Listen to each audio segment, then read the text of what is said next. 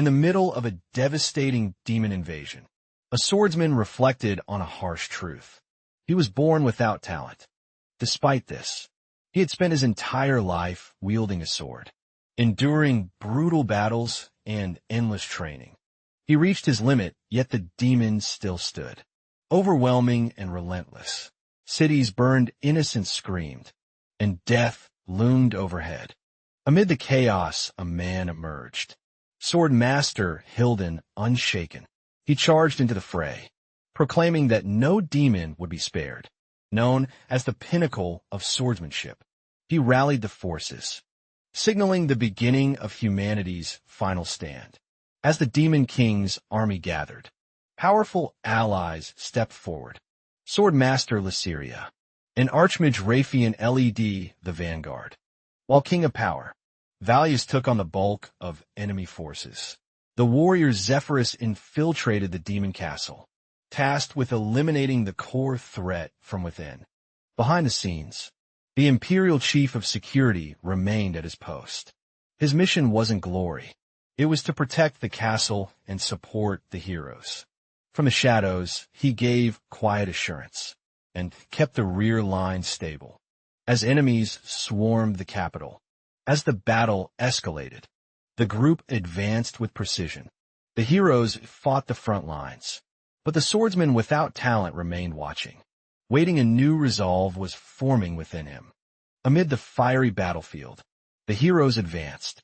The swordswoman carved through enemies in a streak of blue light, her strikes clean and lethal. Nearby, the Archmage unleashed fury, burning waves of demons in retaliation. Their coordinated efforts began to shift the tide, but the demon reinforcements surged. Massive creatures and corrupted beasts poured in, led by a sinister figure who summoned dark magic to amplify their chaos. As the battlefield trembled, the warriors split up. One hero soared above the clouds to face the enemy from the sky, while another struck deep into enemy ranks. With blinding speed at the front lines, a calm captain assured his soldiers and LED by example, cutting through the advancing demons. With calculated technique, even with basic sword forms, his precision overwhelmed the monsters. His men, astonished, praised his skill only to be reminded to stay alert. A demon nearly struck him from behind, but he deflected it just in time. Meanwhile, deeper in the demon castle, the final confrontation approached. A warrior stood before the defeated Demon King. The demon resigned, acknowledged the outcome, and welcomed his death as the final blow fell. Silence returned. The war was over. For the first time in ages, peace was within reach. The warrior had fulfilled his destiny. The war ended in triumph. A celebration filled the capital as citizens rejoiced, and heroes were honored for their sacrifice. Cheers echoed for those who led the charge and defeated the Demon King. The people recognized the ones who stood on the front lines, whose names would be etched into history. Among the crowd stood the Imperial Security Chief, unnoticed, unpraised, but content. He knew his role had never been to shine. He wasn't a hero or swordmaster. He was simply someone who protected from the shadows. Years passed far from the city. In a snowy mountain village, the old man continued to swing his sword alone. He never had a gift for swordsmanship, but had loved the sword all his life. From youth to his days in the Imperial Guards, he never let go of the blade. Age took its toll. Wounded, bleeding, and knowing death was near, he smiled.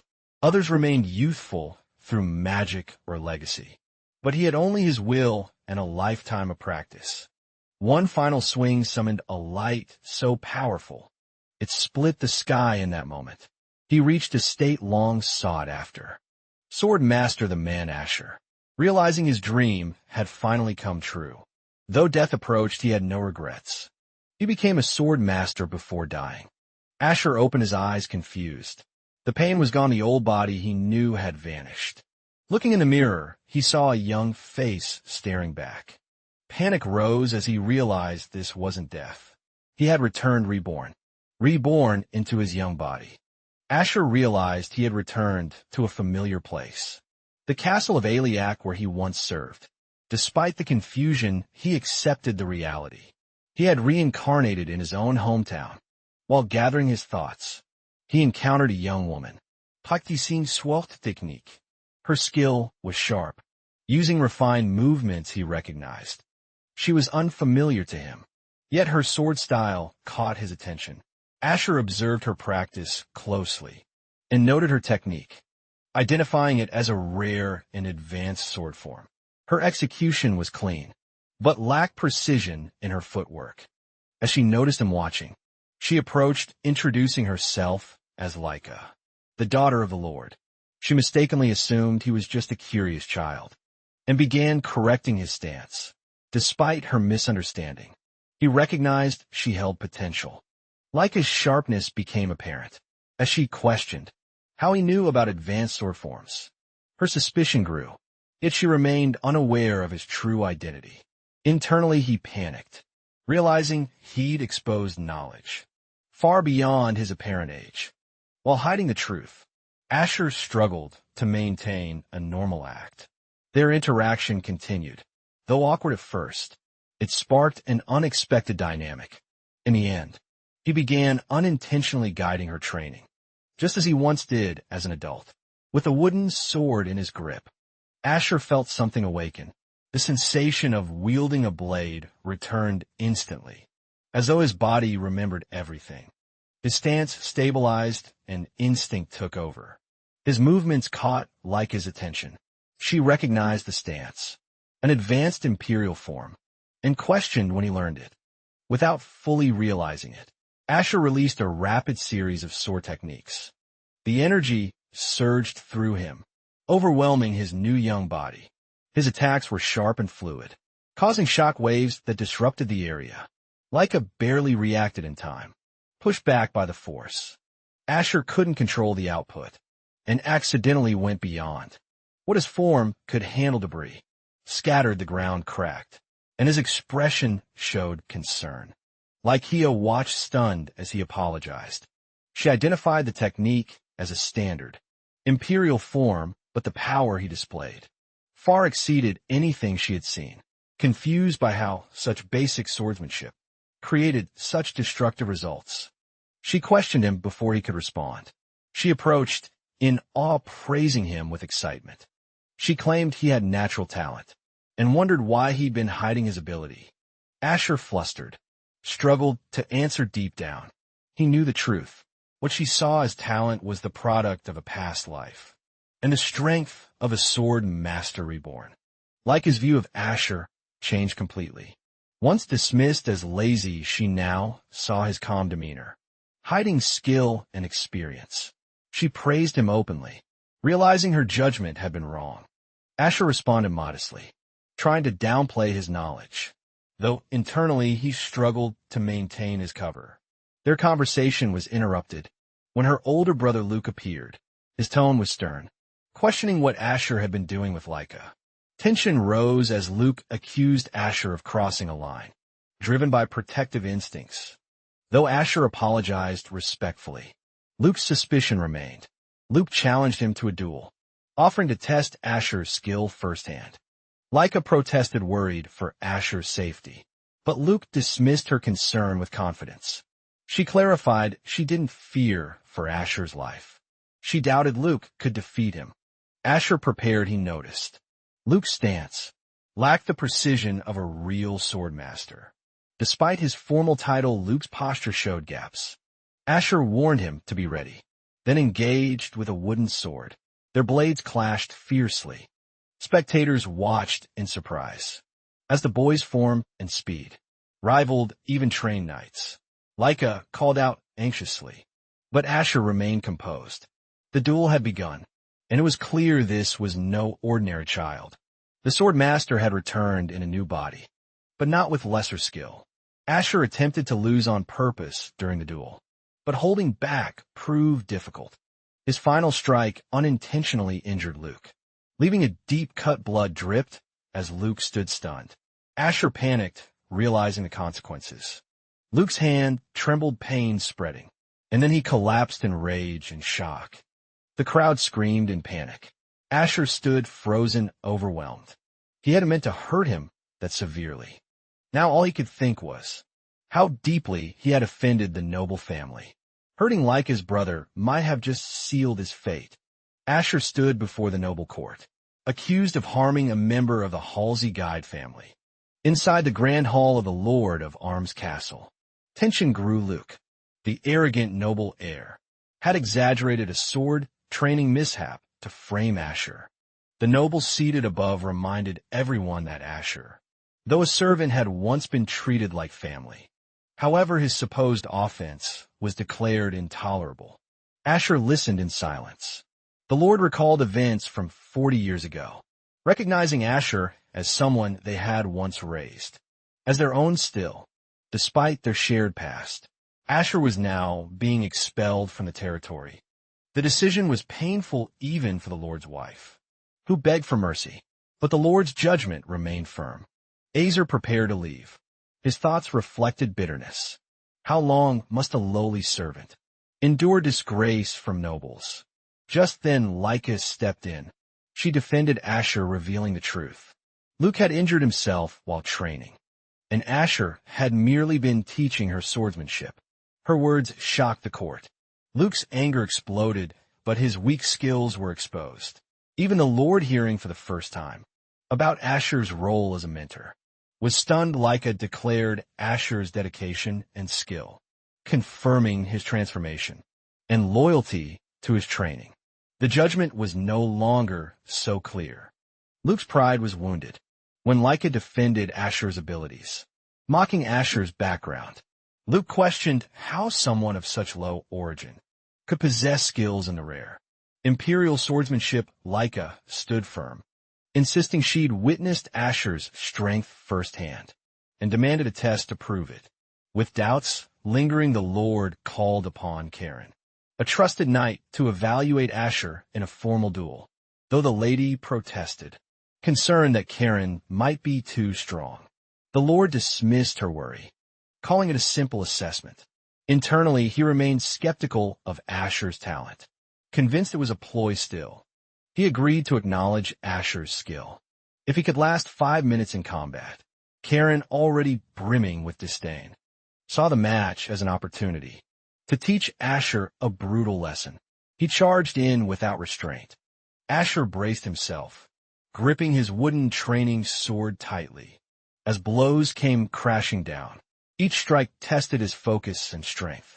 Despite Karen's aggression and insults, Asher met the challenge. Lyca watched attentively, recalling the precision she'd seen before.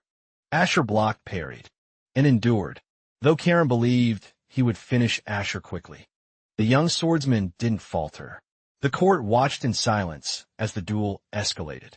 Asher had begun to shift perception through sheer resolve and skill. Asher dropped to one knee, his wooden sword scraping the ground.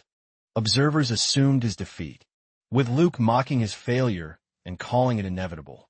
Against Karen, a renowned knight commander, Lyca sensed something was wrong, and Asher remained silent, focused. Karen stood over him, ridiculing his weakness and boasting of his superiority.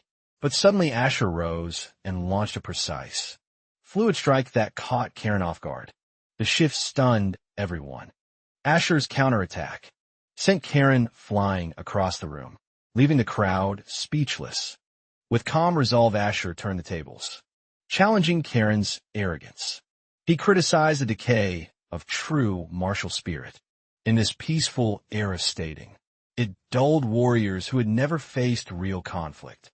Karen's shock deepened as he realized Asher had only begun to show his true ability. Asher, reborn from a warrior's past life, declared that such weakness and complacency must be corrected, his eyes sharpened with purpose. As he prepared to restore lost discipline, the hall fell into stunned silence. As the true Swordmaster finally stepped forward, Asher stood tall over Karen, whose armored form lay battered on the stone floor. The once proud knight commander had been overwhelmed by a warrior he considered beneath him. Furious and humiliated, Karen launched another reckless attack, but Asher dodged easily. His movements were calm and precise, as he countered with a devastating strike. That sent Karen flying again. The clash ended with Karen sprawled on the ground. Gasping, Asher, unwavering, looked down and reminded him of the reality he refused to accept. Karen represented the peak of current military strength, yet was no match. Asher reflected on the past, remembering times when only true warriors could stand on the battlefield, when knights were forged through fire and blood. Against demonic armies, he remembered being one of them, reborn into a peaceful era. He now saw how soft and undisciplined the current generation had become. It was time to restore what had been lost. Asher had not simply returned. He had returned with purpose. The crowd was stunned into silence. Soldiers rushed to restrain him, and the Lord's voice cracked with confusion. He demanded to know who Asher truly was. The young man, once seen as a servant, now stood like a stranger. His power undeniable, the past had awakened, and nothing would be the same again. Surrounded by guards and suspicion, Asher sensed the crowd's fear and distrust. Knowing his true identity would only deepen the tension, he calmly claimed memory loss. He explained he had awakened that morning, without knowledge of who he was, or where he came from, with only his muscle memory and swordsmanship intact. His fabricated explanation bought him time. Even his eyes stayed sharp. With caution, he confessed he had no memory of anyone present, nor of his past life. The only instinct that remained was how to wield a sword, hoping it might lead to answers. He trained and fought, though it only deepened his emptiness. Still, he acknowledged his actions had caused injury, and respectfully laid down his sword, accepting responsibility, kneeling before the nobles. He expressed willingness to accept any punishment. The hall went quiet. The lady who once treated him like a son now whispered his name in pain. Later confined to his quarters, Asher sat alone, reflecting in silence. Ordered to remain inside, he obeyed. For now outside, Leica walked through the halls as brought foods, her mind heavy with doubt. She recalled Asher's past behavior, unskilled, crude, and undisciplined. The man now in his place was someone entirely different. Something had changed, something they couldn't explain. Asher had once been the adopted son of the lady of the house, taken in during her time of despair. Before her own children were born, she raised him without support, pouring her love into him. Though treated like family, the bond between Asher and the others grew strained. Over time, his poor behavior caused friction, and eventually he was demoted to a servant role. Despite this troubled past, everything changed.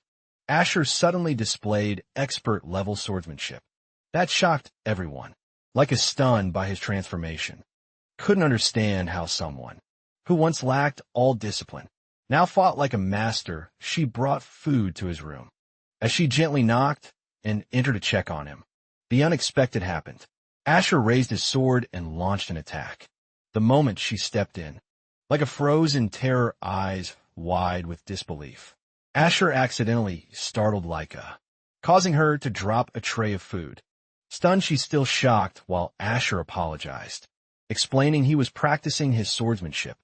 His sincerity puzzled her, especially as he treated the situation seriously, despite it being late and isolated.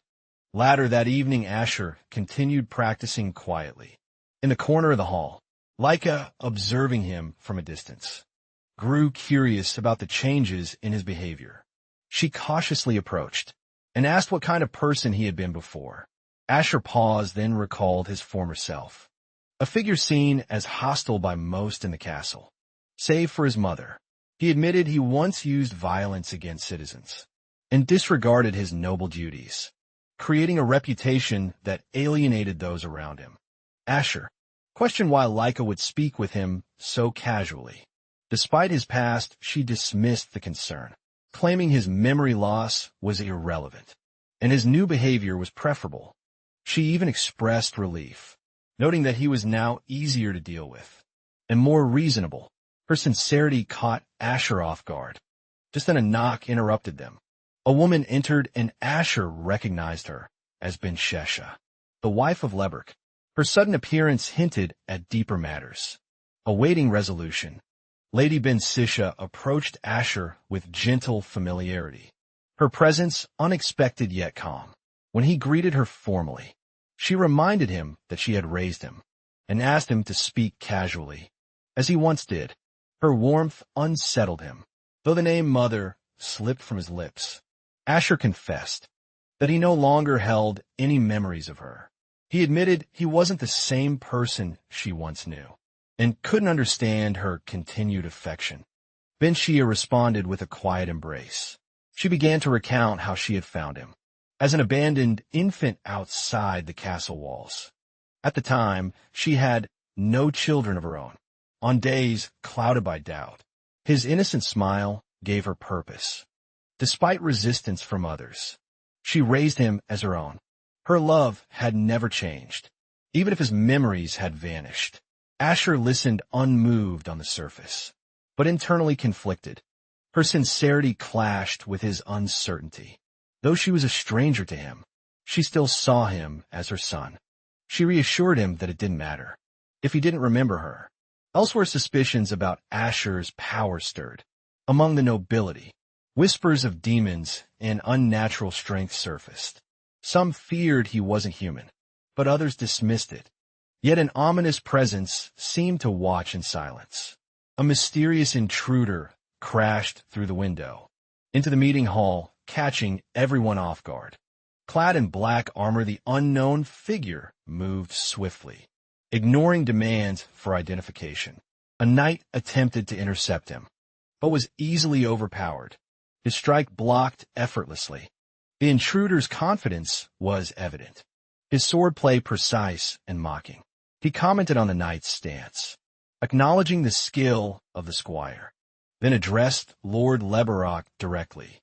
With a simple command, Leberok allowed the intruder to proceed. What followed was brutal. The knight was swiftly defeated, coughing blood and powerless to retaliate. The attacker lamented the knight's age, mocking his diminished strength. Leberok passively observed, unbothered by the violence against his own knight. Suddenly, the defeated knight recognized something familiar. Suspicion dawned. He questioned the attacker's identity. Leberok, now calm, welcomed the man back after 20 years, confirming his status as a legendary figure. The armored swordsman revealed himself as Hyben Esther, once the pinnacle of swordsmanship. His return after decades shocked all present. This wasn't a mere visit, it was a declaration. A Swordmaster had returned, and with him the balance of power was sure to shift. Hyben's presence alone stirred unease, hinting at deeper conflicts yet to unfold. Ribeiro then asked Hyben where he had been, mentioning that he had disappeared suddenly 20 years ago, and they thought he was surely dead. Hyben just laughed and said he had something to investigate, telling Ribeiro that he had traveled to the edge of the continent and to the horizon of the world, but he still didn't know everything. He then asked Rero if he hadn't misheard, that there was a child who defeated the knight who guarded him. Karen shyly answered yes, while Luke couldn't believe that he was sitting at the nobleman's table. Rivero explained that Ashier was just an ordinary person who had never properly studied swordsmanship. Hyben replied that the child must have extraordinary talent and ordered Rivero to tell more about it. The next day at training, Ashier instructed Leica to attack him with all his might, asking if he was really okay, reminding him that he hadn't even drawn his sword yet. He answered that it wasn't about swordsmanship and explained that it was training for real combat. Even before drawing his sword, he emphasized again that he must attack, with the intention to stab him, although Asur could barely stay in the castle. When Leica asked to be his student, he had tried to refuse, due to their difference in status. But his determination was unwavering, and he had done it. Even bowing his head to him, he trembled holding his sword and ran towards him, continuously attacking, while he easily avoided his movements. Acer knew that he was using heroic swordsmanship, the swordsmanship knowledge of Ravana. Leica is certainly talented, and his skills are good, but he is weak, and his movements are straight from the textbook. He easily lifts and slams him to the ground, then extends a hand to help him stand. He tells him that he is strong, but only as far as swordsmanship is concerned. He explains that actual combat is a completely different story. He wonders about the possibility of talented people surviving on the battlefield, and remembers seeing many people die because they overestimated themselves. Asur then tells him that, before mastering swordsmanship, he needs to train his body and mind. Leica directs the wooden sword towards him, asking who he is, and attacks him, showing that he has experienced war. He avoids his attacks and explains that he just wants to give him some common sense, that swordsmanship and actual combat are different. He easily pins him to the ground. He tells him that what he is doing is not swordsmanship, but he retaliates, saying that he must leave blind faith in swordsmanship, alone only. Having swordsmanship skills will not help him survive in real combat. He needs to apply those skills and learn to control his emotions. He told her that she must not lose her calm and composure. In front of him, his opponent must be able to swing his sword flexibly and defeat his opponent's swordsmanship when he swings his sword downwards. He realizes that his attacks are always perfect. He then tells her that he will teach her the actual combat skills that applies swordsmanship. He praises her while standing, saying that they must practice properly later, when the sun will set. Leica gasped for breath from exhaustion as he walked past the castle. He felt like he was about to faint. His whole body ached. He muttered that Azir did not know the meaning of moderation, because he had pushed her, a noble woman, in such a way she seemed to never run out of energy, making him think she had a terrible stamina. But he was happy to feel like he was getting stronger. In just one day, then someone called him. It was Luke. He asked if he was playing with a seer, but he asked back what he meant by playing, when it was actually training. Luke refused his explanation by saying it trained his butt, and insinuated that being with a man was not the right exercise. Leica was unaffected, telling him to think what he wanted to think. Luke seriously told him to maintain manners, because he was embarrassing the dignity of a nobleman. He reminded him that he was a nobleman, and Ashier was just a commoner. Noblemen should show generosity to the common people, so he should not learn from people like him. Asur made him angry, and he directed the wooden sword towards Luke, who screamed in fear and surprise. He asked if he couldn't just stay quiet, but Luke replied by asking if he would strike him, with the air of God. He screamed in fear that if he struck him, it wouldn't end well for him, but he just answered that he didn't care. However, he turned around in surprise when someone laughed, and said that a girl trying to hit his eldest son was a very rare sight. Rero apologized to Hyben for displaying such despicable behavior. He then spoke seriously to Leah, telling her that even though he managed to pass AC, he must not let Luke get any further. He wouldn't be able to escape peacefully. He answered yes and apologized. He then looked towards Haven, who was still smiling, wondering who this old man was. He noticed something extraordinary about Luke's Hyben, and called the old swordsman Haven, surprising Luke. He respectfully introduced himself to Hyben as Luke Haver, the heir of the great Haver family. Hearing Luke, he remembered the swordsman and the respected swordsmanship peak, outside of position and rank, with less than 10 superhumans throughout the vast empire. Luke then told Hyben that, as a swordsman, he had long admired his heroic swordsmanship and wanted to be his student. Luke proudly laughed, telling Leica that even among the masters, there are ranks, and only a true swordsman can teach swordsmanship. However, Luke was stunned when Hyben ignored him and approached Leica. Hyben greeted him, noting that he did not feel intimidated, even in front of him, and was ready to attack at any time, making him wonder if he should test him. Haban then took his sword from his back, in front of Leah, causing Ribeiro and Luke to scream in terror. But she did not flinch and step back, wondering if the old man in front of her was indeed a sword expert. She then remembered Asia's advice, not to be overwhelmed by her opponent's aura, and that when she instinctively swung her sword, out of fear of being defeated, maintaining composure in front of any opponent was fundamental, which is why she did not do so. When Hyben released his aura and took his sword, she focused and stared at Haven. When Hyben attacked her, she managed to block it with her sword. Hyben told her that it was impressive, and he knew it was the first time he had seen promising young talents. He usually approached them aggressively to gauge their reactions, but they usually fled in fear of his extraordinary presence, or could not withstand a lightsaber attack. However, the young woman in front of him stood tall, with a wooden stick without fear, facing his sword attack, making him think that Laika had the talent to become a warrior. A day later, he forcefully swung his sword to the side, to push it away, and jumped back. As he did so, he ran towards him, and used his snake-like movement to attack, making Hyben notice the sword skills, moving like a snake, wondering if he might be from the Rania's sword technique school. He easily blocked Lake's attack, and told him that he had impressive skills. He then just pushed him a little, and he was thrown to the ground, dropping his sword and feeling pain. But Hyben directed his sword at him, making Rock panic and beg Hyben to stop. Hyben just told Rock that unlike his cowardly son, he had a very commendable and brave daughter.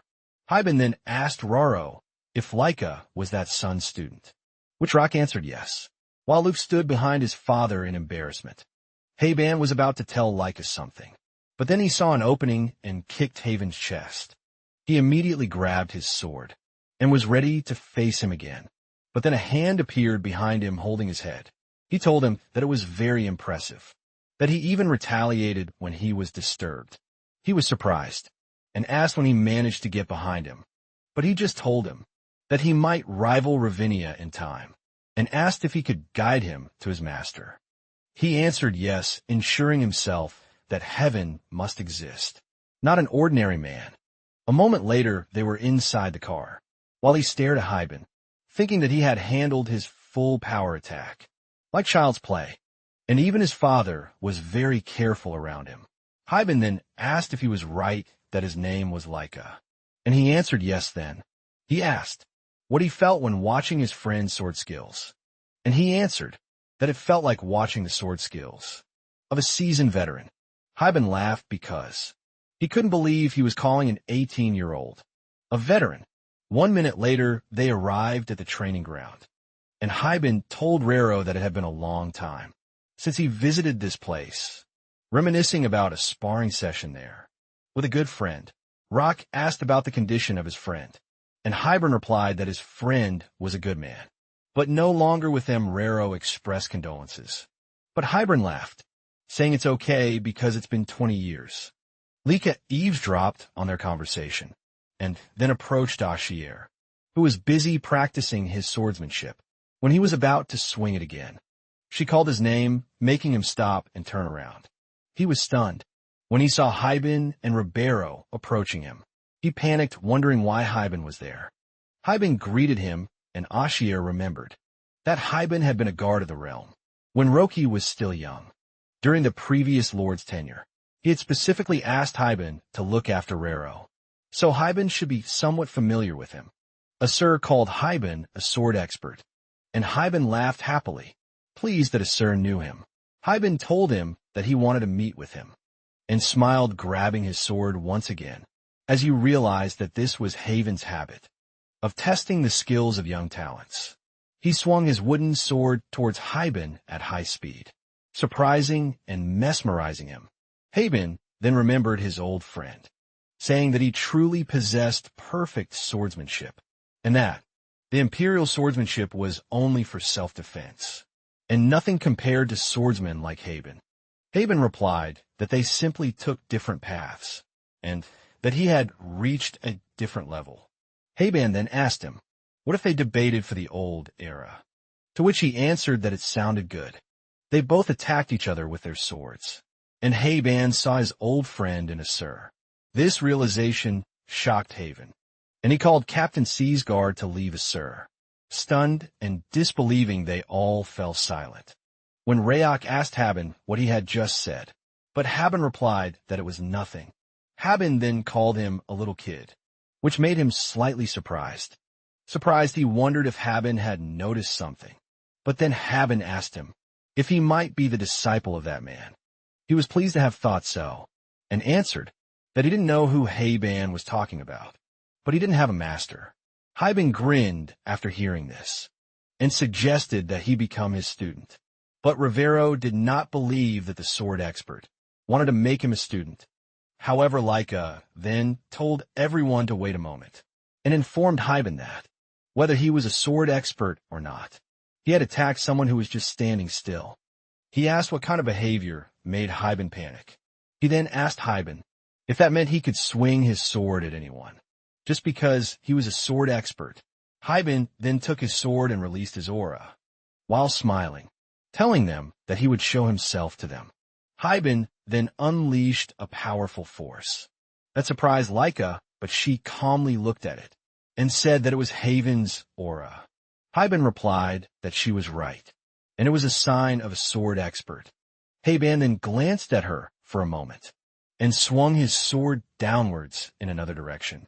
The force of his attack cut the ground, causing them all to cover their faces to avoid the dust. They were all surprised to witness the power of a swordsman in front of them. Haben then proudly told him that he was a swordsman, a talented individual destined to reach great heights. He asked him how about it, and if he will not be his student. Rero knows that being a student of a swordsman brings great authority, and Leica is amazed at the extraordinary power of Haben. On the other hand, Assur knows that if he becomes a student of someone like Haben, he wonders how strong he could become, but he answered that he refused to make AA strong. Haben disappeared, and they were all surprised and stunned by his answer. Meanwhile, outside the castle, people gathered, asking if the swordsman had really come to the area, and expressing their desire to become Haven's student. Said Karen, they to return because Haben already has a student, making people ask in surprise who that person is, and asking him to tell Haben to accept them as students. As well, when they returned to the training ground, Assur was practicing again. When he heard people cheering for Haben outside, he knew there was chaos outside the castle. He then peeked back and asked Haben, who was sitting and drinking, if he wasn't going. Haben just drank his beer, and asked where the old man would go, and added that he would stay for a while. Haben then asked again if he really didn't consider becoming his student, and Assur replied that he had already said no. Assur was annoyed because Haben had relied on him, asking him to be his student. He thought the idea of becoming his friend's student was ridiculous. He then pointed ahead and told Haben to take care of the child instead of him, because he would be more suitable to teach. Showing Leica, who was angry and upset, Haben replied that he had asked him, but he politely declined, saying that he already had a master and couldn't learn from others. Sion then laughed, commenting that Leica was a polite child, which Ashier didn't believe. He then looked at him, wondering if he really rejected the offer to become a Swordmaster student, just to learn from him, and told Haibon that there was no need to do that. Later, when night falls and the castle is quiet, Luke stumbled in the darkness. Cursing in anger, Luke was drunk and cursing his life. Then he remembered Haben telling his father that, unlike his cowardly father, he had a brave and amazing daughter. This made Luke angrily question the point of being a noble, thinking it was all because of Ashier, and that Ashier had to disappear. Luke kept walking, thinking that, because of Acer, his life suddenly became a mess. A dark shadow launched towards Luke as he drank alcohol, causing him to drop the bottle in panic. The dark shadow engulfed him, then laughed and smiled like a successful demon. A few moments later, Luke regained consciousness and tried to stand up. Wondering where he was, his thoughts were interrupted when someone called out to him. Luke turned around and saw a man floating in the air with a dark shadow. The figure smiled at him and greeted him. Later in the morning at AR like a castle, Asur told him that he couldn't stand the old man Haven. Asur reminded him that Hyben was still a master swordsman and asked if he couldn't show respect. He responded that Asur did not look at Hyben with respect, both out of awkwardness and a desire to explain that it was because Hyben was his friend and that he had also reached the level of a sword. Master he then told him that there was no harm in learning from Hyben, because he was the one who mastered the heroic swordsmanship. When he mentioned Laker, he replied that he wanted to become like Asur, causing him to glance in his direction in surprise and ask what he had just said. He repeated that he was the one he aspired to be like, making him wonder why someone like him. He answered that he truly respected him and considered him his master, so he should not belittle himself like that. Asur thought he had no talent in swordsmanship, and that all swordsmanship in their world was created by the heroes of the past. Every swordsman learned heroic swordsmanship and wanted to surpass the limitations of human beings, like those heroes, but he was different. Imperial swordsmanship was basic and simple, created and distributed by the Empire, so that anyone could learn it. It was the only style that could be mastered by someone without talent. Like him, he had spent his entire life holding a sword and clinging to it, the Imperial swordsmanship, and wondering why a talented child like Laika would respect him in Laika's mind. But he had made him strong in the past. He would not be able to withstand the pressure of Hyben without the guidance and teaching that had greatly helped him. He was sure it was his guiding light. Hyben then appeared and asked if they were fighting with lovers. Ashier rejected the idea and asked what Hyben held. Hyben replied that it was a gift for him, and suggested if Ashier was not so fixated on the form of the weapon outside of swordsmanship, he could handle various weapons. Asir replied hesitantly that Hyben was right, but he knew that Imperial swordsmanship was to build a foundation. It was a straightforward and practical style, unlike heroic swordsmanship, built on deep principles and superhuman. The advantage of the technique is its application to various weapons. That Asur has learned to handle different weapons, because he needs every skill to survive in real battles. A day later he put on the gloves and asked Hyben if they were iron gloves. Hyben replied that they were not just gloves, but also iron gloves. It was something more interesting.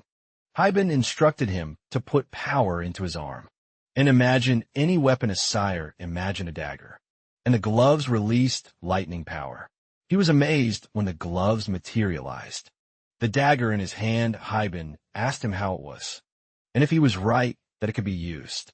While Laika looked at the dagger in amazement, Asur asked Hyben if it was magic, and Hyben explained that it was spatial magic, and that the gloves were weapon storage gloves. If Asur wanted to store something, he just needed to imagine putting it in. He even warned him that only weapons could be stored in it. Asur acknowledged that the gloves would be useful for him, but might not be useful for the swordsmen, who were fixated on their weapon forms. He then asked Hyben why he made it. Hyben responded that he did not make them for himself. They were made for a friend, even though the friend passed away before receiving them. Laika asked if it was the friend from 20 years ago that had been mentioned before. Hyben confirmed, explaining that his friend also used Imperial swordsmanship, even though they took different paths. Hyben liked him because he accepted his lack of talent, but did not give up, calmly walking his own path, which was one form of enlightenment. Heaven then expressed his respect for his friend, making Asur realize that he had distanced himself, because he thought someone without talent like him would not have value for heroes. He did not believe Hyben cared enough to make something like that, then told Asur that he was similar to his friend. Speaking bluntly, the eye behavior and sword techniques are all the same, making Hyben feel jealous. Hyben asked once again if Asur would become his student. Laika was upset because Hyben asked again. Asur answered that he would accept the offer, but only temporarily, and assured Laika that he would continue to teach him. He then directed his spear toward Hyben and suggested that they debate properly before leaving. Thanking him, Hyben pointed his sword towards Asur, and also told him to listen to Leica. Observing from his side, Leica thought that Asur seemed satisfied with the present, and had obtained a master with a fairly good reputation. He then observed how Hyben and Asur fought consecutively back to the ruined castle. The man told Luke that he had heard rumors that there was a swordsman in the village, and came looking for Luke. Stuttering, he asked the demon who he was. The man answered that they were from the Molia Assassination Guild, and came to seek permission from the Son of God to settle there. Luke felt horrified when he realized what the Molia Guild was, and remembered that the largest assassination guild in the world that emerged 50 years ago was Molia. He wondered why they were in such an area. Luke then thought about the demon assassination offer, and told the man that he would allow it. The man smiled broadly and laughed, instructing Luke to tell him about it. Luke then ordered the man to kill Asur without hesitation as the sun was about to set. Asur and Hyben were still fighting. Seeing Hyben pull his sword back a little, Asher noticed an opening and swung his sword forward, while shouting that it was a good attack. He attacked Haven, who blocked it in time and praised him back. Hyben told him that his raw combat ability was equal to his own, and that his movements were honed to perfection, but clarified that it was all he offered to Haven. He then released his aura and swung his sword back to push Asur away, but Asur managed to hold him back. Hyben told him that it was a pity that, besides Imperial swordsmanship, he seemed to have no talent for heroic swordsmanship. Hyben then silently stared at him, but suddenly caught the knife with his fingers, noticing that Asur seemed to have adapted. By using tools, Asur replied that was why.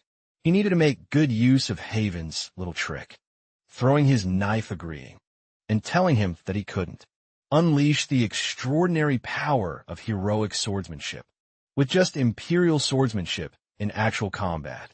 So magic, complementing the limitations of his swordsmanship, will be useful. Osier caught the falling knife, while agreeing with Haven, saying that it would indeed be very useful, because he accepted the challenge. He trained with Hyben every day to adapt to the tool, while still teaching Leica. He then told Hyben that in terms of talent, Leica was cut above.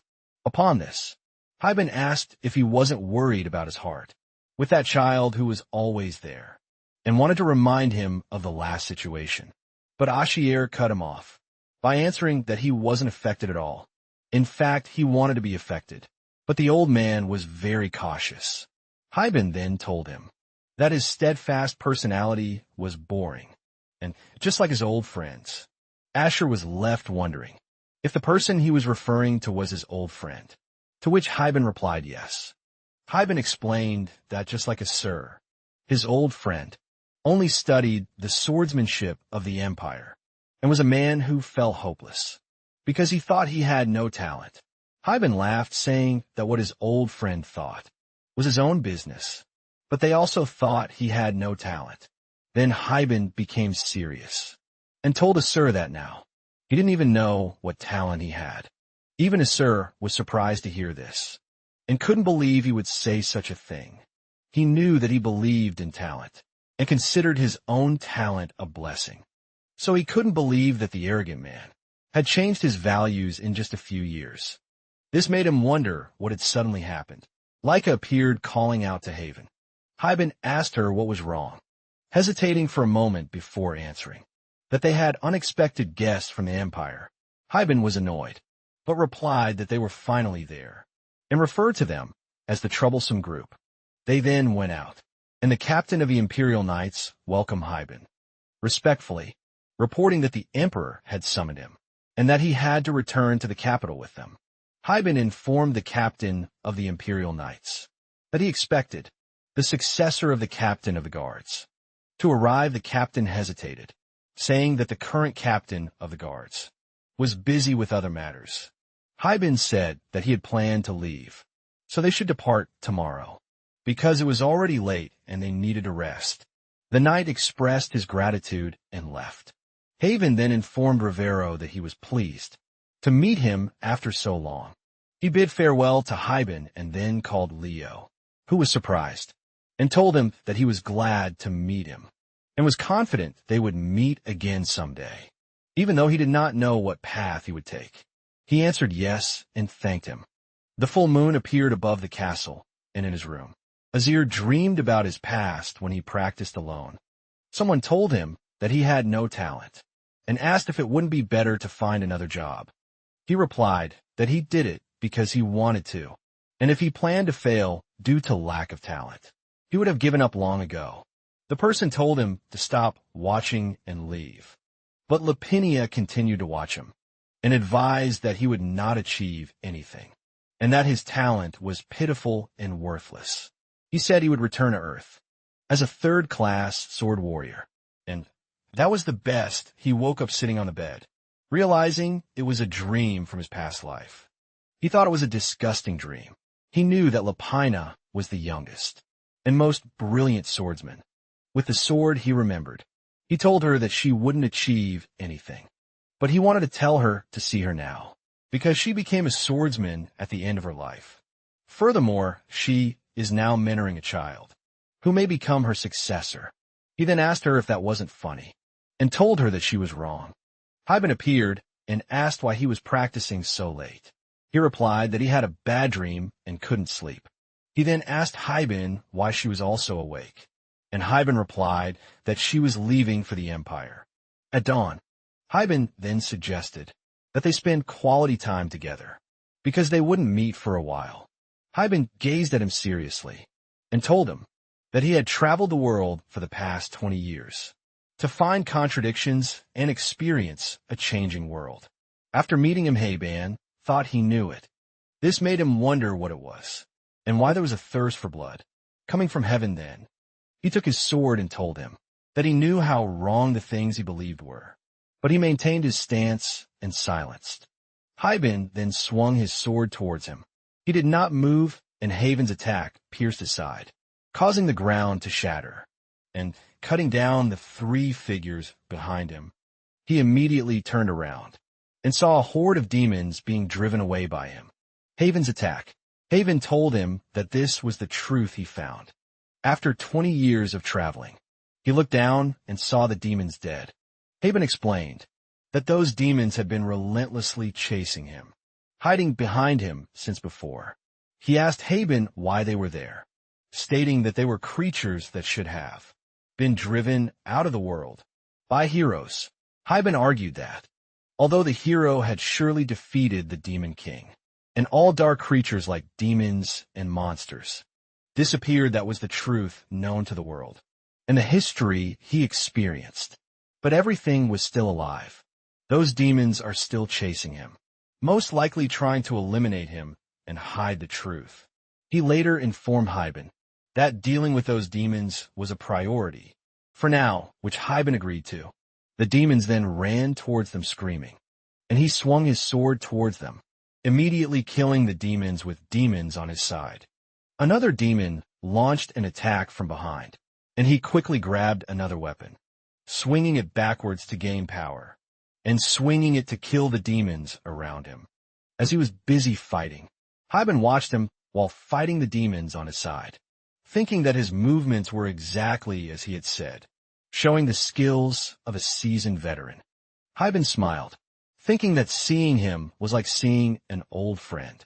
He made sure to himself that this boy was no ordinary child. He possessed true swordsmanship. His talent even surpassed that of his own. Hero's swordsmanship. Hyben then attacked with his aura, killing many demons, while admiring the level of mastery he witnessed. Shortly after, all the demons died. When one demon was still making noise, Hyben stabbed its head, explaining that the demon creatures had returned to the world. He also suspected that the boy might be a demon entity, who thought he could impersonate a child. After consuming the memories of his old friend Jin Woo, he asked if Hyben referred to a doppelganger, to which Hyben answered yes, but clarified that demons cannot mimic the swordsmanship of a human who has reached mastery like that. So he was sure that the boy was indeed human, and just resembled his late friend. Hyben then told him that he would go to the Empire to reveal the truth and warn them about the impending danger. He also mentioned that he had to search for the missing heroes and hoped they would meet again someday because he wanted to have a longer conversation. At another time, as the sun began to rise, he lay awake in bed, thinking about the heroes and wondering if the warriors had truly failed to defeat the Demon King. He remembered when the world burned. With the arrival of the Demon King, the warrior appeared like a comet and drove the demon warrior strong and shining, like a hero from the fairies. But just like Hyben, the fighter disappeared 20 years ago, leaving the land and its people under his rule. It made him wonder what a fighter could have disappeared and how to explain the peace enjoyed by the world so far if the heroes failed to defeat him. However, the Demon King, he knew that his duty remained unchanged. Whether he revealed his secret or not, whether he knew the truth or not, he would continue to use his sword, and that one thing would never change for him. He then met Luke in the hallway and saw that Luke looked tired and hadn't slept yet. Luke smiled ominously at him and handed him a piece of paper. In the other castle, a man told their leader that he could handle it himself and asked if the leader really needed to accompany him. The leader reminded the man that Asher was a student of the Master Sword. The man rejected this statement by saying that Asher was just a little boy, without talent, who only knew the sword of the Empire. But the leader insisted that Asher was dangerous and different. He reminded the man that when their organization first revealed itself to the world, the individual who brought him to the brink of destruction was also someone who had mastered the Imperial swordsmanship, so they must not forget that. However, the man took his sword and replied that it was because their organization was weak back then, but now everything is different. He vowed that Acer would fall into his hands, and as someone who continued the legacy of heroes, he would not be defeated by something lower than Imperial swordsmanship. This made the leader silent and pensive for a moment. Then on the way, Acer walked to where Luke had instructed him to go. Using a map on a piece of paper, Luke had instructed him to go to a specific alley. Acer chuckled when he found it interesting, then stopped walking when he arrived at the alley, and told the people that he felt followed. To his surprise, a dark shadow appeared above him, and when he looked up, he saw 4 men floating above him. He recognized them as members of Motoria. He asked them what their business was with him. The humble one, the other members, were surprised to hear that Acer knew about them. They asked how he knew, but the man just laughed, finding it amusing, because he didn't expect Acer to know about them. Then he asked if Acer's Swordmaster had told him about them. Acer replied that he knew enough, because he had fought them in his past life, and at that time, they had settled in the same area that he had found, and completely destroyed their headquarters. The man then teasingly told him that he had come to look for his own grave. Ashier just smiled back, feeling someone behind him. He quickly turned around and stabbed the man behind him. He then told the man that the past was just like before, because they were still annoying trash, even after being mercilessly cut down by the Imperial swordsmanship. The man was surprised and asked how he knew about it. Asia replied that it didn't matter, because his goal was the only thing that mattered. Meanwhile, in Castle Hibben, the Empire arrived and the Emperor welcomed them. Hyben laughed and said that he had been telling the Emperor for over 20 years that he used to look quite smart back then, but now he was just an old man burdened by reality. The Emperor told him that he still lacked respect for the royal family. Hyben sat on the steps and said that he had taken the path of the sword, which meant human authority meant nothing to him. The Emperor brushed aside the issue and mentioned that he had heard rumors. The Emperor asked if Hyben meant the crack had opened and the demon had appeared. Hyben agreed and told the Emperor that his priority was to find a hero, so he needed the Empire's cooperation. But the Emperor apologized and explained that it would be difficult. Hyben turned around and asked what he meant. The Emperor told him that it was not the only problem. They were short of manpower, and heroes were not the only ones missing. Hyben asked again what he meant by that. In the alley, the man told Asur that it was interesting. Usually he would kill him, but he had changed his mind. So, he asked Asur to tell him how he knew about their past. Asur told the man to try it.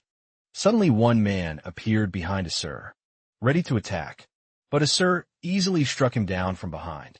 Another man leaped to attack him together, and Asur threw his axe at both of them simultaneously. Killing them instantly, the man acted amazed, and tauntingly asked Asur if this was a desperate struggle of a weak man. Using cheap tricks, Asur just smiled, thinking about how useful his gauntlet was. The man then told Asur that he was thorough in his preparations, and did not believe he was hiding a weapon in his attire, unaware that Asur had used spatial magic to produce it. Drawing his sword, the man declared that this was the end for Asur, and that he would fall before his great swordsmanship, unleashed a dark aura around him. Asur recognized the Motoria swordsmanship, and could not believe he was seeing that technique. Once again, he knew it was a style that concealed its form, moving through the darkness, and attacking at vital points. The man directed his sword at Asur, boasting about his great technique, and promising that Asur would perish because of it. A dark shadow then rolled around Asur, positioning himself and focusing. As an attack was launched in front of him, the man blocked him with his sword, but the dark shadow surrounding him again made him think it was unusual, because he couldn't predict the pattern of the man's attacks. The shadow laughed. The man then attacked with a strong force, pushing Asur backwards and making him release his sword, while trying to maintain balance.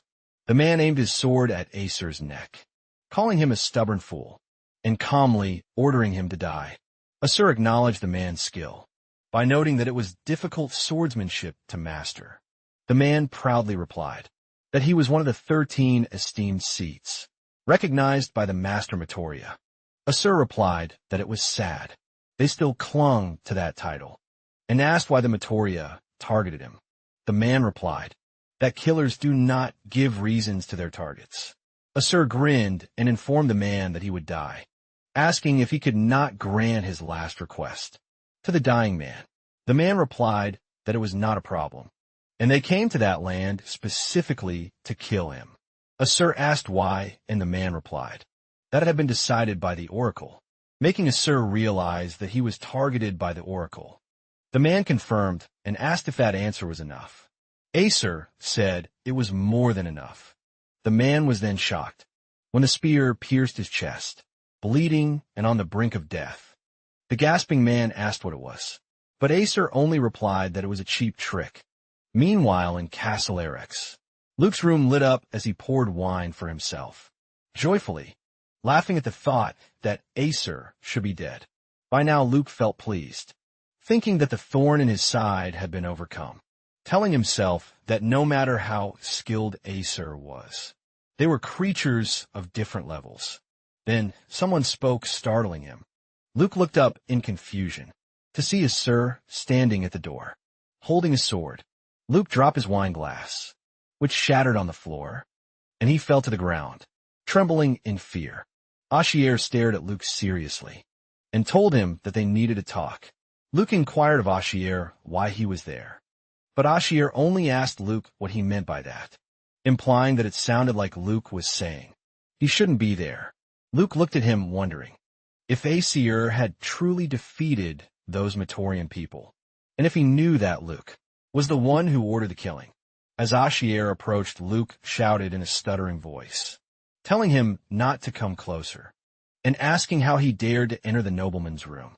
Ashier raised his sword and swung it towards Luke, who screamed in fear, but Ashier only slashed the wall behind Luke, calling him young master and telling him that so far he had lightly ignored his actions, but this time he had crossed the line a bit too far. While crying, Luke begged him to spare his life. Ashier seriously told Luke that he hoped he wouldn't disturb his peace with such despicable actions again. Then he drew his sword, tapped the wall, and before leaving told Luke that this was the last time he would deal with him, hoping they wouldn't cross paths again, to avoid further discomfort. Asir glanced at Luke, and warned him that it was his final warning. Then he left Luke stood frozen in place, tears streaming down his face, in fear. Meanwhile, in Matera Castle, a man who had escaped reported to their leader that they had disappointed the leader, who had suspected this, he said, that they had been defeated by the Imperial swordsmanship, once again, which was unsettling no matter how you looked at it. He pondered this, making him wonder who the child really was.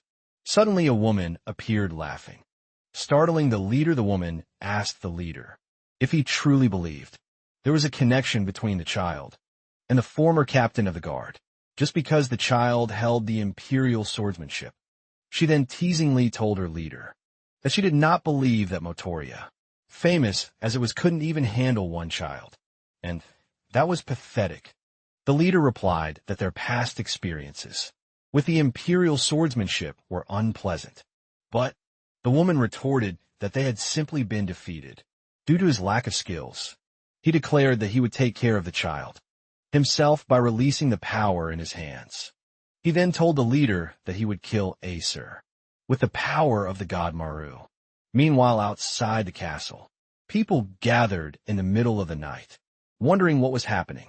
One of them explained that there was a rumor about a killer threatening young Lord Luke and entering the village. A citizen asked who had destroyed the killer, and another replied that it was the Ponca Seer, making everyone find it hard to believe, as they knew Acer as a troublemaker. The villagers realized that Acer was the one who had just been chosen as a disciple by the Swordmaster, making them wonder how the troublemaker could change so drastically. Karen stood silently beside, observing and listening. Then inside the castle, Rara could not believe it was Motoria, and told Karen that was a notorious group of killers in their region. Karen replied that the entire village could be destroyed, and Raro shouted in frustration because Luke had caused great chaos. Rock then asked Karen where Luke was, and Karen replied that Luke had not left his room yet. However, Raro agreed and told Karen that the next lord would endanger his own territory. Like this, Luke needs to reflect more before asking Karen about the atmosphere in the village. And Karen replied that fortunately, everything has been settled and the atmosphere has become stable. She also noted that the villagers' perception of Ashier has gradually improved. Raro informed Karen that they must express their gratitude to Ashier. Regardless, however, Karen expressed her curiosity about Acer's true identity and questioned whether someone's personality could truly change so drastically and become very strong. Raro responded by reassuring them that Acer is not likely a demon, but acknowledged that Acer is indeed a dangerous individual. If he uses his powers with malicious intent, he could easily destroy the IRA region. But Acer has fought for them and saved the village, so they need to make sure whether Acer is truly on their side, or if he has other motives. Rock then told Karen that the opportunity to observe Acer has come, and opened the scroll, explaining that they need to see how Acer will react. Karen, confused, asked Raro what he meant, but Raro remained silent, thinking it was an unexpected opportunity, but would be useful while Asher was in his room, cleaning the blood from his sword, and thinking about Motoria. He remembered ordering the man to tell him why his lord wanted him dead, but the man replied that they did not know the reason. They were just following the lord's orders. The man also explained that Oracle had decided to kill him, and they only acted after gathering information. Ashier concluded that it seemed they were planning to use Loop to establish a foothold in the village, and the man agreed. The man then hesitated, just asking if Acer would forgive him, because he had told the truth. But Acer raised his sword and told the man that he had never said he would forgive him. He wondered what they were planning, and then remembered Maru. He knew that Motoria was a cult that worshipped the god Maru, and that the leader, who held one of the honored seats, received powerful power from that god. They have expanded their influence by using the power of the gods, but he has defeated them all in the past. Now, after disappearing for a while, They reappear to kill him. This makes him wonder why, and whether it means the gods know he has reincarnated. He then remembers the sword gate and decides to go to the capital, thinking someone there might know about the secret of his reincarnation. Suddenly, there's a knock on his door. When he opens it, he sees Laika looking sad. He asks why, and she answers that she has received a surprising marriage proposal. Previously in Laika's office, she screamed at her father, asking if he had just mentioned a marriage proposal. She exclaimed that she did not want to, and was not ready to get married. However, Rivero told her that he understood how she felt, but there was no choice. He reminded her that he knew who the other party was, and suggested that she meet him first, because he might be a good person. In Acer's room, Laika told him that she felt like she was just being sold to a prestigious family, no matter what they said. Acer commented that the family must be quite powerful, and she replied that it was the material count. That surprised her. She wondered if the bacteria really arranged the marriage. Pacer knows that Baka Bacteria is one of the past heroes and the current ruler of the battery. He has a connection with Valaka in his previous life. Knowing that, although Valaka is not very prominent or accomplished, he is a noble person who governs his territory well and is praised as a hero. He asks Laika if Vaka is proposing to him, and she answers no, explaining that it is Vaka's son. He then tells her that it is disgusting to think of marrying a man over 50 years old, and she agrees, knowing that Valaka is definitely old now. He wonders why Vaka's son would be involved in an arranged marriage. Asur remembers that in his past life in the Baka region, Baka had introduced his son Baros to him. He had told Baka that he has a brave son, and mentioned that the marriage proposal is already circulating among the noble families. Valaka has confirmed this. It is an arranged marriage, and she tells him that she intends to let her son marry someone he loves, regardless of whether they are nobles or commoners. This confirms that Vala is not a typical noble. He is humble and sincere. Osier thought that even someone like Valaka should do it, surrendering to the reality of a noble. Laika then told Osier that he had heard the news that he alone had eliminated the assassin organization that invaded their territory, and hoped he could be as strong as he was. He regretted that now he couldn't even hold him back. Asur's sword told him that he was truly talented, and it was a pity to see him go. He looked at him sadly, and asked if he was really serious. Then he told him that he had one last request to ask, and asked if he would grant it. He looked at him confused for a moment. Then Acer grabbed the wooden sword, and asked Laika if he asked for the last duel. He shouted, only answered yes, explaining that, since he would not be able to hold his sword again, he wanted one last battle. He then directed his sword towards him, and shouted for him not to hold back. While smiling, he saw her as she jumped towards him, launching her attack, and shouting for him to come to her. Moments later, a sword was dropped to the ground, and Ashier asked her if that was all. She gasped for breath, and answered that she couldn't keep looking up. To see her mother, Bia stood over her, looking at her sadly. Bina then held her hand and cried. Laika asked Bia why she was sadder than her, reminding her that she was also in an arranged marriage. And doing fine, Bia replied that she and her father had known each other before, but Laika had never even met this person. She still told Bia that they came from a family of heroes, so she thought there was nothing wrong with it. Building a relationship with them would benefit them as well. Bina then told Asher that she wanted to ask. When he asked what that was, Bea asked him to accompany Laika and take care of her when she went to introduce herself to the Bateria region. Asur asked why, and Bina answered that Laika would need someone to talk to in a foreign place, and besides, he was the closest to Laika. He agreed because he also wanted to meet Valaka and see how she had changed. A few days later, they left the castle and were inside the carriage. Laika looked at them and asked why her father sent Karen with them. Both of them remained silent. She asked again why her father sent someone they didn't like, and Karen answered that it was God's command, the actual command. given to Karen was to watch over Acer, who suspected that the real target might be Leica all along and that he might be hiding his motives. Rero also told Karen that Acer would not risk his life for a territory and a castle that he always hated, so it was unlikely that he was behind the attack. The only person who truly acknowledged and followed Acer was Leica. If Leica left Acer, he might slowly reveal his hostility towards the territory. They needed to monitor Acer's actions and reveal his true intentions. Karen thought it was just a scheme for Acer to win Leah's affection, however. Acer knew that Rivero still doubted him.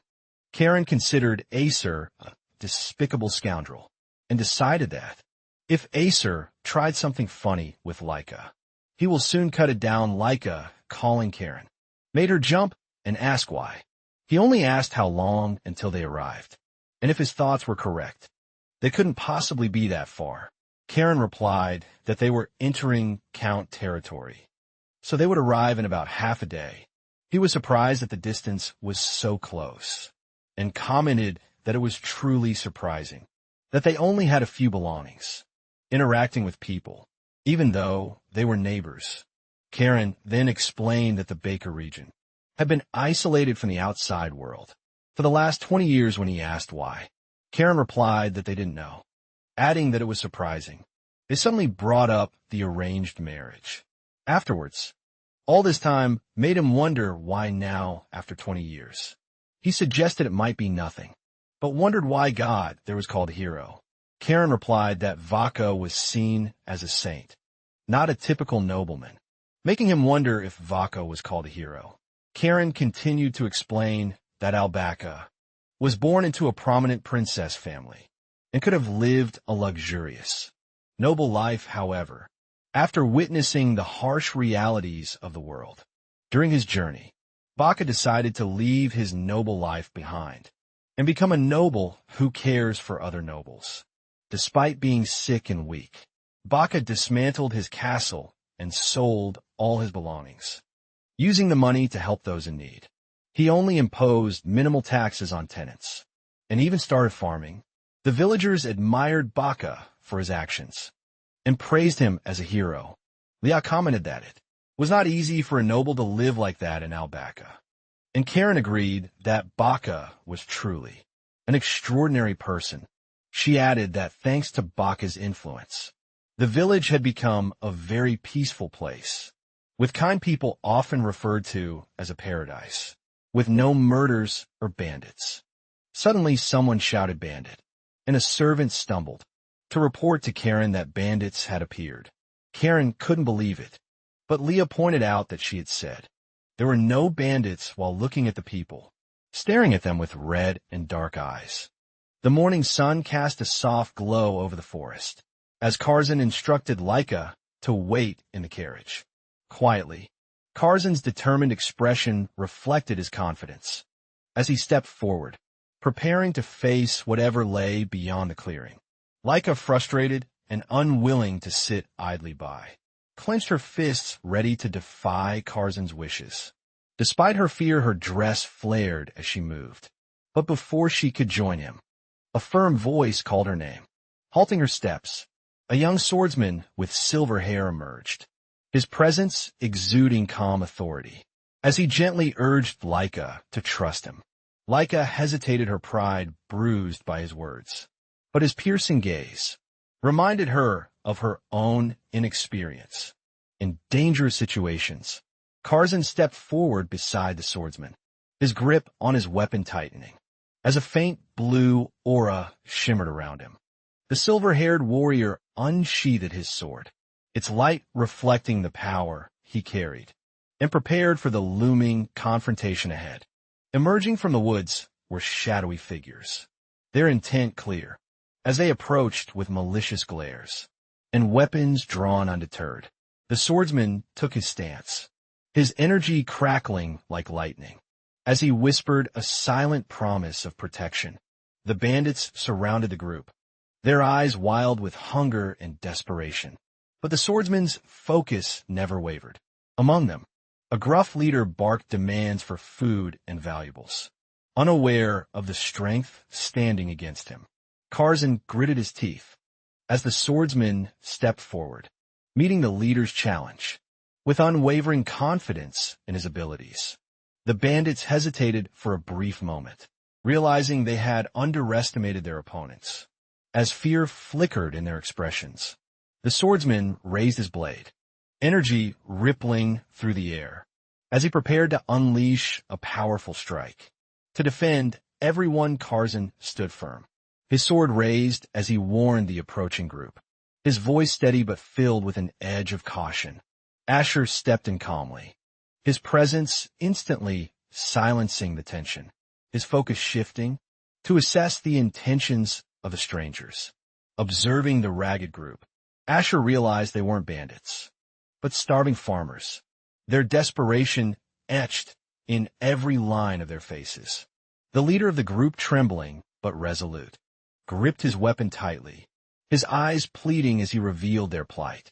Asher tossed a bag of coins onto the ground, his quiet resolve speaking louder than words. As Karzan watched in confusion, the leader hesitated, picking up the coins with trembling hands, his expression a mix of relief and disbelief. At Asher's generosity, Asher explained that survival outweighed conflict, urging them to take the money, find supplies, and leave peacefully before trouble escalated. Karzan observed in silence, conflicted by the unorthodox approach, as the farmers dispersed, muttering thanks under their breath, clutching their new hope. The air cleared as Karzan questioned Asher's decision, only to receive a calm reminder about the value of sparing unnecessary bloodshed. Reflecting on their direction, Asher deduced they were fleeing from Bellatura, a place that stirred unease in Karzan's otherwise composed demeanor. The realization hit Karzan like a storm. If Bellatura had been compromised, the implications were far-reaching, shaking his earlier confidence. Laika, noticing the gravity of their expressions, approached with concern her presence, briefly softening the weight of the revelation. Asher explained the encounter, revealing the group were refugees, heading toward Bellatura, possibly from a larger force threatening the region. Laika questioned how bandits reached this deep into their territory, her voice carrying both curiosity and the weight of hidden worry. The carriage resumed its journey, the horses galloping steadily forward, as their minds lingered on the growing shadows ahead. Laika stood in the carriage, frustration evident as she reflected on the attack, realizing the threat to their territory was escalating. Karzan expressed concern, his mind racing with the implications of growing danger. As Asher's sharp gaze hinted at deeper thoughts, Asher, silently observing, pieced together the situation, questioning the unseen forces, causing unrest and disruption in their otherwise peaceful region. The view shifted as the group approached Bellatura, the towering walls and ominous clouds, setting the stage for what awaited them. The carriage entered the city's gates, the echoing hoofs and murmurs of guards, hinting at tension brewing within the stronghold. Stepping out, Laika's eyes widened at the sight of the grand castle. Its imposing size contradicted its lord's rumored modesty. Karzan voiced disbelief, questioning how such an opulent structure could belong to someone known for simplicity and an aversion to luxury. The gates creaked open, and a formal greeting awaited them, a figure stepping forward with an air of calm authority. The man introduced himself as Boros, his tone respectful yet firm, welcoming Laika and her companions. With practiced diplomacy, as Boros continued, Laika's expression shifted, surprised by his revelation, her thoughts spinning as she tried to process his bold claim. Boros declared himself as Laika's fiancé, his formal tone masking his personal emotions, leaving Laika momentarily stunned by the unexpected announcement. The weight of his words hung heavy as Laika struggled to reconcile the statement with her own understanding of the situation. Asher watched quietly, his calm demeanor masking his curiosity, analyzing Boros. and the sudden shift in the group's dynamic. The scene transitioned as the carriage was LED, further into the castle grounds. The tension between them unspoken but palpable. The sound of hooves faded into the distance. The evening air, carrying the weight of unanswered questions and hidden motives. Asher observed the surroundings from a carriage, his sharp gaze noting the changes in Bellatura. The once vibrant streets felt empty. The streets, now filled with despair, lacked the lively charm they once held. Villagers moved sluggish, their faces etched with fatigue. Asher recalled brighter days when a village thrived, laughter echoing in the air, and the people radiated hope and energy. Now only hollow expressions remained, each step of the villagers, heavy with the weight of unspoken suffering and growing desperation. Laika, peeking out from the carriage, questioned if this was truly Bellatura. The unsettling atmosphere left her with uneasy thoughts. Inside the castle, Boros explained the situation, revealing a string of unsolved murders that had shaken the fragile peace of Bellatura. Laika listened intently, her expression growing more serious. Boros warned them to avoid unnecessary attention. While passing through the distraught village, Karzan remained silent, his hand instinctively gripping his weapon. The tension in the air heightened his vigilance. As they discussed the matter, entering a lavish dining hall, Laika couldn't hide her surprise. The stark contrast between the villagers' plight and the opulent setting was unsettling. As they sat before a grand feast, thoughts of the struggling people outside made the extravagant meal difficult to stomach. For Laika, Asher's plate remained untouched. The elaborate display of wealth felt disconnected from the harsh reality of Belutera's suffering. Outside the castle walls, Laika whispered to herself, questioning how this could still be Belutera. The paradise she remembered now felt like a distant memory. Boros entered, politely asking if they were finished. His demeanor remained calm, but his words hinted at hidden truths. They couldn't ignore Asher's calm demeanor shifted as Boros acknowledged the visible disparity between the Bellatora of the past and its current fractured state. Before leaving, Boros advised Laika not to hold on to her previous expectations, warning her that nothing in Bellatora was as it seemed. Asher's thoughts raced as they entered the throne room. Boros's father sat on the throne, exuding an air of menace. The figure on the throne greeted them coldly, his piercing gaze unsettling Laika. As she tried to maintain her composure, rising to greet them, the Lord's voice carried a mocking tone, acknowledging their journey, while subtly belittling their presence.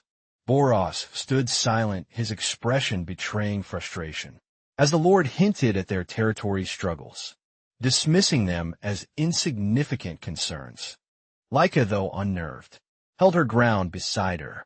Asher's sharp gaze remained fixed, silently assessing the potential threat before them. The Lord leaned forward, his tone growing darker, as he commented on how Laika had changed, his words dripping with veiled intent.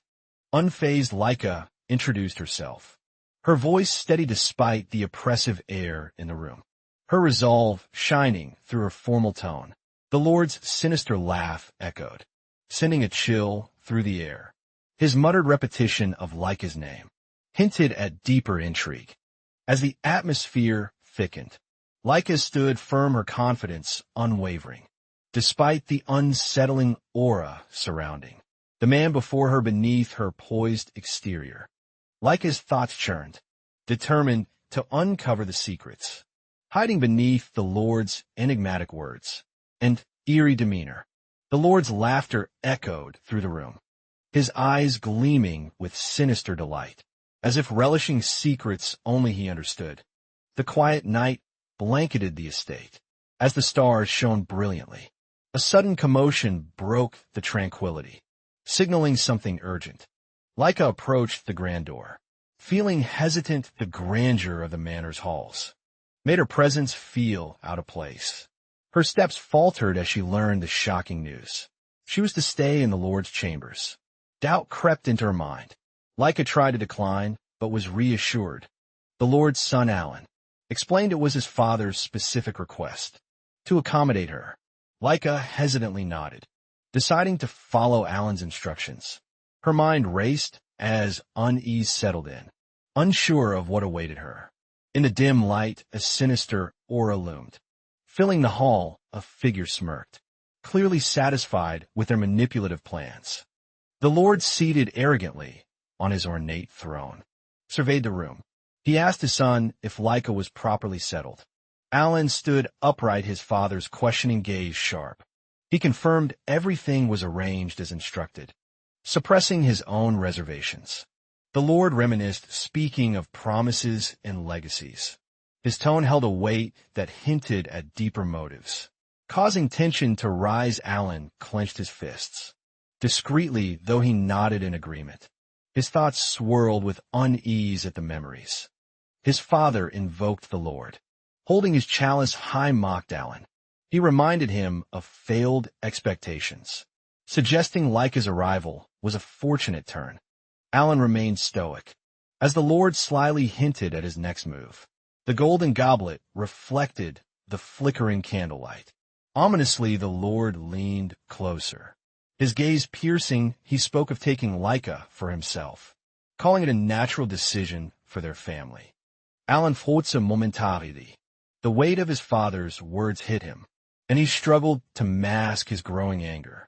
In disapproval, the Lord's expression darkened. His sinister intentions were clear. Alan's resolve strengthened silently, knowing he had to act to protect Leica. The tower stood illuminated under the night sky, its majestic presence hiding the corruption festering within the estate's grand halls. Karen sat quietly pondering the state of the manor. His thoughts lingered on how far Lord Valaka had fallen from grace. How could a man of such power fall into depravity? Karan questioned his memories, revealing the darker side of recent events. The once thriving city of Bellatrix under Valaka's rule had transformed, prosperity turned to despair, leaving only shadows of its former glory. Karen's jaw tightened as he recalled Valaka's corruption. The greed, manipulation, and sheer disregard for his people drove the region into darkness. Outside the crumbling estate, the residents suffered endlessly. Hunger and fear defined their existence, while Karen watched in disbelief at the chaos. The villagers' desperation grew. With every ounce of dignity stripped away, they were forced to bow to Valak's cruel and heartless demands. Is this truly the Bellatrix I once knew? Karen whispered to himself, his resolve hardening, as he watched the suffering unfold. A sudden knock at the door broke Karen's thoughts. He turned sharply, bracing for whatever news might disrupt his evening. Alan entered, his expression unreadable. His presence hinted at urgency, and Karen prepared himself for yet another unwelcome revelation. Alan cleared his throat, announcing himself before hesitating. Karen studied him, sensing an unease that was rare for the confident noble. I have something to share. Alan finally managed, his voice strained. Karen felt a wave of anticipation as the words hung heavily. The announcement was a shocking revelation. Lord Valaka intended to marry Lady Leica, a decision that shattered every semblance of reason. Karen's grip tightened on the armrest. He struggled to process the betrayal, his mind spinning with the implications of this outrageous declaration. Alan, visibly upset, confirmed the news his engagement had been annulled, and his father had claimed Leica for himself. In sheer arrogance, Karen stormed out of the hall. His determination clear, he refused to let Lady Leica fall victim to Valaka's twisted plans. Asher called out, questioning Karen's sudden departure. Karen's response was resolute. He would no longer stand idle while Leica suffered. Asher stepped forward to support him, his loyalty unwavering. Karen acknowledged his dedication, grateful for a companion who shared his conviction. Karen reflected on his journey, knowing the path ahead would test his strength.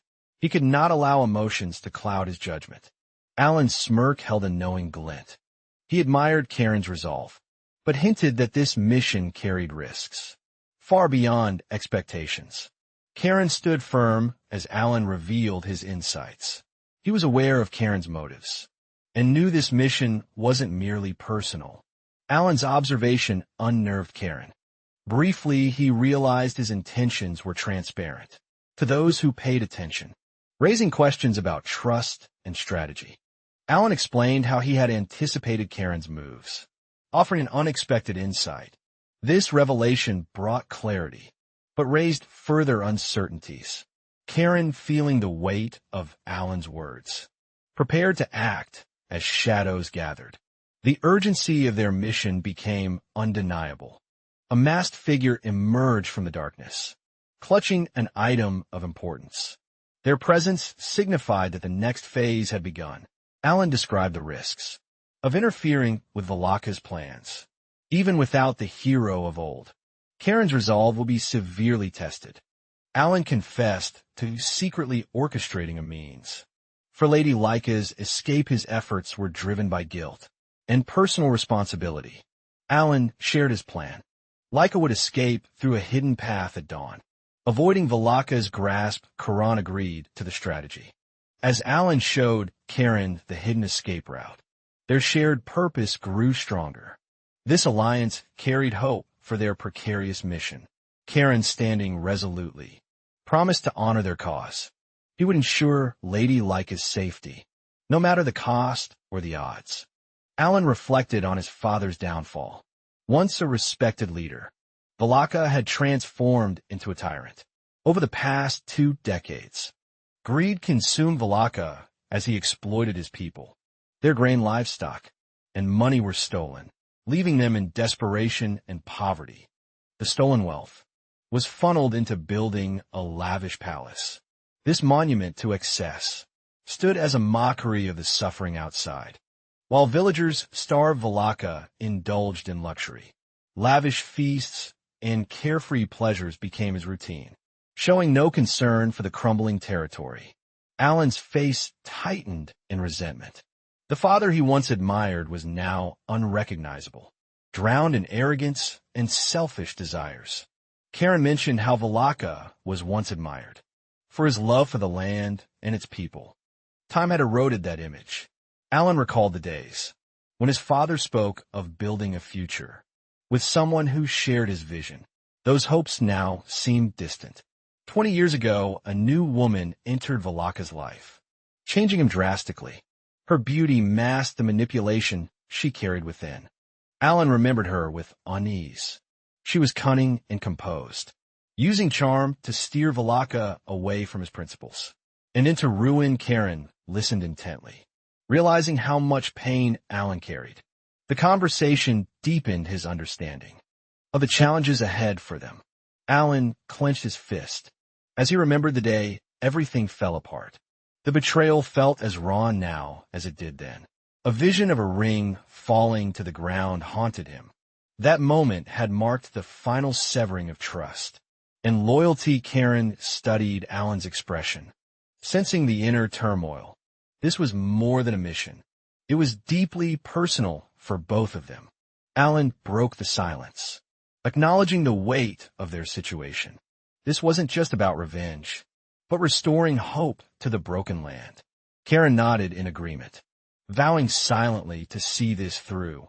Their shared resolve marked the beginning of a united front. Alan's senses heightened as he noticed something peculiar. The air felt tense, and he questioned what could be causing this unease. He turned swiftly, spotting Asher entering the room. His presence was unexpected, bringing both concern and curiosity about his intentions. Meanwhile, Valaka sat comfortably on his throne, indulging in a golden goblet. His laughter echoed, amplifying the arrogance in his demeanor. Valaka seemed lost in his indulgence, plotting his next move with confidence. His attention shifted as he addressed his servants. With a smirk, Valaka commanded preparations to escalate his plans. His gaze hinted at a sinister intention. Regarding Lady Laika's room, Karen entered boldly his presence. a stark contrast to the lavish and corrupt ambience Valaka surrounded himself with. Tension thickened. Karen examined a bottle of expensive wine, recalling its significance in Valaka's history. Memories of opulence contrasted sharply with current decadence. Valak scoffed at Karen, mocking his audacity. His arrogance filled the room, dismissing Karen's presence as inconsequential to his power. Karen stared unwaveringly, his voice calm yet firm. He invoked the sacred oath of Bellatrix, a pledge Valaka had long forsaken. The weight of Karen's words hung in the air. Valaka's smirk faltered momentarily, as doubt crept into his expression. Karen's piercing gaze locked onto Valaka, and his voice trembled with conviction. He declared that the figure before him wasn't Valaka. A surge of violet energy erupted around Karen. Illuminating the hall, the power released was immense, shaking the very foundations. Valaka recoiled in disbelief, his expression frozen in fear. The overwhelming energy made him question what he was truly facing as Karen darted through the vast, empty corridors of the castle. His hurried steps echoed a sense of urgency and danger. Standing at the crossroads, he glanced back briefly, ensuring Miss Laika was following. His mission felt heavier with each step forward. A chill ran down their spines as shadows loomed behind. Without hesitation, Karen urged her onward, his focus unwavering in protecting her. As they fled, the air grew tense. Karen's sharp instincts warned him of trouble, and his words hinted at an imminent threat. Laika's eyes widened in shock as Karen's warning sank in. The realization left her heart pounding. As they quickened their escape, the sound of thunderous footsteps filled the night. As the castle's gates came into view, safety seemed close yet out of reach. Karen pointed toward the carriage, ensuring Laika would climb aboard. He knew time was slipping, and danger crept closer with each moment. The glint in the Lord's eyes betrayed his intentions. As he shouted orders, chaos erupted in the courtyard. Soldiers rushing to action. An emergency horn echoed through the castle walls, and the scene turned frantic. Karen's grip tightened, preparing for the inevitable confrontation. Laika sat frozen in the carriage as Karen strategized. Her confusion deepened as unfamiliar cries filled the air, turning night into turmoil. A knight burst into the grand hall, his armor clinking with each hurried step. His urgent cries pierced through the gathering crowd, racing down the golden-lit corridors. The knight's mind was overwhelmed. The Lord's anguished scream grew louder. As he neared the throne room, with wide eyes the knight found himself face to face with a shocking sight. His instincts screamed danger, but his feet remained rooted. Blood pooled beneath the Lord's chair. As the knight's gaze fixated on the slumped figure, his heart pounded with disbelief. Words failed him as he whispered, "Father." Grief and fury intertwined within his chest. As the weight of reality settled on him, a silver-haired figure stepped forward, his piercing gaze scanning the room. He knelt, addressing the fallen lord with a calm demeanor. The knight trembled as the truth began to unfold. The once proud lord was now something unrecognizable, a victim of dark forces. Gasps echoed through the room as the words, a demon where uttered fear took hold, unraveling their understanding of the situation. The silver-haired man stood tall, exuding authority. His presence alone silenced the rising panic. His voice steady, filled with clarity as the weight of his words sank in. Memories of betrayal and darkness resurfaced. A revelation seemed inevitable amidst the chaos. A moment of silence hung heavy in the air. The knight's thoughts raced his mind, recalling haunting memories buried over time. He recalled the Lord's descent into madness, a transformation none had dared to challenge. Regret burned as he stood before the throne. Stepping closer, the knight's emotions surged. This figure was both his father and a monster, a cruel paradox he couldn't escape. Determination burned in his eyes. He clenched his fists, knowing he had held on to a false hope of redemption. For too long his voice cracked, filled with anguish and anger. The silver-haired man remained unfazed, his calm demeanor unshaken. Amidst the knight's outburst, the knight's anger erupted. Filling the throne room, guards rushed in at his command, their weapons aimed at the silver-haired intruder.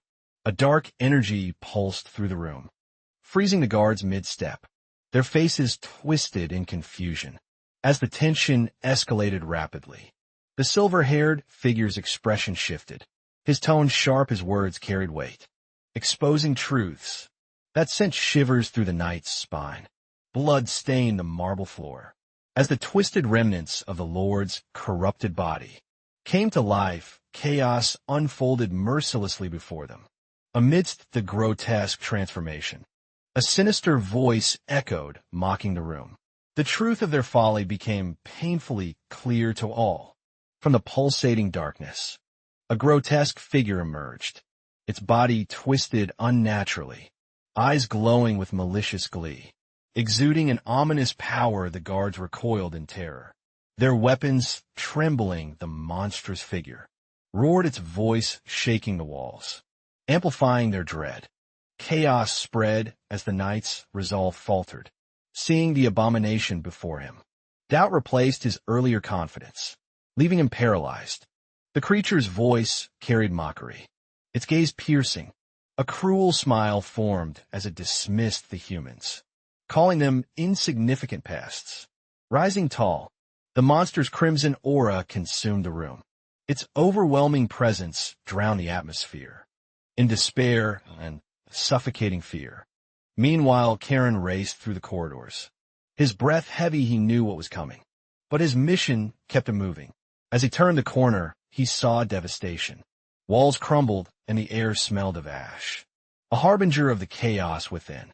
Screams echoed as soldiers fell, their attempts to fight futile. The beast's raw strength left no room for bravery, only panic with sheer force. The monster obliterated another section of the hall. The knight watched helplessly, his mind unable to comprehend the devastation. Standing frozen, the knight muttered to himself, grappling with fear. Before him, the demon loomed, taunting him with a sinister grin. The demon sneered, revealing its pleasure in the destruction.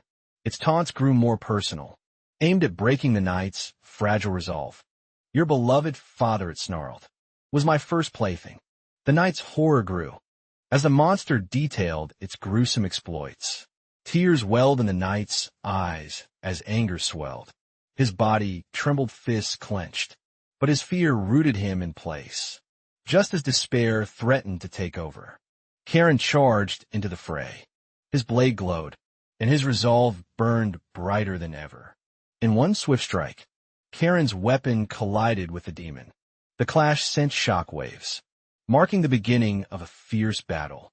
The demon smirked as Karen's blade missed its mark. Its glowing, green eyes revealed a twisted joy in toying with him. With a roar, the demon lashed out its claws, narrowly missing Karen. The room filled with an intense, suffocating heat. Karen retaliated, channeling his energy into a powerful strike. The arc of light surged forward, colliding violently with the demon's barrier. "You're skilled," the demon sneered, brushing off the attack. Its mocking tone only fueled Karen's determination. To end this chaos, the demon leaped forward, releasing a burst of energy that sent shock waves through the hall. Karen braced for the impact. Karen staggered backward, his armor cracked. The demon's laughter echoed as it mocked his efforts, its power seemingly endless and overwhelming. The demon's tone darkened, its rage evident. It accused Karen of challenging its authority, its true form now exposed for all to see. The silver-haired figure, observing the fight, muttered under his breath. He recognized the oath binding the demon and its unsettling origins. As the demon continued its taunts, visions of a tormented past flashed in Karen's mind. He saw ruins, despair, and countless broken oaths. Karen's resolve strengthened. He stepped forward, his grip tightening on his blade. ready to confront the memories and the monster before him. The demon sneered, recounting its survival. Decades of hiding it snarled. Yet none discovered me. Its voice dripped with satisfaction and malice. Karen remained silent, calculating his next move. The demon's arrogance was its weakness, one he planned to exploit without hesitation. As the demon gloated, memories from its stolen journals flickered. In Karen's mind, he pieced together the truth.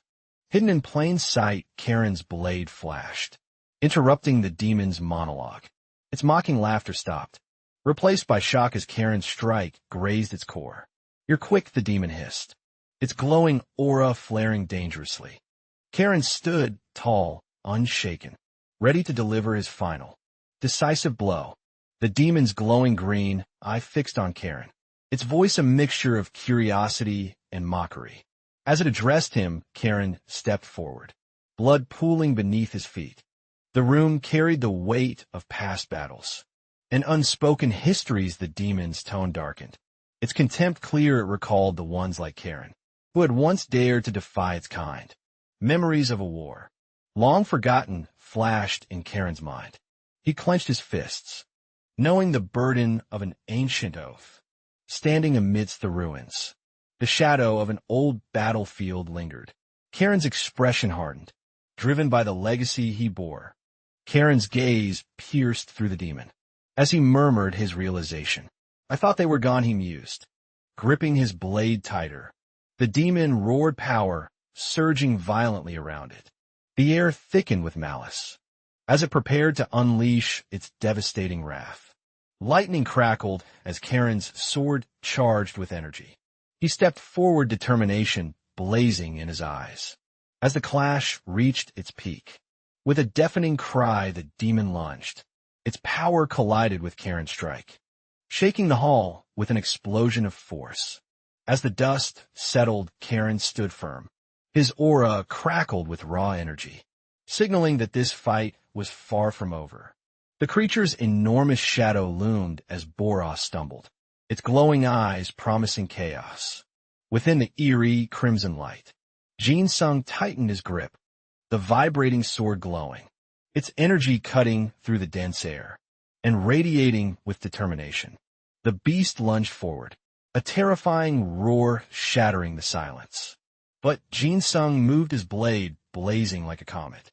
Crimson ichor splattered across the battlefield as the strike landed, piercing through the monstrous core. With an electrifying burst, Boros collapsed amidst the wreckage, clutching his chest. As the glow of victory lit Jin Sung's determined, unyielding gaze as the dust settled. Jin Sung turned to Boros, his expression sharp, scanning for signs of life amidst the rubble. Boros groaned weakly, his golden armor battered, but his spirit still intact. Despite the battle's overwhelming odds, Jin Sung knelt beside Boros, checking his injuries, ensuring the poisoned breath of the beast hadn't taken its toll. Nearby, the monstrous carcass lay still, Jin Sung's blade embedded deep, its eerie glow a reminder of his decisive strike. Together they steadied each other, rising from the crimson-streaked battlefield, united in purpose to face the challenges. Ahead, Jin Sung assessed the destruction, his mind racing, aware their next step must be swift, before reinforcements of darkness arrived. Boros, clutching his side, nodded toward the approaching soldiers, their faces alight with urgency and concern for the fallen. A shout rang through the chaos. Asher called for aid, her voice clear, as she motioned toward the injured knight. Soldiers surrounded Boros, their determination evident, as they helped him towards safety. But Jin Sung remained steadfast. Scanning the horizon, a tense silence followed. Only the faint echoes of battle remained. As the group pressed forward into the uncertain future, Boros issued his command, steadying his voice, urging the soldiers to prioritize aid. While his gaze lingered on the fallen, Asher moved quickly, her presence calm yet determined, her attention shifting between Boros and the injured. Soldiers gathering around. The sunlight pierced through the castle gates, illuminating the devastation. but also offering a glimmer of hope for recovery. Jin Sung stood before the gravestone, his posture firm, the lingering memories of loss swirling. As silence engulfed the sacred space, the gravestone's edges glimmered faintly in the sunlight, a solemn reminder of sacrifices that could not be erased or forgotten. Jin Sung reflected before the grave, the stillness offering clarity.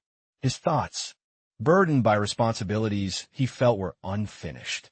Boros approached his armor scratched but intact, his expression shifting, as he noted the weight of Jin Sung's unspoken thoughts. A quiet apology passed through Boros's mind, as he acknowledged the delay in honoring their comrade's sacrifice. Through this memorial, Jin Sung stood silently, his gaze unwavering, his acknowledgement of the efforts clear, but his emotions masked behind his calm demeanor. Boros, burdened yet resolved, found solace in the reminder that unity remained their strength. Despite the trials they faced together, Boros declared his intent to lead, his voice steady but uncertain, as the burden of his role weighed heavily. Jin Sung stipet asai, the wind brushing against his face, his thoughts shifting to the broader challenge of rebuilding their future. The fields below stretched endlessly, scattered with remnants of what once was. As determination swelled in Boros's heart, Jin Sung's silent vow echoed internally. Every soul lost must be remembered, and every fight ahead must be fought with purpose. The bustling village below was alive, with efforts to recover, the resolve of the people evident in every small step. A memory of Valaka resurfaced in Jin Sung's mind, a figure once trusted, now marred by betrayal and lingering doubts. The courtyard gleamed under the midday sun, but Jin Sung's shadow stretched long, reflecting his quiet contemplation of past events. Boros turned, his expression measured, sensing unspoken tension in Jin's song, a connection perhaps deeper than either wished to admit. The breeze carried echoes of whispered truths, reminding Jin Sung of secrets that demanded clarity. Despite the peaceful facade, Boros's words hung in the air, unspoken questions intertwining with trust, challenging Jin Sung to step further into his role. Jin Sung wrestled with his existence, doubting whether his presence created suspicion, questioning his purpose. Amidst the growing tension of the kingdom, the castle, grand and stoic, seemed to judge all who passed its walls, whispering tales of demons and deceit. Asher pieced together fragments of truth, each revelation sharpening her resolve. While uncertainty loomed heavy in the room, Boros explained the demon's cunning trickery, his tone heavy, his hands steady, as understanding dawned over Asher's determined gaze. Beneath the castle's grandeur, secrets festered, masked by the heroic facade that the demon had cleverly manipulated to serve its plan. Boros admitted the marriage was nullified by deceit. A weight lifted as Asher's sharp wit unraveled the demon's schemes. Asher glanced outside, her resolve unwavering, deciding her next steps would demand action before shadows overwhelmed the remaining light. Jin Sung stood distant, observing Boros and Asher from afar, knowing their trust was vital, but requiring clarity for his path. Boros reflected briefly, his doubts quieting, as he acknowledged the strength in allies like Asher, who could unmask even the darkest truths.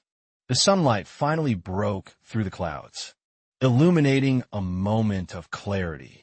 As the next chapter awaited them all, Boros recalled fond memories of his father's companion, their shared battles, and the trust forged during years of unyielding loyalty. As Boros observed Jin Sung's demeanor, he weighed the sincerity of his actions, deciding trust might just pave the way forward. Jin Sung bowed, slightly acknowledging the compliment, his inner resolve hardening against the expectations placed upon him in this unfolding chapter. The weight of Boros's gratitude was humbling, a nobleman bowing to acknowledge a warrior whose journey was far from complete. Jin Sung straightened his posture, determined to honor the expectations. His mind already strategizing the path ahead. For the kingdom's future, Boros offered thanks for the unwavering support, his tone carrying sincerity. As he promised to fulfill his duties in return, Jin Sung hesitated, weighing the offer, understanding the balance of power, required to uphold his ideals, while maintaining respect for others. The solemn oath exchanged, marked by the symbol of Bellatoria, reinforced their bond. To protect what little peace remained, Jin Sung's gaze lingered on Boros, a quiet acknowledgement of their mutual resolve. In the face of growing darkness, Boros's promise rang clear in Jin Sung's ears, a commitment bound by loyalty, understanding, and a shared burden of responsibility.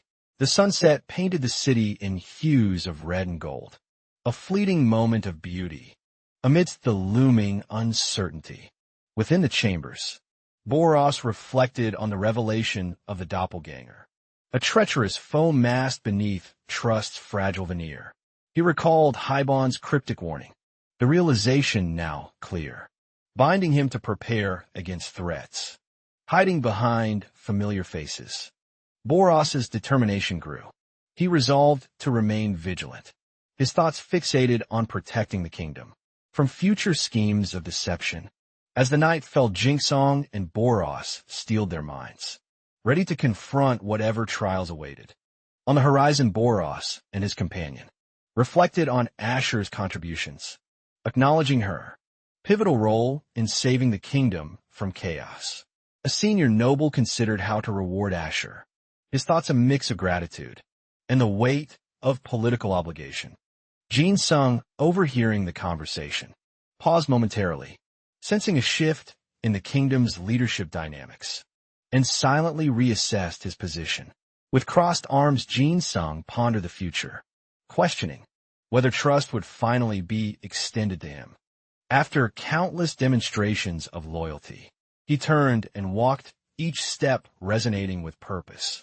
As echoes of his actions filled the quiet palace halls, Jin Sung's mind raced his thoughts, fixated on how easily a doppelganger's deception had manipulated the kingdom's fragile trust. Looking out over the city, Jin Sung considered his next move, deciding there was no room for lingering in one place. His internal dialogue solidified his resolve, dismissing past grievances and focusing on the work necessary to protect against future threats. The city's golden light bathed his silhouette, a serene moment of clarity, against the backdrop of ominous potential dangers.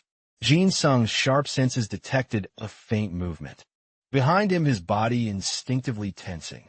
As he prepared for an unexpected encounter, a figure emerged from the shadows, their mocking tone slicing through the silence, drawing Jin Sung's attention.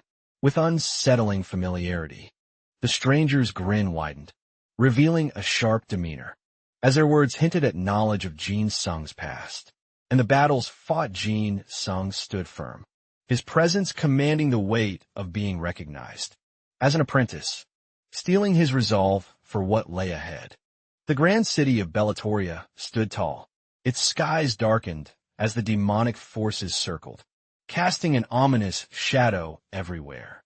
Soldiers rushed to defend their land, but chaos erupted. Lord Brixius secretly formed an organization to uncover allies beyond Bellatoria, hidden behind closed doors. Whispers of the intelligence organization spread. Its existence became the kingdom's best-kept secret. During troubled times, Asher stepped onto the field, requesting access to the organization. Curiosity lingered. No one knew why he needed such powerful connections. His explanation was short. Personal use. Asher's calm demeanor unsettled those around him. Surely there was more to his request.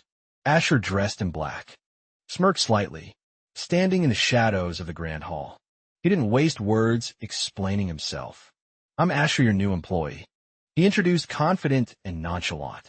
The unfamiliar energy radiating off him unsettled the entire room.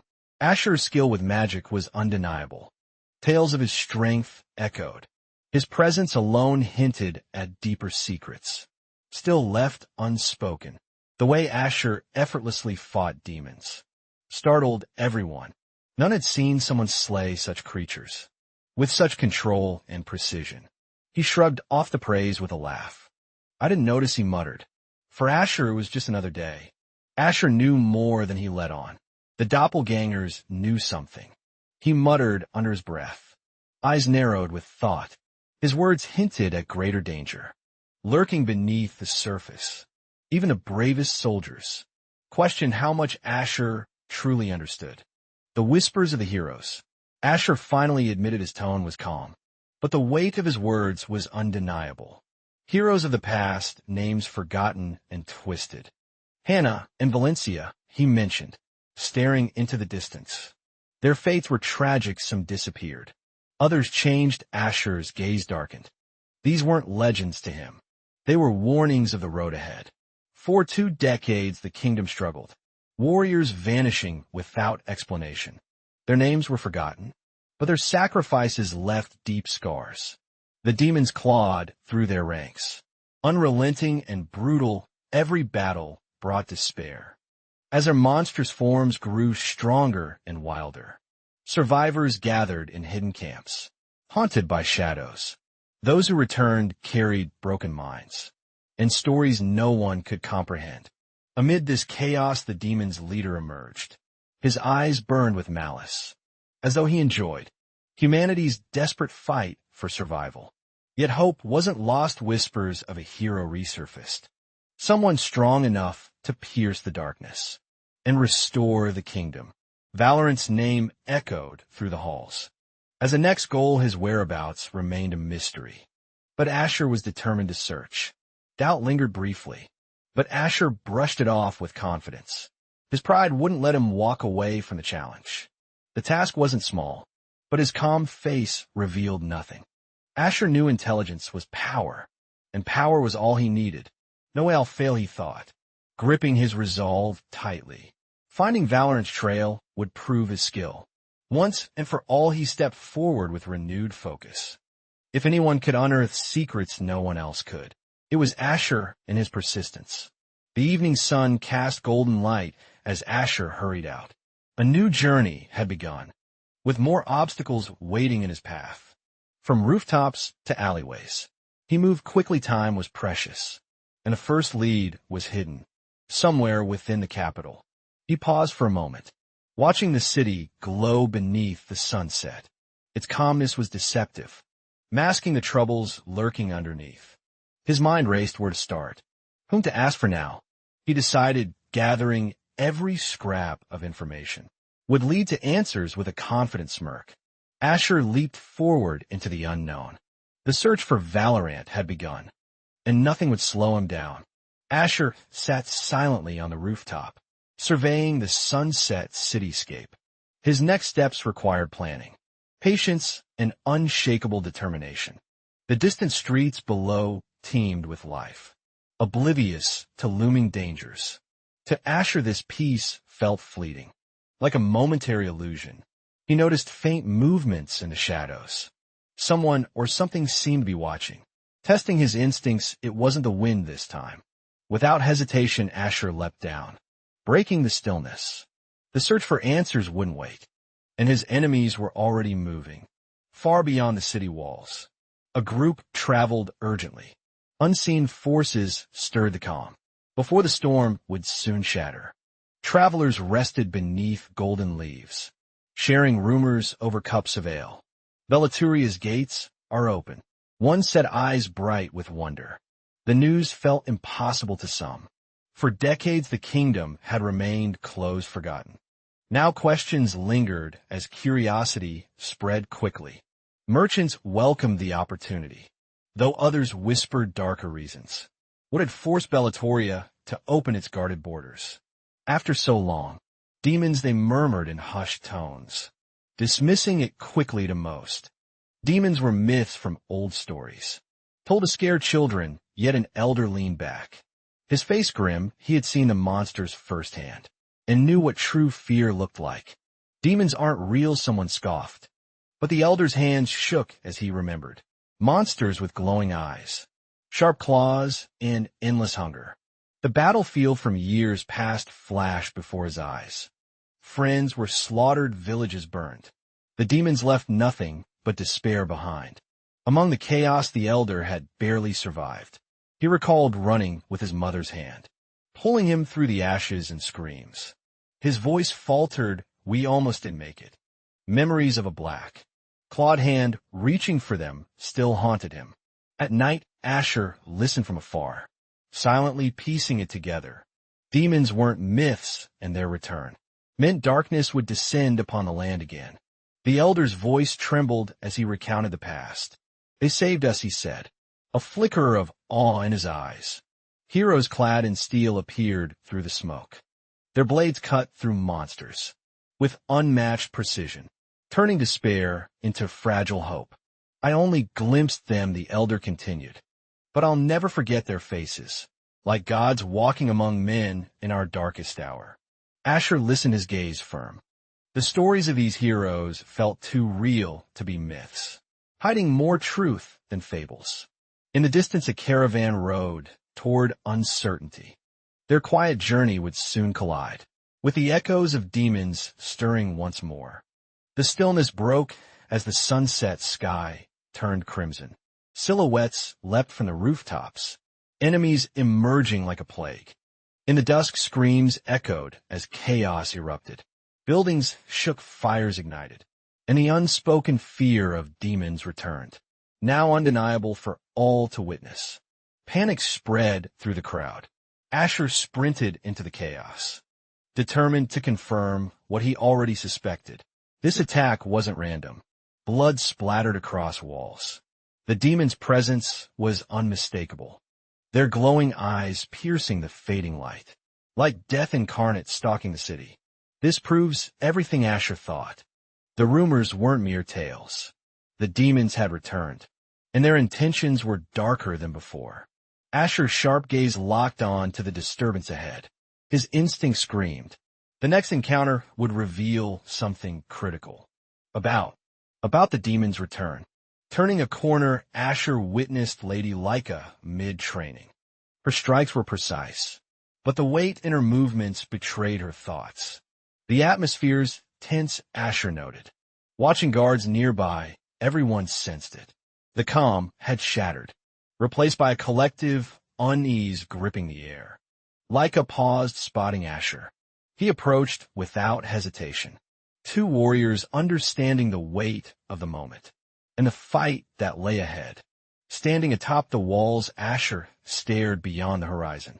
"I can't stay idle," he thought. "The real fight begins here." Lady Leica gripped her weapon tightly. Her eyes scanned the streets, disbelief written on her face. She'd only read about demons before. The tension grew heavier, it's real. Asher thought, watching her expression change. Seeing them in books was nothing like this reality. A sudden cry for help broke the silence. Asher turned instinctively, his sharp senses confirming. The voice was coming from nearby. Leica moved quickly, her instincts on high alert. The calm facade of the city cracked as chaos spread through the streets. From a distance, people ran frantically. Fear overtaking them, Asher narrowed his gaze, already prepared for whatever awaited them ahead. The villager stumbled forward, his clothes torn and blood-stained. Desperation filled his face as he reached for help. His voice shaking. Demons attacked. He gasped, his body barely holding together. The news struck like lightning. There was no time to hesitate anymore. Asher's gaze sharpened instantly. His instincts screamed danger, and the weight of responsibility settled heavily on him. As the sun dipped lower beyond the horizon, the village lay in ruins. Smoke billowed and the ground was littered with bodies, a silent testament to terror. Asher sprinted ahead, Leica and the guards following close behind. The urgency in their movements betrayed the severity of the situation. The crimson sky loomed overhead as they rushed toward the village. Each step felt heavier with a weight of uncertainty. Asher glanced over his shoulder, reading Leica's expression. Her determination was clear. But even she couldn't hide her rising tension. They arrived, and the sight was worse than imagined. Blood pooled across the ground. Bodies littered the path like discarded remnants. Confused guards shouted nearby, searching for survivors. Asher scanned the scene, already knowing the attackers weren't bandits. It was something far worse. Asher crouched down, eyes narrowing at the ground. Footprints large and jagged marked the dirt. No bandit left tracks like these. Broken weapons lay scattered around, crudely made and unnatural. Demons, Asher thought, his suspicions confirmed as dread settled in his chest. Leica ran forward, her concern evident. A survivor lay ahead, weak and trembling, barely clinging to life after the attack. It was them, the man whispered faintly, his voice cracking. Asher's stomach twisted. This wasn't an isolated event. It was only the beginning. Dark clouds rolled overhead, masking the fading sunlight. Asher clenched his fists. Whatever was stirring had already left its deadly mark. Guards circled around, trying to gather information. Leica stood beside Asher, her eyes wide goblins. Someone muttered, disbelief echoing in their voices. Memories of old stories resurfaced. Goblins were monsters from forgotten tales. A nightmare thought long gone. Asher knew better than to doubt. Across the horizon, the shadows of monsters emerged. Glowing red eyes pierced through the darkness, sending shivers through even the bravest soldiers. Goblins weren't just wild beasts. They were relentless and cunning. How, Asher wondered. These creatures had disappeared for years. Now they had returned. At the heart of it all stood Bellatoria's castle, silhouetted against the night. The kingdom's secrets were unraveling. One attack at a time, the merchant spoke quickly, his hands shaking goblins. He said, his voice trembling. Asher and Leica listened intently. Dread settling in. Goblins had emerged from the woods, ambushing the merchant's wagon. The attack was swift and ruthless, leaving no room to escape. Asher's gaze sharpened as he processed the words. Goblins green-skinned, cunning monsters were no longer just myths. This was a real threat. Memories of forgotten stories resurfaced. Goblins had vanished 50 years ago, along with demons. Their return signaled something far more dangerous. Leica glanced at Asher, her expression conflicted. The puzzle was incomplete. But one thing was certain. This wasn't a coincidence anymore. Asher's mind raced 50 years. He thought the war had ended. Monsters were gone and peace reigned. Yet something had changed. He recalled the old histories, where demons were sealed away. The world had been quiet ever since. Until now, why now? The passageways to the demonic realm had been shut, protected by the heroes, who once stood tall as humanity's defenders. Legends told of heroes who conquered monsters. Erasing their threat, their sacrifices sealed the gates, ending the nightmare humanity had endured. Asher stared into the void of his thoughts. If monsters were returning, something or someone had shattered the seal holding them back. The war's aftermath had been clear. Monsters driven far away, their presence banished to the outer territories. A shadow of memory, a lone hero named Reveria, Queen of the North Sea, had claimed control over lands where monsters once roamed freely. Reveria ruled the harsh northern regions, maintaining peace with unwavering strength. Her presence alone kept monsters from challenging humanity's dominion. Again, but that balance had broken. Monsters no longer restrained, moved with purpose. Stronger forces lurked behind them, directing their advance. Asher's resolve solidified. Whatever force had disturbed this fragile peace, he would uncover it. Humanity's survival depended on the answers he'd find. Asher's gaze sharpened as he pieced together the clues. Reveria's absence meant the north was falling into chaos, and fast. Leica shifted nervously. Her thoughts heavy. Goblins was a foreign word to most. Yet Asher knew these creatures were no myth. The elders struggled to recall his past. Adults fought them, he admitted, his hands trembling. The memory is too distant to trust. As the room fell silent, morning's light crept into the window. Outside, the town buzzed with its restless, uneasy atmosphere. The next morning painted the sky blue, but unease settled thick. Asher knew the answers he sought wouldn't come easily. In the market streets, chaos festered beneath normality.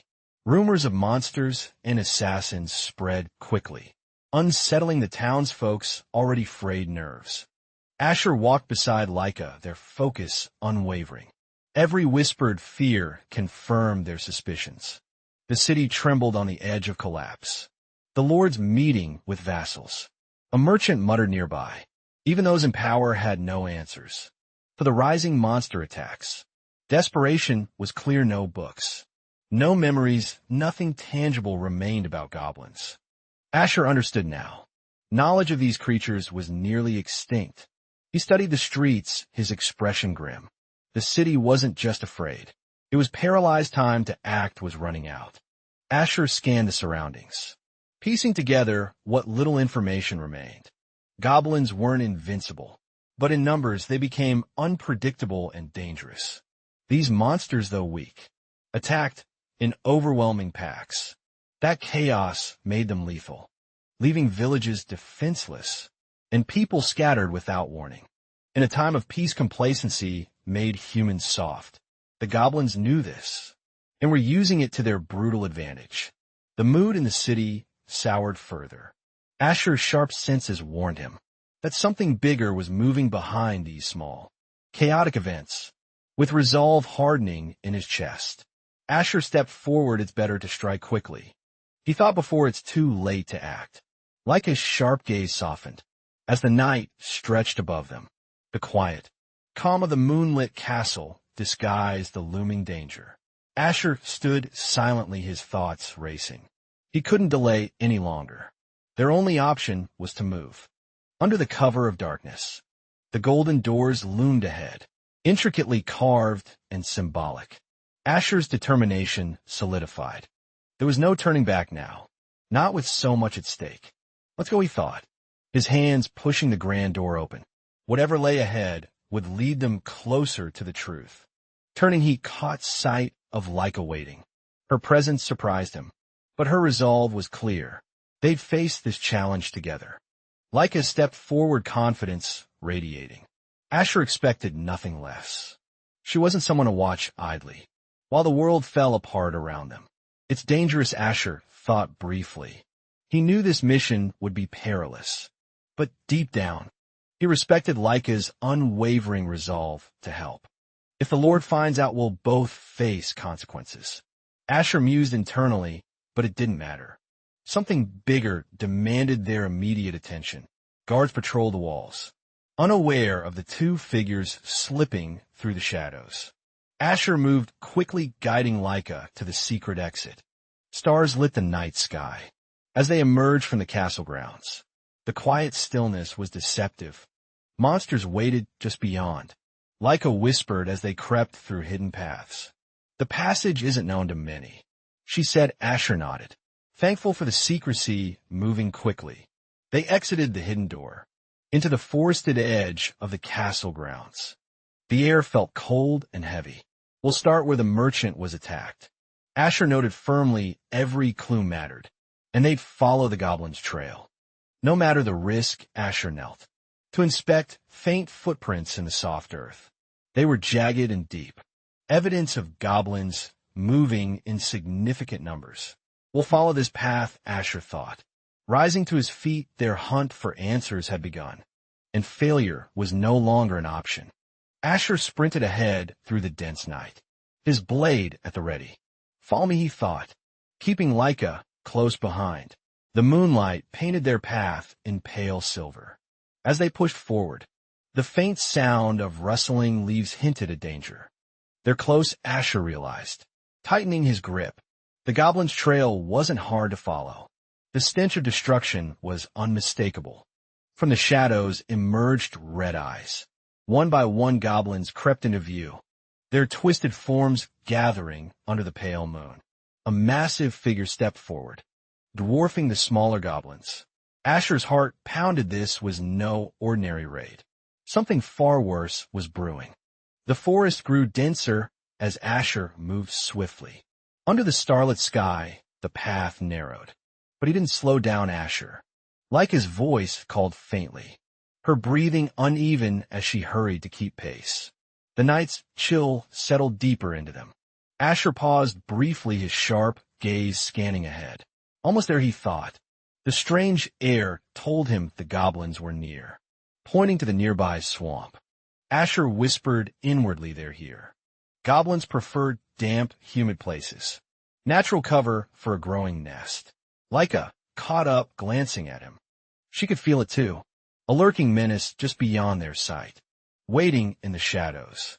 Asher raised a hand, signaling Laika to crouch low. Glowing torches flickered ahead, casting shadows of goblins. Patrolling a hidden encampment. Breathe slowly, Asher thought, steadying himself. He knew one wrong move could send the entire nest swarming toward them. In chaos, they crept forward silently, the sight becoming clearer. Guards stood watch green skin goblins, their sharp spears glinting menacingly under the pale moonlight.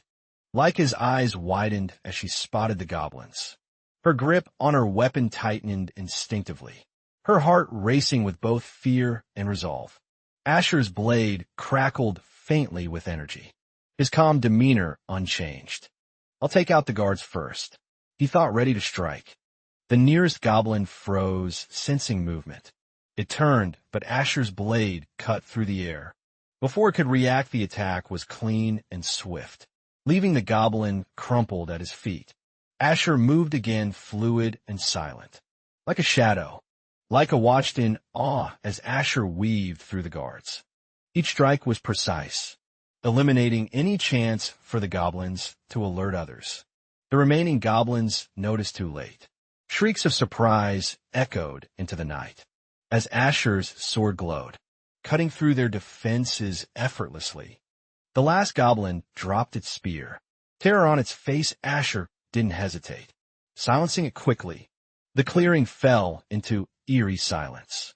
Asher's sword struck deep, pinning the goblin down. The creature writhed, its grotesque body twitching, as its faint breaths filled the silence. "It's still alive," Asher thought coldly. His eyes darkened with purpose. There were lessons Laika needed to learn firsthand. He turned to Laika, stepping aside. The weight of his words lingered. She froze, startled as Asher's intent became clear. Miss Laika, his gaze firm. "You'll finish this." The still, breathing goblin before her represented more than just survival. It was her awakening. Laika's grip on the hilt trembled. The realization hit her. This wasn't training. This was blood death, and responsibility staring her down. Asher stood back, watching Laika approach the goblin. She has to understand, he thought. Hesitation could mean death in the real fight. Laika's heart pounded, her eyes met the goblin's wide. Terrified stare. It clung to its final moments, as if aware of its end. Her blade wavered before she forced her body to move. Sweat dripped down her face. As the weight of the act sank in, the goblin fell silent, its body collapsing into the earth. Laika stepped back, her hand shaking, the blood on her sword glinting under moonlight. Asher nodded silently. She did it. Taking a life changed a person, and Laika's resolve was beginning to harden, just as he expected. From a distance, shrill goblin cries erupted. Shattering the silence, the nest had been disturbed, and the creatures were rallying fast. Goblins poured out of the hidden encampment, their savage yells cutting through the night. Their numbers multiplied, an endless tide of green. Asher's eyes narrowed. Savage, unintelligent fighters, he noted, but when swarming together, their sheer aggression turned them into a deadly threat. Laika knelt beside Asher, steadying her breath. "They're more organized than we thought," she whispered. Their movements weren't as random as expected. Asher's mind raced. Someone or something was leading them. This was no ordinary raid. It was only the beginning of a larger storm. Laika questioned Asher. Her face tense. He paused, his gaze unwavering. Timing is key, Asher thought, watching the goblins' restless movements. Asher crouched low, observing the camp. Once they're asleep, he mused, the goblins won't move until dawn. That's when we strike. Goblins shuffled back to their huts. Their short, deep sleep, routine a weakness. Asher's strategy relied on exploiting this simple flaw. Stay here, Asher instructed. Inwardly eyeing Leica, he planned to infiltrate silently. Reducing risks, one misstep and the goblins would swarm. Leica stared after him, uncertain. How does he know so much, she wondered.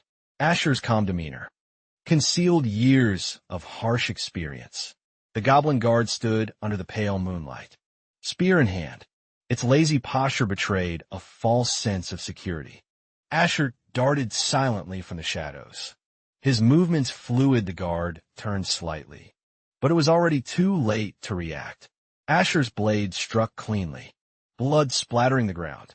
The goblin crumpled soundlessly as Asher's gaze shifted to the camp beyond. Stupid beings, Asher thought.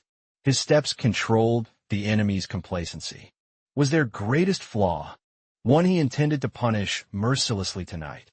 A flicker of moonlight reflected off Asher's blade. His resolve hardened as he moved toward the huts, ready to finish the job. Asher entered the first hut. Goblins sprawled across the floor, snoring heavily. They sleep like babies, he noted coldly. Sword in hand, his blade glided effortlessly through the nearest goblin. It didn't make a sound. Its life extinguished in an instant. Under Asher's strike, Asher moved swiftly from one goblin to the next. It's cruel, he thought briefly, but leaving them alive will risk countless humans. Blood splattered as his strikes continued, each precise and lethal. The camp silence was his greatest ally, and he moved unseen, standing outside. Asher exhaled the hut, now silent behind him, one down. He thought the night had only just begun. Asher gazed at the hut under the moonlit sky. Its appearance was strange, unlike the goblin structures he had seen. He cautiously approached the hut, his footsteps barely making a sound. The eerie silence around him heightened his unease. Stopping abruptly, Asher whispered to himself. Human made it look too deliberate, too sturdy, out of place amidst the goblin chaos. The quiet around him broke, as thoughts raced through his mind. Could this be their leader's hideout? It's too unusual. Inside the hut, a sea of glowing red eyes waited. Goblins filled the darkness, their menacing grins reflecting moonlight. Realizing the danger, Asher clenched his sword tightly. I need to eliminate this first, he thought, steeling his resolve. He moved swiftly across the clearing. At a glance, the hut appeared empty. But years of battle taught him otherwise. Asher's eyes narrowed, abandoned, impossible. He muttered. Suddenly the air tensed, and his instincts screamed of imminent danger. The roof shuddered and caved with a thundering crack. Asher leapt back, realizing too late it was an intricate trap. With dust settling, Asher grimaced. A trap. He scanned his surroundings, searching for any movement lurking in the shadows. Meanwhile, Leica remained hidden. Watching from afar, her heart sank. I should have gone with him. Something feels off. Leica hesitated. She clenched her fists. Guilt tugging at her. I was told to wait, but I need to do something. Movement nearby startled her. A faint rustle of leaves gave her little time to react. A group of goblins appeared. The goblins spotted Leica and charged. Their weapons gleamed under the moon as they moved with terrifying speed toward her. Leica pulled her sword free, gritting her teeth. Goblins. Her training kicked in, and she braced herself for the fight. Leica steadied herself, exhaling slowly as the goblin turned. Calm down, she thought. It's just one. I can handle this. Her hands gripped the sword tightly as she whispered encouragement to herself. She knew Asher wouldn't let her live this down. Leica stepped forward, her sword gleaming under the moonlight. The goblin snarled, but she felt determination surge through her veins. Her stance shifted into a practice form. Come on, you goblins, she muttered, ready to show the strength she had hidden. From the shadows, a chilling voice echoed. Stand back. Leica froze, heart pounding, as multiple goblins turned toward her presence. The massive goblin loomed ahead, its sharp gaze locking on Leica. Looks like a proper test, it growled. Stepping forward, Laika's breath hitched. Her hands tightened around her sword, as she realized this wasn't an ordinary goblin. Towering above the others, the goblin held an intimidating presence. Why is that goblin so big? Her heart raced wildly. The goblin smirked, its deep voice breaking the silence. And it talks Laika muttered, shocked as the creature grunted in amusement. Laika's gaze burned fiercely as she faced Tarkin, her blade shimmering under the moonlight, determined to prove her strength. Tarkin stepped forward, his presence imposing. His muscles tense, he exuded confidence, seeing this as a chance to showcase his might. I'm not just a goblin, Tarkin declared, his pride evident, a warrior who mastered both strength and technique. Stands before you. Laika tightened her grip, the weight of Tarkin's words sinking in. She prepared herself mentally for the inevitable clash of power. Tarkin's sinister grin revealed sharp fangs. His unwavering confidence made it clear. He viewed Laika as no real threat to him. Tarkin let out a loud laugh, mocking the idea of superiority. He raised his spear, ready to strike without mercy. Laika lunged forward with precision, her blade gleaming as it sliced through the darkness, aiming for a decisive blow. Tarkin's spear clashed with Laika's sword, sparks flying as their energies collided. The forest seemed to tremble from their exchange.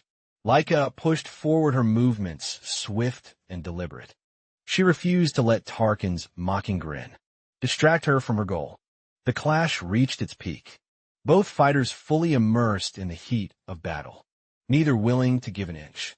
Asher walked cautiously into the village, noticing the blood trail near the small hut.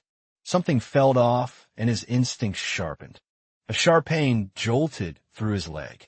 Asher glanced down, realizing he had triggered a cleverly hidden trap, designed for intruders gripping his injured leg. Asher steadied himself. The goblin's cunning surprised him, proving they were more strategic than anticipated. Asher scanned the area quickly, assessing his options. He knew more traps or an ambush could be waiting. In the shadows, the goblins revealed themselves, their cruel laughter echoing through the night. As they encircled Asher, relishing the sight of their prey, Asher stood in the center of the goblins' ambush, their sheer numbers threatening to overwhelm. Yet his composure remained unbroken. He focused his energy, a purple aura igniting around him, crackling with power, as he prepared to cut through the horde. With a sharp swing of his sword, Asher released an arc of energy, slicing through the first wave of goblins. The battlefield grew chaotic, goblins charging recklessly.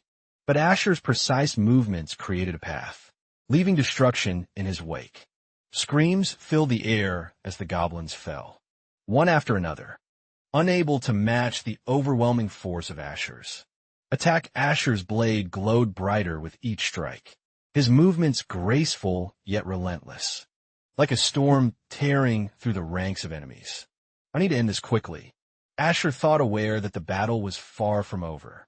Despite his initial success, Laika joined the fray, her blade meeting Tarkin's spear in a fierce clash, the sparks illuminating their intense exchange of strikes. Tarkin's grin widened, impressed by the human skill, yet his confidence remained unshaken. As he planned his next move, Laika's strikes grew fiercer, but Tarkin's strength and endurance pushed her back, forcing her to rethink her approach. Mid-battle, Laika steadied herself, her mind racing to understand how Tarkin could move with such agility, despite his massive and brutish appearance. This is no ordinary goblin, she thought, her focus narrowing on the rhythm of his movements and the power behind each strike. Tarkin taunted her, pointing out flaws in her stance, his arrogance veiling the fact that her strikes were testing his limits. The clash of their weapons echoed through the forest, each strike pushing them both closer to the edge of exhaustion. Tarkin's laughter rang out, a mixture of respect and pride, as he continued to toy with Laika, confident in his victory. Tarkin's voice boomed through the forest as he advanced, his imposing presence exuding confidence, and his steps shaking the ground. My strength isn't for show. Tarkin thought, his focus sharpened, as Laika's movements hinted at something unexpected. Raw potential unspoken. Laika's blade gleamed under the moonlight as she countered Tarkin's taunts. Her confidence was unshaken, her stance brimming with defiance.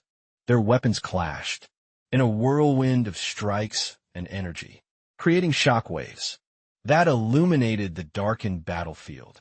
With bursts of light, Laika launched herself forward, her speed surprising Tarkin. She attacked with precision, using every ounce of her strength to break his defense. Tarkin staggered slightly under Laika's relentless attacks. His grin faltered as her strikes grew stronger, challenging his supposed dominance in combat. A fake like a thought, as Tarkin mocked her. His arrogance only fueled her resolve, pushing her to fight even harder. Laika unleashed a powerful swing, her blade cutting through the air like a lightning strike, pushing Tarkin further on the defensive. Her sudden burst of power overwhelmed Tarkin momentarily, creating an opening for her to press forward and force him into retreat. Despite her efforts, Tarkin's resilience kept him standing. His confidence returned, seeing her exhaustion creeping through her powerful strikes. Tarkin counterattacked with a ferocious swing, forcing Laika to dodge narrowly. Their fight painted the battlefield with relentless energy and determination. Laika found an opening, striking Tarkin with precision. The blow connected, yet his unwavering grin mocked her efforts to break him. Asher surveyed the distant battlefield, the sound of their fierce battle echoing. His calm demeanor hid the storm brewing inside him. The ground was littered with fallen goblins, their defeat a testament to Asher's skill. He pushed forward, sensing Laika's struggle. These goblins are tougher than expected.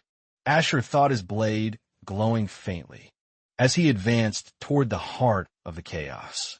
A guard inspected a vial of poison left behind by the goblins, realizing its potency could wipe out an entire battalion. In a makeshift tent, goblins prepared more poison, their plans growing darker as they sought dominance through underhanded methods. Asher staggered, the effects of the poison slowing his movements. He clenched his side, determined not to fall to it. Blood dripped onto the ground as Asher collapsed, his body refusing to respond. His thoughts darkened, fear creeping into his mind. In the distance, Laika's shallow breaths could be heard as she clung to consciousness, her weakened form surrounded by goblins. Laika groaned, barely able to lift her head. Her vision blurred as Tarkin's figure loomed over her. Mocking her frailty, Tarkin smirked, acknowledging the armor's role in keeping Laika alive. His words carried a twisted sense of respect for her endurance. Laika's body refused to move. Her strength, sapped frustration, boiled within her as she felt powerless against Tarkin's overwhelming presence. Tarkin readied his weapon, believing Laika's defeat was imminent. His pride soared, seeing her as another fallen human in his path. As Tarkin raised his spear, the sound of rustling leaves signaled a new presence. Interrupting the looming execution, Tarkin hurled his spear with deadly force, aiming directly at Laika's chest. The sheer speed left no time for hesitation. A sudden burst of energy deflected the spear midair, the resulting explosion scattering the nearby goblins in shock. Tarkin's eyes widened as he recognized the aura emanating from the distance. Asher emerged, his expression cold and unwavering. Laika's heart steadied at the sight of Asher, relief mixed with confusion, as she realized her fight wasn't over yet. Asher stood tall, his energy crackling around him, with precision and poise. He prepared to face Tarkin's looming threat once more. Tarkin's gaze shifted, sensing an approaching presence. His instincts sharpened, a hint of unease flickering as he surveyed the battlefield. A deep voice filled the air, acknowledging Asher's courage. The weight of the words amplified the tension between the two warriors. Asher's determined eyes met Tarkin's. His calm demeanor carried a silent promise of strength, ready to challenge whatever lay ahead. Under the vast starry sky, goblins surrounded Laika as Asher approached, his sharp gaze fixed on their aggressive movements. A goblin stood tall, carrying Laika by the arm.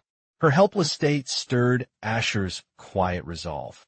To confront them all, Asher's expression sharpened. Unimpressed, the goblin's unexpected words caught him off guard, but it did nothing to waver his focus. The goblin bragged, but Asher carefully observed, noting their poison weapons, a sign of strategy, not just brute force. Returning to camp earlier, Asher had prepared antidotes and cleaned his blade, foreseeing that carelessness would only lead to regret. Preparedness saves lives, Asher thought, as he tightened his grip on his weapon. Each encounter taught him something new. The goblin leader sneered. His curiosity piqued. Asher's calm demeanor unnerved him. Few humans understood goblins' cunning as Asher did. Watching Laika, Asher promised himself this wouldn't happen again. She deserved peace, not the torment of helplessness in battle. Laika, injured but alert, trusted Asher's judgment. He gestured for her to stay back, signaling he would handle this alone. Stay safe, Laika whispered faintly. Asher's determination solidified, his every movement calculated. As he approached the looming danger ahead, Asher faced the goblin leader directly, his sharp tone cutting through the tense air. Are you the one in charge? I am Tarkin, the goblin leader bellowed. His muscular frame exuded power, making him a fearsome opponent even for Asher. Tarkin's pride radiated as he claimed mastery over martial arts, merging intelligence with brute strength, a rare and dangerous combination. Asher's expression betrayed no emotion. He simply acknowledged the challenge before him, already calculating the fight's pace in his mind. Tarkin struck first, wielding his club with forceful precision. Asher sidestepped his instincts, honed by countless battles against foes like this. Asher took a steady stance, his calm demeanor hiding the storm of precision and skill, waiting to unleash itself. Tarkin lunged forward, his heavy weapon cutting through the air, but Asher's reflexes turned the attack into a misstep. A sharp exchange of strikes echoed in the forest, Asher's blade glowing faintly as it danced through the chaotic encounter. With a calculated swing, Asher deflected the goblin's wild strike, the glowing energy in his sword growing stronger. With intent, the air pulsed with energy, as Asher's blade released a crescent wave of power, forcing Tarkin to stagger backward defensively. Tarkin's eyes widened at the precision of the attack, realizing Asher wasn't like any human warrior he had faced before. Memories of past battles flashed through Tarkin's mind, his instinct screaming, as he recognized the depth of Asher's battle.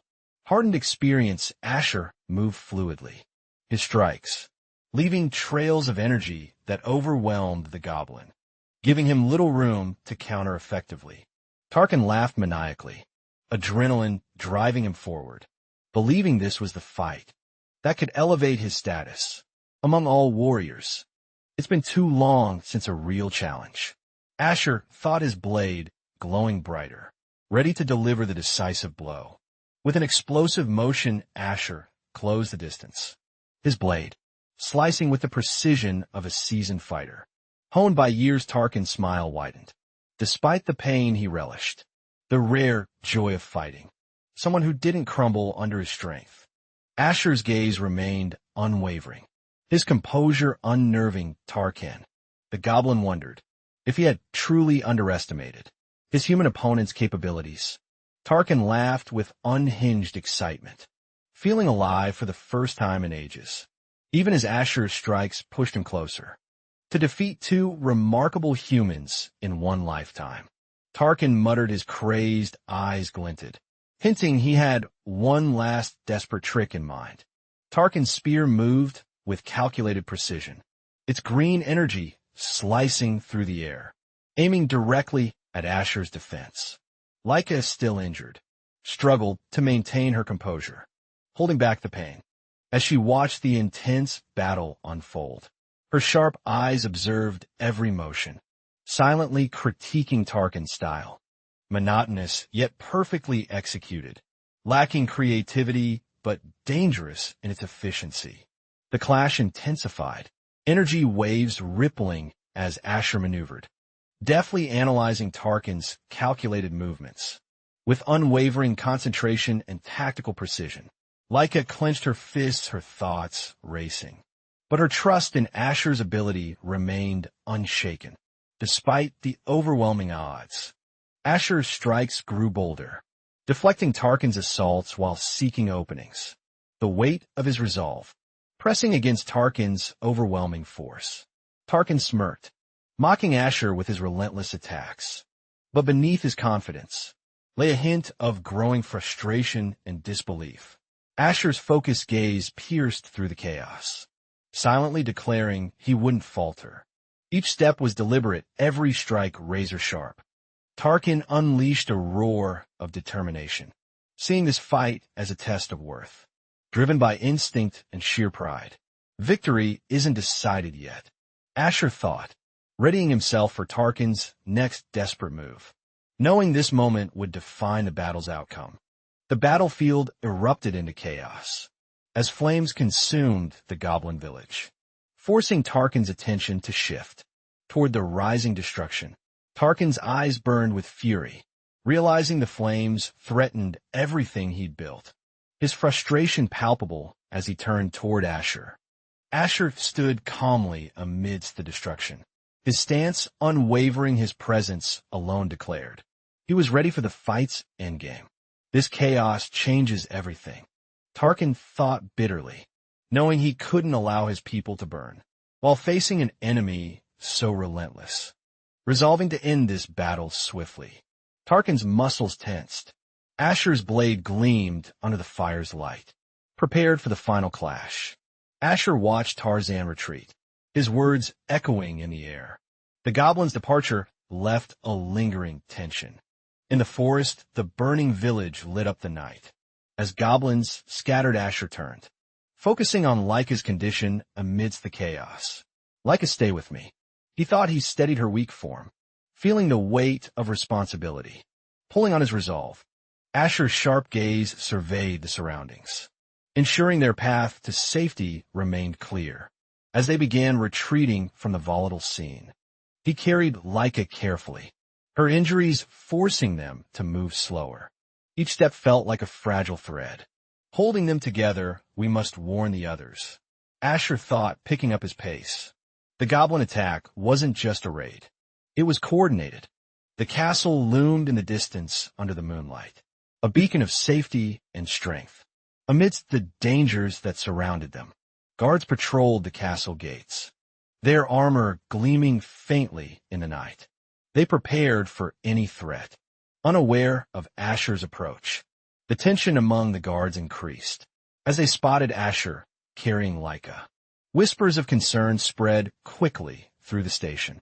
Troops, what happened to Lady Leica? One of the guards asked, alarmed by her injured state. Concern now turned into urgency. Asher's determined expression silenced the murmurs of doubt. He demanded entry, his urgency breaking through the formalities of the castle's protocols. Leica's pale form drew the attention of everyone nearby. The guards rushed forward to assist, confusion mixed with alarm on their faces. Move aside, Asher ordered, his voice steady but firm. He needed to get Leica to safety before further questions arose. Despite their trust in him, some guards hesitated. Leica's condition shocked them, and suspicions whispered beneath the surface of their expressions. One guard stepped forward, anger flashing in his eyes. He demanded answers from Asher, blaming him for Leica's critical state. Asher stood firm, his eyes narrowing as he dismissed their questions. He knew explanations wouldn't help. Action was needed instead. Reaching into his cloak, Asher retrieved something wrapped tightly, its weight symbolic of the danger. He wanted them to understand. He handed it to the guard, his movement deliberate, the package hinted at a deeper, darker truth beneath recent events. The guard hesitated but obeyed. Unwrapping the package, his face froze in disbelief. As he uncovered the goblin's severed, twisted remains, the sight sent chills through the group. The guard's voice broke his fear palpable. It was more than they expected. The towering manor stood amidst lush greenery, its intricate design reflecting nobility, while the morning sun painted it. Golden curtains swayed gently in the soft breeze, revealing a quiet room bathed in sunlight, untouched by the day's noise.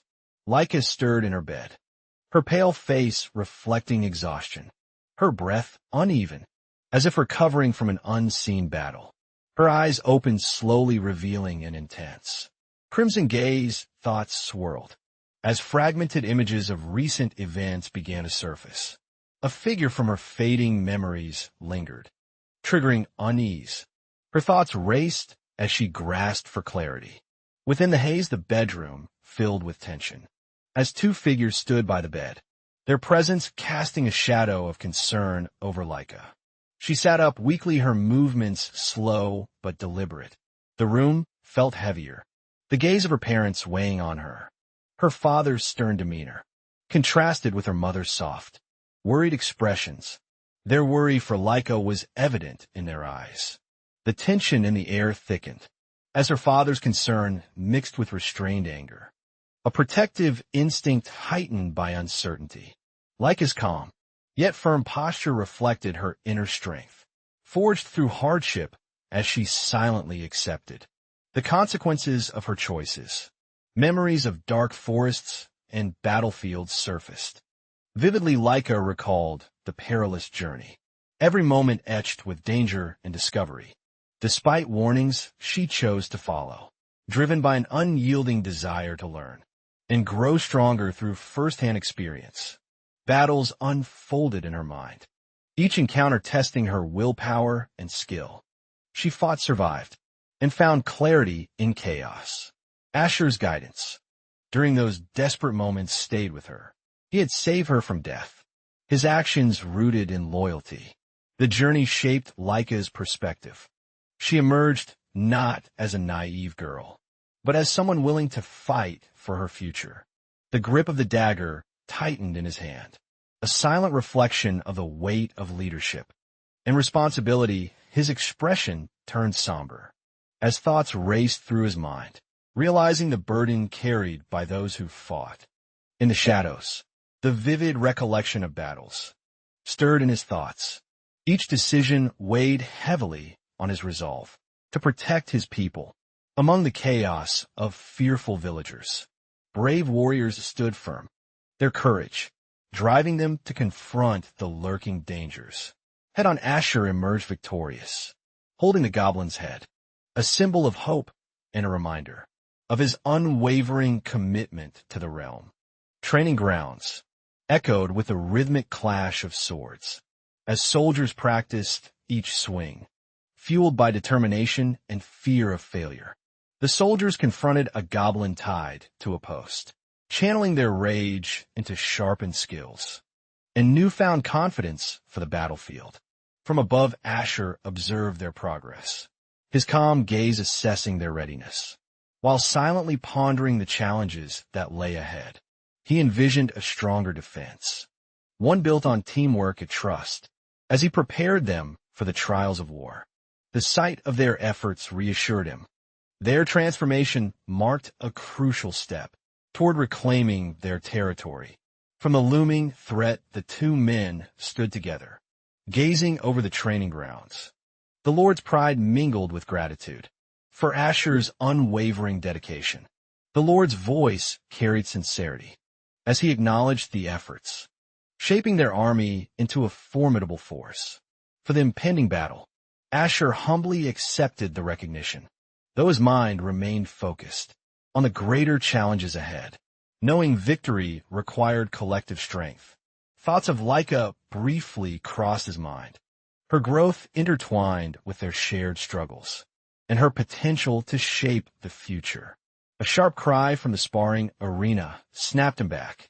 The clash of weapons, a constant reminder of what was at stake. Like rushed to the training ground, as morning light danced around her, determination glowing in her every purposeful stride. Observing her relentless training, Asher and the Lord exchanged glances, their thoughts divided between admiration and concern.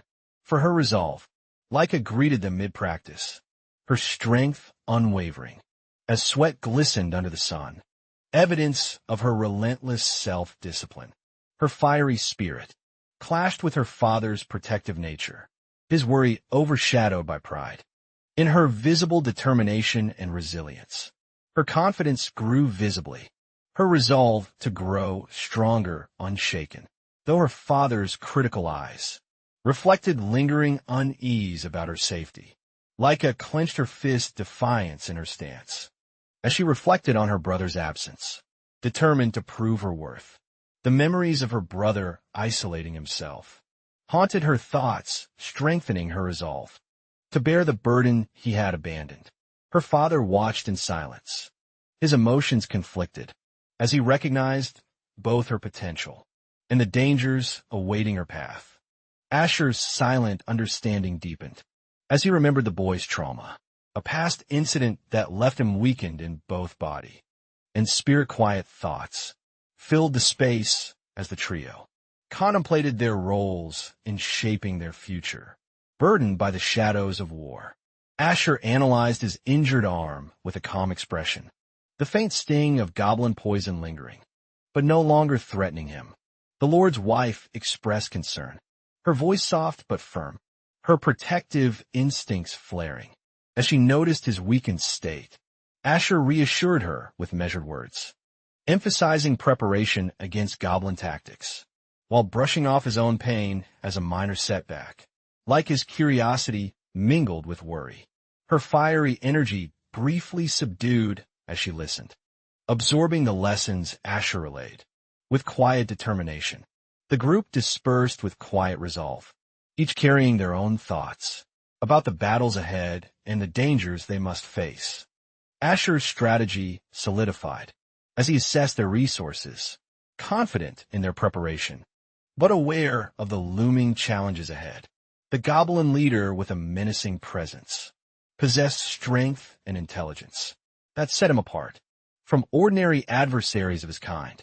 Asher understood the gravity of the battle, realizing he would have to personally confront this formidable foe to ensure victory. The entrance to the goblin lair loomed ahead, dark and foreboding, a silent testament to the dangers that awaited inside. Within the cavern, goblins gathered in droves, their frenzied cries echoing ominously, signaling the intensity of the battle to come. The goblin leader's calm exterior belied his cunning mind as he contemplated his plans. Amidst the chaos of his underlings, breaking the mold of his kind, his aspirations for strength and intelligence were fueled by a deep-seated hatred for humans. Immersed in rituals, he enhanced his physical prowess and intelligence, surpassing the natural limits of his race. With sheer determination, holding on to his beliefs, the goblin leader declared his purpose, not just survival, but to secure dominance for his kind. With unrelenting resolve, he prepared his forces, the fire of vengeance burning fiercely in his heart. As he sought retribution, the goblin leader gripped his weapon tightly, emotions raging within him. His loathing for humans conflicted with an unspoken yearning for freedom. Reflecting on his cursed existence, he grappled with the burden of leadership, torn between responsibility and a desire for release. A brief smile betrayed his inner thoughts as he recalled moments of clarity amidst chaos. Understanding his purpose in this conflict, Asher's image loomed in his mind, a human unlike others, challenging his preconceived notions, while threatening his very survival. Preparing for the inevitable confrontation, the goblin leader sharpened his resolve, vowing to protect his kind at any cost. The goblin leader planted his weapon firmly into the ground, the resounding echo commanding the attention of the entire cavern. His deep voice boomed through the lair, issuing orders with authority, igniting a fierce resolve. Among the gathered goblin warriors, rows of goblins erupted in synchronized roars, their cries reverberating off the stone walls, as their collective energy surged to a peak. Standing tall on a makeshift platform, the leader's presence was imposing his fiery gaze, embodying unyielding determination to eliminate the enemy. Under his command, the goblin army marched out of the lair, their footsteps rumbling like thunder, ready to unleash chaos. The goblin army surged toward the towering fortress, their spears glinting under the ominous sky. As chaos descended upon the battlefield, the goblins charged forward with deafening cries, their glowing red eyes filled with rage, striking fear into the hearts of onlookers. The castle guards raised the alarm, their shouts echoing, as the goblin swarm approached the fortress, in relentless waves of destruction. Amidst the chaos, the leader of the defenders commanded his troops to stand firm, inspiring courage despite the overwhelming odds. Swords clashed and shields were raised as the defenders engaged the goblins, determined to protect their homeland. From utter devastation, the battlefield erupted in chaos. A violent clash of wills as humans and goblins fought fiercely for control of the land. The defenders pushed back with relentless effort, their cries of determination blending with the clash of weapons. In a fierce battle, goblins retaliated with savage ferocity, overwhelming the weaker parts of the defense.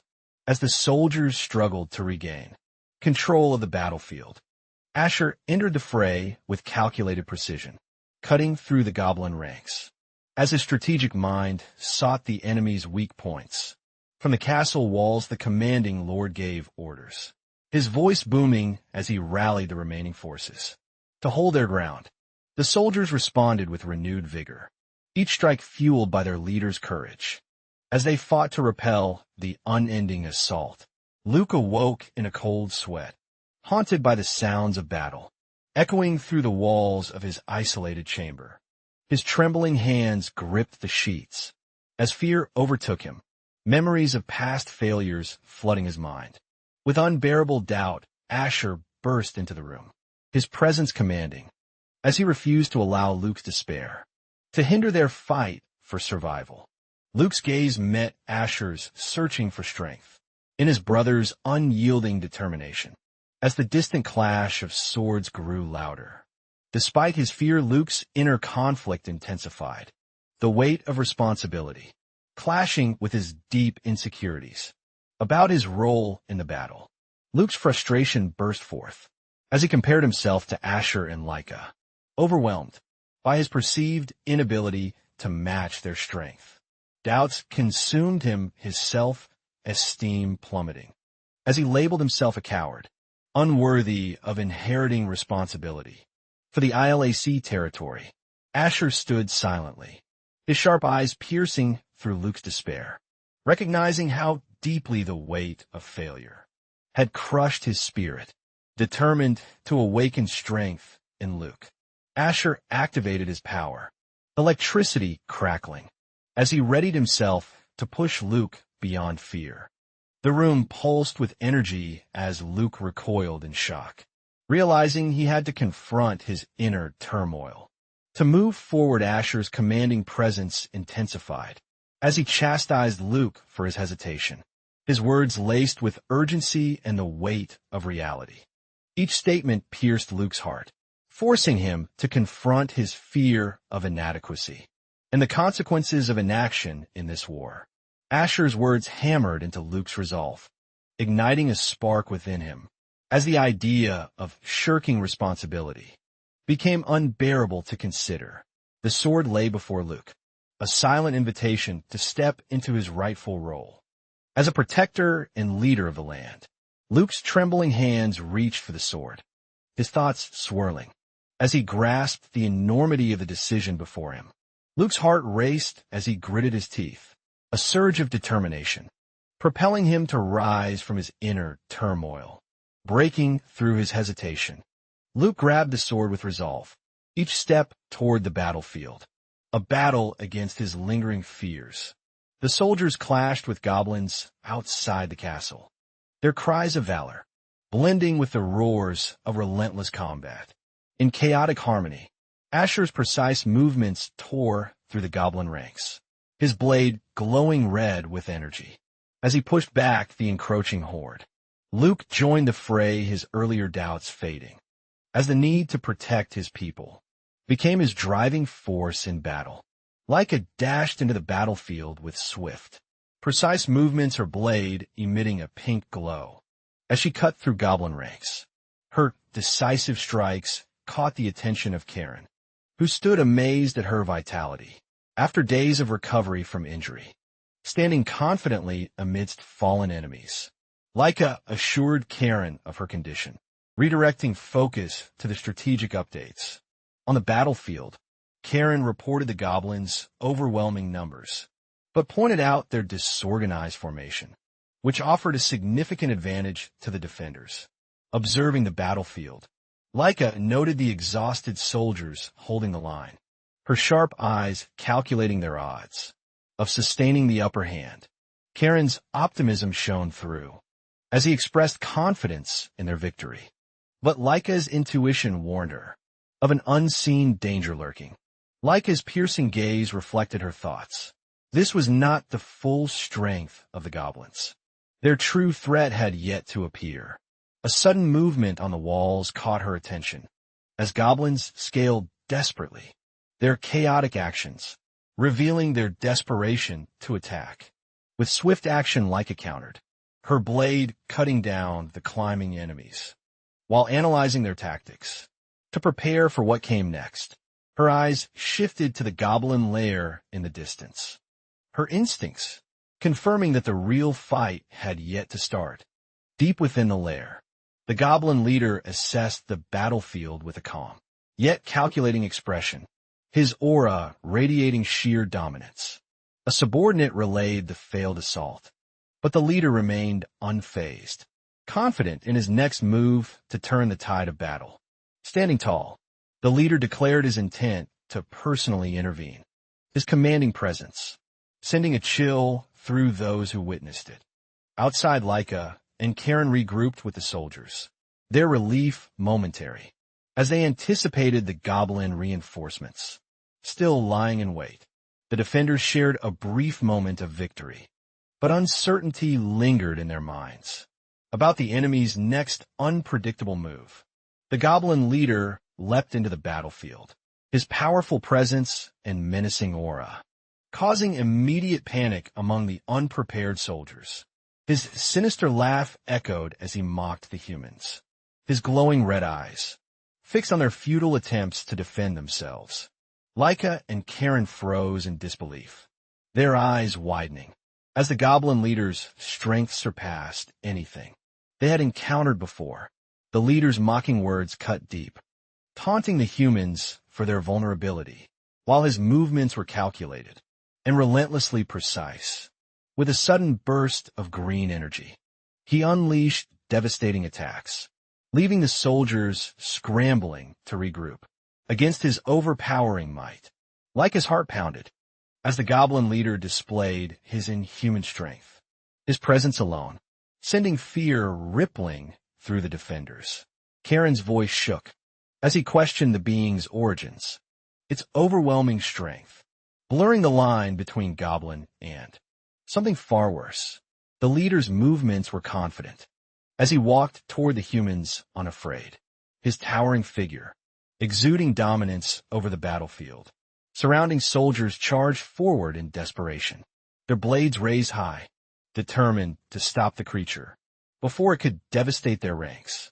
Leica shouted a warning to Karen as he braced to face the monster, realizing the true danger he now confronted. Karen hesitated as the goblin leader approached, his instincts screaming to retreat. As the air grew thick with malice and power, the goblin leader's voice dripped with disdain as he taunted the soldiers, dismissing their efforts as futile and meaningless resistance. His deadly spear swung with devastating force, slicing through the front line. as soldiers were hurled aside like rag dolls. Amidst his assault, the leader's rage intensified, calling the humans fakes, as his attacks became more vicious, his sheer power dwarfing the defenders' efforts. Screams filled the battlefield as the defenders scrambled to hold their ground, their resolve tested. Against an enemy they couldn't comprehend, the goblin leader's brutal strength tore through the defenders, his devastating strikes leaving chaos in his wake. And soldiers scattered. Karen stood frozen beside Leica, his voice trembling as disbelief clouded his mind. The overwhelming power they faced was undeniable. The goblin leader strode forward confidently, his crimson eyes locking onto Leica and Karen. As his menacing aura filled the battlefield, his voice boomed mockingly, addressing Leica as the one he sought, dismissing Karen with a sneer, as unworthy of his interest. Leica's breath caught as she processed his words. His disdain for Karen left her both alarmed and furious at his arrogance. Karen's face twisted with confusion and fear as he demanded an explanation, his voice shaking under the weight of the goblin's words. The goblin leader sneered, mentioning Asher, with a tone of both admiration and disdain, his name laced with undeniable significance. The goblin's eyes glowed menacingly as he declared Asher the real swordsman. His acknowledgement, a chilling mix of respect and rivalry. The goblin leader stood amidst the battlefield, confidently demanding Asher's presence, his sharp gaze piercing through the chaos-filled surroundings. Karen's resolve hardened as he stepped forward boldly, declaring his intent to stand against the menacing goblin, despite the overwhelming odds. Leica's warning echoed as Karen raised his sword, her concern evident, but Karen's determination overshadowed her cautionary pleas. In the moment, with unwavering conviction, Karen gripped his blade tightly, dismissing Leica's fears and believing in his ability to defeat the dangerous foe. The goblin leader sneered, tightening his grip on his weapon, fully prepared to crush Karen's bravery and make an example of him. The goblin leader grinned ominously, his confidence unwavering as he taunted Karen, savoring the thrill of their impending clash. Karen charged forward, his battle cry blending with the shouts of surrounding soldiers, determined to strike the first blow in defiance. The goblin leader deflected Karen's attack effortlessly, his spear's precision overwhelming, showcasing the vast difference in their strength and skill. The battlefield quieted momentarily as the goblin leader struck back, a devastating blow that knocked Karen to his knees. Gasping for air, Karen's shaken expression revealed his realization of the goblin leader's monstrous power as Leica prepared herself to intervene in the battle. Leica entered the fray, her precise strikes keeping the goblin leader at bay, her movements showcasing her refined combat skills. Despite her best efforts, the goblin leader smirked, underestimating her abilities, while absorbing her blows with an air of indifference. Her fiery determination burned brightly as she countered his overwhelming attacks, each strike a testament to her training and unyielding spirit. The goblin leader acknowledged her potential, taunting her efforts, while effortlessly parrying her blade, his amusement growing with every passing moment. With a burst of green energy, he retaliated, forcing Leica to brace herself for the true strength of her formidable opponent. Karen's shock paralyzed him, as the goblin leader's overwhelming power sent him crashing to the ground, his confidence shattered instantly. Leica's cry echoed across the battlefield, her fear for Karen evident, as she watched him fall under the goblin leader's assault.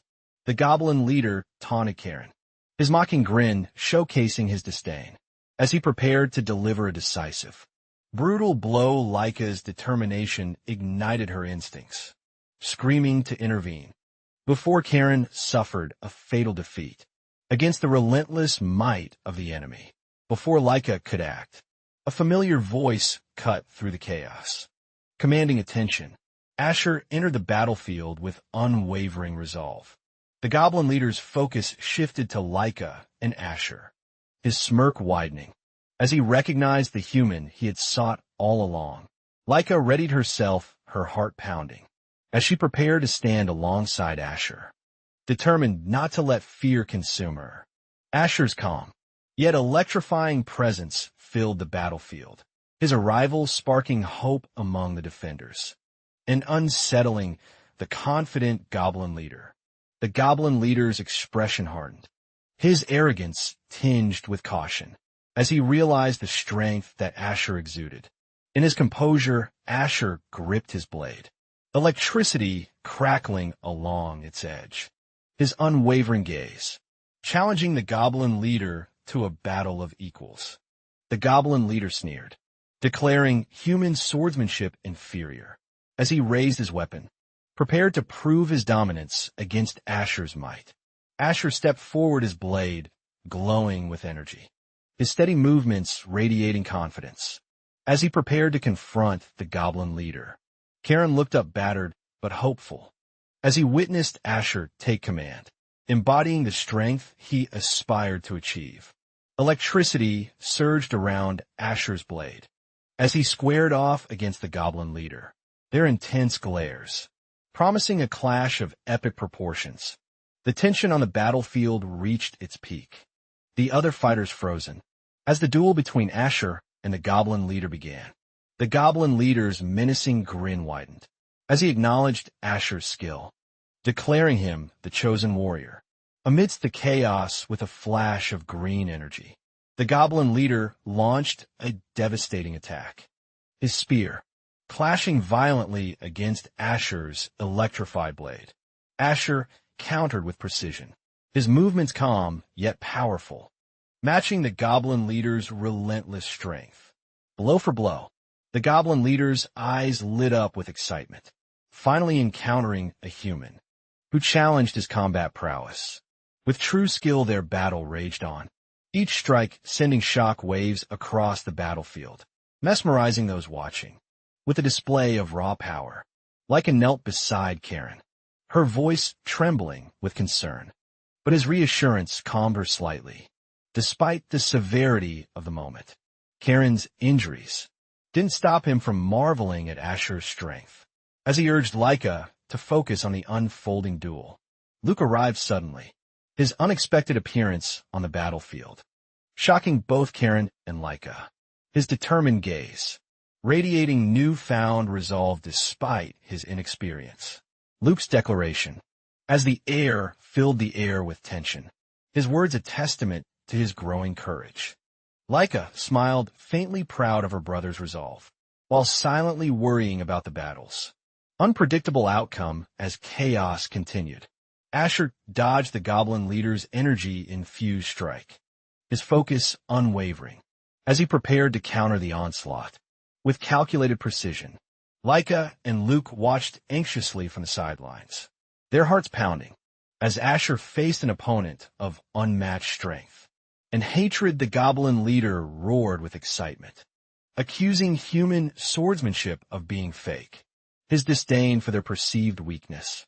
Fueling his rage, Asher's grip tightened on his blade, his calm demeanor unshaken, as he prepared to prove the goblin leader's belief wrong. The battle between them escalated, every clash of their weapons, revealing the stark contrast between raw power and disciplined precision.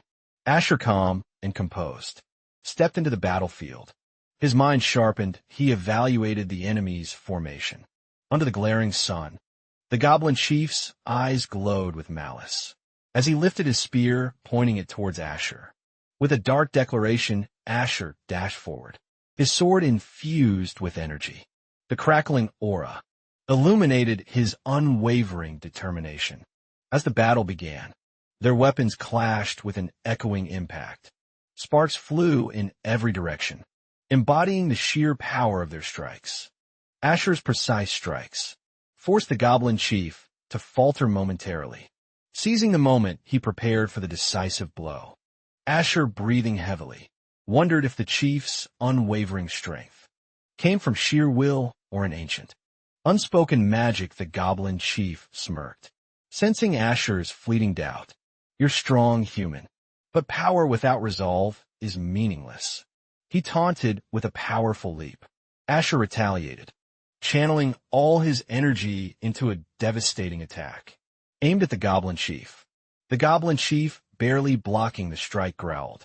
His strength waned, but his resolve to protect his tribe remained unbroken.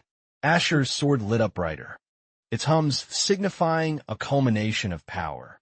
This ends now, he muttered. Stepping forward, the battlefield fell silent as Asher delivered his final strike, splitting the goblin chief's spear in half. Despite the defeat, the goblin chief stood tall, proud of his efforts to protect his people even in loss. Asher extended his hand in acknowledgement of his opponent's valor. A warrior respects strength even in his adversaries. The goblin army retreated, their morale shattered. Asher's victory marked not just strength, but the wisdom of leadership. The sun set over the battlefield, its warm light bathing the victor and survivor alike, hinting at a fragile peace. Asher charged forward, his movements precise and swift. He declared humanity's strength, determined to prove their unyielding willpower. The goblin chief countered, his spear blazing with energy. Yet Asher's blade parried the strike. With unmatched precision, with a roar, Asher unleashed a shockwave of energy. The battlefield trembled as his power overwhelmed the goblin chief. The goblin chief faltered, blood spilling from his wounds. His once unshakable confidence, now replaced by disbelief and defeat. Asher stood tall amidst the chaos. His expression, resolute. Victory was his, and peace seemed within humanity's grasp again. Asher stands over the fallen goblin, his piercing gaze surveying the battlefield, littered with blood and broken weapons of war. Leica and Karen approach cautiously, their hearts pounding, as they confirm the goblin's defeat, questioning if the fight is truly over. Karen whispers nervously, "Is it dead?" as the goblin stirs its body, trembling, defying the devastating blow it endured earlier. The goblin lets out a guttural growl, dragging itself upright, eyes glowing with determination, refusing to accept death's embrace. Asher tightens his grip on his sword, stepping forward, determined to extract answers from the resilient enemy. Before him, the goblin coughs, blood dripping as it meets Asher's eyes, begrudgingly acknowledging his opponent's strength. In a rare show of respect, "You've won, human," the goblin mutters, accepting defeat. Yet its tone carries an ominous warning of an unspoken, greater danger. Asher demands, "Why did you invade us?" His calm demeanor masking the fury burning within, seeking answers to protect his land. The goblin reveals its sinister master, a towering demon commanding armies and weaving chaos to bring humanity to its knees. Memories flood back, a kingdom of flame, innocents slaughtered, all orchestrated by the shadowy figure, whose name strikes fear across the realms. The goblin describes how it followed orders, enslaved to the demon's will, forced to lead its people into endless wars. Asher listens intently, his resolve hardening, as the goblin recounts the cruel manipulation and false promises of power from the demon. The battlefield grows quiet, the weight of the goblin's words sinking in, unveiling a deeper war brewing beyond this skirmish. Determined, Asher declares, "This fight isn't over," turning his attention toward the shadowy force, threatening the balance of the world. The goblin collapses, finally succumbing to its wounds, leaving Asher and his companions with more questions than answers. As the sun sets, Asher stood in silence amidst the battlefield, the air heavy with the scent of blood and the weight of victory. The soldiers cautiously approached, their eyes shifting between the fallen goblin leader and the calm figure of Asher, standing above it. The body of the goblin leader lay still on the ground. A momentary pause in the chaos that had engulfed the field, as the warriors exchanged glances. The goblin's hand twitched slightly, a subtle reminder that the battle might not be over. Despite its severe injuries, the goblin's defiance lingered, its labored breaths echoing faintly. As it clung to the last remnants of strength, Asher's steady steps broke the tense silence. As he approached the weakened goblin, his figure exuding calm, yet commanding authority, the goblin leader, battered and broken, raised its head slightly, its eyes glinting, with a mix of resignation and lingering hatred. The once mighty creature seemed to mock its captors, its expression suggesting that its defeat was only part of a larger scheme. The soldiers around watched with apprehension, their thoughts turning to the grim reality of what the goblin might reveal. Through broken breaths, the goblin hinted at a higher force at play, a chilling reminder of a threat far greater than itself. The memory of past battles surfaced in Asher's mind, each one marked by the devastation caused by the Demon King's armies, stories of the Demon King's brutal campaigns, and his supposed demise, played out in the whispers of those who had survived. The goblin's cryptic words confirmed the worst fears, linking its actions to the dark resurgence of the ancient foe. Asher's gaze hardened, his thoughts turning to the preparations needed to confront the looming threat of another invasion. The battlefield's quiet was now foreboding, signaling not peace, but the calm before a storm that would soon engulf them all. The goblin Kareth stands silently amidst the crowd, his calm demeanor unnerving both Asher and Lara. As they analyze the scene, this isn't a normal goblin, Asher thinks. Kareth seems to have already accepted defeat, raising questions about his true intentions. Asher scans the surroundings, noting the unusual stillness. His instincts warn him that this is only the calm before a greater storm at a distant fortress. Ominous shadows shift. The Demon King's resurrection looms, a harbinger of chaos and destruction for all. The village bustles with activity, oblivious to the growing threat. Soldiers and civilians work tirelessly, preparing for the battles to come. The grand castle towers above the bustling town below, a beacon of hope, yet a reminder of the fragility of peace. Asher sits with the lord of the manor, reflecting on his contributions. Thanks to you, the manor still stands. The lord says, I merely did my duty as a member. Asher replies humbly, hiding the weight of his past decisions. The lord smiles, mentioning Luke's return. He's helping rebuild the walls. He adds, acknowledging the goblin's unexpected rehabilitation. About the goblin, the lord continues, hinting at deeper mysteries surrounding Kareth's strange behavior and potential connections to larger schemes. Guards escort Kareth through the dungeon. His silent presence unnerves them, yet something about him seems different from ordinary goblins. Asher receives news of the Empire's interest in the events. They'll want answers, he thinks, preparing for what's to come. The Lord hands Asher a letter bearing the Empire's seal. Its contents speak of doppelgangers and invasions, signaling an impending crisis. Carriages from the Empire appear on the horizon, their arrival marking the beginning of a new chapter. In the unfolding tale, the Imperial convoy approaches, carrying unknown allies and secrets. Asher steadies himself, knowing the stakes are higher than ever. Villagers gather around, whispering rumors about an unexpected arrival. The air fills with curiosity as they watch intently. Mr. Hayton peers skeptically at the approaching figure, finding it impossible to believe such a presence could visit their humble town. Confusion spreads as onlookers question if they truly saw the carriage. Their doubts make the atmosphere even more tense. The golden carriage gleams under the sun, with its enigmatic occupant hidden behind shadows, stirring fear and awe in everyone. Asher steps out confidently, his aura commanding the crowd's attention. A strange energy radiates, leaving everyone speechless. Asher practice en élégant sword technique, while Lara watches from the stairs, her thoughts consumed with curiosity. About his abilities, Imperial swordsmanship Lara ponders, unimpressed yet intrigued by his mastery. She questions why he's pursuing this specific technique. Lara's skepticism softens, as Asher's sharp movements demonstrate unparalleled control. She can't help but admire his exceptional precision. Asher reflects on his past life, where he trained countless swordmasters, yet many failed to grasp the depth of his skills.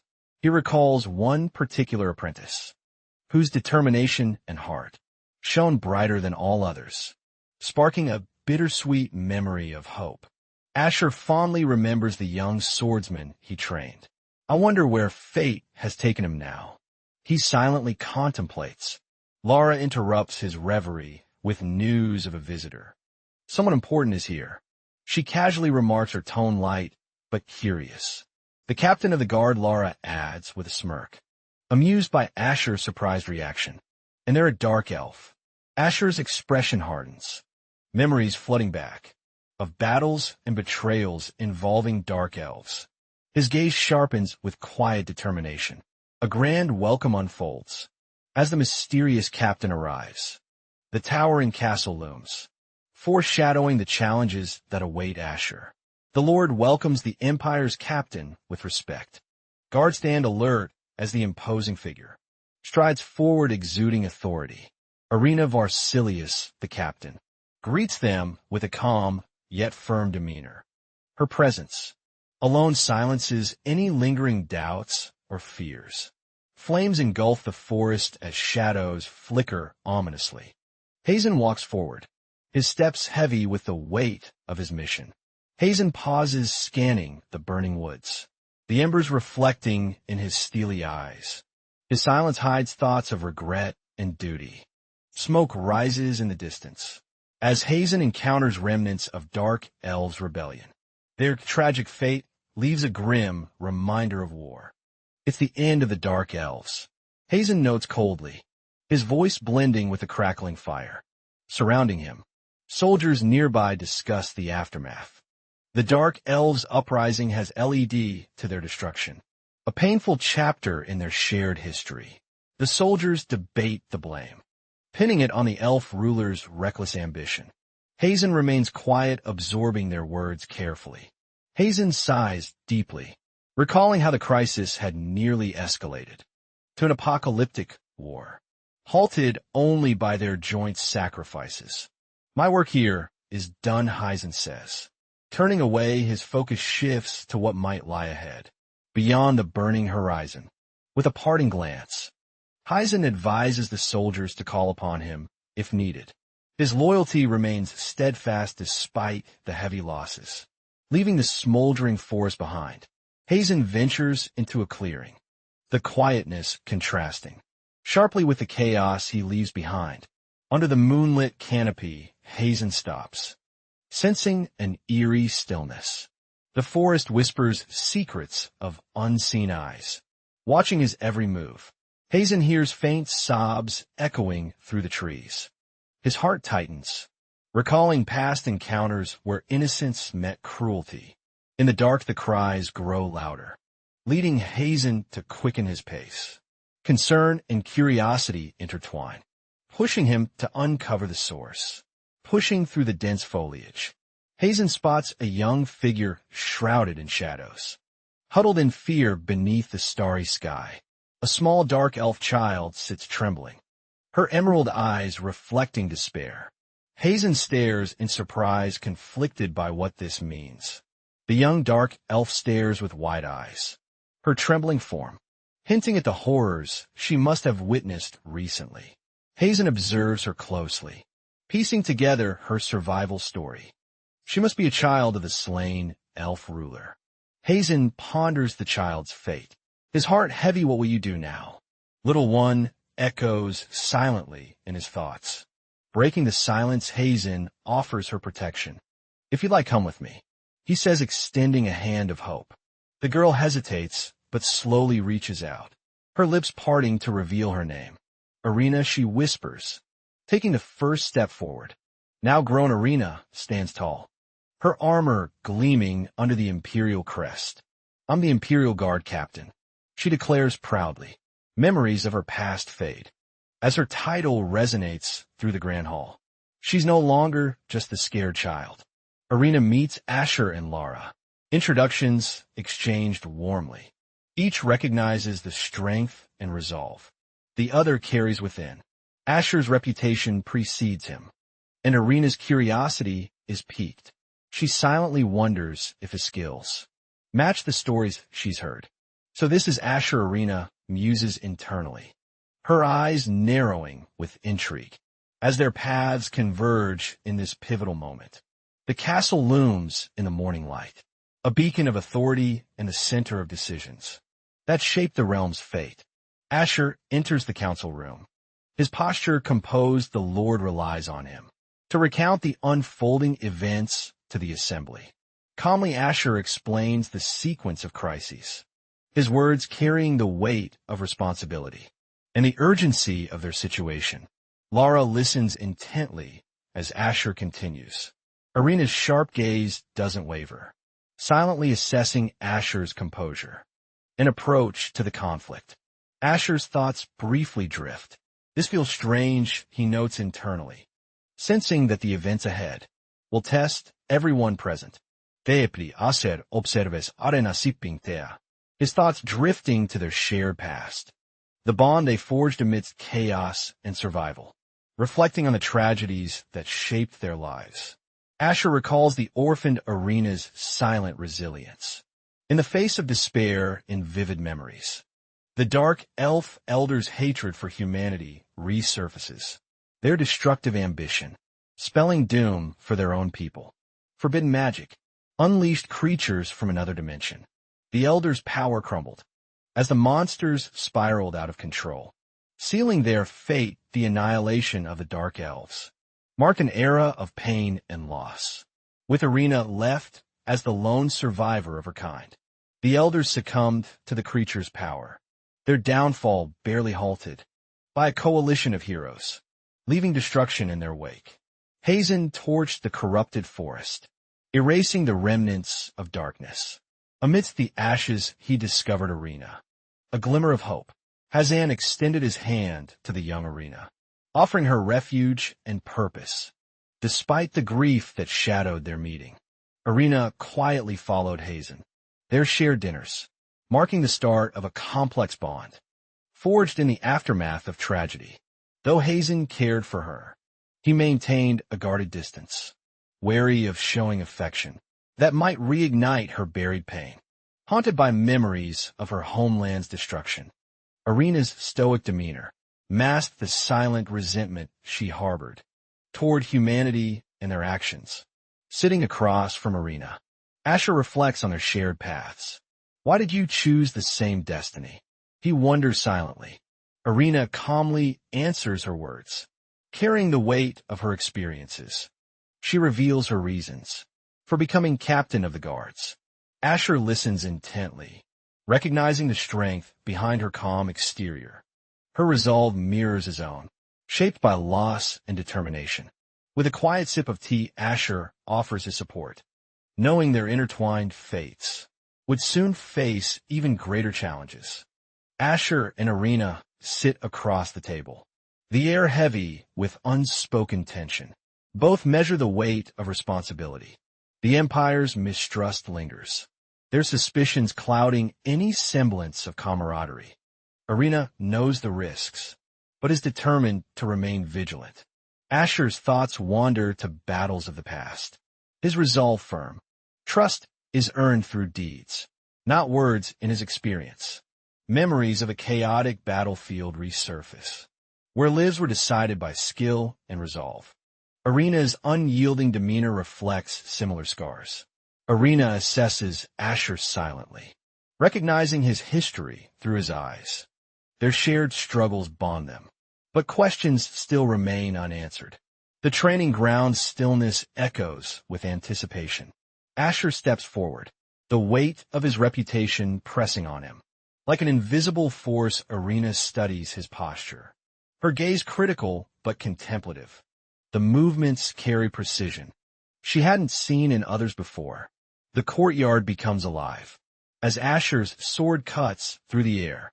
Each motion speaks of experience, forged in countless battles. Arena recalls moments from her past, training alongside masters who valued discipline. His technique stirs memories of those formative years. The session concludes with Asher poised, but calm, his unspoken confidence leaving an impression that mere words could never convey. The courtyard holds a quiet energy. As Arena reflects on Asher's controlled power, something about him feels hauntingly familiar. Her thoughts drift to the father she lost. His stern discipline, reflected faintly in Asher's composed demeanor. The resemblance unsettles her. The soldier nearby breaks her reverie, encouraging her to observe closely. Experience often reveals more than preconceptions ever could. Arena steps back momentarily, her internal conflict masked by her stern exterior. She remains focused, knowing her duty requires clarity of thought. Standing across from Asher, she feels the weight of his presence. The connection between their histories grows harder to ignore. Asher steadies himself, gripping his sword tightly. The weight of proving his skill demands perfection. In this very moment, with calm determination, he nods and begins. His movements are fluid, honed by years of discipline and relentless practice. The sword arcs gracefully through the air, leaving streaks of energy behind. Each strike showcases precision and overwhelming strength. A rapid sequence of maneuvers leaves the training ground crackling with raw energy. Asher's focus never wavers during his demonstration. Arena watches intently, her gaze unwavering. The sheer power and control of Asher's technique evoke a mix of awe and intrigue. Arena's eyes widen as memories of the past flood her mind. The resemblance between Asher and her father becomes increasingly undeniable. She recalls a similar stance, the same powerful and deliberate strikes. Each movement reignites a flicker of emotions. She buried long ago. Asher's sword glows with energy, his technique flawless and commanding. Arena watches, her heart conflicted by familiarity and admiration. Standing silently, her thoughts race. The name escapes her lips, unbidden and filled with hesitation. Could this truly be her father? The academy stood tall, its grandeur reflecting its prestige. Laika's acceptance marked a turning point in her life's journey. Laika's father handed her the acceptance letter. His pride was evident as he prepared her for the challenges ahead. The letter was delivered by the Imperial Guard captain, a symbol of how significant this opportunity was. For Laika, overwhelmed with emotion, Laika held the letter tightly, gratitude filling her heart, as her father's unwavering support reassured her. Her father emphasized the importance of education, reminding her this was her chance to grow her talents and achieve greatness. Laika's excitement bubbled as she packed for the academy. The realization of her dreams felt surreal, yet thrilling at the same time. The academy represented more than knowledge. It was a symbol of a brighter future. She couldn't wait to start her new chapter. The sprawling academy grounds, with their grand architecture, evoked awe and determination in Laika. As she prepared to arrive, images of rigorous training and intellectual pursuits filled her mind. She vowed to honor her family's trust by excelling. Laika's footsteps echoed down the hall. Her resolve was unshaken as she approached the path that awaited her at the academy. As she walked, thoughts of the challenges ahead mixed with the determination to rise to the academy's high expectations.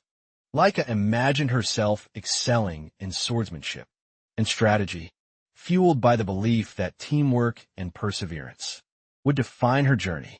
The academy halls filled her with anticipation. She envisioned days of rigorous training that would shape her into a capable leader. Despite the challenges, Laika's confidence grew. She knew the academy was the stepping stone to achieving her long-standing aspirations. Beneath the evening sky, Laika practiced tirelessly. Her determination reflected her belief That hard work would unlock her limitless potential. Asher unleashed a precise slash, his movements swift and deliberate, channeling his focus to strike with undeniable mastery. The battle concluded with a single blow, Asher's skill leaving no room for doubt. As calm replaced the tension, Arian confirmed the situation, her sharp eyes scanning for potential threats.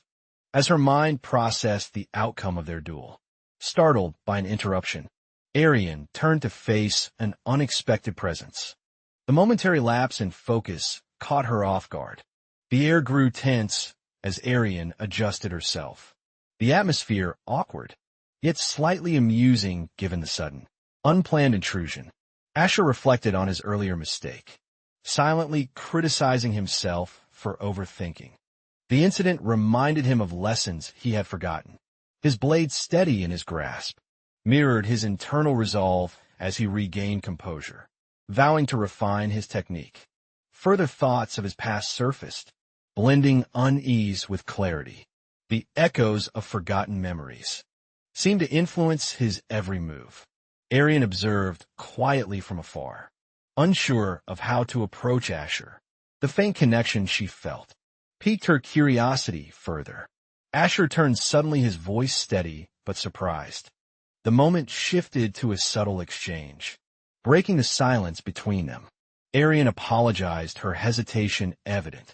Asher dismissed the notion of disturbance, his demeanor light yet focused, an air of mutual understanding. Their conversation deepened as they walked, the golden sunset painting the scene in warm hues of familiarity and comfort. Arian mentioned Asher's techniques, noting an uncanny resemblance to someone she knew, sparking curiosity about his origins and hidden past. Asher offered a vague response, unable to explain the connection, though the faint recognition lingered in both their minds. Together, they stood on the balcony, exchanging thoughts under the fading sunlight, a quiet trust forming through shared, unspoken truths. Arian recounted the events of the past war, her voice heavy with emotion, as she described the rise of the Demon King. Heroes once united to confront evil, their bravery etched into history. Yet their sacrifices were overshadowed by the lingering darkness. Despite their triumph, many lives were lost, and the cost of peace weighed heavily on the hearts of survivors. Memories of ancient ruins and the remnants of the demon race stirred unease, hinting at a brewing threat. In the shadows, among the chaos, Lady Leopolda stood resilient, her wisdom guiding the remnants of the world towards a fragile hope. The collapse of control over the region allowed monsters to run rampant, their invasions spreading fear and destruction. Through the territory, communication with powerful allies was severed, leaving isolated castles and regions vulnerable to the overwhelming advance of enemy forces. Fires consumed villages, painting the night sky red.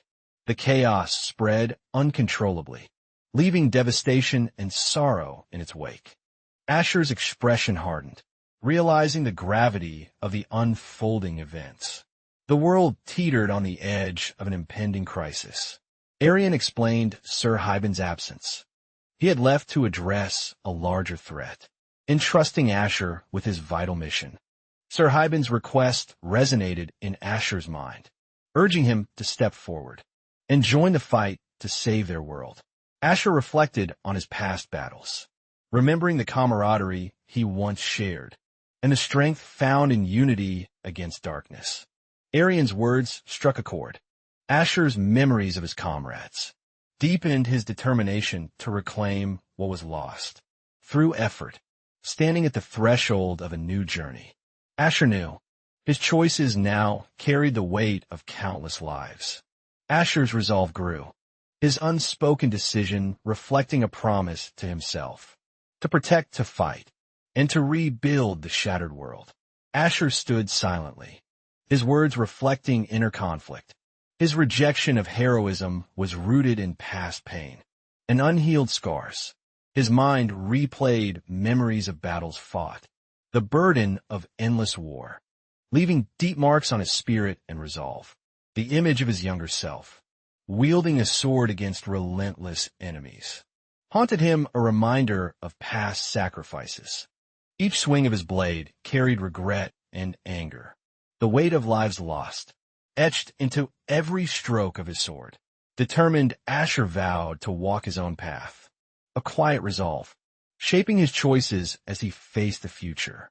Arian listened with quiet understanding, her gaze softening as she accepted Asher's decision to forge a life defined by choice. She recalled Sir Hybern's words about Asher's unchanging nature, reflecting on the strength and consistency she had always admired in him. Arian's comparison between Asher and someone from her past stirred curiosity. The similarities felt uncanny, yet deeply personal to her. The golden hues of the sunset framed their conversation, a quiet exchange that suddenly deepened the trust between them. Asher remained thoughtful, contemplating his purpose, as their conversation echoed in his mind, reshaping his understanding of himself and others. Arian asked Asher about his next destination. His answer was resolute: the Gate of Swords, a place tied to his past. Asher explained his intent: to uncover the mysteries of his reincarnation. He believed the gate held answers to his questions. The vision of the gate, with its towering presence, stirred Arian's curiosity and apprehension about the challenges that awaited. Asher's determination shone brightly as he visualized the path ahead. The gate symbolized both uncertainty and hope for his journey. Arian's expression softened into concern, her thoughts mirroring the weight of Asher's decision and the trials it might entail. Laika approached Asher with a cheerful stride, her excitement palpable as she noticed Arian standing by his side, smiling, lightly waving a letter in her hand. Laika proudly shared her acceptance into the Imperial Academy, her enthusiasm lighting up the moment. "Let's go together," she exclaimed, her joy infectious. The thought of sharing this journey with familiar faces filled her with hope. Arian glanced at Asher, her expression thoughtful. The coincidence of their paths aligning seemed almost too perfect to ignore. With a subtle nod, Arian suggested Asher join them. The idea resonated, hinting at a shared destiny awaiting their steps. Asher stood quietly, his expression contemplative, weighing the suggestion as thoughts of his journey and responsibilities crossed his mind. A small smile formed as Asher decided. The idea of spending these final moments together gave him a sense of peace. The castle gates stood open as citizens and nobles gathered, their presence marking the importance of Laika's impending journey.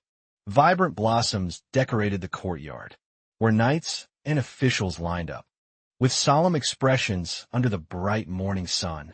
Laika, dressed in ceremonial armor, exuded confidence. Her posture spoke of pride, but her eyes revealed the weight of responsibility. A tender embrace, shared with her mother, conveyed unspoken emotions, a moment of reassurance. Amidst the bustling and formal surroundings, the Duke's presence symbolized stability, as he silently conveyed his trust. The kingdom would await Laika's return, with quiet anticipation, standing resolutely before her family. Laika's firm gaze reflected her determination, masking the uncertainty lurking in her thoughts. Her mother's composed demeanor hid layers of worry, as she silently hoped Laika's actions would safeguard the future of their legacy. Her brother, ever the silent protector, conveyed his support through a simple gesture, a bond that spoke louder than words. The gathered entourage prepared to escort her, symbolizing the gravity of her journey and the responsibilities that lay ahead. The carriage departed, leaving behind a quiet emptiness. Laika wondered if the kingdom she knew would remain unchanged upon her return. As memories of her past life surfaced, shadows of uncertainty began to surround her, filling her mind with unresolved questions.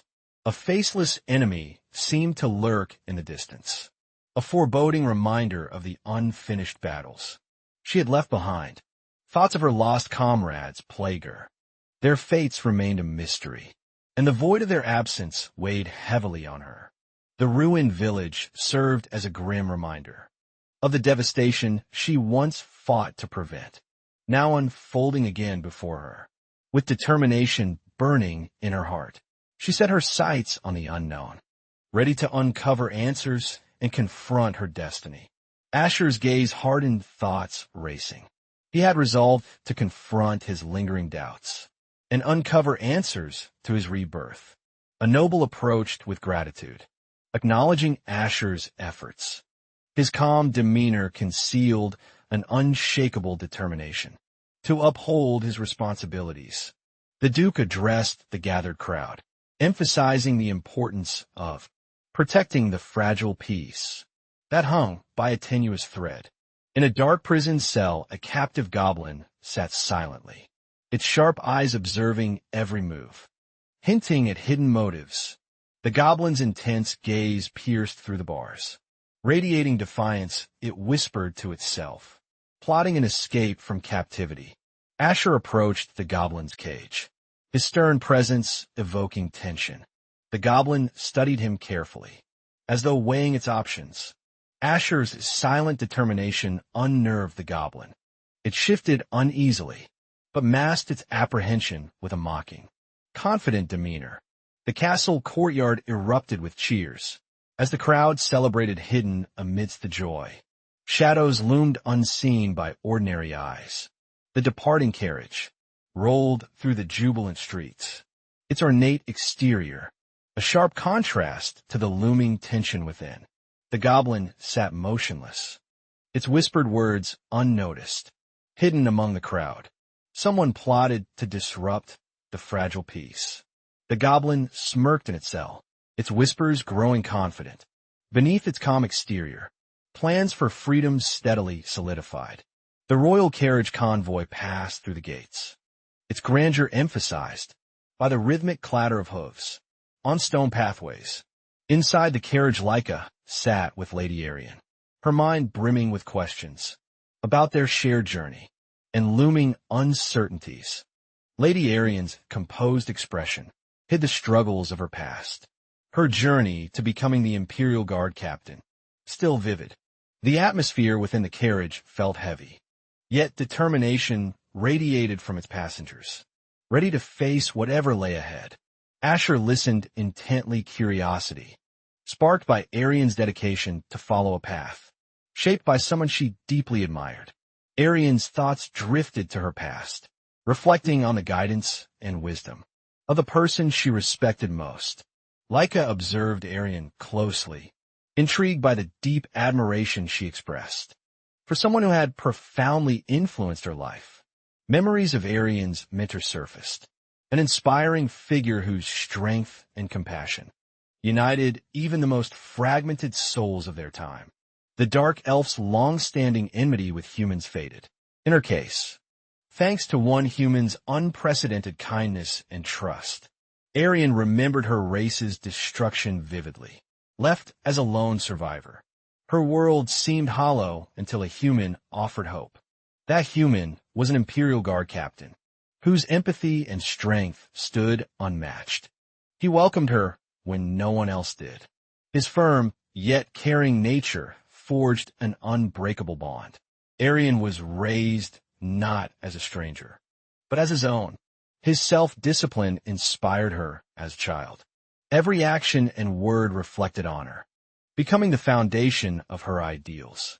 Despite his passing, Arian felt his legacy alive within her.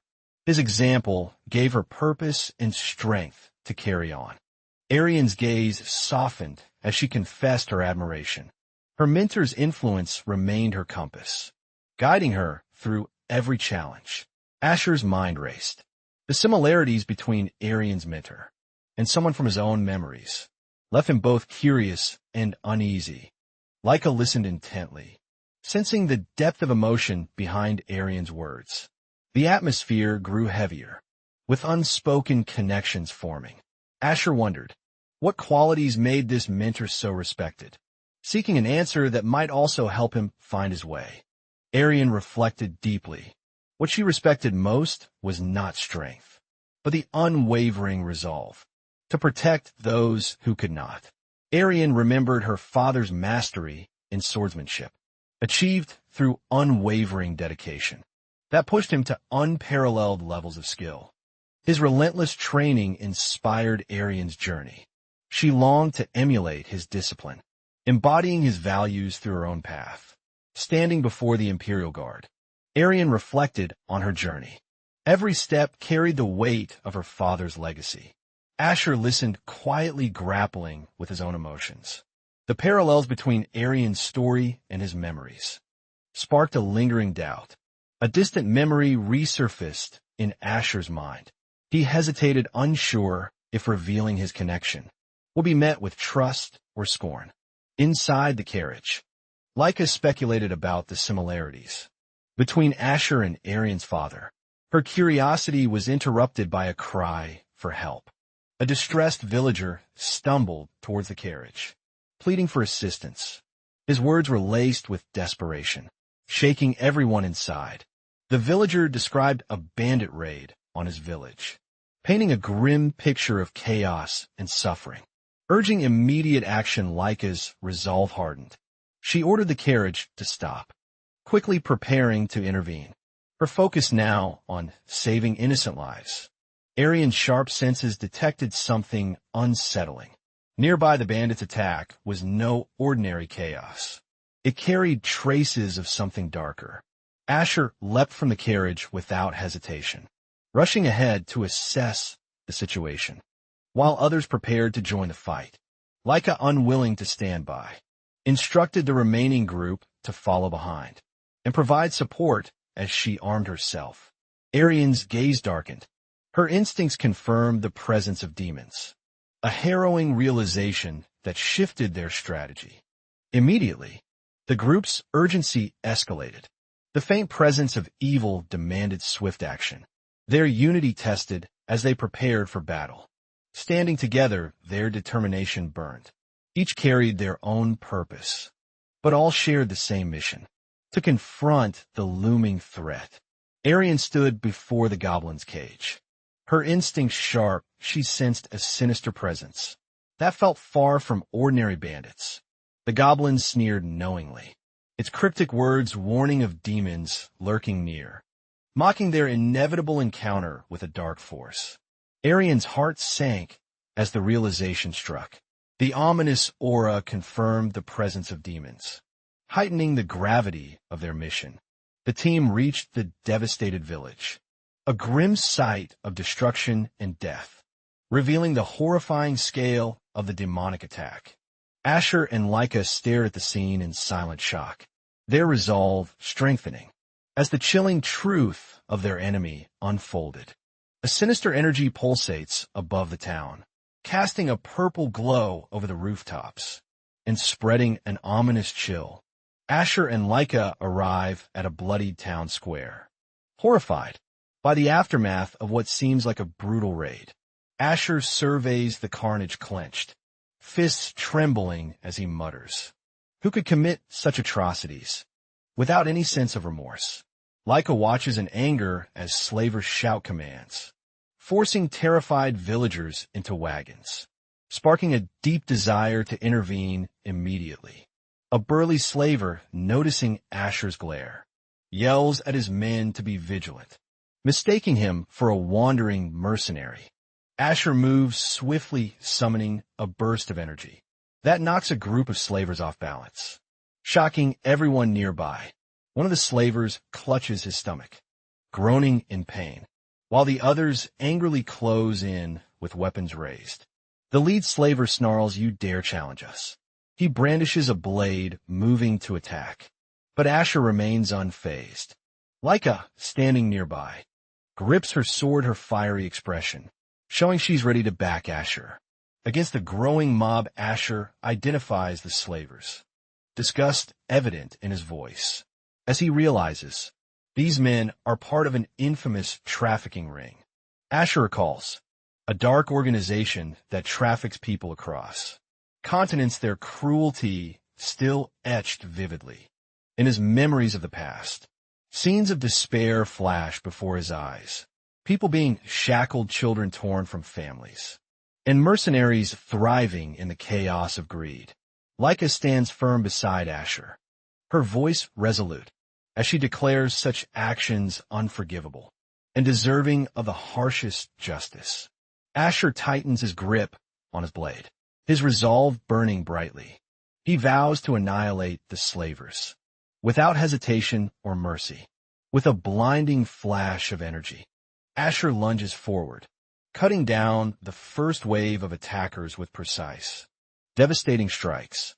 Laika charges forward with incredible speed, her blade cutting through the air in a pink arc, aiming for the slavers. Asher follows up with precision strikes, his sword glowing, as he dispatches the attackers swiftly, leaving no chance for retaliation.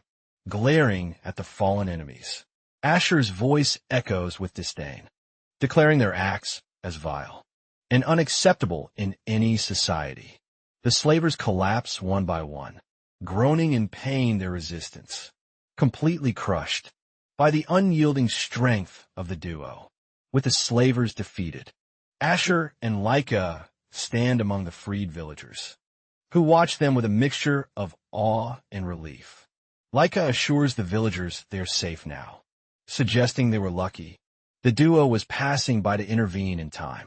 A villager timidly steps forward, bowing deeply to express gratitude, tears of relief streaming down as they thank their rescuers. Asher checks on the villagers, making sure no one is severely injured, while Laika maintains her protective stance nearby. Lady Arena, a figure of authority, approaches Asher and Laika, acknowledging their efforts. While asking about the displaced villager situation, Arena proposes helping the homeless villagers by taking them to the Empire, ensuring safety and resources for rebuilding their lives. Asher and Laika offer to arrange accommodations for the villagers, ensuring their safety until the town can be restored properly. The villagers, overwhelmed by kindness, express their heartfelt thanks, some unable to hold back tears, as they gather in small groups. A child nervously tugs on Asher's sleeve, looking up with wide eyes filled with gratitude, whispering a quiet but sincere thanks. Asher crouches down, patting the child's head gently, a rare smile softening his usually serious demeanor, as he reassures the boy united. The group begins their journey toward the Empire, a renewed sense of hope lighting their path. Despite the devastation behind, Asher gazes at the young boy, sensing something unusual about him, as the child timidly whispers words of gratitude. Locking eyes with the boy, Asher notices a faint, golden mark glowing on his forehead, signaling something ancient and powerful. Shocked, Asher's thoughts race as he recalls an ancient symbol, tied to divine blessings or curses from long forgotten eras. The mark glows brighter, evoking a memory from Asher's past life, connecting the boy to a mysterious and significant destiny. A luxurious carriage approaches the group, interrupting the moment as Asher refocuses on ensuring the safety of the gathered villagers. The carriage stops and Lady Arena steps forward, addressing Asher with concern, pointing toward the boy with the unusual mark. Asher listens attentively, hearing Arena's suspicions about the boy's identity and a possible connection to a noble family in the Empire. Laika, visibly curious, observes the interaction while remaining vigilant, ready to act should any unforeseen dangers arise. Around the group, Arena calmly explains the importance of the mark, linking it to Lord Hyben, a renowned figure known for his mysterious powers. The boy nervously shifts under the group's gaze, as Asher considers their next step, determined to uncover the truth behind the mark. A dark scene emerges in Asher's thoughts, recalling stories of an ancient cult that once sought to control marks of divine power. Memories of battles against cultists resurface, their corrupted magic and rituals, wreaking havoc on innocent lives, for selfish gains and destruction. Asher clenches his fists, recalling how their rituals created monstrous beings, leading to battles that shaped history's course. In devastating ways, determined Asher resolves to investigate the boy's mark, further understanding its significance. In the context of his own turbulent past, he stands before the group, calm but firm, ready to guide them toward the Empire and unravel the mysteries waiting ahead. Arena explains that Lord Crocus, a hero of the Empire, helped resolve chaos during the war with demons and dragons. She emphasizes his sacrifices, keeping his identity hidden for security, but notes his mark connects him to the boy's mystery. Meanwhile, a captured goblin observes the scene from his cell, its eyes gleaming, as it mutters cryptic words about the child. The goblin recalls rumors of a divine lineage, tied to the mark the boy bears, hinting at a significant role. The boy stands silently nearby, oblivious to the truths whispered in the shadows, his presence unknowingly sparking hidden intrigue. Asher decides to bring the boy, Garen, with them to the Empire, hoping the journey will reveal the mark's secrets. As the carriage rolls forward, the group reflects on past events, while the goblin cryptically remarks about humanity's peculiar destiny. Garen, sitting inside the carriage, cautiously introduces himself, confessing he was on a mission when the tragedy unfolded in his village. He recalls his task of succession, set to inherit responsibilities tied to the depths, but captured before fulfilling his purpose. Garen's memories replay in his mind of running, hiding, and eventually being caught, only to lose everything precious in an instant. Asher listens intently, noting Garen's resilience, but questions the challenges of his responsibility, hinting at the difficulties of a life underground. Garen reflects on his orphaned upbringing, surviving on scraps and hiding in forbidden tunnels, seeking refuge from the harsh surface world. Those tunnels, once a safe haven, turn out to be paths leading to Lord Crocus's secluded, mysterious dwelling deep underground. The boy recounts the day he stumbled into the dwelling, unaware of its significance, a twist of fate forever altering his life. As the story unfolds, Asher's mind races, piecing together the boy's experiences with the marks, mysteries preparing for answers ahead. Garen recalls stumbling into a hidden chamber, filled with divine energy, protected by barriers that ordinary humans couldn't breach. Inside, he encountered Lord Crocus, a mysterious figure who questioned how an ordinary boy had managed to enter his sanctuary. Over time, Garen stayed with Crocus, learning about ancient secrets and surviving under the care of the enigmatic Master of Depths. Years later, Crocus revealed his desire to retire, acknowledging Garen's resilience and asking him to become his successor.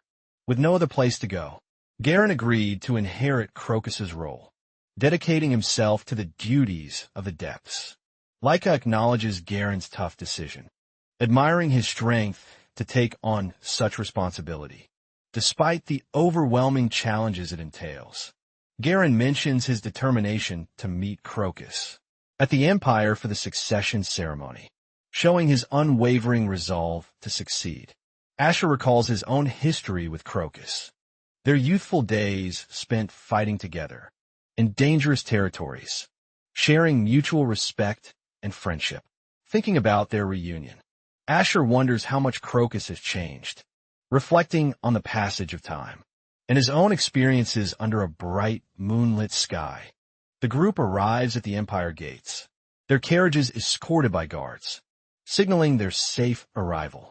The security chief greets them, listening as Arena explains the situation and requests temporary accommodations for the rescued villagers.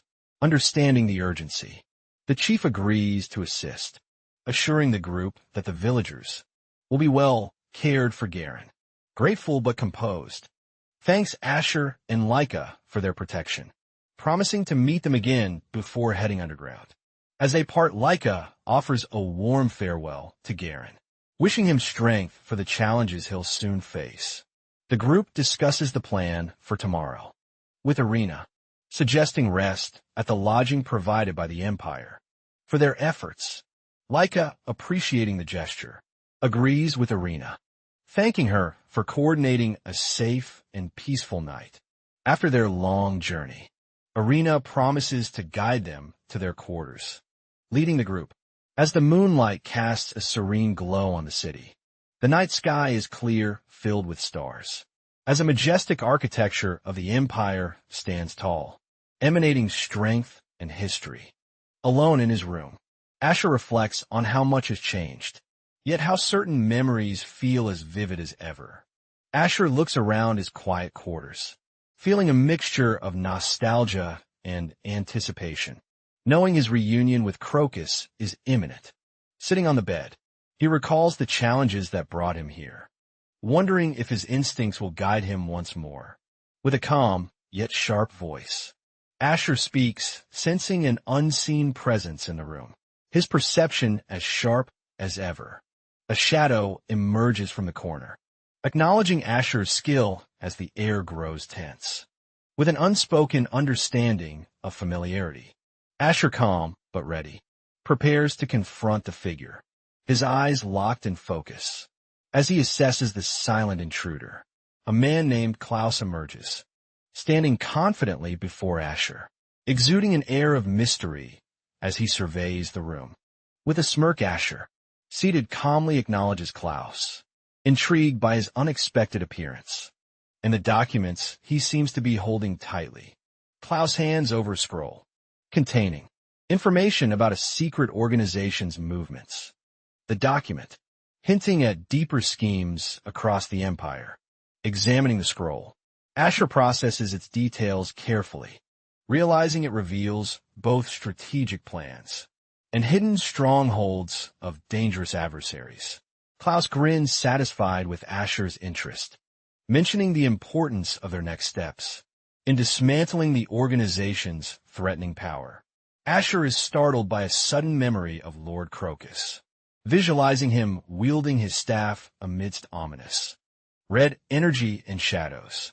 The imagery shifts to the Empire's grand castle, a majestic structure standing resilient against the backdrop of a serene sunrise. Inside, Asher and Laika enjoy breakfast, but Laika comments on Arena's absence, pondering her whereabouts with mild concern. Asher silently nods, lost in thought, reflecting on how their team's cohesion is crucial for the battles and tasks ahead. They share a moment of quiet understanding, preparing for the day, knowing the challenges awaiting them demand utmost focus and strength. Laika reassures Asher, noting that Arena promised to guide them today, but wonders why she hasn't appeared as planned.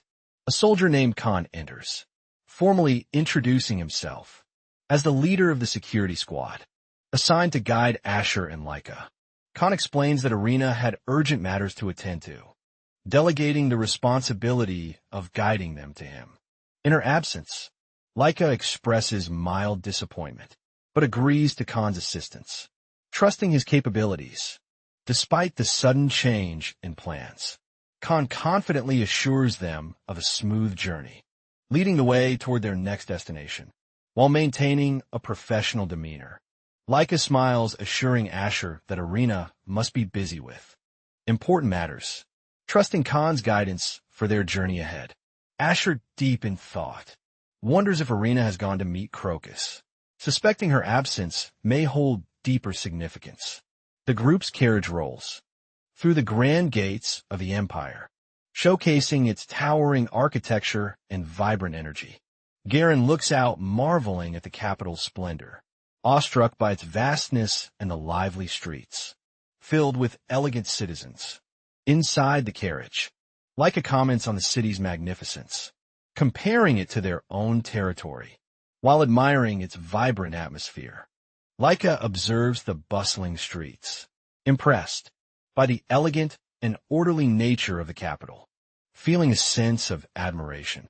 Asher remains silent, recalling the Empire's past glory and the struggles he witnessed during his previous visits to the capital.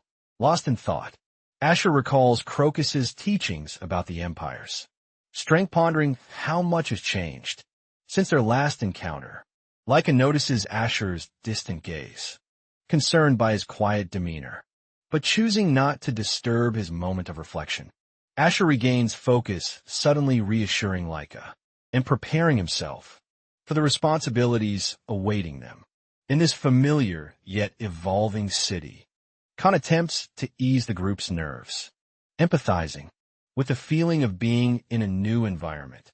Though Asher appears unaffected, Leica thanks Khan for his effort, expressing trust in his guidance. As the group grows closer to their destination, within the city, Asher reflects on how the Empire isn't unfamiliar to him, acknowledging his long history here, while keeping his thoughts private. The Grand Academy comes into view, its towering structure impressing everyone. With its sheer size and intricate design, Leica gasps in awe at the Academy's magnificence, eagerly anticipating what lies ahead within its imposing and illustrious walls. Asher and Leica step out of the carriage, marveling at the Academy's size, which feels grander than their own castle. Asher reminisces about the Academy, recalling it as the place where Crocus and he spent much of their youth in training. The sight of the Academy triggers a wave of memories. Yet, nothing about its grand facade seems to have changed at all. A guide approaches, offering to escort the group to the reception area for further instructions and preparations for their tasks. Leica cheerfully acknowledges the guide, her enthusiasm bubbling as they proceed, anticipating the challenges and new experiences awaiting them. The receptionist greets them warmly, commenting on their arrival from IAC territory and sparking curiosity about their connection to a known swordsman. Leica learns about Karen, a renowned swordsman, lauded as the Academy's top prodigy and a shining example of skill and dedication. The receptionist confidently claims no one in the Empire can surpass Karen's prowess, setting high expectations for the Academy's standards. The discussion shifts to the Academy's strict entry requirements, which include a sword duel. To evaluate an applicant's combat abilities, Leica, excited by the challenge, eagerly agrees to the duel, determined to prove her skills and secure her place at the Academy. The guide escorts the group through the Academy grounds, pointing out notable landmarks and providing instructions for the upcoming evaluations. Leica, focused on the upcoming duel, exudes determination as Asher observes, silently aware of her passion and unyielding resolve. Khan explains he has urgent matters to attend to, leaving Leica to proceed with her duel. Confident in her abilities, Leica invites Asher to watch her duel, but Asher reassures her that he fully trusts her capabilities to excel independently with a confident smile. Leica assures Asher she's ready, embracing the opportunity to showcase her strength and skills at the Academy.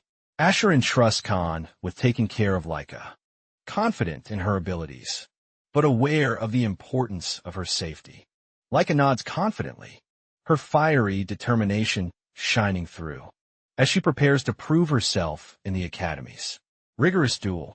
Asher watches her leave, then turns his focus inward, walking away with a purpose, his thoughts now consumed by a looming mystery. His steps echo through the grand hall, each one weighted with anticipation, as he senses something powerful calling out to him. In a hidden chamber, a sword pulsates with radiant energy, enveloped in a purple aura, as if waiting for its rightful wielder. Leica introduces herself confidently as Leica Halberak, ready to face the Academy's entrance test, her gaze steady and unwavering. Having the teacher warns her not to expect leniency due to her noble status, emphasizing that skill alone determines success here. He explains the test Leica must block his attack and land a single strike to prove her worth, and pass raising his sword. Haven signals the start of the duel, his stance exuding power and years of refined combat experience. Leica mirrors his readiness, her determination blazing as she raises her blade, fully prepared to meet the challenge head-on. Observers discuss Haven's reputation as an esteemed knight, and how his test demands nothing less than excellence. From all participants the academies, stringent admission standards are highlighted, sparking curiosity among the onlookers about Laika's abilities and whether she can pass. Laika moves swiftly, her sword glowing with precision, as her training and determination shine through. In every calculated motion, Haven acknowledges her skill, launching a powerful attack with precision and force, testing Laika's focus and resolve in the moment. Laika counters with a graceful yet fierce strike, her movements honed through years of dedication. Meeting Haven's power with her own, Laika unleashes a decisive strike, with a determined shout, her blade radiating strength and precision.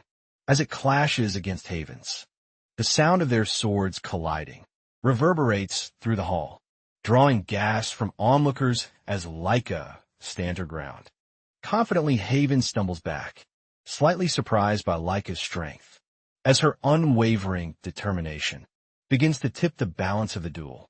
With one final precise motion, Laika lands a clean strike on Haven, securing her victory and leaving the crowd in awe. As Haven acknowledges her skills, Laika stands tall, triumphant, and radiant, proving her worth and earning her place at the academy. Laika stands tall after her victory, her sword gleaming as Haven falls, acknowledging her as a worthy opponent.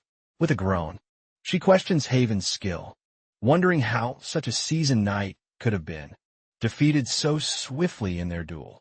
The observers are left speechless, shocked by Laika's display of strength and her ability to pass such a difficult test with ease. Haven smiles, faintly recognizing Laika's true potential, while the receptionist declares her successful entry into the prestigious academy. As Laika gazes at the sprawling academy grounds, she feels a surge of pride and excitement for the journey ahead. Meanwhile, Asher walks through the academy's outer grounds, his steps purposeful, as he approaches a legendary structure hidden within. He stands before the Gate of the Swords, a monumental door known for its connection to the Empire's greatest warriors. The gate's imposing presence stirs memories of ancient traditions, designed to test swordsmen's resolve and unlock paths to unparalleled mastery.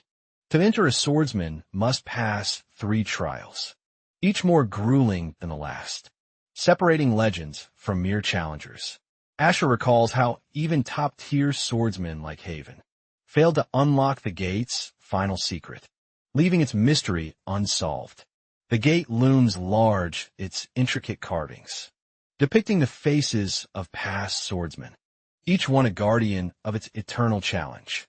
Opening one gate reveals another, a cycle meant to push swordsmen to their absolute limits. And beyond, many swordsmen have tried to conquer the gate, yet none have reached its final depths, leaving its secrets shrouded in mystery. Asher reflects on the stories of failure, even among swordmasters, as he considers the path he's about to take.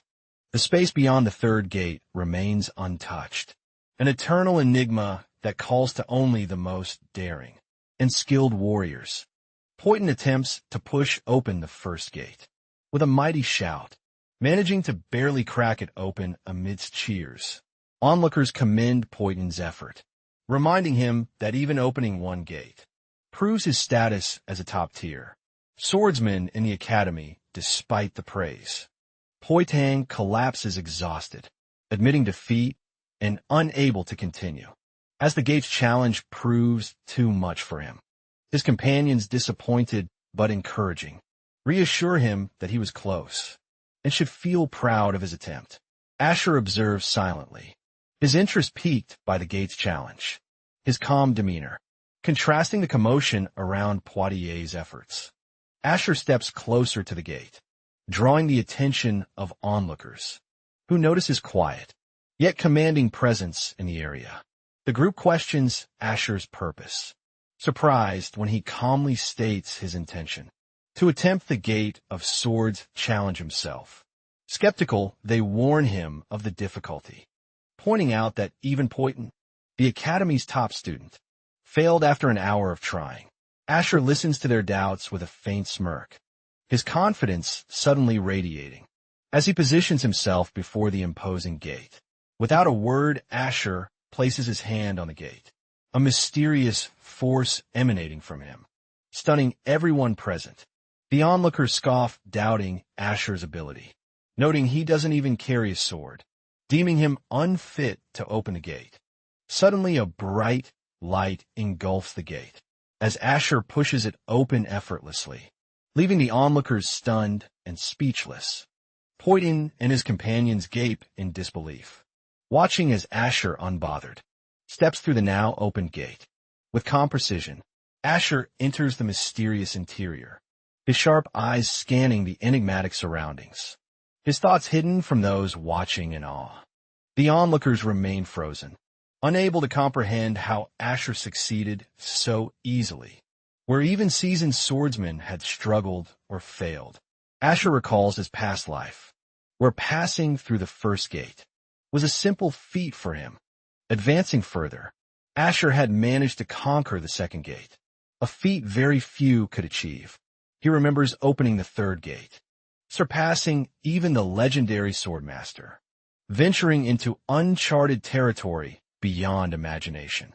The unknown expanse revealed a cosmic scenery, a realm beyond reality, where no ordinary human had ever dared to venture. Back then, Asher was just a guard captain, without glory or prestige. Yet destiny led him to this mysterious place. Returning to the present, Asher reflects on the mystery of his success, in traversing the gates and what awaited him. Walking forward confidently, he senses the same enigmatic energy that guided him during his past encounters with the gates. At the heart of the cosmic realm stands a magnificent sword, gleaming with an aura of overwhelming power and wisdom. Asher greets the sword, recognizing it as Ensis, a sentient entity, guarding untold secrets and holding great knowledge. Ensis responds, recalling Asher's last visit and expressing curiosity about his transformed, youthful appearance since their last encounter. Ensis questions the drastic change in Asher's form, sensing a different, yet familiar presence within the younger man's being. Asher explains that while his body is reborn, his soul remains unchanged, leading him back to Ensis for answers. Ensis acknowledges Asher's words, understanding that only someone of his past experiences could return to this sacred space. Aware of Ensis's vast knowledge, Asher seeks insights into the purpose of his reincarnation and the unfolding cosmic events. Ensis, intrigued by Asher's determination, prepares to share what he knows, sensing that their intertwined fate has just begun anew. Ensis's aura intensifies as it examines Asher's soul, its ethereal energy, revealing hidden layers of his existence. Previously unseen, swirling light envelopes Asher, binding his essence as Ensis, delves deeper into the core of his spiritual being. And Estes pauses, noting an unsettling disturbance within Asher's soul, a presence both foreign and sinister, sparking immediate curiosity. There lies a corrupted energy within you. Ensis declares its voice, filled with concern at the unnatural distortion it detects. Asher's expression hardens upon learning a malevolent force has tainted his soul, stirring questions of its origin and purpose. A sinister plot unfolded as shadowy figures conspired, led by a mysterious man with an air of dark authority. Asher's heart raced, the betrayal cut deeper than any sword. Memories of loyalty clashed with bitter feelings of treachery. In a mysterious chamber, echoes of ancient power resonated as Asher approached a glowing pedestal that emitted an eerie aura. A celestial voice spoke, revealing that gods could manipulate souls. Asher's existence became a pawn in a celestial game, suspended in swirling energy. A radiant sword symbolized Asher's past, a tether to forgotten strength and a new destiny. The sword radiated immense power, intertwining with Asher's soul, unraveling secrets of his past as a revered swordmaster. Visions revealed his unmatched skill in battle, but betrayal overshadowed his accomplishments, leaving an indelible scar on his soul. Gods crave his soul for its pure strength, an essence forged through battles, pain, and indomitable will. Over lifetimes, Asher learned his aura failed to merge fully, leaving him vulnerable yet uniquely unyielding, a target for higher beings. Determined, Asher steeled himself, knowing his new body might limit him. But his spirit burned fiercer than ever before. Eyes glowing with resolve, Asher faced an ominous force. The name Marina whispered in the shadows, foretelling danger, turning away from the sword's pleas. Asher walked resolutely, the blade's despair echoing in the chamber behind him. The sword's lament hinted at past struggles, to escape its confines, leaving Asher intrigued but undeterred by its cries. Asher promised to revisit the mysterious blade later, prioritizing his journey to reclaim his identity and confront Marina. Shadows stirred as Asher departed, a silent acknowledgement of the battles awaiting him. Beyond the confines of the chamber, the radiant sword resonated with excitement. As Asher approached, a flicker of hope reflected in the blade's energy. Asher extended his hand, gripping the sword with quiet determination, its warmth spreading through him. Like an unspoken connection, the blade's desperate longing to escape radiated through Asher's soul, merging their resolve into a single shared purpose. A sudden rush of power surged through the chamber, as Asher's grip tightened, igniting the dormant energy within the blade.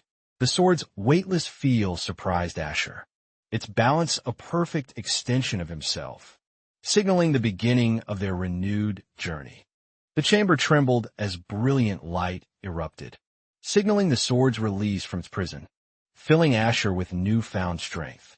The energy grew wild, the sword's jubilant cries echoing in Asher's mind. As it tasted freedom for the first time, Asher braced against the energy surge, the sword's unshackled power swirling into the room, illuminating the once dark surroundings outside. The night sky shimmered with the sword's release, heralding the reawakening of an ancient force. Long forgotten by time, Asher stood outside the chamber, the sword's warmth now silent but resolute, ready to face new challenges ahead. Asher entered the bustling manor, his clothes tattered from the day's events, catching the attention of his comrades nearby. "A tough day, huh?" A friendly nudge greeted Asher, their camaraderie easing, the weight of his sword on his back. The group exchanged stories of their trials, laughter filling the room, grounding Asher. After his surreal encounter with the sword, Asher reflected quietly on the sword's promise and the challenges to come, resolved to prepare himself for the trials ahead. The manor buzzed with life, but Asher's mind drifted to the journey ahead, his grip firm on the sword's hilt.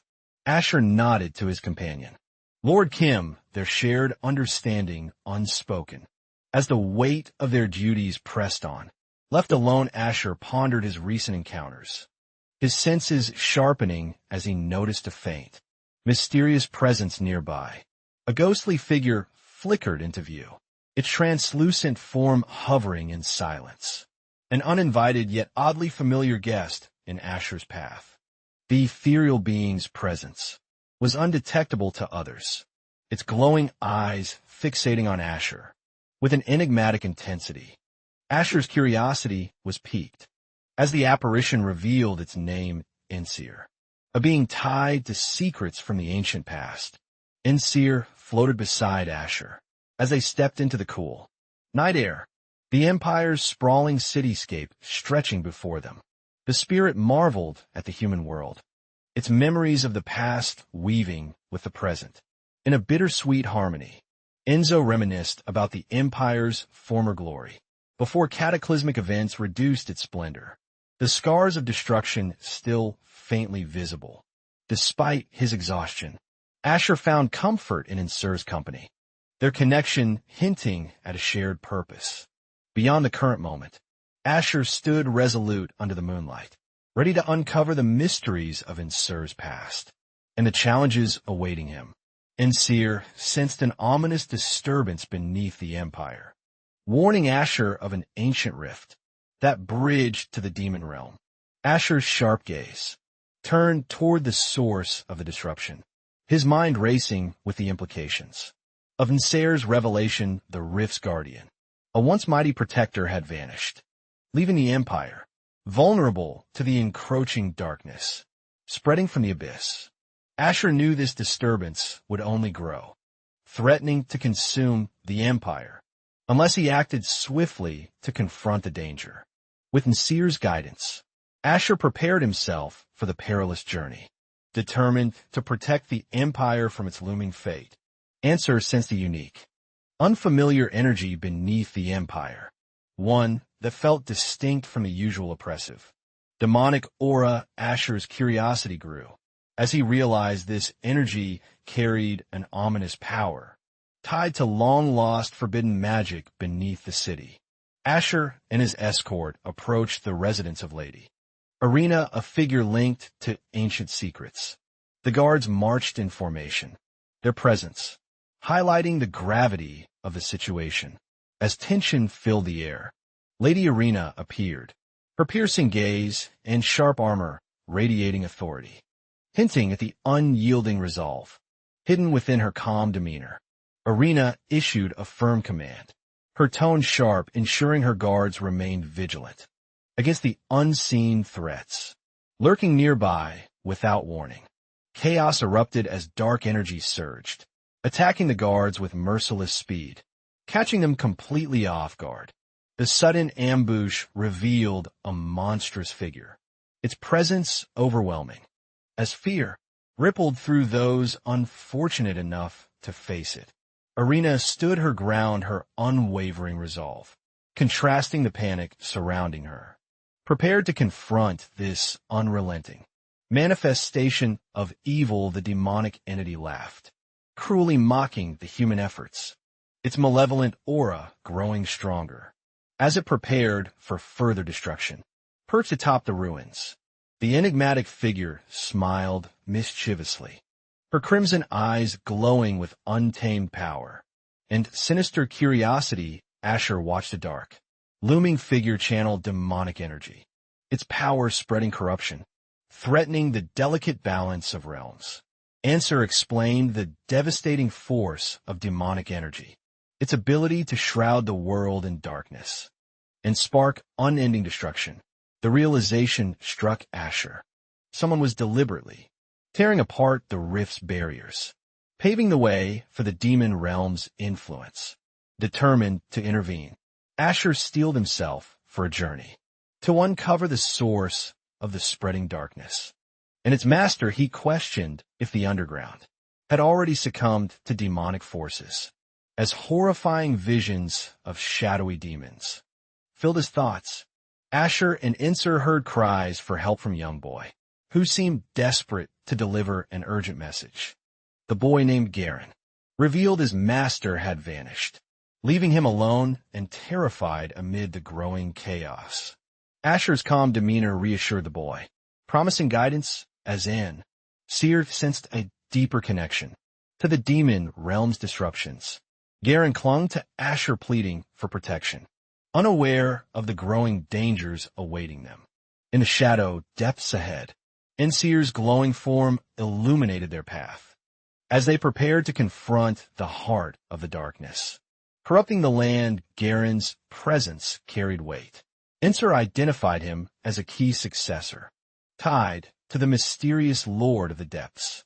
The group debated their next move, realizing the demon realm's influence limited their options for safe passage. In action, Asher volunteered to guide Garen, knowing only those with exceptional training could withstand the corrupting power surrounding the demon rift. With courage unwavering, Asher led the boy, while Insir's presence served as a beacon of hope in the encroaching darkness. Their mission clear: Asher prepared to face the trials of the depths. Aware of the sacrifices such a path required, Asher descended into the underground, steeling himself to face Talkin, a powerful goblin, imprisoned for reasons shrouded in secrecy. In the dim light, Token's imposing form emerged, his chains rattling, as he studied Asher with a calculating gaze. Recognizing Token's potential, Asher offered freedom in exchange for loyalty, a deal forged to tackle the dangers in the depths. Token hesitated, briefly weighing his options before agreeing, his pride as a warrior, demanding he honor such a formidable pact. Asher nodded confident in his decision, as Token's cooperation symbolized an unlikely but necessary alliance against the spreading darkness. Token swore his allegiance to Asher, his deep voice echoing with sincerity, sealing their bond as companions for the journey. Lord Cain reluctantly agreed to release Token, acknowledging Asher's authority and trusting his judgment. Despite lingering doubts about the goblin, the group prepared for their descent, their resolve solidified by the magnitude of their mission and the dangers they would face. Asher's calm demeanor inspired trust, even as the weight of responsibility pressed heavily on him, driving his unwavering determination forward.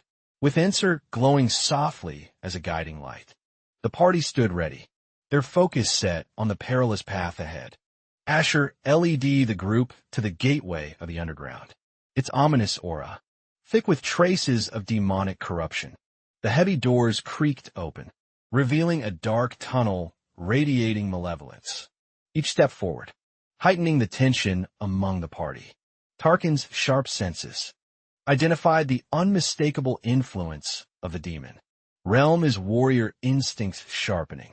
As he prepared for battle, the group ventured deeper, their footsteps echoing against the cold stone walls, the weight of impending danger ever present in their minds. Asher reassured Garen with a firm glance, his resolve unwavering, despite the uncertainty of what awaited them. In the shadows, Asher noticed Garen, struggling under the demon realm's influence, but his resilience hinted at hidden strength beyond his young age. Token observed Garen's endurance, noting how a normal human would falter. It intrigued him as they pressed deeper underground amid the shadows.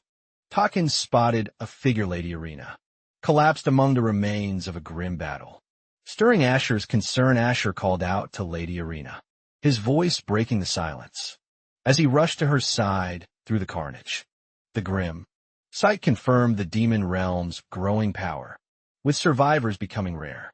Amidst the destruction they left in their wake, Lady Arena stirred weakly, recognizing Asher and his party. Relief mingled with exhaustion as she explained the dire events underground.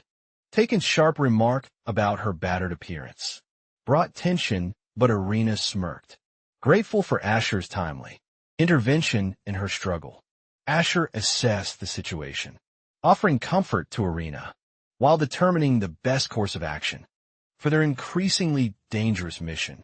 Garen remained close, showing concern for Lady Arena, his bravery and resolve growing. As he saw her begin to recover, their alliance strengthened. Asher prepared to move forward, knowing Arena's insight could provide vital aid. Against the darkness ahead, Tarkin suddenly halted his keen senses, alerting the group to the presence of demons lurking nearby, their power saturating the air. And Seer's faint glow intensified, confirming Taken's warning. As a dark oppressive energy began to surround their current location, Asher steadied himself, sensing the familiar traces of dark magic, its corrupting influence, tugging at the edges of his resolve. Token's disdain for the energy was evident, his warrior instincts sharpening. As he prepared to confront the looming threat ahead, the party braced for battle, united in their determination to face the demonic force, waiting in the oppressive shadows.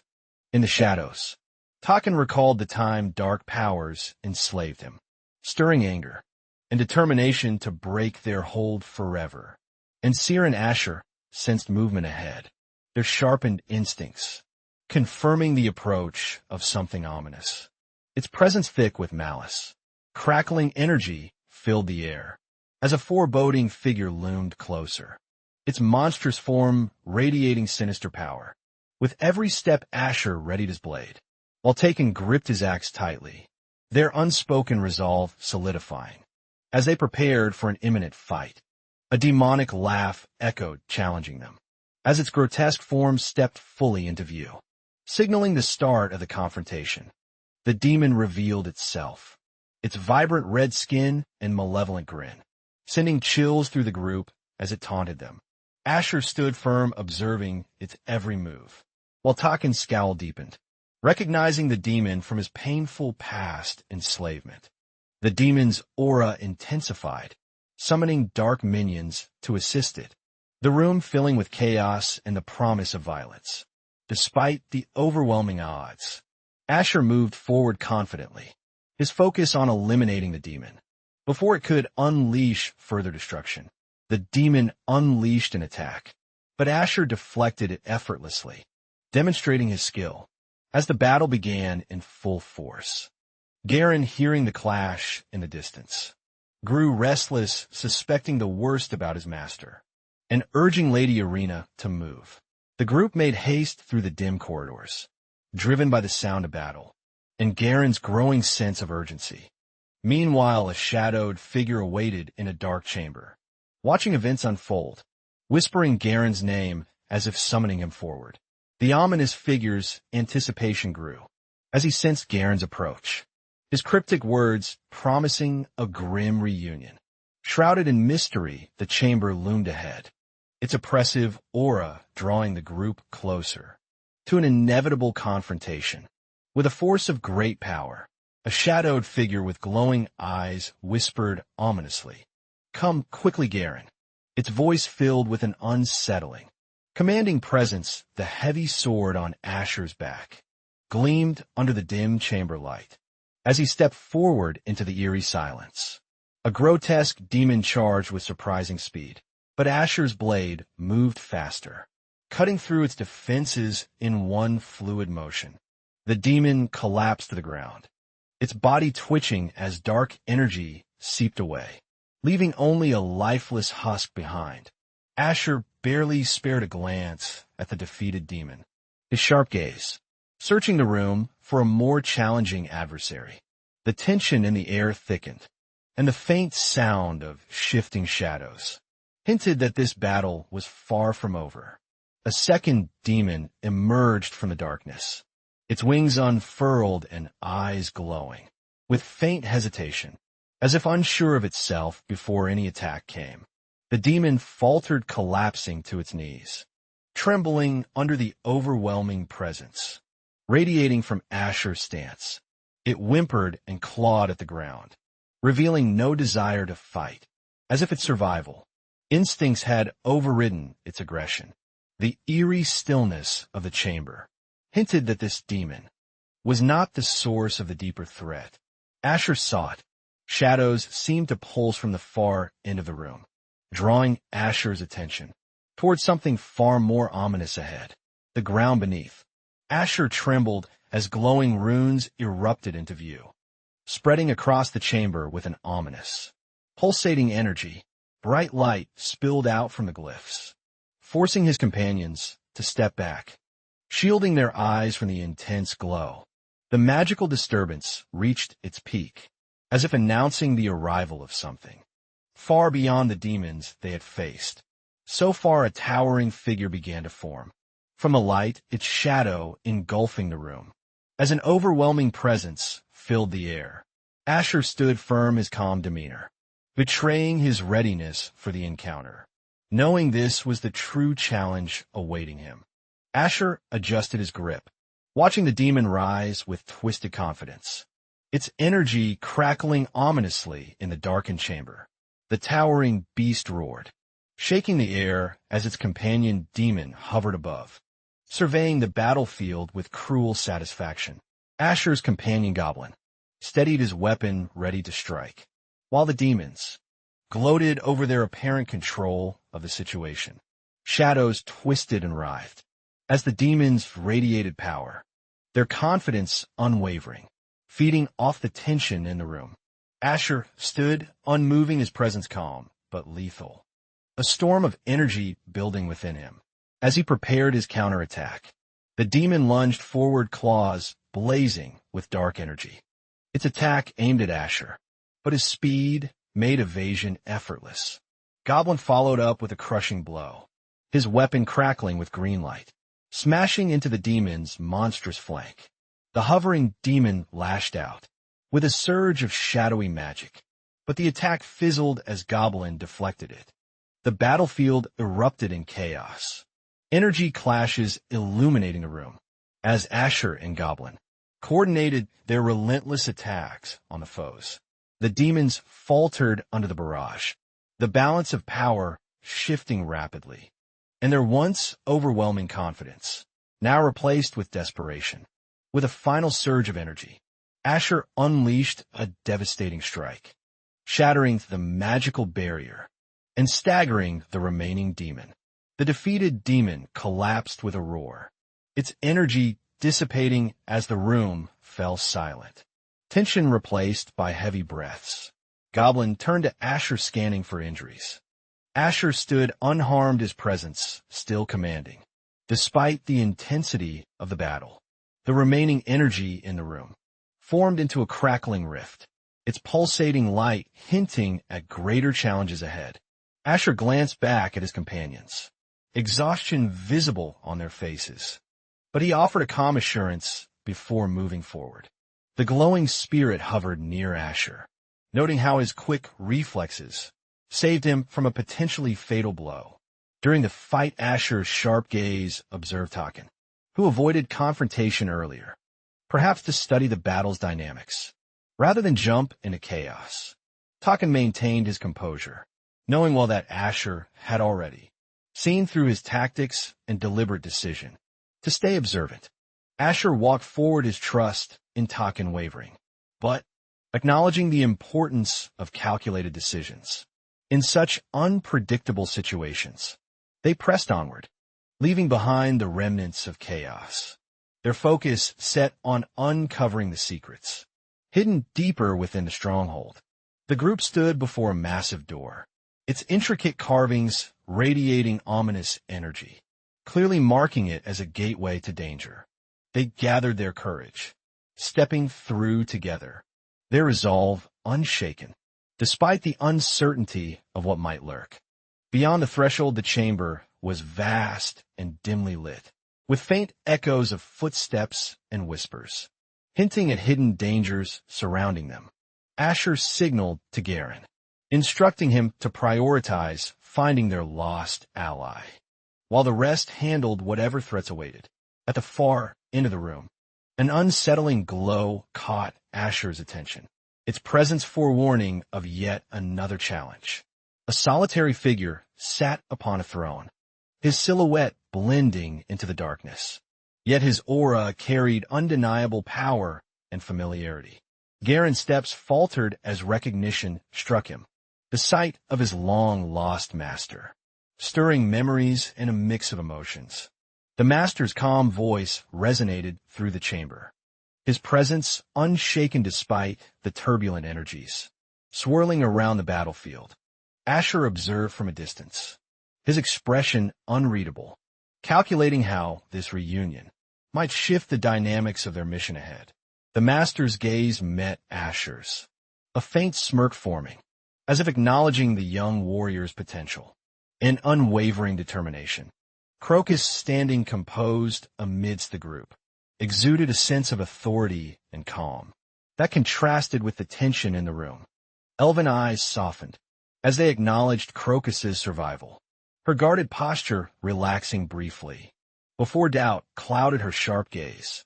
The calm atmosphere around Crocus felt unnaturally, still making the group question the underlying motives of his deliberate actions.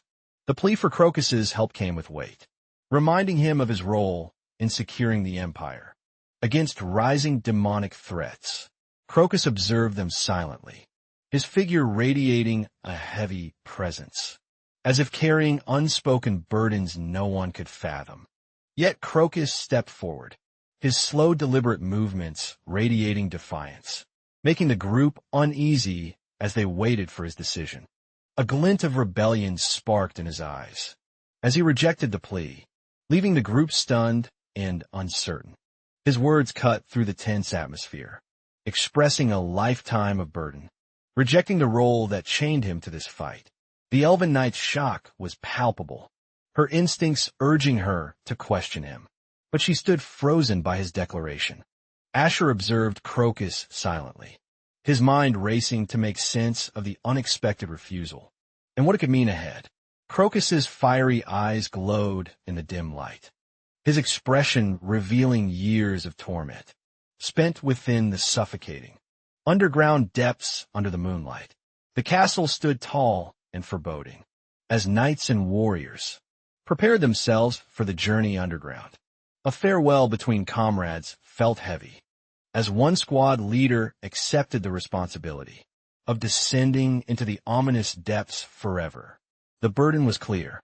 He would live below to safeguard the Empire, knowing the hardship he willingly embraced for peace. Despite the daunting task, the squad leader expressed pride in his role, honoring the memory of parents lost to demons. The resolve in his voice reflected his determination, inspiring those around him. Those shadows of uncertainty lingered in their eyes. Asher recalled the noble sacrifice made by those who ventured underground, their courage etched deeply into his memory. Over time, dark energy swirled ominously, as images of the abyss resurfaced, filled with grotesque creatures, clawing their way into his thoughts. The scene shifted to a memory of Crocus, shrouded in purple energy, his transformation a tragedy none could prevent. The weight of his descent into darkness struck Asher deeply. The fall of such a formidable ally felt unbearable. Crocus, seated atop a throne of shadows, symbolized a cruel twist of fate. Consumed by the forces he once fought, Asher stood firm, analyzing the appearance of the demon forms, manifesting between realms, their chaotic nature unsettling everyone present. The glowing spirit explained the origin of these creatures, their existence tied to the tenuous boundary between demons and humans. The Dark Ruler consumed countless demon forms, accumulating power until the energy transformed him into a true embodiment of black magic. Crocus's shadowed figure loomed large, his corrupted aura emanating malevolence. As the group braced themselves for the inevitable confrontation, shock etched across their faces as realization struck. Their ally had turned into a monstrous being, beyond recognition. A blinding green light illuminated the battlefield as the elf and goblin moved in unison, deflecting the dark magic. Goblin's sharp words pulled the elf from her hesitation, reminding her to focus. As she tightened her grip on the sword, despite her inner turmoil, the elf steadied herself, acknowledging the truth that Crocus was no longer the hero they remembered. Goblin's confidence surged as he stepped forward, his weapon brimming with energy, taking charge of the fight to protect his companions. Asher was tasked to find the missing child, leaving the elf and goblin to face the growing chaos. Behind him, shadows thickened around Crocus's throne, his sinister transformation becoming complete as the darkness consumed him entirely. The child, taken by a swarm of demon forms, disappeared into the void, leaving behind only despair and uncertainty. Garen questioned Crocus's motives, his voice filled with anguish, as he sought answers from the man he once admired. Crocus revealed his exhaustion, his centuries of entrapment underground, eroding his spirit, now seeking an end to his unbearable burden. The chamber grew eerily quiet as Crocus lamented his cursed role, reflecting on the empire that abandoned him long ago. Crocus's voice deepened, confessing his regret, enforcing such a grim fate onto Garen, believing no one deserved this torment. Garen, resolute, declared his decision to succeed Crocus, motivated by unwavering respect. Despite the master's tragic revelations, Crocus reflected on the Empire's false accolades, recalling how the world revered him publicly, yet vilified him in secret for his power. His gaze hardened as he described the truth behind his legacy. A life of suffering masked by the title of hero. Crocus challenged Garen's resolve, questioning how he intended to escape a fate worse than imprisonment in this shadowy realm. Garen trembled as dark energy surrounded him. Crocus's overwhelming power, intent on reshaping the world into a prison of despair. The elf's fierce scream echoed, her blade slicing through shadows, as the grotesque forms surged forward to overwhelm her. Her strikes created arcs of energy, illuminating the dark chamber. Yet, the relentless onslaught of demon forms didn't falter. Goblin shouted encouragement from behind, unleashing a powerful swing that split several creatures, his efforts matching the elf's determination. Asher continued deeper, his blade glowing faintly, sensing a looming barrier of black magic, blocking the path to Crocus. Goblin's sharp instincts identified the black magic barrier's source, remarking how its density mirrored Crocus's overwhelming dark energy signature. Asher approached cautiously, studying the barrier's structure, while the glowing spirit floated beside him, its knowledge crucial to the task. The elf, fighting tirelessly, called out to Asher, her voice laced with hope, that he could find a way forward. Asher examined the barrier, his hand tightening on the blade, the weight of his decision palpable. As he prepared to act, the spirit observed silently, recognizing Asher's determination to break through the seemingly impenetrable wall of dark energy ahead. Asher's blade ignited with radiant energy, his resolve solidifying as he drove his strength into a single, decisive strike on the barrier.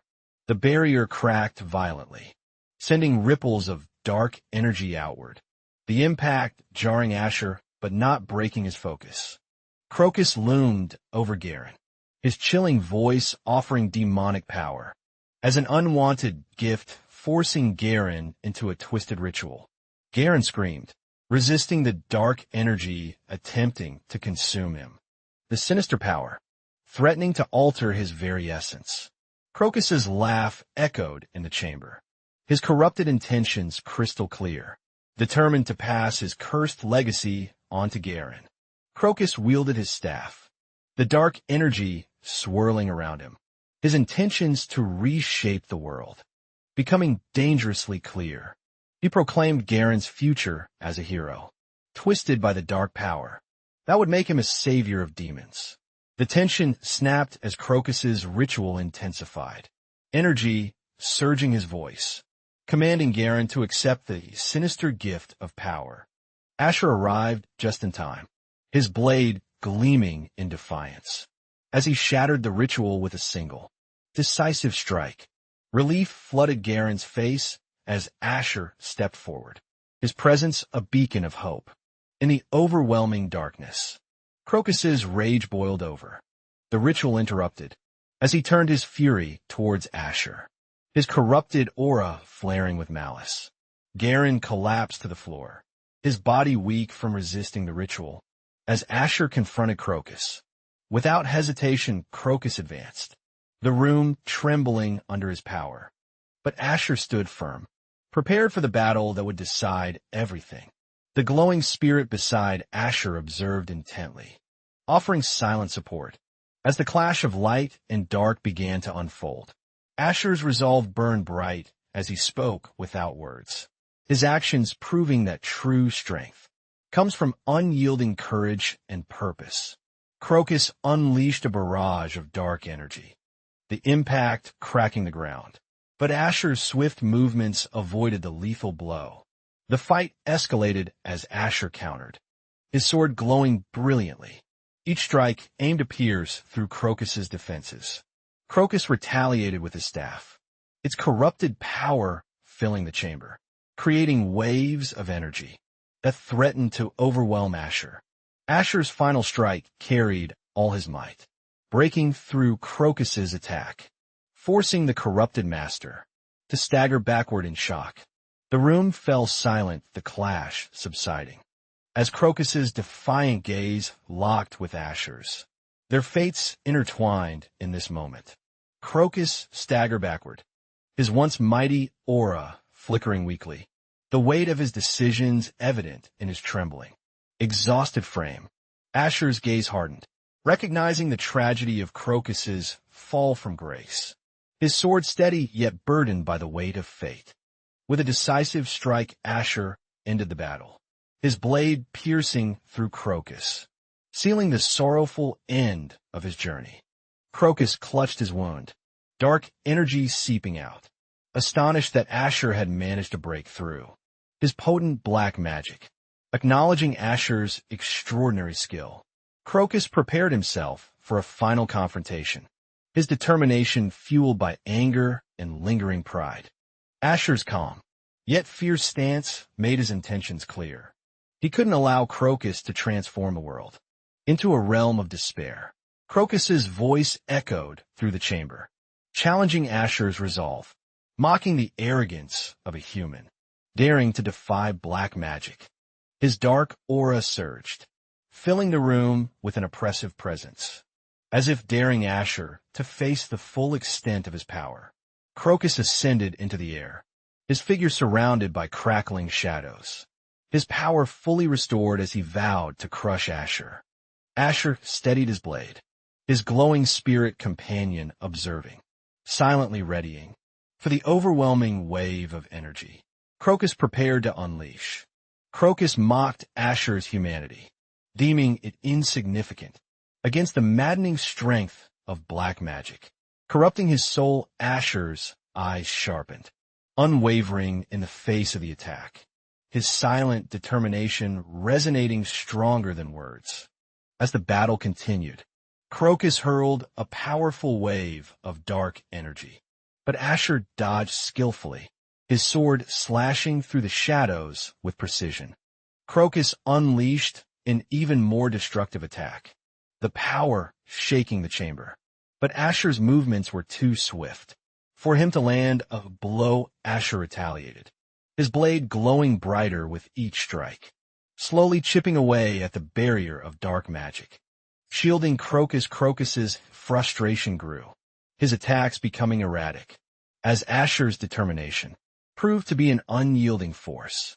Against his corruption, a precise strike from Asher's blade shattered the dark shield protecting Crocus, leaving the corrupted master vulnerable.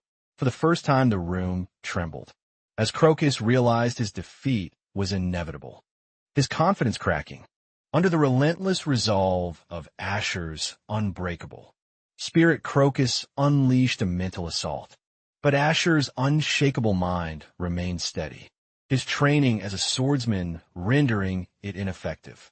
The spirit observed, noting how Asher's discipline and experience shielded him from psychological tricks that would break lesser warriors. Realizing subtlety had failed, Crocus resolved to rely on raw power, his dark aura intensifying as he prepared to attack. Asher, his sword glowing brightly, positioned himself with unwavering determination, prepared to counter Crocus's overwhelming surge of corrupted magic. The room crackled with tension as Crocus roared, vowing to shatter Asher completely. The battle nearing its climactic conclusion, Crocus launched a devastating wave of dark energy, the room shuddering under its force. But Asher skillfully dodged each strike. Asher retaliated with a series of precise slashes, his movements swift and calculated, countering the overwhelming chaos Crocus unleashed. The clash of energies created a violent whirlwind, pushing both combatants to their limits. As shadows and light collided relentlessly, Asher's resolve proved stronger as he advanced, closing the gap between him and Crocus. Determined to end the fight, Crocus staggered, his aura faltering as Asher's strikes found their mark, exposing the vulnerable core of his corrupted power. Crocus acknowledged his life's regret, his voice softening as he reflected on his choices. Even as he continued the fight, his memories surfaced years of hatred, isolation, and sacrifices to protect humanity, only to succumb to the darkness he despised. Asher listened silently, his strikes imbued with respect and resolve, understanding the tragedy of a hero, consumed by his burdens. The battlefield grew quiet as Asher landed the final blow, his sword piercing through Crocus, ending the corrupted master's torment. Crocus's figure faded into the shadows, leaving behind a bittersweet silence. As Asher stood victorious, honoring a fallen hero's legacy, Crocus reflected on his years underground, enduring loneliness and pain, all in the name of protecting the Empire from chaos. Despite his sacrifices, the Empire erased his existence, branding him a dangerous outcast, tainted by the demon realm's influence. Crocus recalled the Empire's betrayal, their prosperity built upon his suffering, treating him as no different than the demons he fought. His voice grew heavier as he recounted his decision to abandon his duty, deeming humanity no better than the enemies. His resolve hardened as he revealed his plan to use black magic to destroy the humans he once protected. Crocus confessed his inability to pass on such a miserable life to Garen, instead offering power for a life without constraints. Garen hesitated, conflicted by Crocus's twisted reasoning, his heart torn between loyalty and the darkness corrupting his master's soul. Asher intervened, his presence challenging Crocus's decisions, reminding him of his once noble intentions, to be a hero for humanity. Crocus faced Asher, the weight of his actions and choices now questioned, his anger and confusion rising with every word. The tension thickened as Crocus demanded answers, his mind battling between his past ideals and the darkness he had embraced. Asher stood firm, his calm demeanor reflecting his unyielding belief that Crocus could have resisted the corruption if he'd chosen differently. Crocus's fury peaked, his body glowing with dark energy as he lashed out, unwilling to accept Asher's piercing words of truth. Asher dodged the attack with ease, his movements fluid, determined to stop Crocus from further spiraling into destructive madness. Crocus unleashed another wave of power, his desperation evident, as he tried to silence the growing doubts. Creeping into his mind, the chamber trembled, the battle intensifying as Asher and Crocus clashed, their ideals and strength colliding. In a final confrontation, Asher confronted Crocus, urging him to recall the Empire's trust and his former heroism, dispelling the darkness clouding his mind. Crocus hesitated, his memories flashing vividly, as Asher's words struck a chord, challenging the despair that had consumed him. Asher demanded Crocus abandon his delusions and return to the hero he once was, reigniting a glimmer of hope in his heart. Crocus's dark energy flared momentarily, his inner conflict raging, as he struggled between his corrupted present and the noble past. Asher prepared his sword, his resolve unshaken, determined to free Crocus. From the darkness enveloping his soul, a sinister presence emerged, its massive red eye casting a chilling gaze. As Asher realized the true source of the corruption, the mysterious entity mocked Asher, revealing itself as the master of black magic, the one responsible for Crocus's downfall. Asher's spirit companion reacted defensively, sensing the immense power radiating from the entity, its danger surpassing anything they had faced before. The entity admitted to granting Crocus black magic, its voice dripping with malice, relishing the despair it had wrought. The room darkened further, the atmosphere growing tense, as Asher confronted the cause of all the chaos. In pain, the entity taunted Asher, promising to release Crocus as an act of cruelty, further provoking Asher's unyielding resolve. Asher charged forward, his sword gleaming brightly, his anger fueling his strength. as he faced the malevolent force head-on. Crocus's weakened figure slumped in the background, his corrupted form slowly fading. As the entity loosened its grip on him, Asher's blade clashed, with the dark aura surrounding the entity. Their powers, colliding in a battle of light versus shadow. The tension reached its peak, as Asher vowed to end the darkness and restore peace. No matter the cost, Crocus fell to his knees, blood seeping from the fatal blow, his once proud figure reduced to a shadow of regret. Asher stood silently, blood splattered across his armor, his face reflecting sorrow, as he gazed upon his fallen comrade. The dimly lit hall carried the stench of blood. Asher stood still, gazing at the monstrous corpse, lying lifeless beneath him. An aged warrior rested against the cold stone floor. His breath shallow, his weary eyes met Asher's, filled with silent gratitude. The burden of years weighed heavily on his frail body. A faint smile appeared, as though relief had finally found him. Asher remained motionless, watching the warrior's life fade. Something about him seemed oddly familiar, stirring an unshakable feeling deep within. Before his final breath, the warrior uttered his name.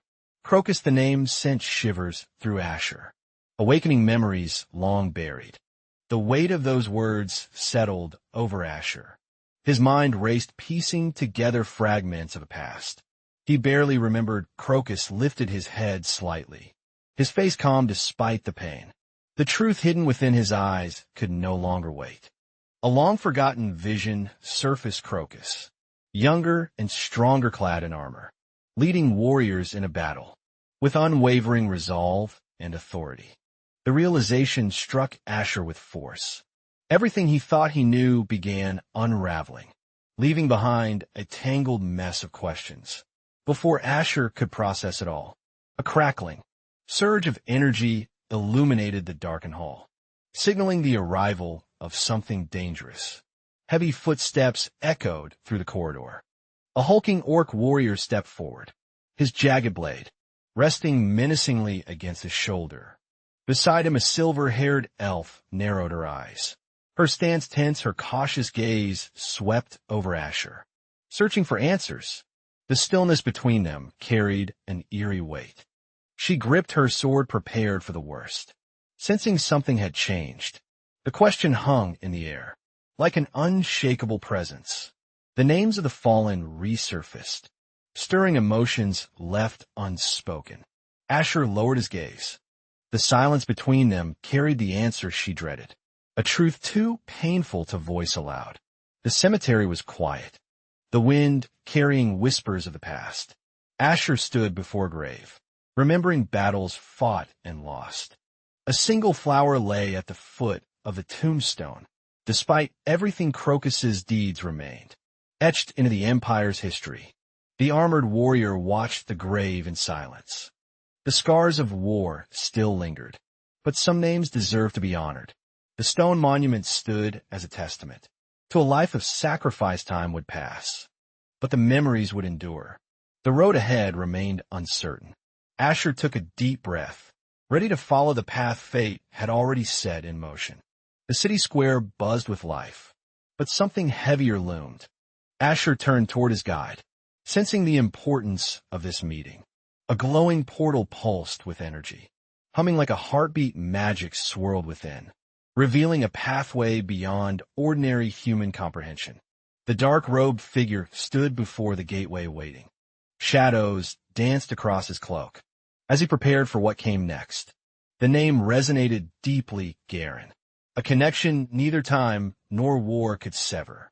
Though the weight of the past made it uncertain, the figure lifted his staff, his voice calm yet knowing.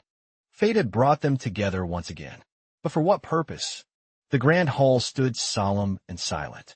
Candles flickered against the marble walls, illuminating the tomb of a once great warrior. Asher lowered his head slightly, understanding the weight of history before him. The burdens of the past refused to be forgotten.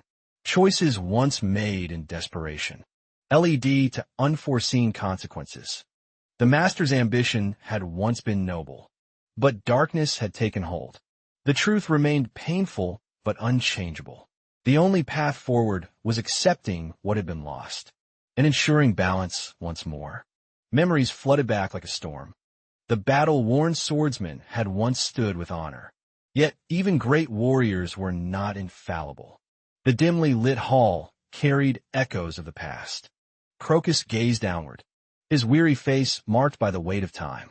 His voice held regret, acknowledging his limitations. Strength had once defined him, but even the mightiest warriors had their moments of doubt. Asher stood frozen, hearing the name once more. The weight of history pressed against him, stirring emotions he had long buried. The silence shattered as hurried footsteps approached. Garen rushed forward, eyes wide with disbelief at the sight before him. The past loomed over them like an unshakable shadow. It was time to confront what remained of a once great legacy. The flickering candlelight barely reached the chamber's corners. Crocus sat motionless, his expression unreadable. Beneath the weight of the moment, the air between them was thick with unspoken words. Asher could sense something shifting, something inevitable yet painfully familiar. The request was simple, yet it carried an undeniable finality. Asher hesitated, feeling the weight of responsibility settle upon his shoulders. His mind raced, torn between duty and personal struggle. Some paths were chosen willingly, while others were forced upon those unready. The hall grew quieter as time slowed. In that silence, fate wove its threads, binding the past to the uncertain future. The heavy atmosphere remained unbroken, each heartbeat echoing louder. Crocus placed a trembling hand upon the cold surface of the tomb. The weight of history bore down upon them. No battle had ever prepared them for the pain of letting go. Garen clenched his fists, struggling to suppress the emotions, threatening to surface. The scars of time left wounds no sword could heal. The moment shattered, as an ominous presence filled the air. A shadow emerged, its form unnatural, its intent dripping with malice. Instinct screamed for battle, as Asher's eyes locked onto the figure. Whatever peace they sought had already begun slipping away. The sudden arrival disrupted the tense atmosphere. A demon with sharp eyes and delicate wings entered, carrying books bound in old leather. The unexpected sight caused an immediate reaction. Weapons were raised, tension thickened, and suspicions grew as the room's mood darkened. The elf warrior positioned herself defensively. Instant screaming danger. Asher remained still, studying the demon's movements. Before deciding his next action, Garen stepped forward, his voice steady. He held no fear, knowing the truth behind this encounter, calming the growing unease. The demon sighed, stretching its wings slightly. Trapped in this world, it had chosen to stay rather than vanish into oblivion. The demon's voice carried an odd sincerity. It spoke of mistreatment in the demon realm, preferring servitude over endless suffering.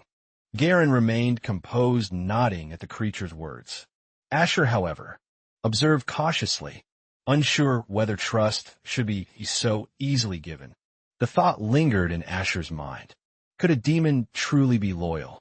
It was an unusual situation, one he never expected. The morning sun cast long shadows. As farewells were exchanged, departures often carried uncertainty, but some roads were meant to diverge. Asher turned away, taking in the city beyond. Another chapter had ended, yet new challenges would inevitably emerge before him.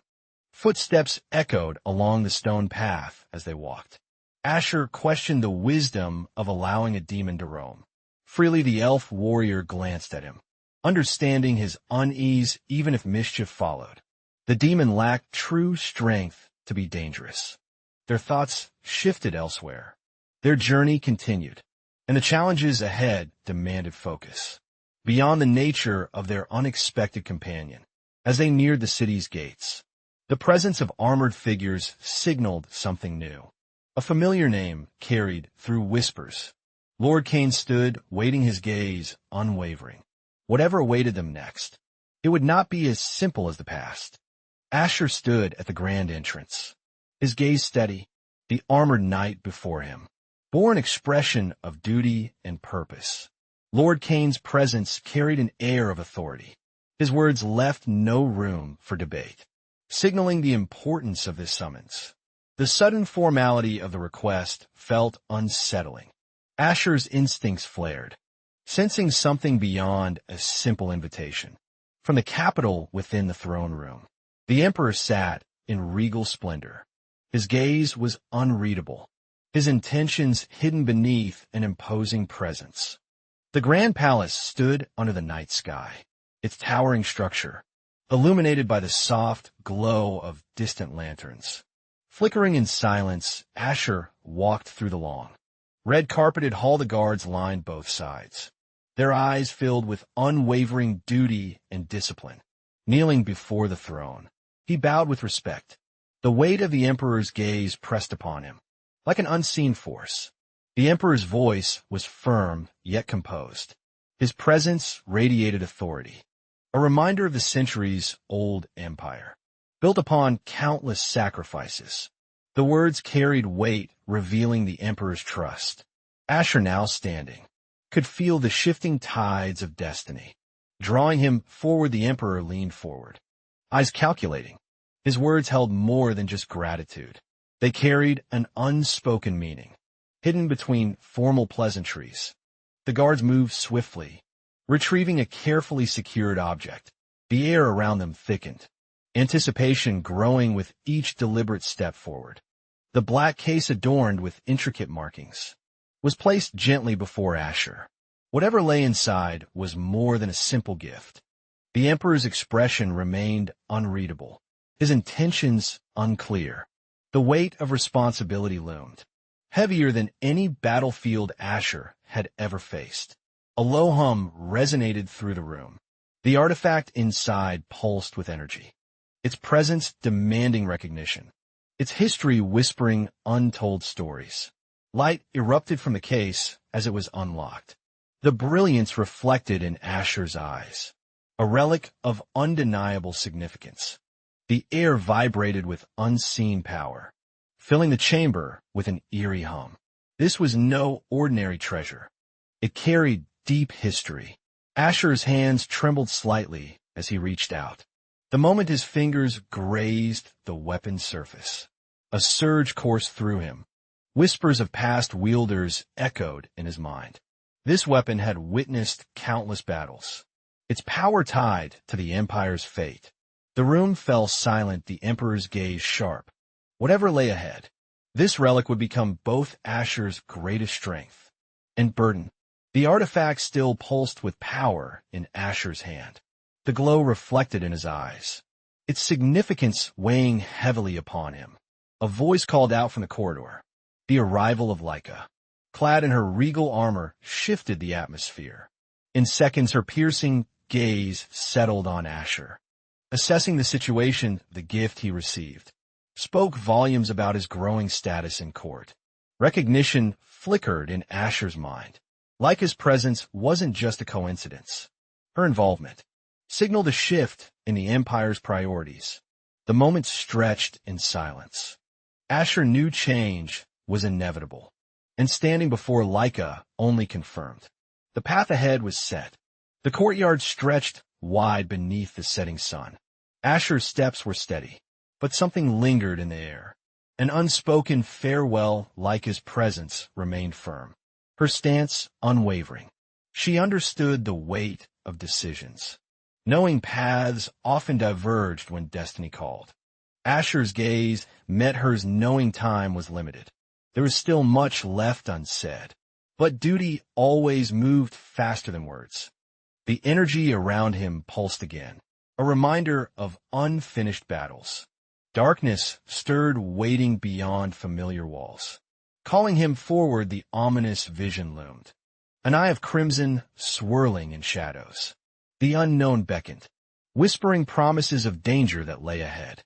A firm grip caught Asher's arm, halting his departure. The warmth of Laika's touch carried a message. Beyond simple words, the sun dipped lower, casting golden light over them. Partings were never easy, but mutual respect left no room for hesitation. Asher turned his expression unwavering. His journey continued, and he carried every lesson, every bond into the uncertain future ahead. The figures behind him watched, their faith placed upon his shoulders. The Empire's fate, the world's balance. Everything intertwined in his steps. The road stretched endlessly before him. No turning back, no lingering doubts. Asher walked forward, embracing whatever destiny had planned next. Asher took his first step, beyond the gates, leaving behind familiar faces. The journey ahead would be nothing like before. The cold wind brushed against his skin. He glanced back briefly, the sight of his allies lingering in his thoughts. Laika and Arena watched in silence. Strength alone wouldn't be enough. Survival required wisdom, and they hoped he had both. Doubts lingered in Arena's mind. Something about Asher's departure reminded her of another farewell, one that had left lasting scars. A quiet promise settled in the air. No matter how much time passed, some bonds would remain unbroken. Beyond distance, the small home stood quietly under the sky. Memories resurfaced, pulling Arena into a moment she thought was long forgotten. Words once spoken returned with clarity. Locking doors, staying safe. Things meant to be comforting now carried an unexpected weight. Her father's back faded into the distance. That image, so simple, had remained etched in her mind all these years. The past and present blurred together. Arena wasn't sure why, but Asher's departure unsettled her in a way she couldn't explain. The road stretched endlessly before Asher. His first destination was clear, but the unknown waited patiently for his inevitable arrival. The map detailed his path forward. The kingdom of Rabia, once ruled by an ally, now swallowed by an unknown force. The parchment rustled under his fingers. According to reports, Rabia had fallen overnight, leaving only silence in its wake. The forest air was thick with tension. Footsteps approached, heavy and deliberate, signaling an encounter neither planned nor expected.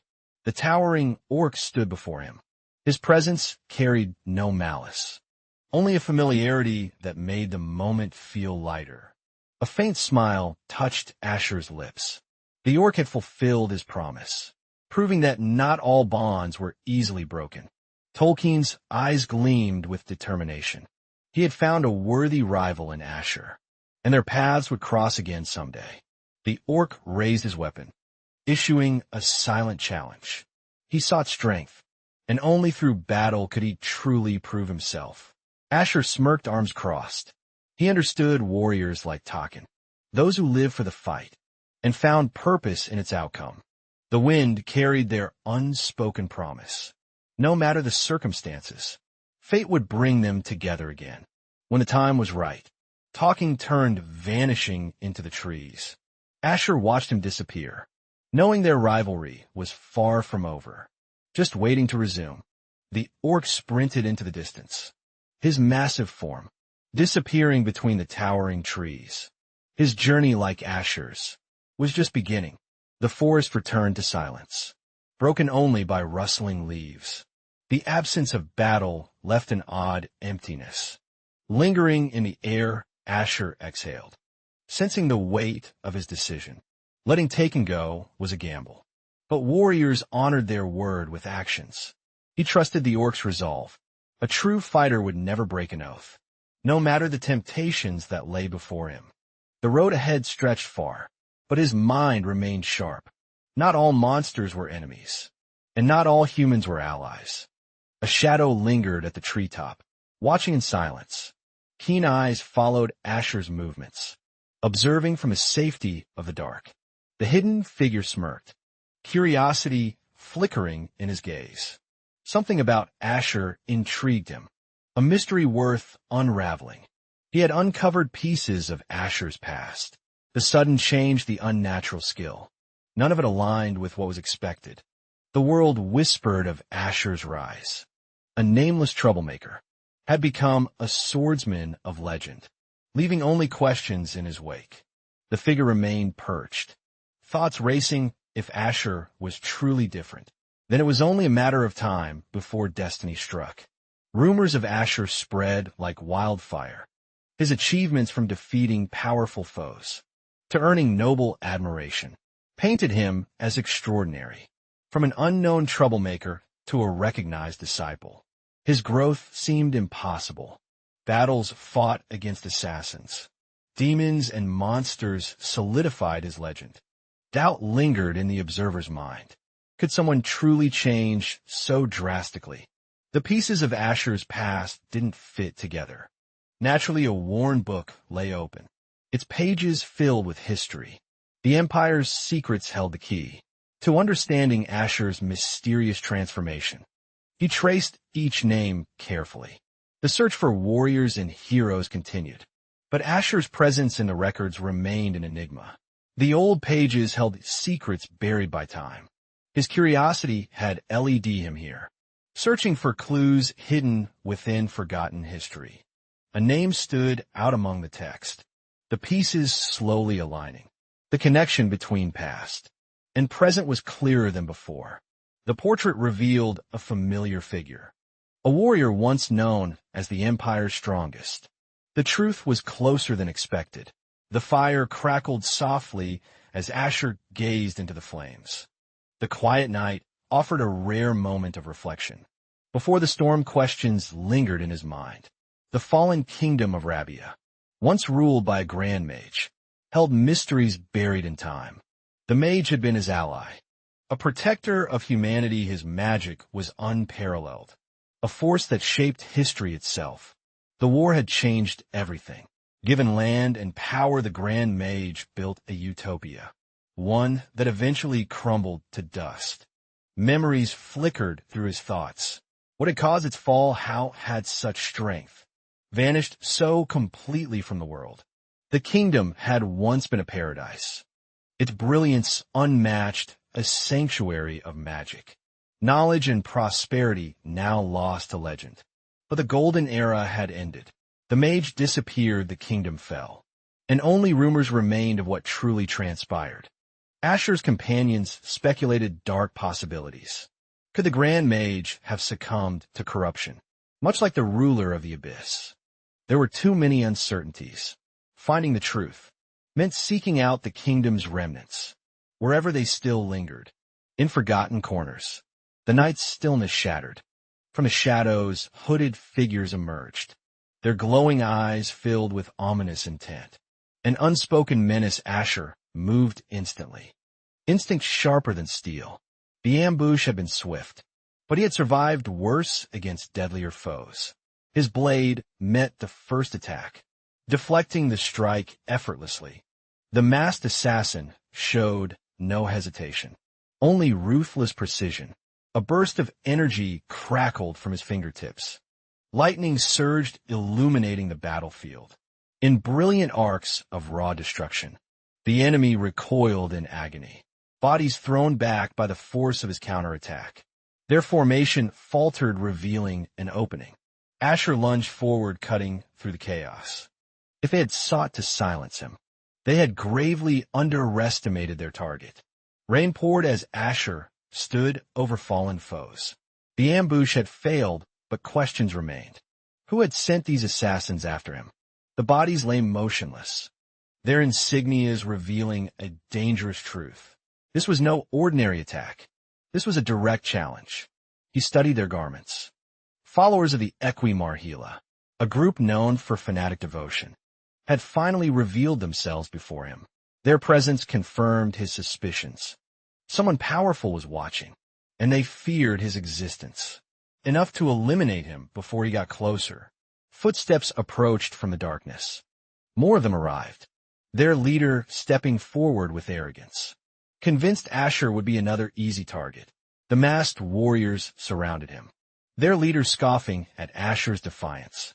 To them, he was nothing more than a reckless brat. The mention of Mariana caused a shift in the air. Asher's patience was thin, and he had no time for games. He smirked, unfazed by their threats. If they wanted to deliver him, They'd have to drag his body there themselves. Rage twisted through their ranks. Their weapons drawn, they moved as one, determined to overwhelm him before he could retaliate. Asher exhaled, blade in hand. If they truly served Marina, then their fate had already been decided. By their foolishness, the first strike came fast. But not fast enough. Asher dodged effortlessly, countering with a movement too precise to follow. A single arc of his blade sent the first wave collapsing. The battle was over for them before it even began. Shadows darted in desperation. Their tactics shifting, they had underestimated him, and now fear crept into their once confident movements. Asher struck again, his blade slicing through the night, lightning crackling with every swing. Their screams faded one after another. He stood amidst fallen enemies, his patience gone. If they wanted to persist, they would learn what true destruction looked like. Asher's blade cut through the air, his strikes overwhelming the enemy. Each movement carried precision, leaving no room for mistakes. The remaining warriors hesitated, fear creeping in. They underestimated him. And now, survival seemed uncertain in the face of his power. A masked figure stepped forward. Arrogance in his stance, he demanded Asher surrender, offering a chance to avoid further bloodshed. Asher scoffed at the suggestion. If they truly sought Marina, they would have to find him the hard way. Dark energy surged from the enemy leader. His aura radiated malice, revealing his true strength as a formidable opponent. Asher smirked, sensing the shift in the air. Finally, an opponent worth fighting had revealed himself. Amid the weaker ones, he analyzed the enemy's stance. The warrior's technique was refined, honed through years of combat experience against worthy adversaries. A chilling smile formed behind the enemy's mask. His blade gleamed ominously as he declared his intent to end Asher. The battlefield erupted in chaos. The masked warriors charged, their leader leading a ruthless assault, meant to crush Asher completely. Asher's body moved instinctively, dodging, countering, and retaliating. A surge of power surrounded him, his aura flaring with unmatched intensity. The ground shook as a towering figure entered the battlefield. His sheer presence alone forced the assassins to momentarily falter. Asher turned his gaze, locking onto the new arrival. Recognition flashed in his eyes. This was not an enemy. Lord Haven stood with his massive blade, his armor reflecting the moonlight. His arrival meant the battle was about to change. The assassins wavered. If fighting Asher had been difficult, dealing with Lord Hivon meant their chances of survival dropped further. One of the masked warriors gasped in pain, falling to his knees. Their forces had already begun to crumble in fear. Asher and Hivan stood amidst the battlefield. Bodies of fallen enemies scattered. The air smelled of blood, yet the fight wasn't over. One of the masked assassins begged for mercy, trembling. Hivan's massive blade loomed over him, ready to strike at any moment. Asher interrupted, his eyes cold. He demanded the location of their base, knowing that defeating them here wouldn't end a real threat. Under the moonlit sky, a familiar voice echoed. Haven smirked, recognizing Asher's stubborn determination, something that hadn't changed over time. Asher exhaled, relieved, but his mind remained on the looming battle. Hivan adjusted his grip on his weapon, announcing his journey back to the Empire. A reunion with Laika seemed inevitable for him. He mused aloud, considering presenting Marina's head to the Emperor. Achève sans signe en un familiar aura. Surrounding his old companion, Asher's companion questioned Hivan's true strength, uneasy about the energy emanating from him. Something about Hivan felt different, unsettling even. The trio stood before an ominous structure. The base of the enemy loomed, its dark presence almost suffocating under the night. Asher tensed, a voice welcomed them mockingly, calling it Motororia's sanctuary. His heart pounded. This battle was far from ordinary. From the shadows, a hooded figure emerged. Hivan's jaw clenched, Asher's eyes narrowed. Realizing he recognized the voice, the figure addressed Hyvon directly. Taunting him, Asher's stomach churned. Something about her aura struck him, like a forgotten memory. The moonlight illuminated her face. Asher's breath caught his hands clenched into fists. Memories flooding in that girl. He knew her. The figure smirked knowingly, as if waiting for recognition to dawn upon him. Asher exhaled sharply. His instincts screamed of danger. As the night, deep in the air, crackled with tension. They had walked into the lion's den. The real fight was beginning. A shadowy figure stepped forward, armored boots clicking against the stone. A dark mist swirled around her, whispering of forgotten battles. Pulling back her hood, her glowing eyes locked on Hyvon. A smirk formed. "It's been a while, Hyvon," she declared ominously under the moonlight. Hyvon and his soldiers stood firm. A hooded figure approached, the air around them thick with unspoken tension. The figure pulled back her hood, revealing sharp eyes and a smirk.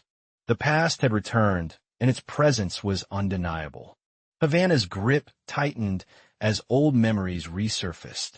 Betrayal battles and unresolved conflicts lingered, like scars that time had never fully healed. An ancient gateway loomed behind them, its inscriptions glowing faintly. Forgotten power pulsed within its walls, whispering of past devastation and secrets. Shavanthil smiled, her golden hair shimmering under the night sky. The years had passed, but the hunger in her eyes remained. The night carried an eerie stillness. Shavanthil's aura had changed, radiating something unnatural. Her presence alone made the air feel heavier. Her posture exuded confidence, a stark contrast to the war-torn past. She had not disappeared. She had evolved beyond human limitations. Haven's companion Ryan stiffened at the realization. The battle they thought was over had merely been waiting for the right moment.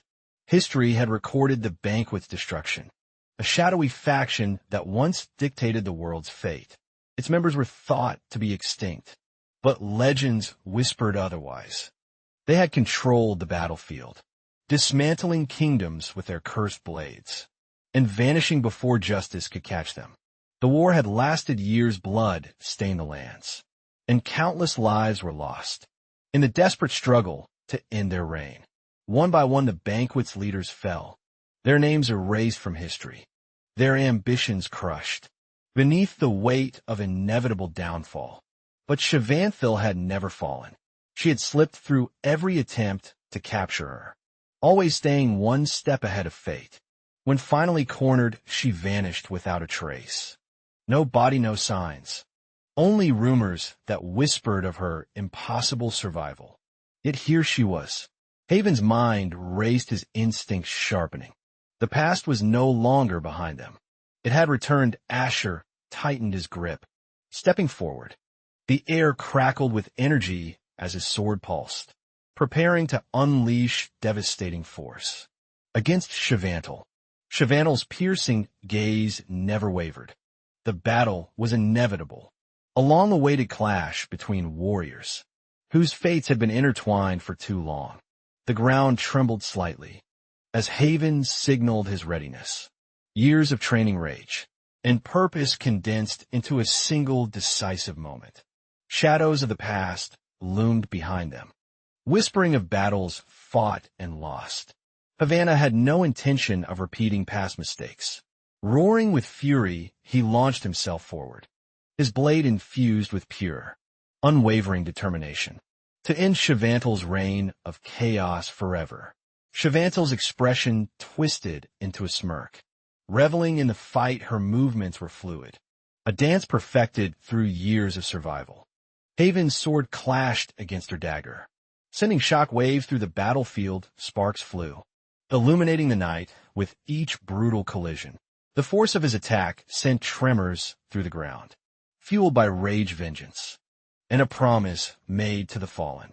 Shavanthil dodged with ease, her speed unnatural. Her laughter echoed, mocking their futile attempts to break the cycle of destruction. The battlefield was alive with chaos, power radiating from their blows. Each strike carried the weight of an unrelenting, and bitter past Asher's eyes burned with intensity. His stance unwavering, deflecting an aura-laden strike. He steadied himself against the immense power before him. Shavantal's energy pulsated, distorting the air around her. Divine power surged through her veins, a testament to the god she had embraced. The air crackled as her blade glowed ominously. She had transcended humanity, wielding power that no ordinary warrior could hope to challenge. Darkness coiled around her movements, a manifestation of her unwavering faith. She had become a force beyond mere mortal comprehension. Asher lunged blade, cutting through the distortion. His heart pounded knowing this fight would determine the fate of everything. He held dear. Shavantal's sword pulsed with dark energy. Her smirk unwavering, each movement radiated confidence. Her body reacting instinctively to every attack. Haven's eyes narrowed, watching her unpredictable movements. His grip tightened as the weight of their history bore down on his shoulders. A sudden burst of power surged through the battlefield, cutting through the air like a sharpened blade. Relentless and unforgiving, Haven barely dodged, feeling the raw force of Shavantal's strike the ground beneath them cracked, unable to withstand such pressure. Pain erupted as the attack connected, sending him staggering backward. He clenched his jaw, unwilling to falter before his sworn enemy. The dust settled as Haven steadied himself. His breaths were heavy, but his determination remained, unshaken against the overwhelming force. Shavantal's gaze carried amusement. Her posture relaxed, power swirled around her, making her presence feel even more suffocating. Under the night sky, with a slight shift, she lunged forward, her speed unnatural. Every strike carried divine strength, a force beyond mortal comprehension. Haven exhaled, his stance adjusting. The battle was not about strength alone. It was about precision, control, and the right moment. Sparks erupted as their weapons clashed once more. The battlefield became a blur of motion, power radiating from each deadly exchange. Shavantal raised her hand, a dark vortex forming above her. The air crackled with power, warping reality itself in its presence. Haven tensed, recognizing the resonance. The same energy had once shattered empires, consuming warriors who underestimated its divine influence. Asher took a step back, eyes locked on the growing distortion. The battlefield itself trembled under the pressure of immense power. The ominous energy expanded, pulling everything toward its center. Time felt slow, the gravity of the moment, crushing even the strongest wills. Shavantal's expression turned cold. This was no longer a battle of strength. It was a reckoning, a judgment passed by something greater. Haven's vision blurred as the oppressive energy thickened. The suffocating force crushed his body, rendering his movements sluggish and painfully slow. The battlefield darkened. Blood splattered across the ground. His breathing grew ragged as the overwhelming presence of divine power drained his strength. Kneeling, he struggled against the unseen force gripping him. His body refused to respond, every muscle locked under the crushing pressure. A spectral energy flickered in the air, distorting reality. Even the spirits trembled, recognizing the divine authority that was now present. Asher collapsed, gasping. His body weakened under the supernatural force, his mind racing to find a way to break free. The weight of divine suppression bore down upon Asher. His instincts screamed, but even his spirit struggled against the overwhelming might. The battlefield pulsed with an unnatural glow, power radiating from Shavantal's very being. The air itself seemed to bow in reverence. Haven clenched his fists, fury bubbling beneath his skin. He had fought countless battles, yet this suffocating presence felt utterly foreign. Shavantal smiled, unfazed. Her confidence surged as divine energy wrapped around her, an undeniable testament to the power she now wielded. With a flick of her wrist, The oppressive force intensified. The ground trembled as its crushing weight pressed deeper into them. Asher's body refused to move, paralyzed by divine suppression. His mind raced, searching for an opening. Amidst the overwhelming force surrounding him, Shivanthil stepped forward, her eyes filled with amusement. This wasn't a battle anymore. It was a display of undeniable superiority. Haven gritted his teeth, forcing himself to stand. The war wasn't over yet, and he refused to crumble before his enemy. Shivanthil's blade gleamed, raised high for the finishing blow. Her voice carried an eerie calm, confident in the inevitable victory before her. A sudden shift in energy made her pause. Something stirred, disrupting the flow of divine power, breaking the perfect balance. Shivanthil knelt, savoring the moment. The moon cast an eerie glow as victory felt inevitable, her blade hovering inches from Asher. Asher's faint smile barely registered before he struck. In that fleeting moment, the air shifted, and the battlefield turned against Shivanthil. A sharp pain erupted as blood splattered. Electricity crackled through his blade, piercing her flesh, breaking the illusion of her absolute control. Asher stood over Shivanthil, her body trembling. The weight of her injuries and the battle's toll left her completely vulnerable. Blood dripped onto the stone as Shivanthil's breathing grew ragged. Her once unshakable confidence had crumbled into disbelief and frustration. Haven observed from a distance, his stance firm. The divine power that once suffocated him had lost its grip entirely. Asher remained composed, unshaken by Shivanthil's desperate state. The battle had revealed her weakness, and he refused to let his guard down. The night air was heavy with silence. Victory was within reach, but something still lingered, an unease that refused to fade. Shivanthil's eyes darkened as energy surged around her, distorting reality. Her presence, though weakened, still carried the weight of divinity. The atmosphere shifted, an unnatural force stirring beneath her.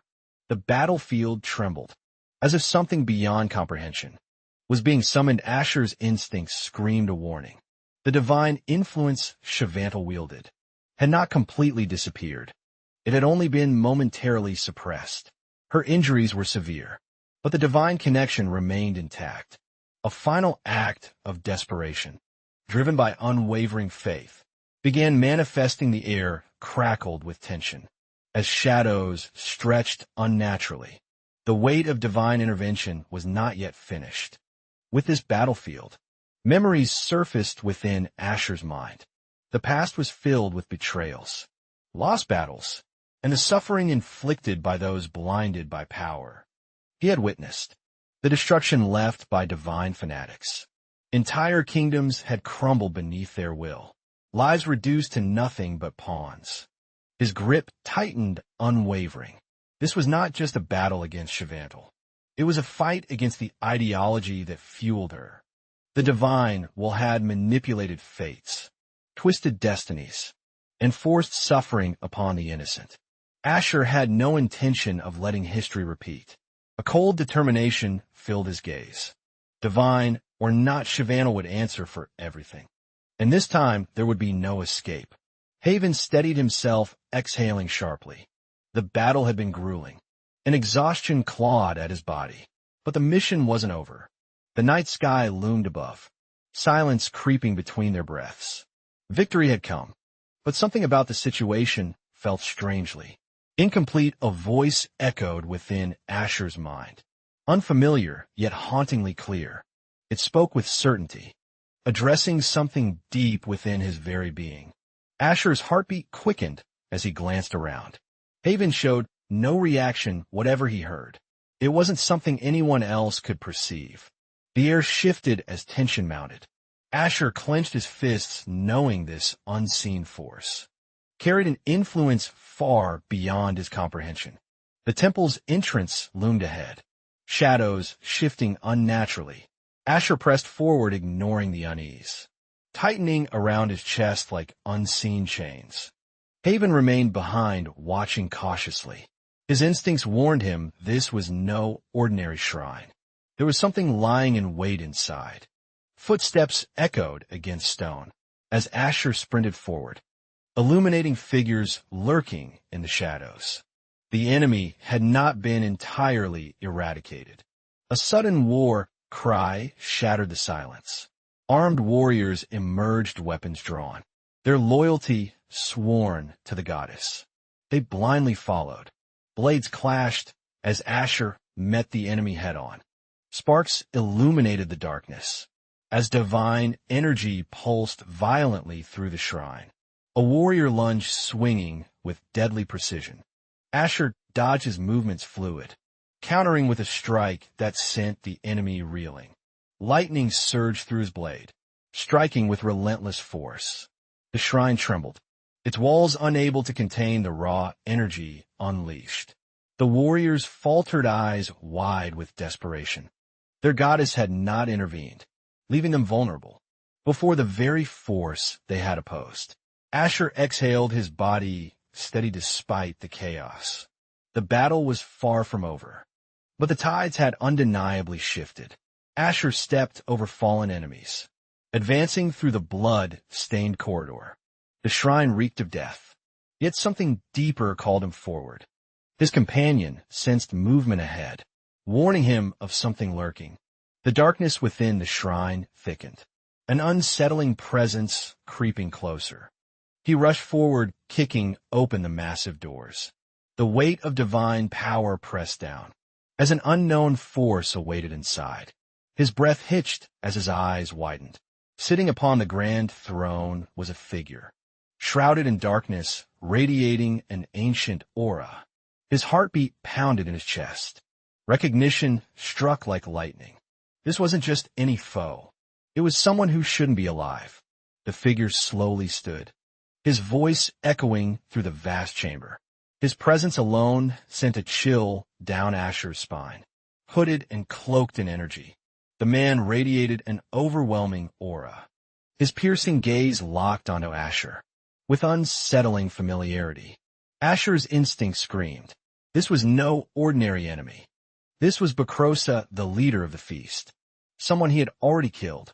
Memories of their battle resurfaced. His final strike, the lifeless body, the certainty of Bakrosa's death. Yet here he was standing again. A low chuckle escaped the old man's lips.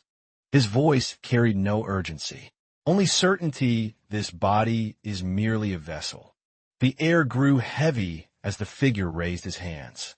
Divine power crackled, distorting the atmosphere with its overwhelming force. His presence shifted, something unnatural stirring within. Asher's breath caught as the revelation unfolded before him. This was no longer just Bakrosa. The entity spoke calmly, claiming a name that shook Asher to his core marina, the very deity their enemies had worshipped for ages. Asher exhaled, sharply adjusting his stance. If this truly was Marina, then this battle was unlike anything he had ever faced. The moment stretched between them. Divine or not, Asher had come too far to falter. The final confrontation had begun. Marina's gaze darkened as he recalled his failed attempts. His influence had spread across countless followers, yet all had fallen trapped within a borrowed body. His power waned. The once mighty deity was reduced to surviving through fragments of fading strength. Asher stood firm, sensing the weight of history pressing down. The answers he sought were finally within reach. Yet unsettling, Marina's voice carried amusement. Though weakened, he had not been the one to grant Asher his new life. His role had been different. The revelation struck deep. Asher's reincarnation had been manipulated, not gifted. His very soul had been tampered with by divine hands. A soul forged through hardship, tempered by war. Marina's words twisted like venom, revealing an unsettling truth about Asher's existence. A swordsman's soul, powerful enough to break divine chains. The gods, bound in their slumber, saw him as a means to freedom. Asher's grip tightened. He wasn't just a warrior. He was a key. His fate had been entangled with forces beyond mortal reach. The implications were staggering. He was not alone in this hunt. Others would come drawn by his existence, seeking their own gain. The battlefield had shifted. This war was no longer against men or monsters. It was against divine forces that sought liberation. Sunlight bathed the city as the tension of battle faded. The scars of war remained, but the momentary peace felt surreal. Haven pored over reports, tracking the destruction left by demonic invasions. The weight of leadership bore heavy on his shoulders. Arena, lost in thought, wondered about Asher's fate. Despite everything, uncertainty still clouded the path ahead. For their fractured world, a sudden arrival broke the silence. The insignia of the sun god gleamed on armor, their presence demanding immediate attention. A new force had entered the fray. Their purpose remained unknown, but one thing was certain. The gods weren't finished yet. A gentle breeze rustled the golden embroidery of her robes. As she stepped down, each movement radiating grace and divine authority. The towering shrine stood before her, its presence undeniable. The path had led her here exactly as fate had dictated. With unwavering confidence, she smiled. The one she sought was near, and the will of the sun god would soon unfold. Her presence sharp enough to silence a room. Without saying a single word, they called her the Sun Divine, a title that carried both power and responsibility. Across the entire empire's faith, wrapped in silk and gold, Borkia led the church not just spiritually, but as its strongest political weapon. In disguise, her influence stretched wide. The church wasn't just worship. It was policy, fear, and power, draped in holy robes with troops beneath her flag. Borkia didn't need kings. The sun god's order could shift the empire's fate. Overnight, the church's presence grew stronger than the crown's. Borkia kneeled to no throne, only the divine that made her feared. But her power made her enemies. Whispers floated like dust soft, easy to ignore until they reached the wrong ears. She paused mid-sip, eyes narrowing. A rumor, a shadow creeping from history's grave, threatening the calm she built. Shake flinched. Demons, they said, but not just any demons. Someone had nearly brought ruin to the empire alone. A ghost with red eyes and a crimson blade. Birch's voice dropped, her eyes burned. She wanted to know more. Deep in Marvinia, the truth stirred. Gods listened. Mortals stepped where divine feet once tread. Cracking sacred silence, the dark figure didn't blink. Their gods were broken, hungry, surviving only through belief. That faith was cracking fast. If mortals stopped praying, gods would fade, just myths in old books, forgotten by both time and terrified priests. Protection wasn't divine grace. It was survival instinct. Gods clung to worshippers like leeches, needing warmth, feeding on fear. He grinned, calm and certain. Shake's soul, reborn Swordmaster, cursed or blessed, was exactly what the gods needed to stay alive. Marvinia once dreamed of a world where gods didn't need humans, only power sealed in ancient forbidden energy. That dream, eternal life, omnipotence. A god no longer begging for faith, but feared by mortals and worshipped out of necessity. Eyes glowing, he whispered. How close he came. So close to freeing gods from dependency. Complete beings, untouchable and unbound. Asher raised a brow. All that just to escape needing people. Arrogant much sounded like a bad breakup.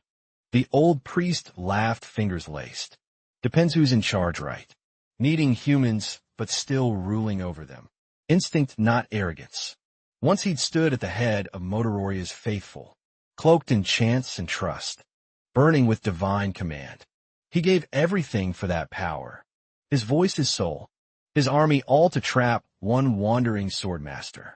But failure hit hard. Now he sat, bones aching, thrown dusty, memory sharp, with nothing left but regret and vengeance.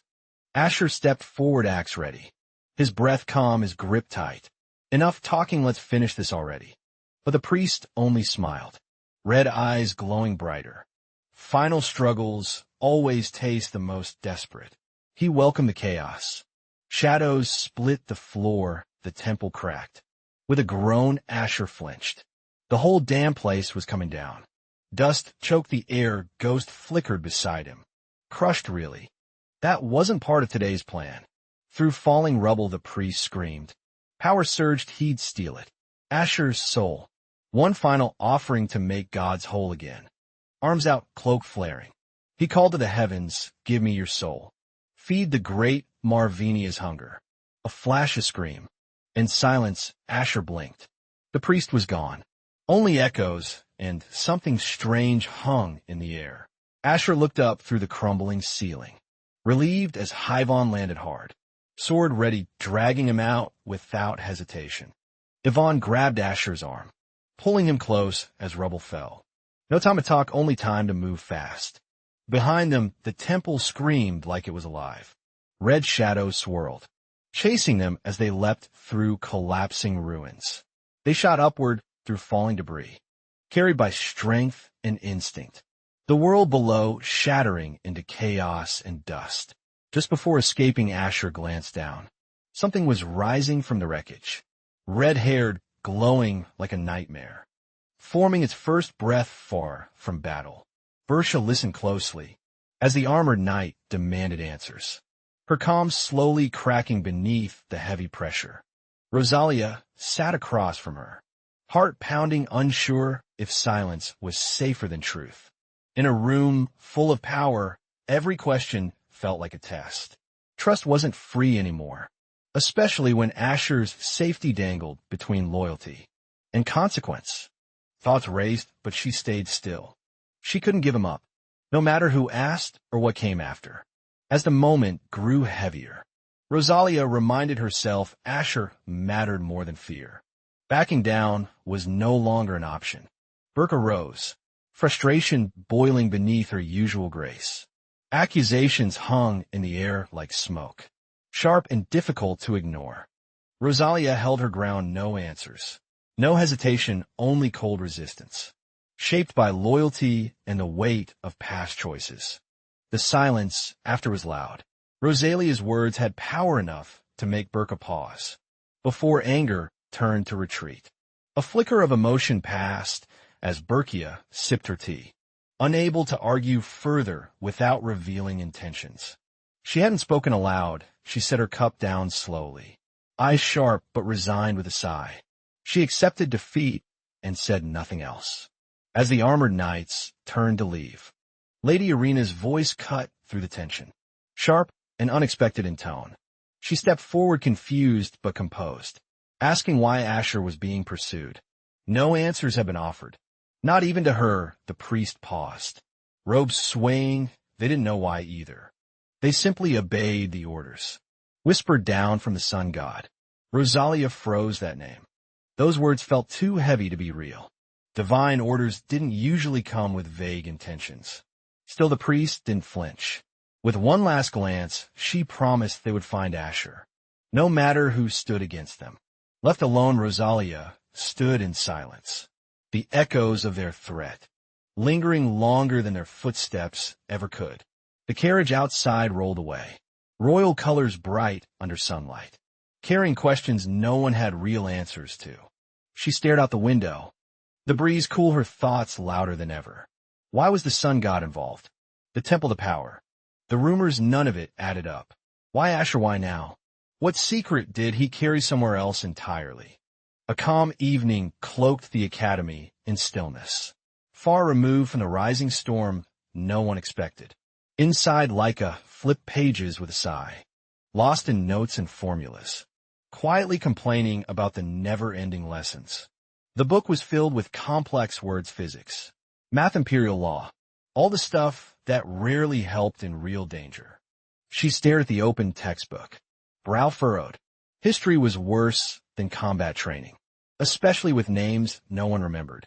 A knock pulled her out of the slump. She turned curious, a bit annoyed by the sudden interruption. A younger student stood at the door. Nervous Lady Irina had asked for her.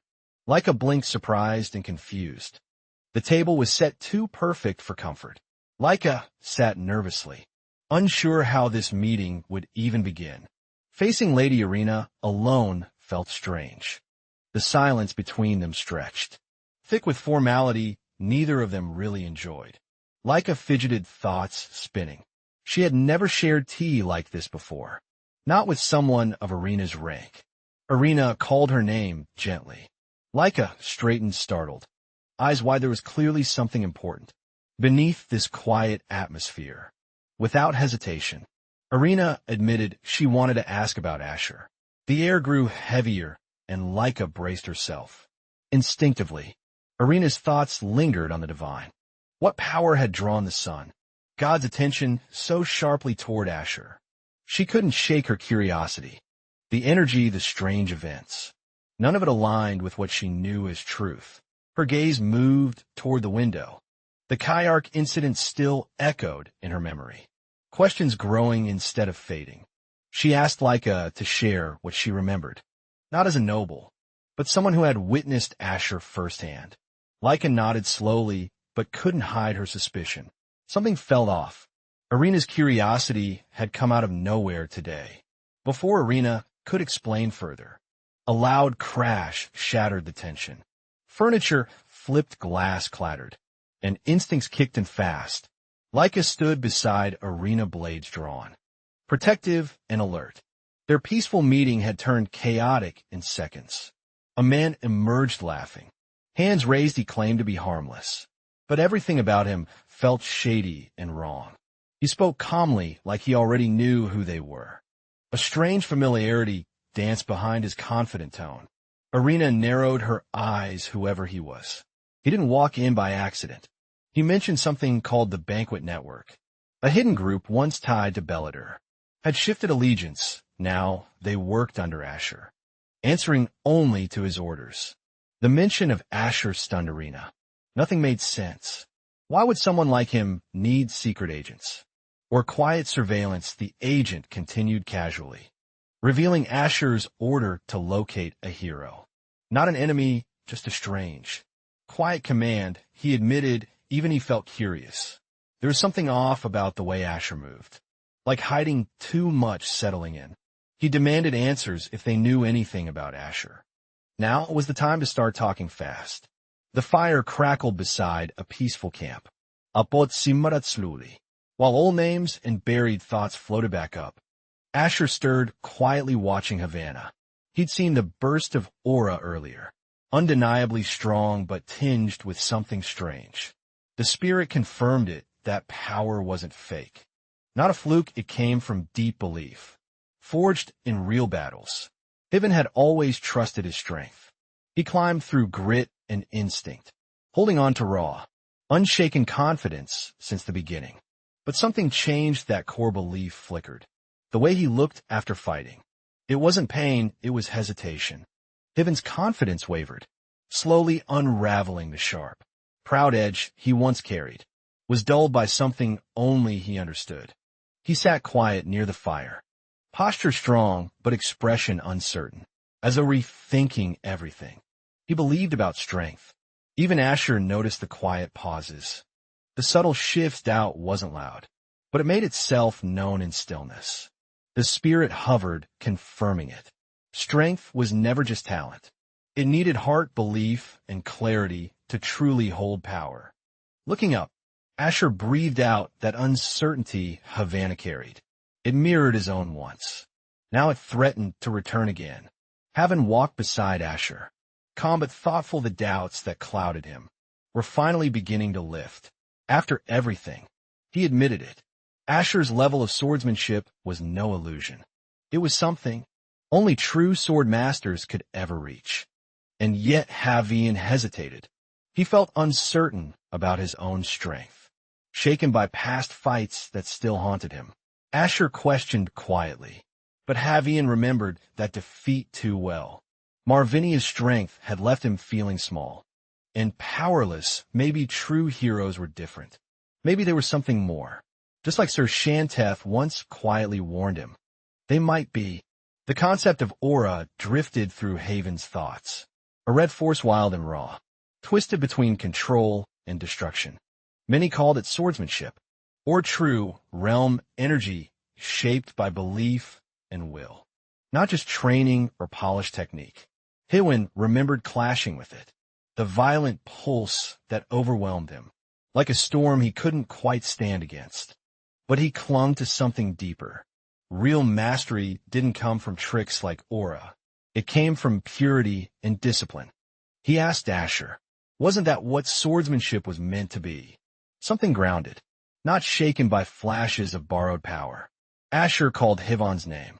Eyes serious, that battle had nearly crushed them both. His help had changed everything. In that moment, Hiwin had faced the unimaginable, protected others, and survived it all. That alone proved his strength. Without any further test, swordsmanship wasn't about perfection. It was about surpassing limits, standing firm when most would break. Under pressure or fear, Asher reminded him, saving people, enduring pain, still standing. That was all the proof he needed to claim the title. With pride, Yvonne finally smiled. He believed it again. Even if just a little, he thanked Asher softly, then walked into the night. The spirit nodded quietly. Yvonne was right, swordsmanship wasn't everything. There was something else, something deeper in his strange power. But the truth was clearer now. Yvonne's strength felt unnatural, like something created beyond ordinary limits or reason. It wasn't just technique. That kind of power could only be shaped by surviving. Something nearly impossible. The fact that even the sun god noticed it was enough to confirm that Haven's strength wasn't ordinary at all.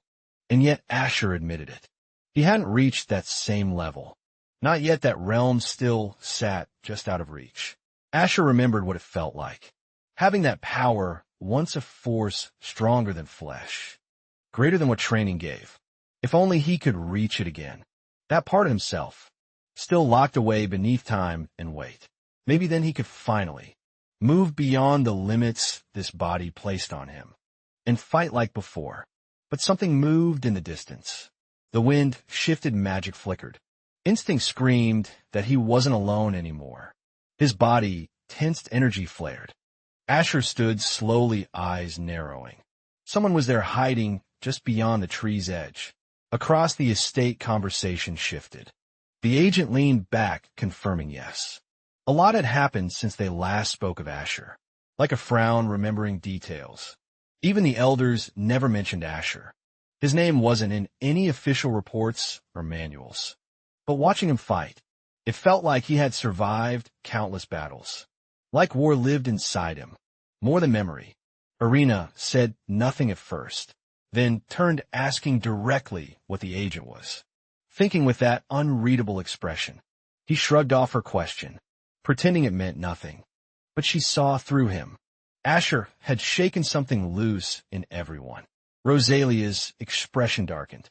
She finally said it aloud. The sun god was chasing Asher, and no one knew why. The room froze. Confusion spread fast. If a deity had moved against Asher, they needed answers before it escalated. Far away, the priestess shouted in shock. She hadn't expected to find him here alone, vulnerable under the moonlight. Asher knelt low, eyes narrowing.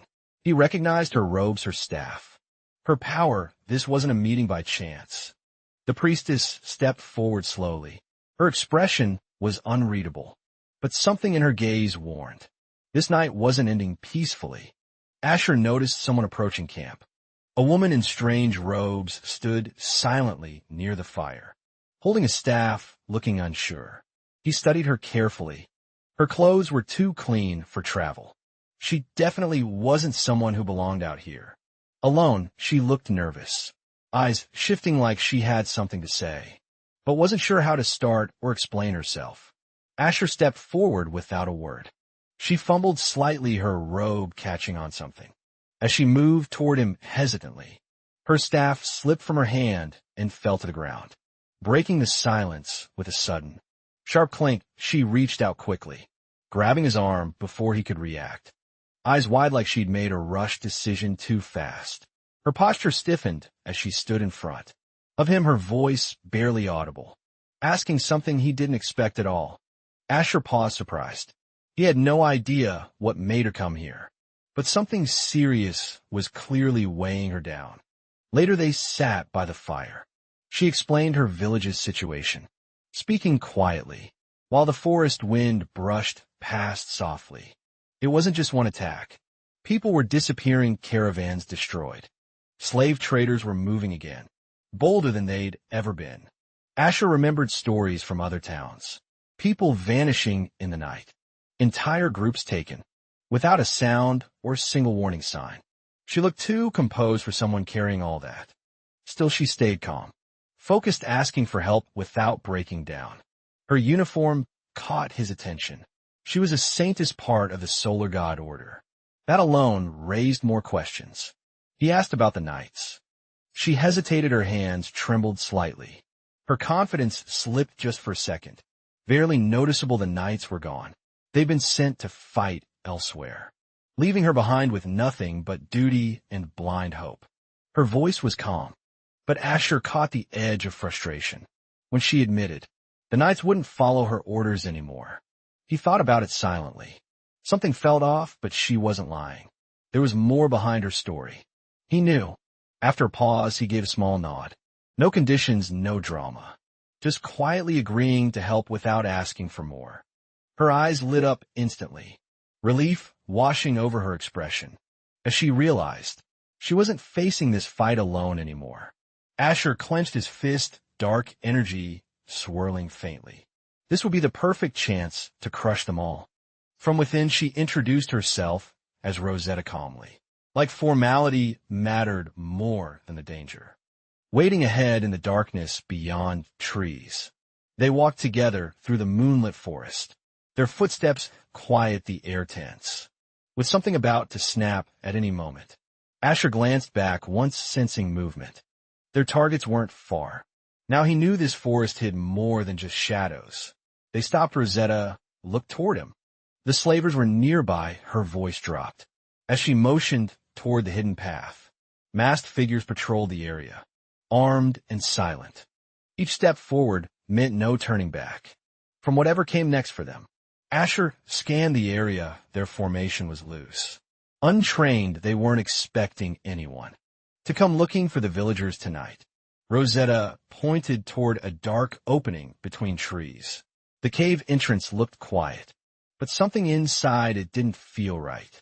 He narrowed his eyes. If they were hiding captives there, the operation had to be larger than she initially described. She flinched slightly when he called her name. He didn't raise his voice, just enough to pull her attention. Carefully, Asher stepped forward, eyes fixed ahead this time. He needed her to follow through without hesitation, or fear holding back. Asher walked up without hesitation. One of the masked guards turned startled, clearly not expecting anyone bold enough to approach. The guards paused, unsure. This kid didn't look like a threat, but something about him made them hesitate for once. More men gathered. Circling him fast, they barked orders, tried to intimidate him. Unaware, they just invited real trouble their way. He didn't answer. His eyes narrowed slightly. One hand moved to his sword, as energy flared around his arm sharply. The ground cracked as power surged forward. Dust flew. His blade swept through the air, scattering the enemy lines like leaves. A massive shock wave followed, flattening trees and smashing through rock. Nothing survived that frontline blast. They never stood a chance. Shards of light flickered across the clearing. Even the shadows recoiled. The forest grew silent for a long second. Rosetta blinked, stunned by the force. Her spirit companion hovered close, watching Asher with renewed curiosity. In growing recognition, he lowered his sword steady. The glow faded slightly, but the pressure in the air was still thick around him. Somewhere far away, memories of battles long past returned. His strength wasn't normal. It was born from death, reborn through hardship. Rosetta remembered now. Certain priests could enhance others' power temporarily, enough to match even swordmasters, if only for a moment. But what Asher did wasn't borrowed strength. He shattered the enemy line alone, his blade moving like wind and thunder. She smiled slightly, finally trusting her instinct. She'd sensed something unusual the moment he spoke. by that fire earlier still. She didn't expect this. His power felt deeper, more refined, something even her order rarely encountered. In wandering nights, she realized the promise had meaning. His words weren't bluff. The solar god order might have just gained a powerful force. They stepped inside the cavern, dimly lit by torches. It didn't feel like a camp. It felt like something sacred. Asher looked around, eyebrows raised. The place was decorated like a temple, not something built by common raiders or thugs.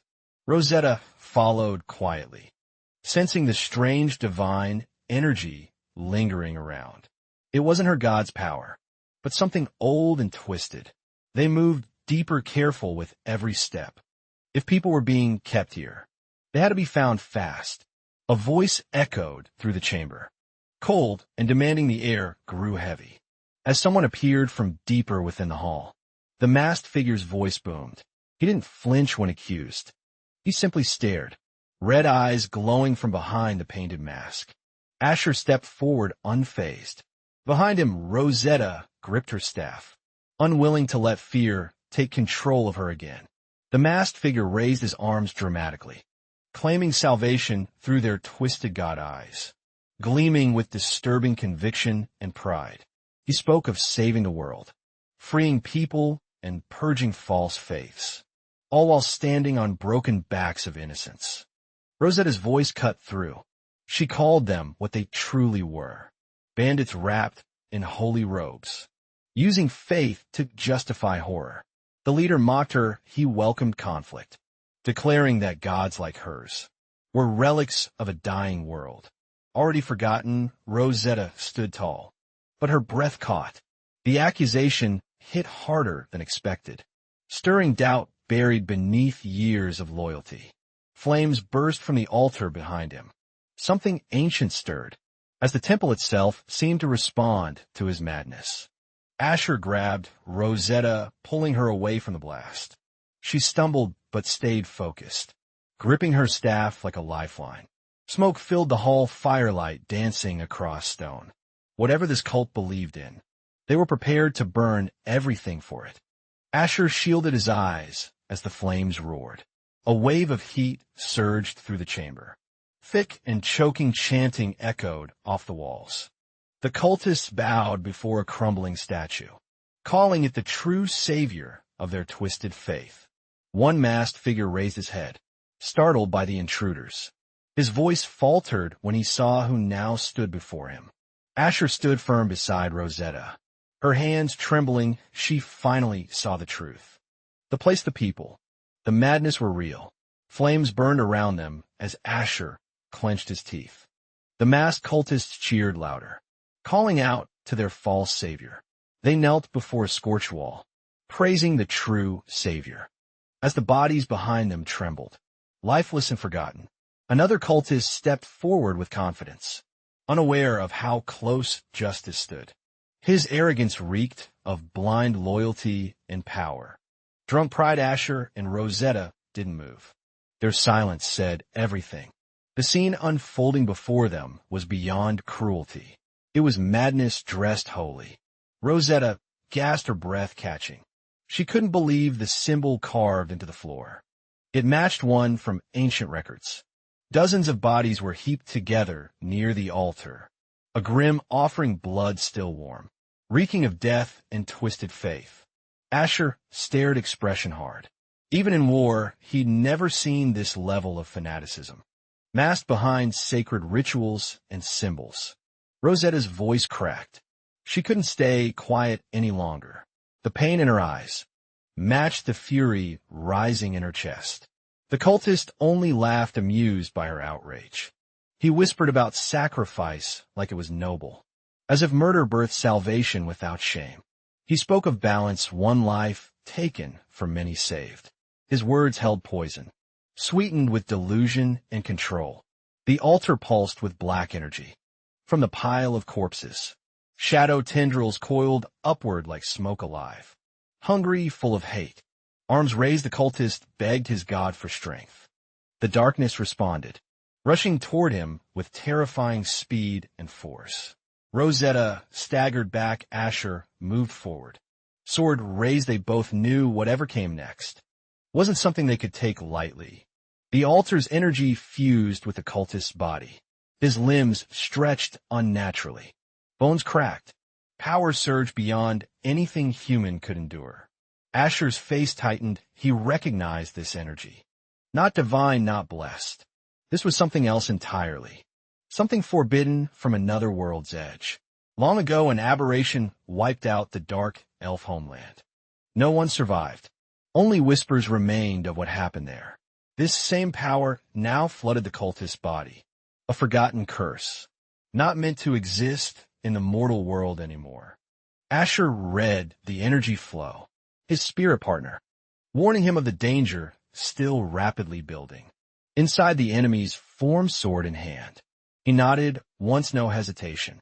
He already understood what needed to be done. To stop this nightmare, but even knowing the risk. He felt the pressure climbing fast. If this continued, they wouldn't survive the next blow. The enemy laughed wildly. His new strength crackled through the temple. And his body now barely resembled anything human anymore. The creature's voice echoed loud. Judgment had arrived. Asher and Rosetta stood still. As thunder pulsed through the cursed chamber, it launched forward without warning. Its steps thundered, dark mist swirling. Each second it became harder to breathe or react. Asher blocked the strike with full force. The shock sent him back. Rosetta stepped forward, chanting, light forming in her hands. A barrier shimmered up, radiant and steady. It caught the backlash, shielding Asher just enough for him to stand again. Asher clenched his jaw. This opponent was different. Unstable, overwhelming. He had to end it before the transformation fully completed. Rosetta's staff began to glow brighter, drawing magic from the air. Every symbol etched into the temple responded. Faintly, the barrier deflected the creature's fist. Energy rippling outward, cracks formed along the floor. Dust rising from every shaken stone. It mocked her efforts. Voice now twisted beyond recognition. It stepped forward again, undeterred by the light, holding it back with a crushing blow. The beast shattered part of the barrier. Rosetta staggered, barely holding her ground beneath the force. Rosetta's eyes widened in panic. The creature's next blow was too fast. She couldn't react, only brace for impact. Asher dove, catching her mid-fall. The staff clattered away, dust swirled. They hit the ground hard, but stayed alive. Rosetta's spirit hovered anxiously as they rose. Behind cover, her hand shook. This wasn't just power, this was monstrous. One misstep meant death. Even Asher knew they couldn't keep trading blows. The creature wasn't weakening, just growing more volatile. He gripped his sword, focused. The next strike needed everything. If they missed the chance now, they wouldn't get another. Asher asked Rosetta to bless his weapon. Her hesitation lasted only a second, before trust took over completely. He smiled calmly despite the pressure. She warned against a frontal attack, but he'd already chosen his path forward. Her blessings shimmered bright. Flowing into the blade, he stepped ahead slowly. Aura, swirling, eyes locked onto the looming threat. The creature laughed cruelly, dismissing them as weaklings. It was certain they were finished, like countless before them who'd tried. Muscles tightened, it lunged forward again. Both fists raised, every step shook the ground. Like drums of a dark war cry. Rosetta raised her staff, chanting. The magic took hold, pushing outward, clashing against the darkness with a sudden, explosive wave. Asher moved in sync. Blade glowing bright, he weaved between shadows, closing the distance before the enemy could fully react. Magic surged through him, Rosetta's blessing burned hot. He launched upward with force, striking directly at the creature's twisted form. The slash connected. The corrupted body shuddered violently as the light carved through its thick armor of pulsing shadows. The creature roared in agony. Tendrils flailing wildly, it stumbled back. Green fire wrapping around it like chains. Refusing to break, Asher was down. Wrapped in shadows, pain pulsed through his chest as he tried to stay conscious. Beneath crushing pressure, Rosetta screamed his name. panic rising, her eyes locked on his still form. Refusing to accept another loss today, Asher opened one eye, muscles trembling. He gritted his teeth and forced every last ounce of power through his sword. The blow struck true shadows, split apart, screeching as the corrupted body twisted violently and crashed back into the stone. The chamber trembled, the beast howled in pain. As light finally pierced its center, its form shattered under the weight. The monster fell, silent, dissolving into black ash. Asher, bloodied and swaying, leaned on his sword, breathing heavy and slow. He whispered to himself it was done. The thing was dead. He had actually survived that cursed power after all. Rosetta rushed forward, tears forming. She knelt beside him, checking the wounds, unsure if he could even stay awake now. A soft glow washed over the ruined temple. The altar dimmed for now, the threat was gone. Balance slowly returning side by side. They collapsed together, exhausted but alive, staring at the ceiling, letting the silence confirm that it was over. The spirit floated beside him. Whispering gently, Asher looked over, finally able to exhale and feel the moment settle. Rosetta smiled softly. He'd saved her, saved the world, and reminded her why faith meant more than just prayers. She stood, lifting her staff. Despite the loss, her voice remained strong. They had to honor those who didn't survive. Around them, silence lingered. Broken weapons scorched symbols, and blood stained the floor where chaos once reigned. Like a false god, Asher turned toward the altar. No words left, just quiet resolve, and a shared promise to never let this repeat. Morning sunlight spilled over the mountains. The chaos was gone. Only quiet wind and distant birds filled the air. Now Asher and Rosetta stood together again, this time under peaceful skies. Their clothes, dusty faces tired but calm. Rosetta glanced at him, smile soft. It suddenly hit her they'd never even exchanged names. Despite everything they'd been through, she finally asked, her voice gentle, a proper name for the man who fought beside her through darkness and flame. Asher looked at her steadily. Whatever name he gave, it would be remembered long after this day had passed. The mountain stood silent as Asher's name echoed in his mind, a quiet promise wrapped in a fresh beginning. Verkia listened carefully, nodding as he spoke about his journey ahead, thoughts drifting somewhere, far beyond the temple's path. Fingers fidgeted with her pendant, as she tried not to show the sudden weight his presence had left behind. Asher looked back with a calm stare, accepting her sentiment like it was nothing, though his heart quietly held it. Verkia offered a token from the solar god, an emblem heavy with meaning that said more than words ever could. The pendant rested over his chest, its light faint but pulsing, almost like it had chosen him before she ever did. Asher bowed, slightly, his hand brushing over the charm, unsure if he was thankful or just deeply moved. In silence, Virgil held her staff gently, her smile soft and knowing, hiding every emotion, swirling just beneath her calm surface. The village stood peaceful behind them, but the moment had shifted, something neither of them were ready to name. Yet alone, Virgil exhaled deeply, staring ahead, pretending nothing had changed, while quietly replaying everything she should have said, but didn't. Inside the quiet tent, Virgil sat poised, her calm presence unshaken, even as unease began crawling beneath her skin. The knight's entrance was deliberate, his armor clinking faintly, bringing formality that rarely meant anything good in quiet settings. She welcomed him with practiced ease, hiding the stiffness in her shoulders, as she sensed trouble behind his courteous words. His steps were too heavy, too rehearsed, carrying more than respect, carrying expectation, duty, and something darker. Verkia remained composed, ready for the discussion, though her instincts whispered this meeting might change everything. She believed about their mission. Virgil's eyes lowered slightly as his words began to push forward, the very subject she'd hoped wouldn't resurface again.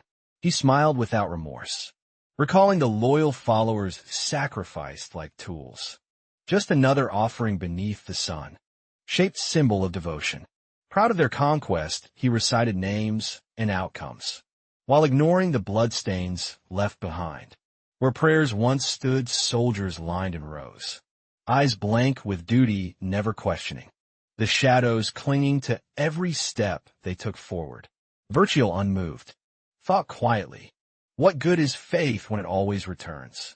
Dressed in violence, marching beneath banners soaked in grief, his voice turned sharp, mocking. Any hint of doubt, like compassion itself, had no place in their grand design anymore. Virgia braced herself, energy pulsing faintly at her fingertips, calm fading as she clutched her staff tighter. Beneath her robe his judgment spilled out, calling her hesitant, just another leader, too unsure to burn bridges when the path demanded fire. She remembered empty rooms, unanswered letters, silent shrines, signs of a crumbling system she once believed in. Without hesitation from the outside, she seemed steady. But inside, she was unraveling, caught between doing good or simply surviving. Expectations again. He stepped closer, now growing louder, more certain, pushing her to declare war, as if it were a seasonal ceremony. Virgia didn't flinch, but her voice rose sharply, her body trembling not from fear, but because someone had to finally care. Bloodied soldiers filled her memories, scattered across cold dirt, forgotten by those who order battles, then retreated far from harm. He only smiled, amused at her defiance, knowing his safety was guaranteed, while others bore the cost of blind allegiance. She turned away, remembering the girl she once was, before faith chose her, before they rewrote her silence as obedience. Virgia stood tall, her silence loud, though the night bowed with confidence, like his leave was some grand act of courtesy. She watched him exit, each step echoing doubt, her heart heavy from knowledge. She was never truly included. The title meant little saintess, only echoed louder, in rooms where power passed through her, like she was never even there. Alone again, she faced the truth buried in her heart. Despite robes and light, she couldn't change anything on command. Once she was a quiet child in a poor village, wishing only for warmth, unaware faith would take everything else. Before crowds, virtual LED prayers with grace, though her voice never reached past the illusions built by those surrounding her. Even among believers, her words carried weight only in spirit, not in action, not where true decisions took shape. Behind curtains the knights moved separately, bound not to her, but to politics, pride, and the bloodlines they guarded more than justice. She stood among them, not beside them, always watched, never quite accepted, no matter how perfect her composure or dedication appeared when plans turned violent. They moved without her, ignoring her warnings, casting her aside like a placeholder until they needed cover. Despite everything, Virgia's prayers remained soft, unanswered, hidden between clenched fingers, as the world demanded she accept choices never hers. She asked once more why the gods would choose someone who could only witness, never shape, the outcomes they created. The only answer she ever received was silence, wrapped in divine whispers. That always left her with more weight. Still one word lingered: trust, not in herself, but in Asher, the one moving forward while she held ground in faith. Somewhere distant, Asher stepped into sunlight. Unaware, her thoughts drifted toward him, like a quiet plea he might someday understand. Asher recalled Manhwa's warning, her voice lingering in his thoughts, a quiet reminder that divine attention rarely brought anything good. Whispers spoke of gods watching him, and a solar god possibly among them. Enough reason to tread lightly near power. The figure ahead watched in silence, unreadable behind the hood, though the tension hinted at something older than simple faith. Standing at the gates, Asher took in the massive walls before him, unwelcoming and proud, guarding whatever waited inside. With a sigh, he approached calmly, knowing full well this wasn't just a city. It was the heart of everything. He scanned the sealed gate, eyes sharp, fingers brushing old stone, until something subtle clicked beneath the surface. Unnoticed, a narrow opening slid aside, quiet and hidden, revealing a path that hadn't seen sunlight or footsteps in quite some time. Asher entered without hesitation, recalling teachings from an old mage who once said, "Knowledge often opened more doors than magic." The kingdom's barrier glimmered above, thick and blue ceiling in peace or secrets, depending on which side you stood. Only trusted companions ever knew this route, and even fewer were willing to walk it, while carrying this much risk. The air shifted, suddenly cold wind curling around him, as something nearby flared, with hostile energy and unfamiliar presence. A sharp blast hit the corridor, light cracking the stone warning shots. From someone clearly not fond of uninvited guests. Asher drew his weapon fast, instincts taking over as he scanned the area, eyes catching movement ahead. In the shadows, a woman emerged, powerful and commanding, throwing accusations before he could explain, assuming his presence meant trouble and nothing else. He hesitated, briefly annoyed and curious, trying to remember her name, or if this was another test disguised as confrontation. Again her voice cracked through the silence, magic still lingering around. Her eyes locked on him with both caution and disbelief. Asher met her gaze, calmly calculating his next move, knowing one wrong word could turn suspicion into full confrontation. Fast, but Deer stood firm near the door, throwing rules around, while everyone else just wanted to get on with things. She stepped in calm and confident, ignoring the tension, as if she had walked these halls 100 times before. Asher watched her closely, something about her movement, pulling a thread of memory he didn't know was still there. The pieces clicked together suddenly, an old battlefield flashing back. Her eyes, the stance, everything returning without needing a single word. Then a voice echoed upstairs, breaking the moment, and Asher turned, knowing chaos was probably about to walk in. A trio came down the stairs, fast boots loot, like they expected to find fireworks waiting below. Instead of people, she didn't flinch as they arrived, steady and still her posture, never giving anything away about what she remembered. Asher stood back watching, as one of the men's eyes narrowed, with a kind of suspicion shaped by old battles. Recognition came late but loud, and the air shifted as old memories crept out from behind. Locked away thoughts, Asher felt the weight of it. Familiar tensión, from a time when swords decided everything, and words meant very little. Everyone had struggled at that gate, trying everything while Asher had walked forward, like it was just another training exercise. The ancient door gave way for him without effort, a moment that confused everyone and silenced even the loudest soldiers. No one spoke much then, but their faces said enough. Shock, confusion, and that it was something not adding up. The spirit beside him had watched it crumble, quietly acknowledging that whatever was sealed there just wasn't sealed for Asher. She stood near the wall again, satisfied, remembering how quickly she figured out. Asher wasn't so much here to underestimate anymore. The spirit hovered quietly as Asher stood still, feeling the atmosphere shift. The word demon tossed around far too easily. She readied her spell, tension rising fast. She wasn't planning on letting Asher leave without giving them something to remember. The spirit drifted closer, sensing the weight of choice. Asher paused, already thinking 2 moves ahead, before drawing his blade. Purple energy crackled to life, swirling in his grip, a quiet nod to the fact that negotiations weren't happening anymore. She's team looked stunned. One whispered about fatal magic. The other glanced at the door, like it might offer salvation.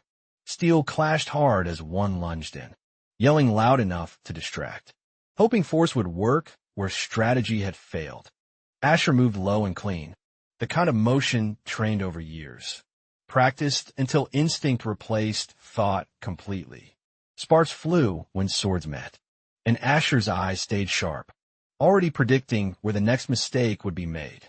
Familiarity crept in, The attacker had trained at the academy. Same years, same drills. But clearly skipped more classes. The clash didn't last long. Asher's counter came fast. A quiet sweep followed by chaos. Spinning across the stone floor. Another opponent charged in from the side. Thinking speed would surprise him. But Asher had seen faster in forest ambushes. Energy surged around Asher as he pivoted. His strike landing mid-spin. Turning panic into silence in one clean blow.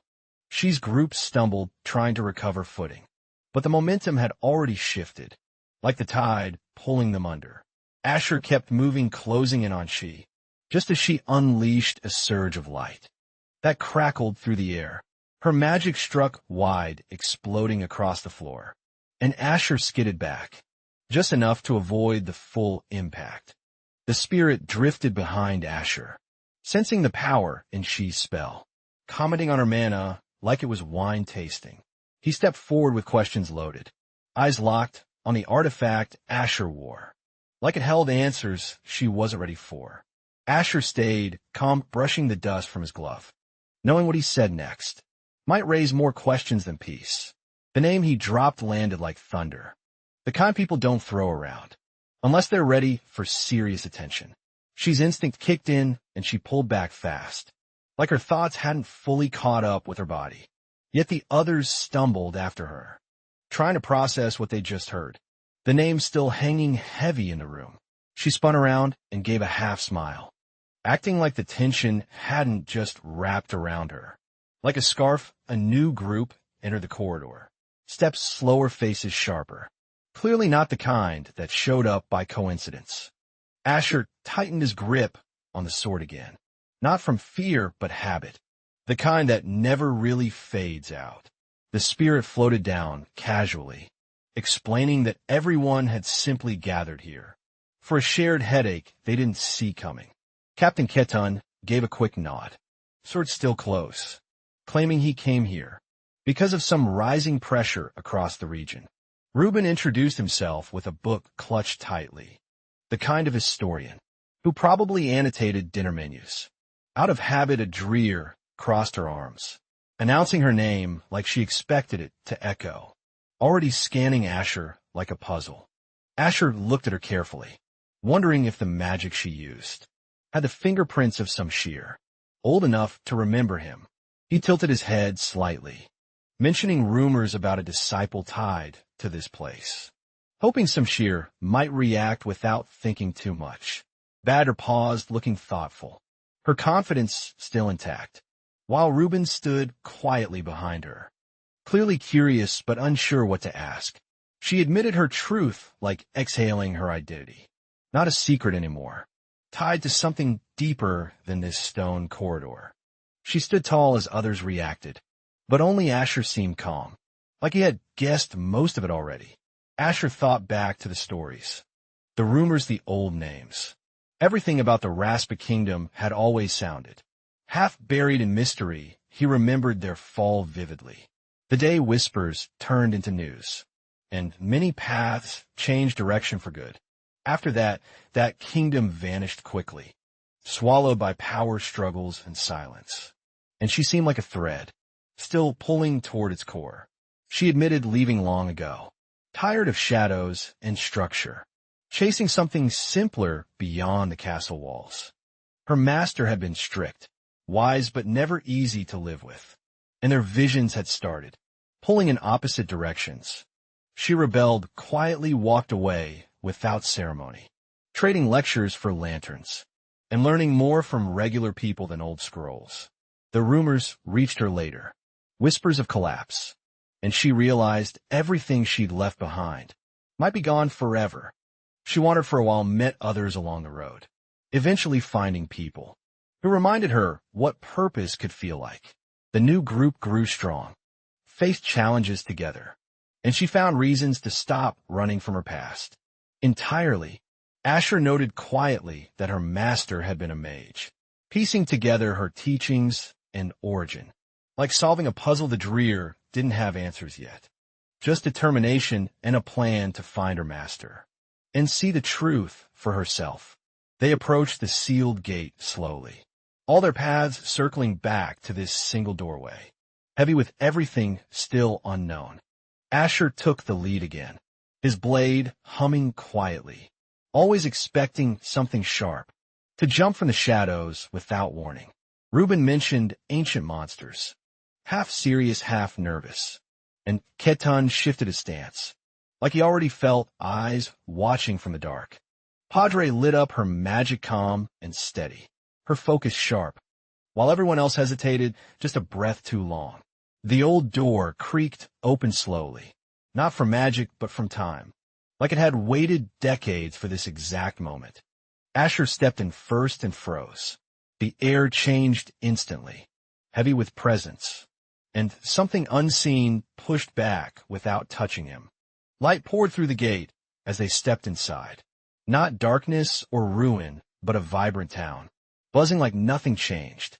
Asher squinted at the crowd, everyone moving, normally chatting, laughing like nothing dramatic had ever touched this part of the world.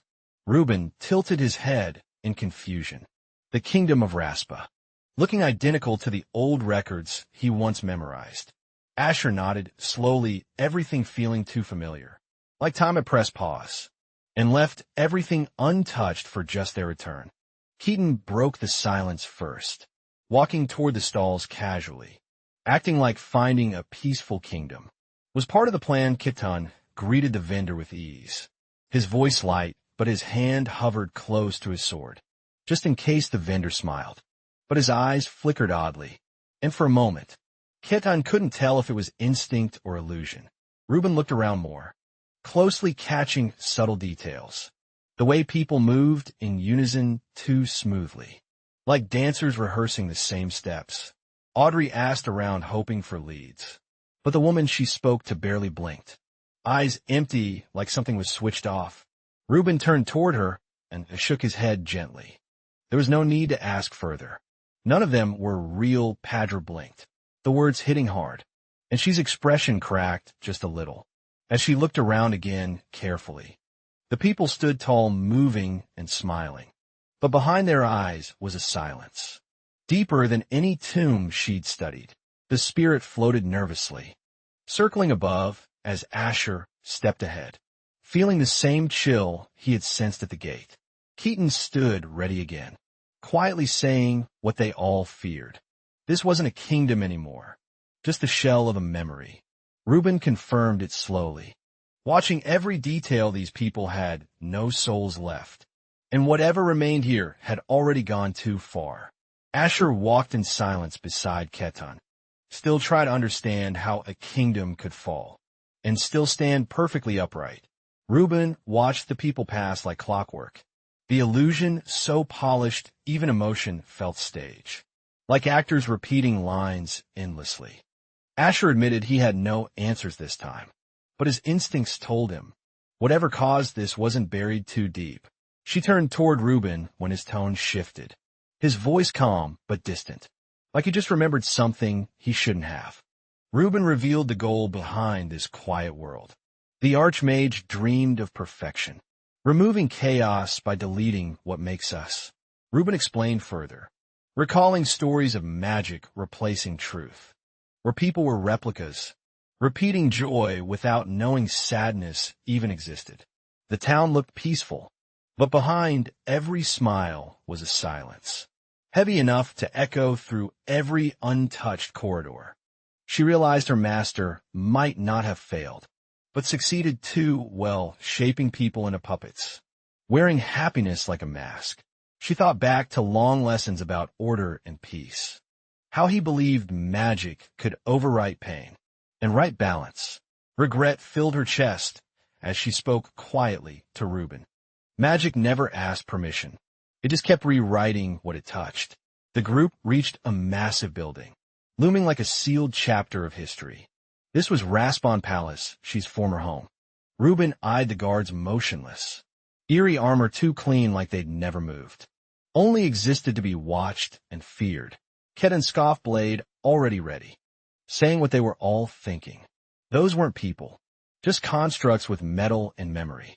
She stayed composed, nodding toward the path ahead. They didn't come this far to stop. because the guards weren't breathing. Reuben sighed, adjusting his coat as he stepped forward, one foot after the other, straight into the spell's oldest lie. Caitlin hesitated, asking how the guards reacted so fast, only for his words to trigger the very thing he feared.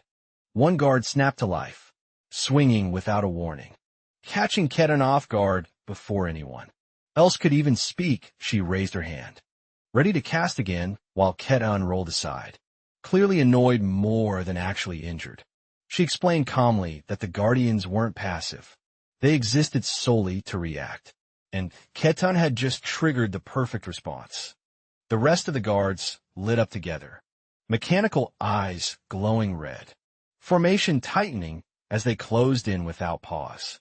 Steel thundered across the stone floor as the guards launched forward, their movement precise, like they practiced this exact moment endlessly. Asher drew his sword eyes steady, knowing immediately that these things weren't built with mercy or limits in mind. The spirit hovered close, analyzing the fight as it unfolded. These enemies felt nothing, feared nothing, and just kept moving forward. Asher readied another spell, realizing no amount of force would stop creatures. That didn't even register. When their limbs were lost, she shouted from the back, her magic already burning hot. Too many enemies, too little time. And they still kept coming.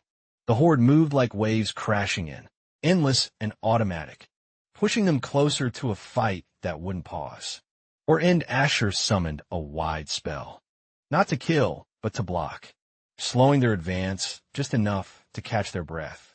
The barrier glowed brightly, giving the others a chance to react. While Reuben watched quietly, mind already racing with theory, she glanced back, seeing Asher hold the line, and signaled everyone to fall back into the castle. Without delay, Asher stayed behind, steady and focused, eyes locked on the tide. He wasn't trying to win, just to buy time. An old memory surfaced. An emperor once gifted a weapon that now hummed quietly in Asher's hand. Full of ancient energy, it wasn't made to kill, just to hold the tide. A temporary answer pulled from the past's hidden shelf. Asher ran quickly, knowing the magic wouldn't last, but grateful for the few extra seconds it carved. From chaos, Reuben trailed behind the group, breathing heavily, not built for combat, but still pushing himself further than he ever had before. He stumbled through the gate, heart pounding but relieved, until the sound of something large echoed behind him, changing everything instantly. Reuben slipped hard, the barrier ripple warping space beneath his feet, flinging him forward in a way he didn't expect. He landed rough, vision spinning, unsure if it was the impact or adrenaline messing with his head.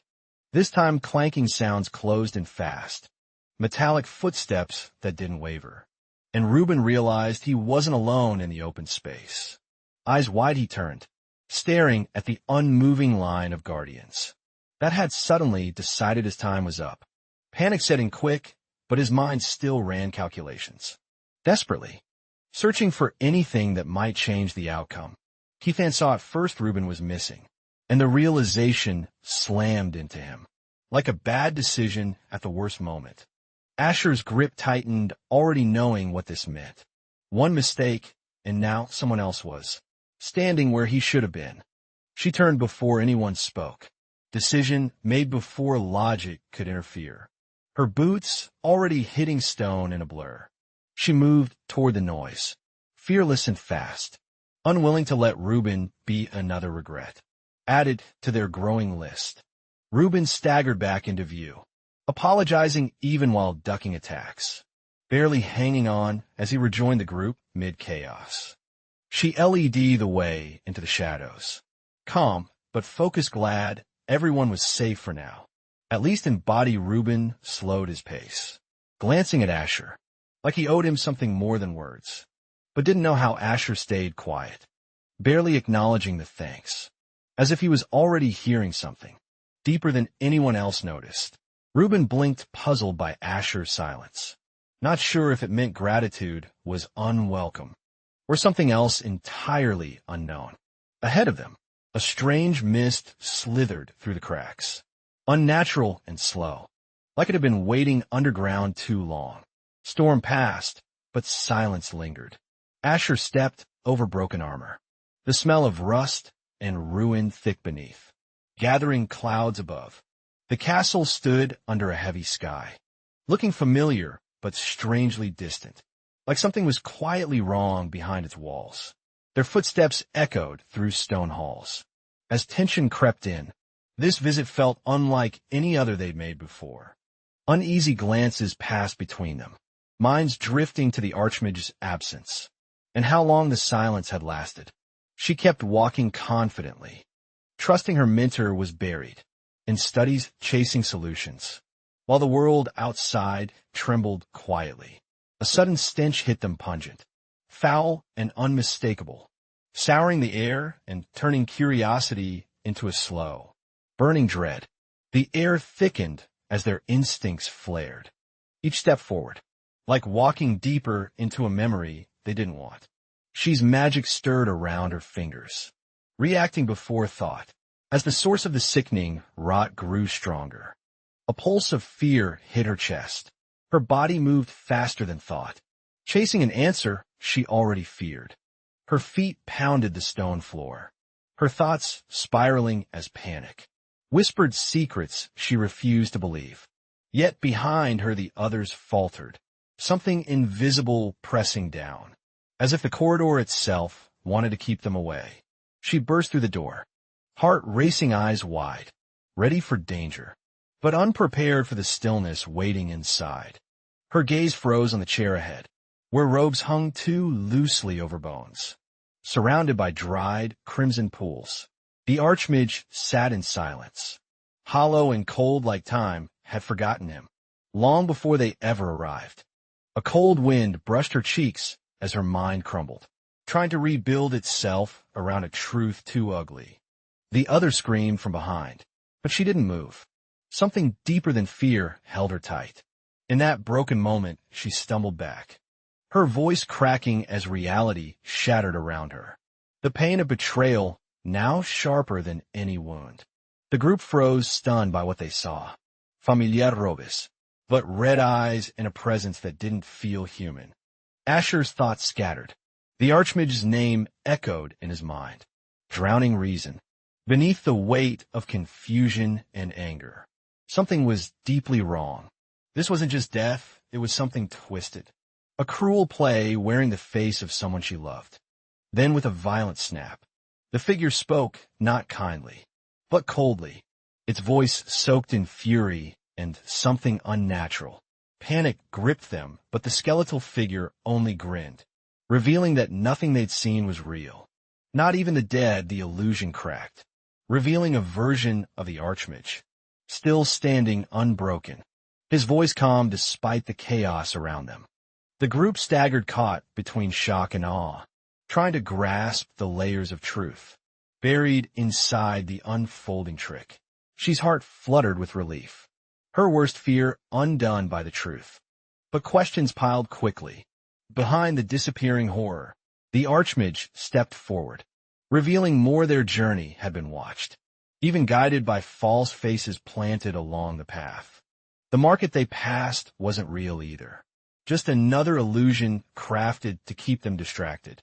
While danger grew in secret, Ron finally exhaled, shaken but thankful, as she stood silent beside him, still piecing emotions from the tangled story. But the Archmage wasn't done. He admitted the deception was necessary, a shield against something darker, crawling toward the city. A demon silhouette burned into their memories, monstrous and real, far beyond what even seasoned warriors like Asher could face alone. The fake fall of the kingdom had been a desperate tactic, buying time before the final confrontation could begin. She spell shimmered around her fingertips, lifting the illusion from her body, like a curtain peeling away from the stage. Poten stepped up confidently, introducing himself, as if the tension hadn't just snapped every nerve.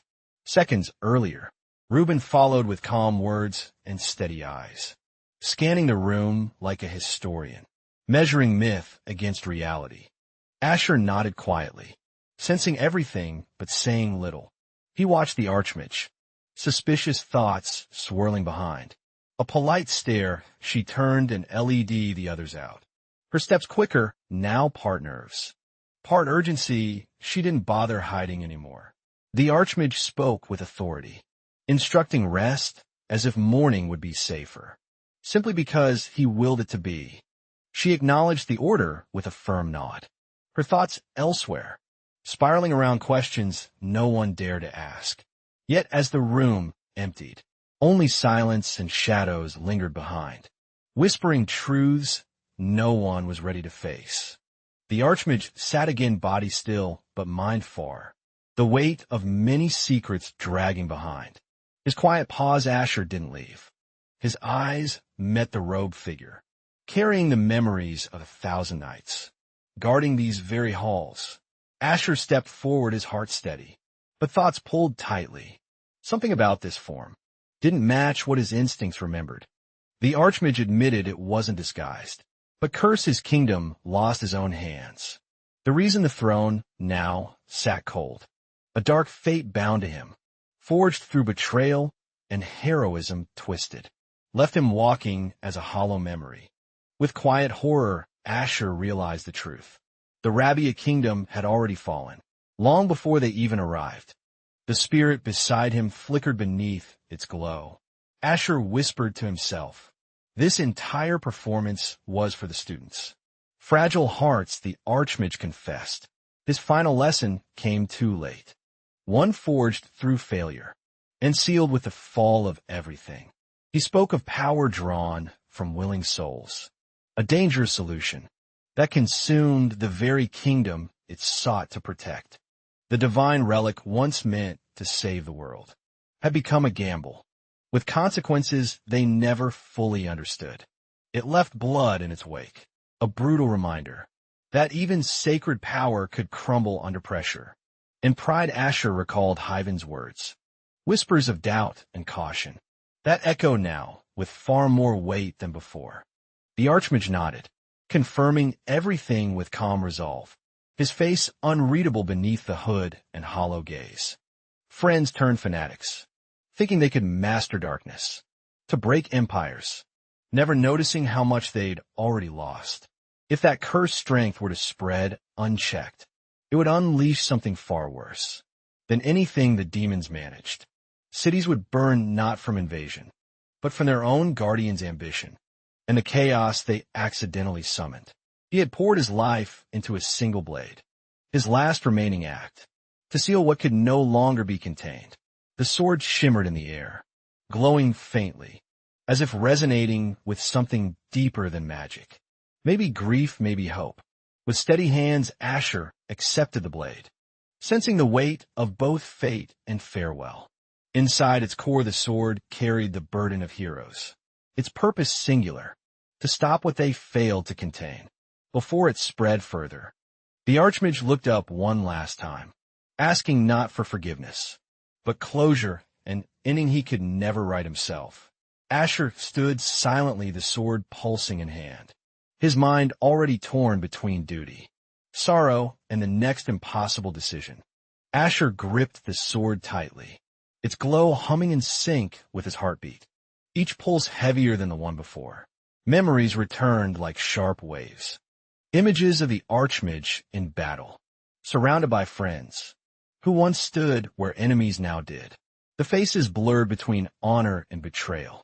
Allies once trusted, now tainted by ambition, and choices they never should have made. Asher's voice trembled silently. This wasn't just a mission. It was a question of conscience, repeating pain he hadn't yet buried. The cloaked figure stared from the throne. Voice cold, "You're the only one I can entrust." Standing before him, the young man tensed. Power surged around him as he whispered, "This arrogance. Are you asking me to deal calmly with you, who massacred everything I cherished before?" The skeleton grinned silently. Unbothered rage bloomed as the youth clenched his sword, refusing to be intimidated. His jaw tightened, muscles coiled. He readied himself, not for words, but for vengeance.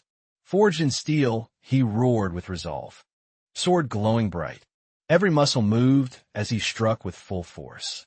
Forward the sword pierced the skeletal body.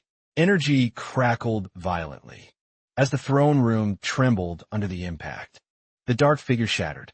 Red mist scattered as remnants of dark magic tried to preserve his soul. Watching it fade, he muttered, "He's returning to his true form." Eyes fixed on the residue. He raised his sword again. "This is the proof my reincarnation wasn't coincidence. It was meant." A gentle breeze circled him as the figure smiled, energy flowing from his chest like smoke. "Thank you, Captain of the Guard," he said calmly. "I can finally rest in peace now." The swordsman paused, voice low. "Is this farewell?" His expression softened. Though his guard remained strong, yes. The elder answered, "Tomorrow I'll lay my final oaths to Barchi and disappear with the kingdom." The spirit appeared once more. The swordsman asked that form, "You've been granted rebirth, haven't you?" The spirit nodded. The swordsman listened closely. At first he said, "I thought it was Mariana, but something's off. He doesn't feel like the first cause. It's deeper beyond his reach." The elder's expression darkened. "Is that so? Then I know something that might help you. Seek out the elves of the Red Forest, far at the northernmost edge." The elder advised elves. He whispered yes. The elder confirmed they belonged to a different clan, unlike your stepdaughters entirely. The elder pointed to the image. "They might help you uncover the truth about your bloodline." He repeated the words quietly, eyes distant in the north, as if recalling a place buried by time. "Isn't that where Swordmaster Barin rules?" He asked. "That's right." The spirit answered, "That's where she is. When you arrive, look in Aruna too. I heard the northern goblins almost invaded the empire." He scowled faintly. "I don't really want to see that annoying bastard." Voice low, expression unchanged. The old man chuckled softly, watching the young swordsman walk away, his cloak brushing the stone steps. "She's arrogant," he muttered, "but her resolve is admirable. Choosing hardship over comfort is rare courage." The swordsman walked in silence, sword strapped firm, mind echoing with words he wasn't ready to face. The tower rose beneath the morning sun. Inside, they awaited his return. Comrades' questions and untold trials. "You have a kind heart," the voice echoed again. "Someday, perhaps, you'll both find forgiveness together." She searched the courtyard, scanning faces, "But I don't see Asher," she said with a frown. "He already left." The cloaked man replied calmly, "He's following Hyven's orders. Urgent business near the northern border." She sighed, disappointed. "Too bad I didn't get to say goodbye. I must leave too." Barak Baraf, tense, the demon surveillance is worsening. "At this rate, we might not protect the kingdom anymore. I'll hide it underground," he whispered. "If needed, I'll vanish with it into the refuge city below." And she looked up at him with concern. "I see then. When will we meet again?" Barak paused. "Don't worry about that. We won't be gone long," he said without turning around. Reaching into his cloak, he pulled out a pendant, its silver edges glinting under temple light. And then he placed it in her hand. "With this you'll be able to use barrier magic." Barak smiled gently. "I hope you grow into a fine mage," he said, his voice warm. The purple-haired man smiled gently. Hiding his concern, he'd prepared everything. Now it was time to part. The travelers bowed respectfully, expressing gratitude. Their rest had healed them, and they now stood re-energized together. The masked master on the throne gave a final reminder. The time for departure had finally come. Following the command, the two companions nodded and turned swiftly. With purpose in their steps, they departed from his seat. The master whispered blessings as the door creaked open. He watched them disappear silently. As the doors closed behind the guests, silence returned. The master leaned back. Eyes heavy with thought, he whispered softly. It's over. His role completed. He had passed on knowledge and power without regret. An Asher Archmage approached slowly. Staff glowing faintly, he acknowledged the end. His mission here had also concluded. The master warned him gently. Return, soon mortals fade. Even mages, his voice calm, filled with acceptance and age. The Archmage paused, hearing the words. He nodded once, then turned. Take care, he said. Voice subdued outside the gate. The Archmage stood quietly, with folded arms. He watched the departing group from afar. A gust of wind scattered leaves. One Knight paused, glancing back at the fortress that raised him. Low track, he muttered with bitterness, staring at the tower. Resentment still clung to his voice. The Archmage narrowed his eyes. Shut that mouth of yours, he commanded, without hesitation or sympathy. Blood burst from the Knight's shoulder. He staggered stunned, punished instantly for his careless, disrespectful words. Asher attacked without mercy. The others watched in shock as blood poured, and the Knight collapsed instantly. Rage burned in Asher's eyes. How dare you remain here, he growled, voice shaking with fury. You filthy demon scum. He continued, stepping closer. His energy flared, refusing to let evil exist freely. The wounded man grinned, standing weakly. I was a demon, no wonder you avoided me. Dark flames rose. You're quite sharp, he hissed, smiling wickedly, no longer hiding his monstrous true form. Asher confronted the cloaked figure, who appeared calmly through the shadows, his presence shaking the cold ground. The enemy grinned, blood dripping. He had disguised himself as human, hiding magic, deceiving even skilled warriors. Asher remained calm despite no magical trace. His gaze sharp, he whispered a name with certainty. He remembered the voice echoing in nightmares, unmistakable and haunting. Rage surged through his veins. Without mercy, with a piercing stare, Asher vowed revenge until we meet again. The unchanging one, he muttered coldly. The voice pierced his memory, ancient, dreadful, and absolute. Asher watched the demon's form finally reveal itself. With a theatrical flourish, the demon grinned and stepped forward. Allow me to introduce myself, Asher. I am the overseer of the demonic realm, he declared boldly, bowing mockingly without breaking eye contact. Asher's companion stiffened. Then came Bafla. The spirit gasped recognition, flashing across Asher's eyes like sudden lightning. A forbidden name echoed Bafula, a being erased from records, feared even by the Empire's strongest warriors. Ancient texts warned of Bafula's forbidden power. Those who summoned him always paid with blood. Bafula stood calmly, the corpse at his feet, a grim reminder of deals gone wrong. Asher stepped forward. Enough games. Say your purpose. Why are you standing in front of me? The demon chuckled, amused by Asher's defiance. He touched his chin, savoring the tension in silence. I came only to see what this human paradise looked like, Buffalo said, smiling with contempt. The fool mocked the fallen kingdom, laughing at its weak foundation and failure to harness real power. His eyes locked on Asher's blade. The sword he gave you, it caught my attention. Asher gripped the weapon firmly. Do you want Finner? He asked, voice steady and unshaken. Bafula nodded slowly. I'd appreciate it if you handed it over. It's quite an intriguing artifact. Smirking, he added, it holds some fascinating abilities. His tone slithered with desire and quiet malice. Asher gritted his teeth, clutching Fenrir tightly. Then go ahead and try, he shouted defiantly. He launched forward, aura surging. The force of his strike echoed across the arena's stone walls. Midair, Asher twisted, drawing power into his blade.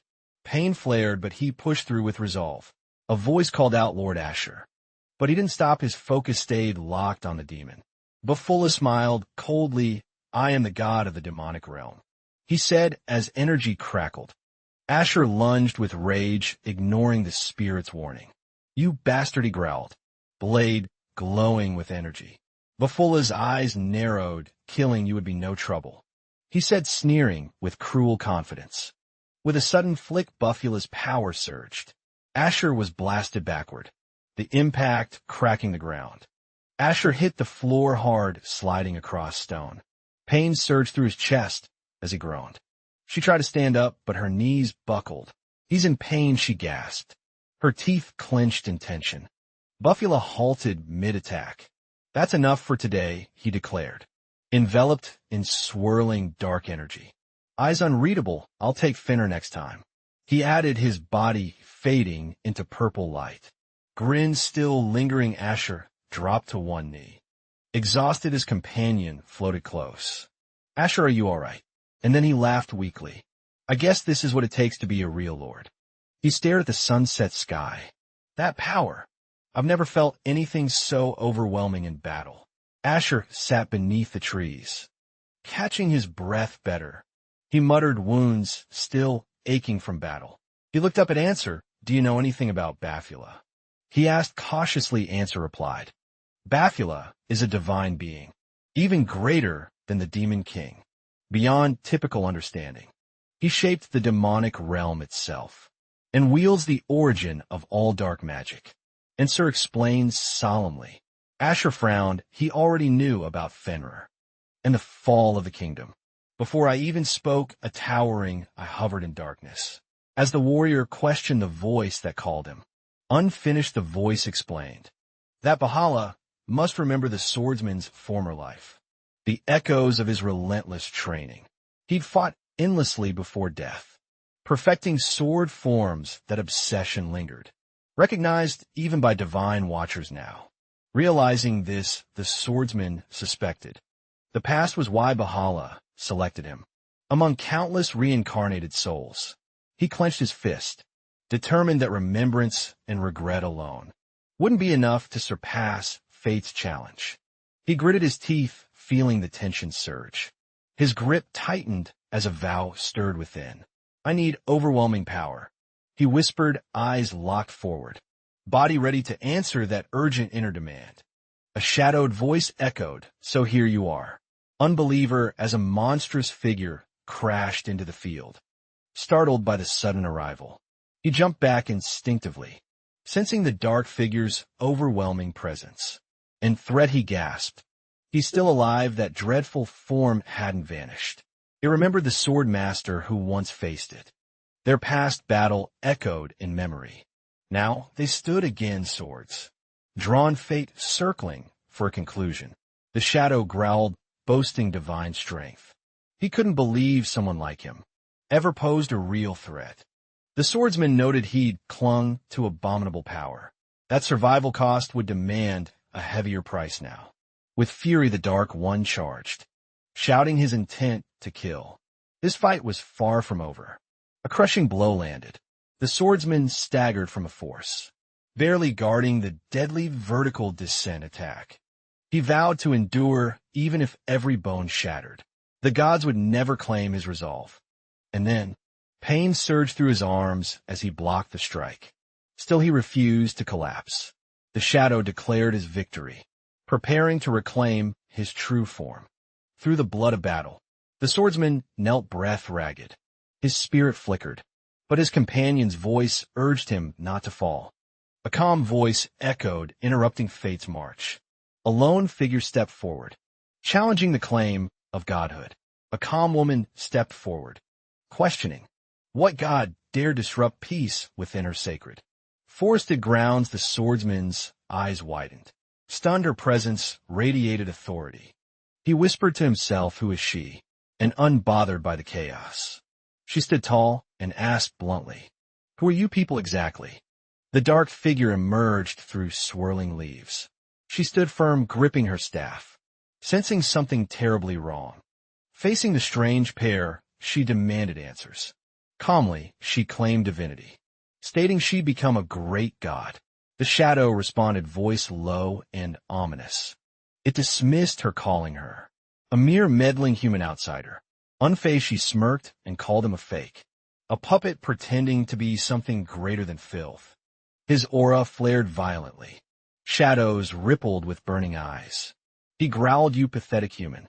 You've made your choice. The shadow screamed in rage, charging forward with murderous intent. You dare insult me, I'll kill you. The swordsman noticed the threat, immediately alarmed.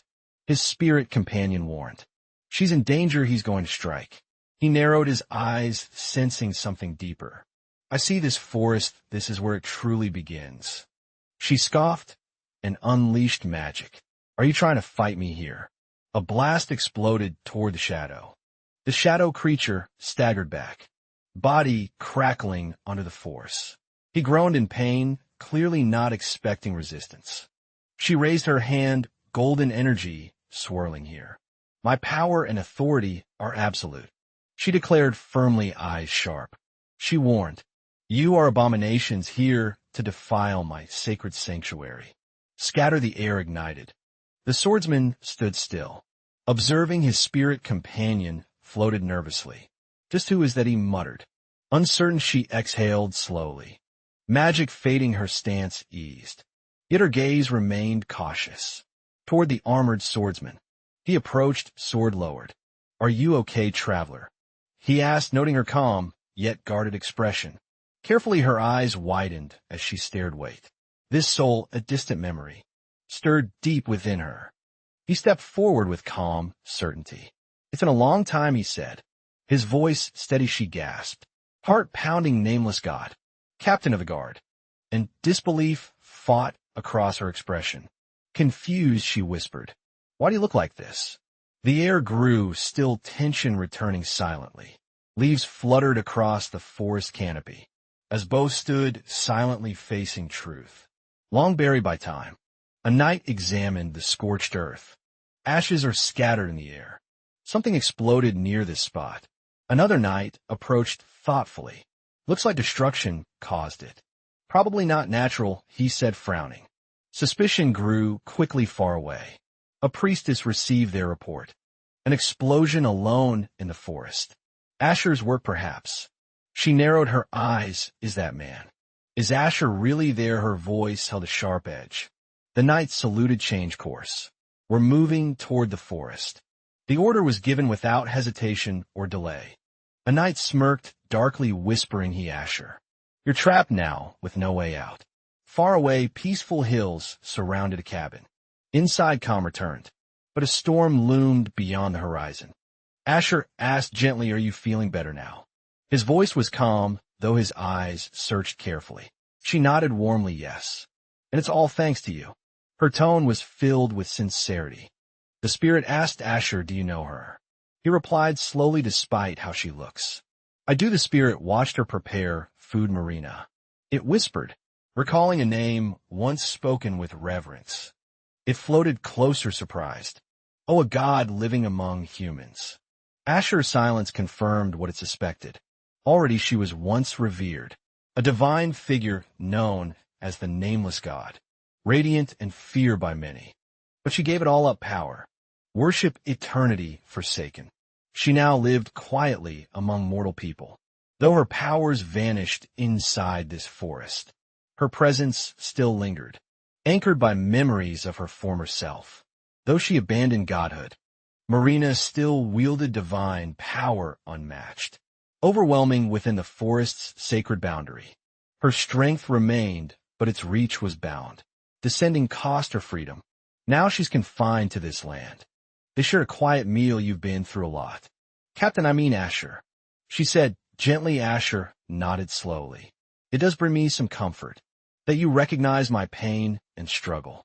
Marina's gaze softened in this twisted, abominable world. You're one of the rare. Truly rational humans, Asher. Asher nodded. That's true. His expression dimmed as old memories returned. Once buried beneath years of war. Back then she was the only god he trusted. A non-believer, yet he believed in her. She offered him power to become her apostle. He would gain strength beyond any mortal measure.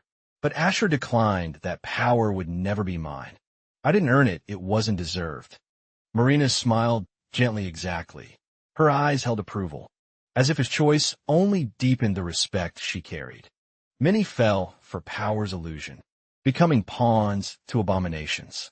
Gods or demons, but Asher never strayed. Through every trial and hopeless war, he held his sword firm. Despair never broke his will. To a god, that kind of conviction is irresistible. Marina said, her voice soft with admiration. She smiled warmly. Will you reconsider? Be my apostle in this life. Hope flickered in her tone. Asher answered calmly, my answer is still no. She laughed gently. You haven't changed at all. A knock startled them. Asher rose quickly. Who's there? His spirit companion floated up alertly. The door opened. A knight stepped inside. Behind him stood the saint and an entire armed unit. They marched with discipline. "We are knights of the Solar God Order." The lead knight declared. Asher frowned. "The Solar God Order is here." His mind raced. "Are they here to capture me?" The knight's eyes narrowed. "We're looking for someone." "Do you?" He paused. Gay's sharp voice filled with intent. Marina stepped outside with a smile. "Asher, it looks like you have visitors." She called calmly. Asher sighed. "She could have pretended I wasn't here." He rose, sensing the tension growing outside the door. The knight's lips curled into a cruel grin. He had found his target, and he knew it. "We finally found you, Asher."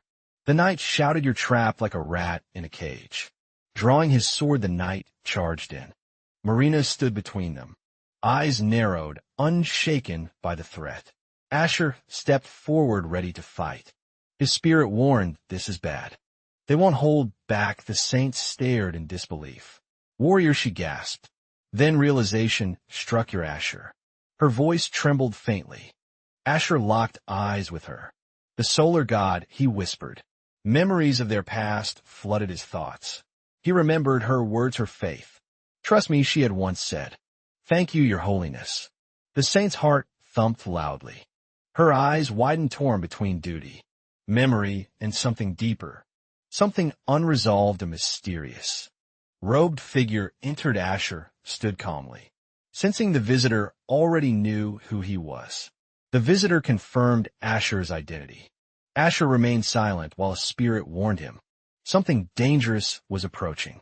A vision emerged. A holy knight commanded troops. She, too, was tracking down the reincarnated Swordmaster Asher. He acknowledged the truth. After years hidden, Asher accepted his name, facing destiny with calm and readiness. The priestess recalled aiding him. Yet fate twisted. He became the hunted, the one everyone now sought. The priestess gasped, realizing the truth. She had helped Asher unknowingly, never mentioning her name. The knight stepped forward, eyes glowing. He had overheard everything, and now knew her hidden connection. He mocked her, accusing betrayal. Their order's enemy was here, and she had protected him unknowingly, blaming her for Asher's evasion. The knight smirked. She understood the weight of what she'd done. He grinned coldly, certain her punishment would come. The order would not forgive such a betrayal. Asher stood silently with the woman. He knew conflict approached, but waited without showing concern. The knights surrounded him. Their weapons were drawn, ready to capture him under the order's command. The spirit questioned him sharply. Asher replied calmly, refusing to fight and cause chaos among villagers. The knight halted. Something in Asher's restraint puzzled him. He turned, speaking with sudden curiosity and hesitation.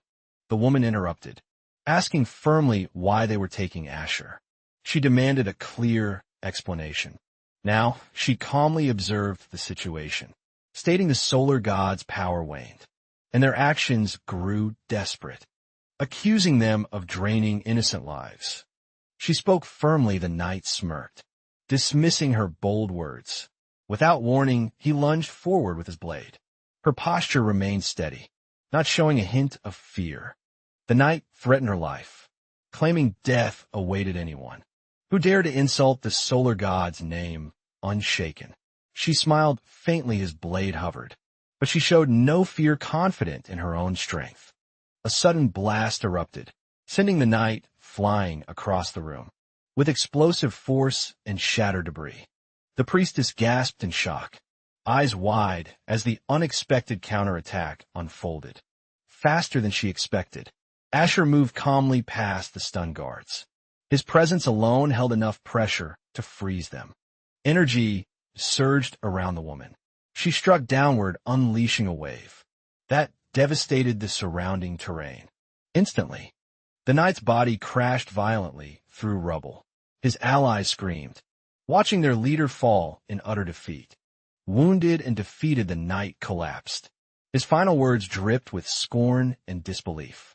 At his failure, she declared, the god's strength relied entirely on mortals, and still they claimed divine superiority without shame. To her, they were nothing, only arrogant beings who ruled by fear and false righteousness.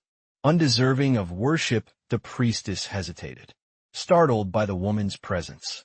She quickly assured them she meant no harm. She offered herself in Asher's place. She wished to hear the solar god's truth directly.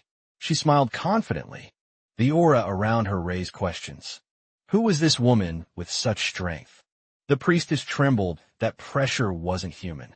Fear replaced her defiance as she agreed to comply. She ordered Asher's release. The soldiers obeyed immediately, lifting their fallen captain, without hesitation or resistance. Asher watched with amusement. Their retreat meant nothing now. The real threat had already stood beside him. The woman sighed after all this time. They reunited, but still hadn't truly spoken to each other. Asher promised to visit later. The words were calm, but carried weight. Neither of them ignored. She turned to leave. Asher addressed her formally, showing respect despite the tension still between them. He pledged to visit once his affairs were settled. She said nothing, quietly processing his words. She accepted his terms, yet reminded him gently. Her voice was firm, but laced with uncertainty. She warned him he remained their target. Asher said nothing, watching her go with unreadable expression.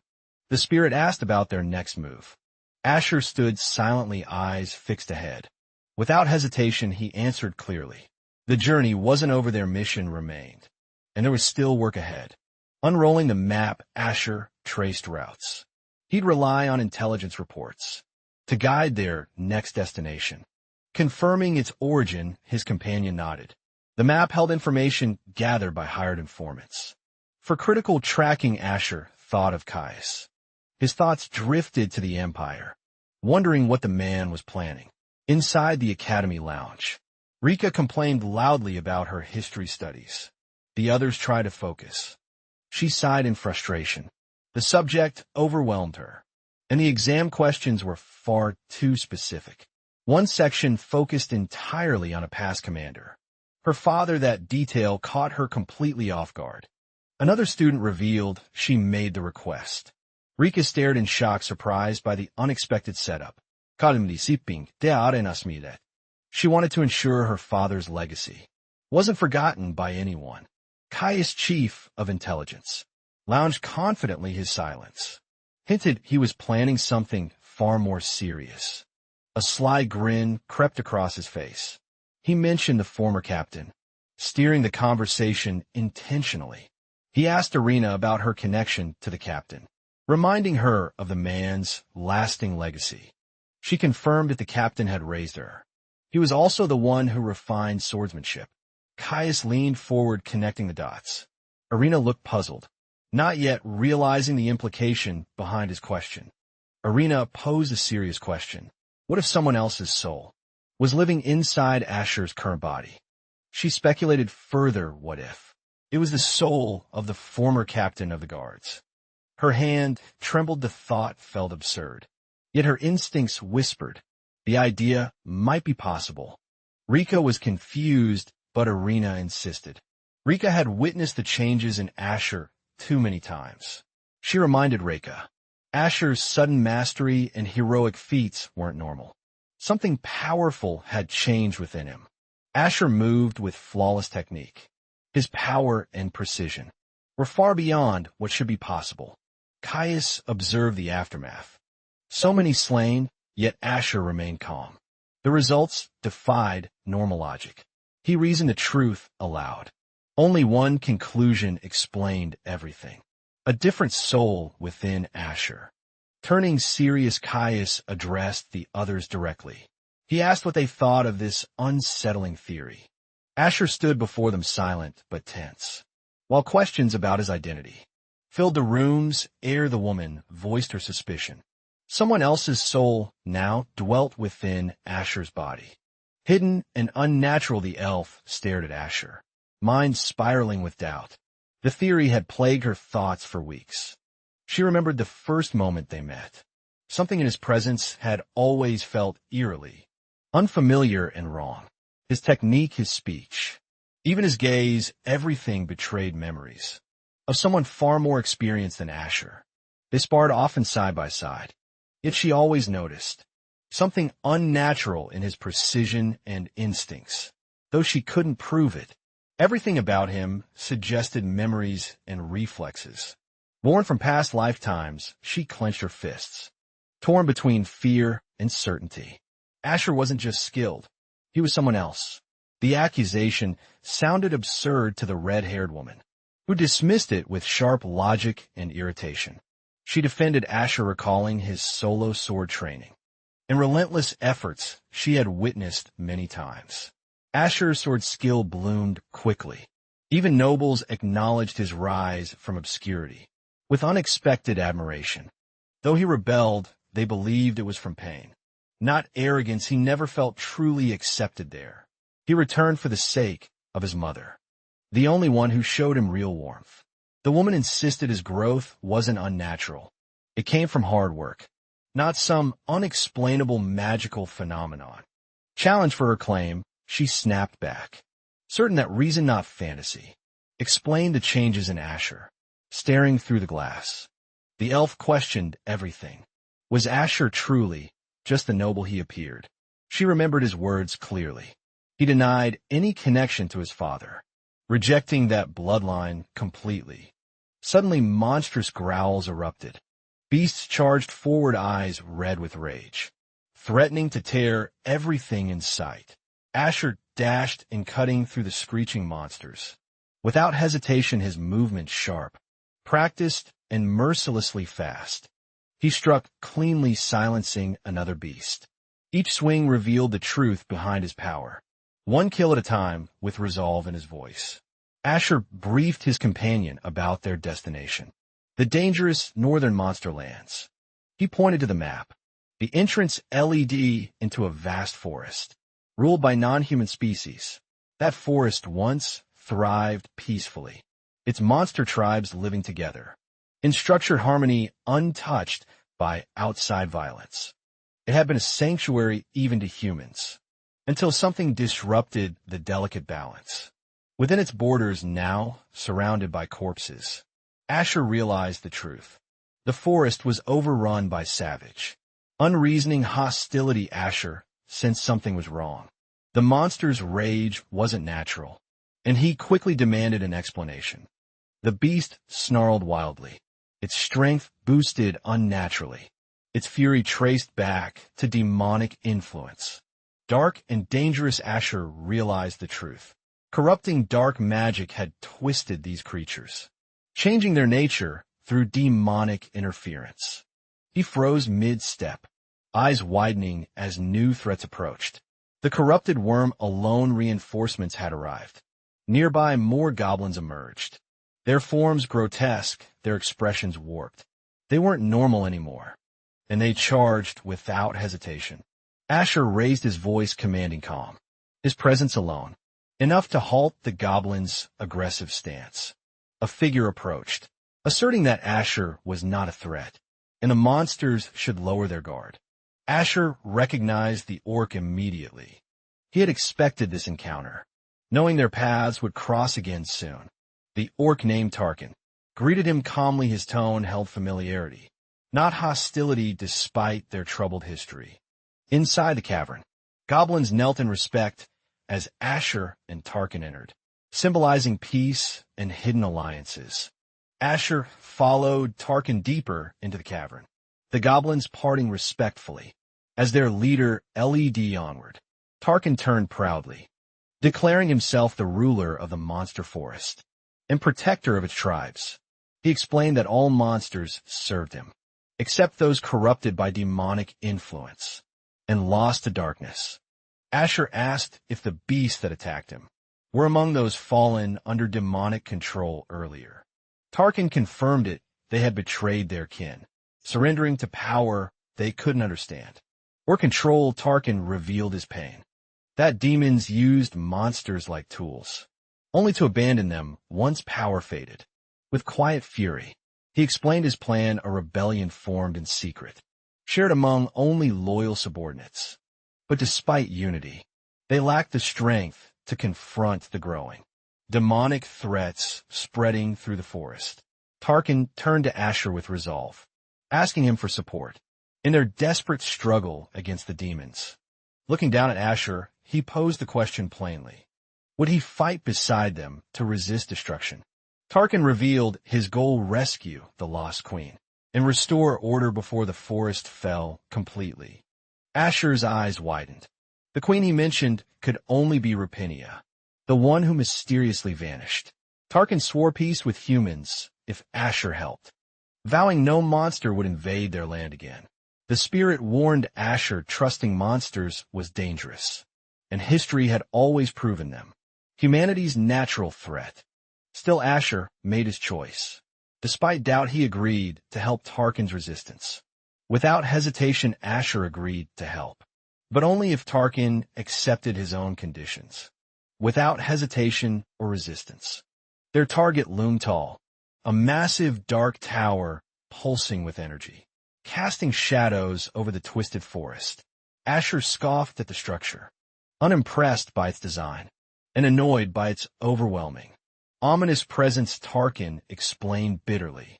The demons claimed the tower, and now corrupted the land with dark energy. With no time to waste, Tarkin urged Asher forward, ready to breach the stronghold's gates together. A dark voice echoed from the tower, mocking Tarkin's arrival as weak and ultimately meaningless. The enemy stepped forward confidently, insultingly calling their effort pathetic, before revealing an army at the gate. Mockery followed. Tarkin was now so desperate. He brought a mere human to fight alongside him.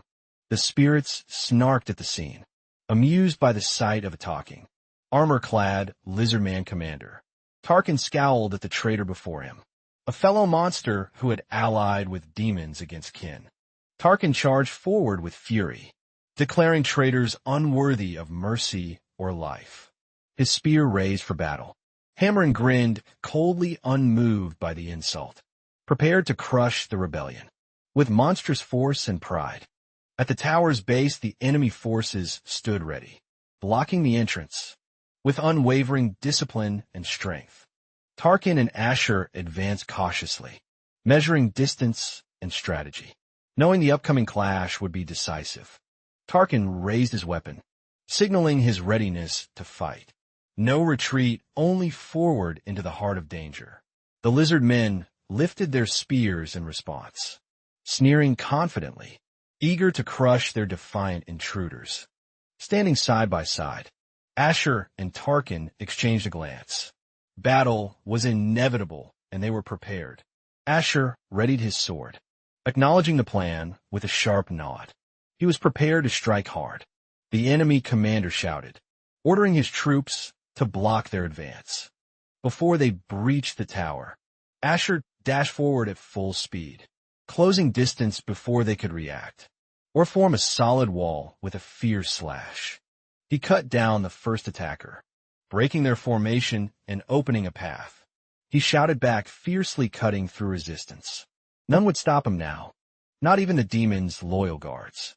Hammerian stared in disbelief as Asher tore through his soldiers, refusing to slow or show weakness. Tarkin stepped forward, mocking Hammer's failure. He had clearly underestimated the strength of the human warrior. He declared Asher exceptional, not just skilled, but the only human he ever recognized as equal. Confused and rattled, Hammeron demanded answers, unsure why a monster like Tarkin would praise a human ally. Tarkin roared defiantly, green energy flaring. He was ready to settle the score and finish the battle. Now Asher pressed deeper into the stronghold, where the corridors echoed with howls and monstrous roars from within. He faced wave after wave, cutting through enemies with precision. Overwhelmed by their sheer, endless numbers, his companion noted something strange. The monsters were being sacrificed, unaware they were nothing more than shields. Asher confirmed it calmly. He was only disabling them, avoiding fatal wounds. Despite their relentless aggression, he understood they weren't evil by choice, only controlled by demons. And eventually he would free them. Asher entered the final chamber, tense and alert, greeted by an ominous voice from the shadows. The demon lord revealed himself, red-skinned, horned, and seated with arrogance. As he calmly spoke Asher's name. Surprised, Asher asked if they'd met before. The demon answered, confidently revealing knowledge of his identity. He declared Asher was once a hero, who had fought bravely during the age of Bamula. Memories rushed in Asher, soft flashes of his past life, confirming the demon truly knew who he was. The demon's eyes glowed with menace, mocking Asher's human body as unworthy of wielding such power. Dark energy surged around the throne, the demon unleashing his aura, daring Asher to survive its weight. The spirit warned Asher to stay sharp. The enemy was no ordinary demon, but a high-ranked elite. Asher smirked, welcoming the challenge. He considered this battle a mere warm-up before facing Bamula himself. Enraged by Asher's confidence, the demon lunged forward, spiraling in power and fury. Ready to strike, the demon struck with explosive force, shaking the chamber as his power tore through stone and air. Meanwhile, outside the tower, Tarkin clashed fiercely with Hamron, weapons ringing in defiance of betrayal. Hamron mocked Tarkin's loyalty, claiming it was pointless to fight fate and the demon's growing dominance. The demon general declared, monsters were powerless against their overlords. Resistance was meaningless against true dark strength. Tarkin roared back, teeth bared. He would rather die fighting than live on his knees like a puppet. Hamron narrowed, his eyes' expression unreadable, as he prepared for another crushing blow against Tarkin. With overwhelming force, he slammed Tarkin down, driving him into the ground with brutal, demonic strength. Tarkin stumbled back, breath ragged, as Hamron repeated his belief. Resistance was hopeless against the might of demons. Standing tall, Hamron warned him, no human escapes the tower alive. Death awaited Asher without exception. Dark energy swirled violently. Hamron's spell pulsed with fatal intent, sealing his conviction in the demon's dominion. Dark energy roared around the demon as he prepared to unleash his full power. Without restraint, confident in his might, the demon taunted Asher, claiming he couldn't comprehend their overwhelming strength. But Asher reacted, first striking with precision and cutting through before the demon could even respond. Shocked and wounded, the demon stammered in disbelief, unable to accept he'd been struck so easily. Asher calmly credited the saint's blessing, acknowledging the hidden power she left to aid his mission. Asher remembered the saint's blessing, the moment she entrusted him with a relic, filled with divine magic. That relic, the source of holy power, responded to his will and surged through his entire form. Asher declared the end sword, glowing with blue energy, as divine force surged toward the demon. His blade struck with full power, piercing the demon's defenses and drawing a scream of agony. The impact shattered the floor, snapping weapons and bones. As power had finally broken the demon's strength, Tarkin collapsed, bleeding and weary, while Hamron stepped forward, eyes locked coldly on his fallen opponent.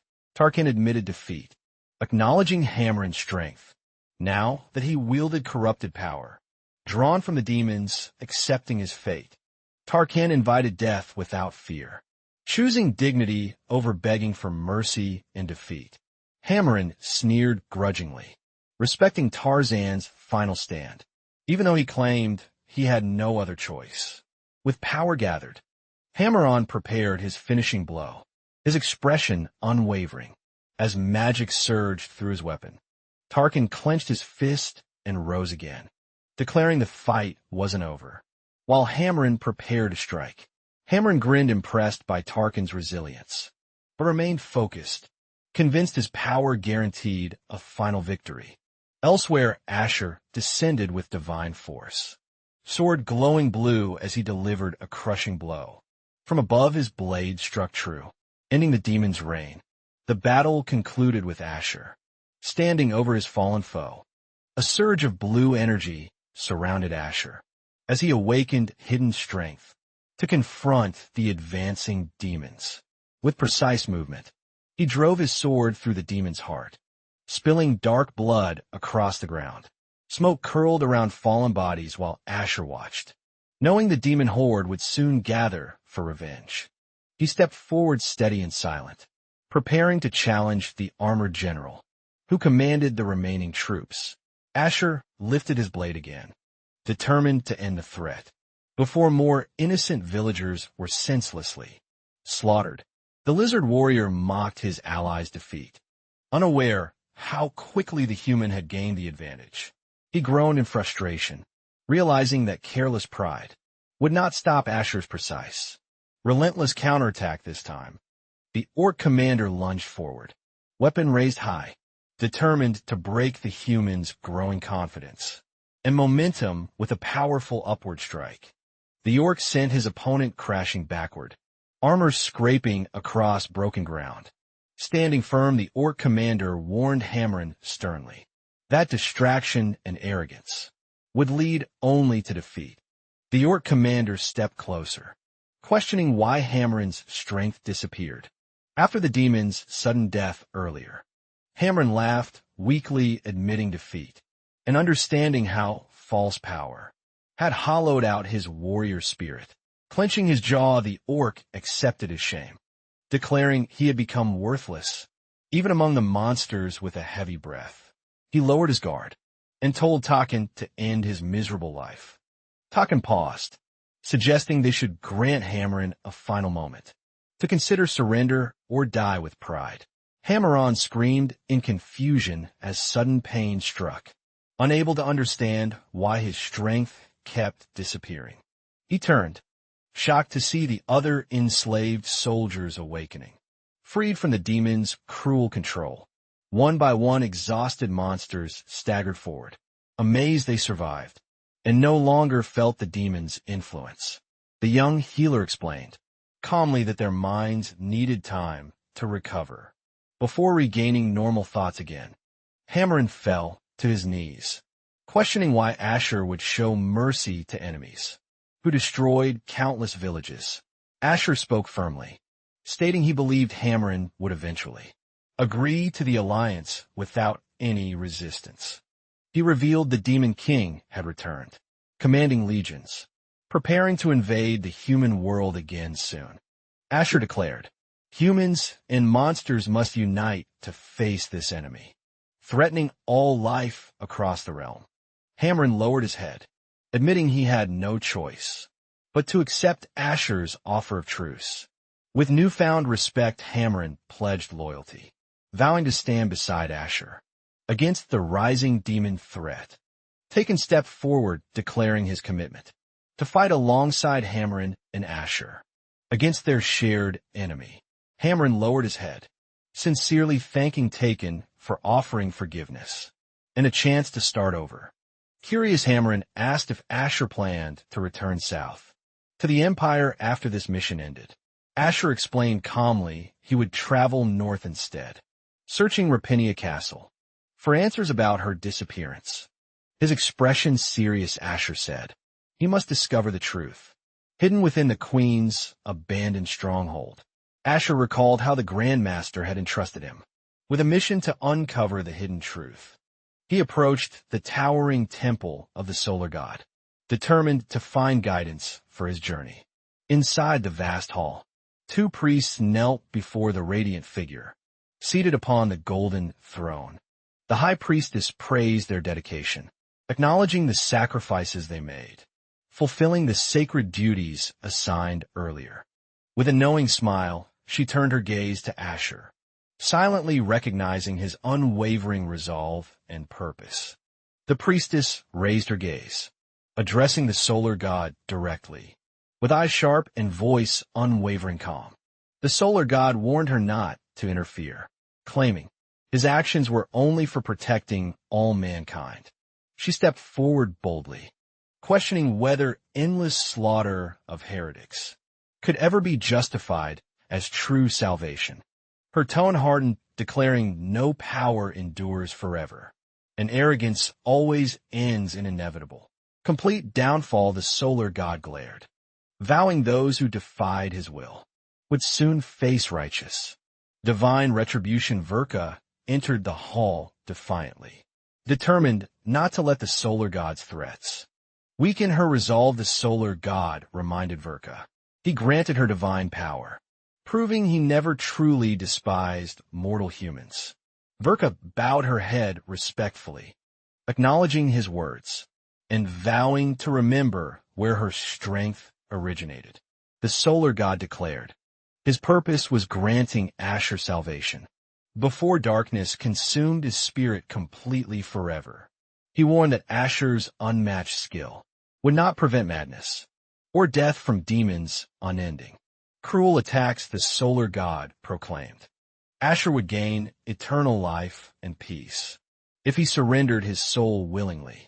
Verka closed her eyes, her heart sinking, as she recognized the promise was nothing but deception. She knew sacrificing a soul never meant salvation, only a painful end masked as divine reward. Verka compared the god's logic to cultists, who justified killing innocents, calling it necessary for mankind's survival. Gripping her staff tightly, she trembled, torn between faith and horror, unable to accept the cruel demand. Verka lowered her gaze, forcing herself to accept the command she no longer believed was righteous. Meanwhile, Asher approached the snow-covered fortress, determined to uncover what happened to Rapinia.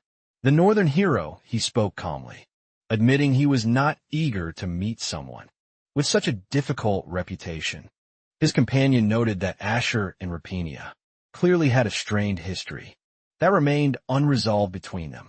Asher explained Rapinia was a sword prodigy, but her arrogance made cooperation nearly impossible for everyone involved, and Asher admitted he and Rapinia had been rivals too long to ever become true allies. His companion teased that he must still care, since he was traveling to see her personally. Asher replied coldly he felt nothing for Rapinia, and only came out of duty's obligation. Suddenly a voice interrupted, questioning who dared to speak the queen's name. With such reckless disrespect, a young warrior stepped forward, demanding Asher explain his presence and purpose before approaching Rapinia ancient fortress. Asher narrowed his eyes, wondering if the swordsman approaching through the snow was truly Rapinia returned.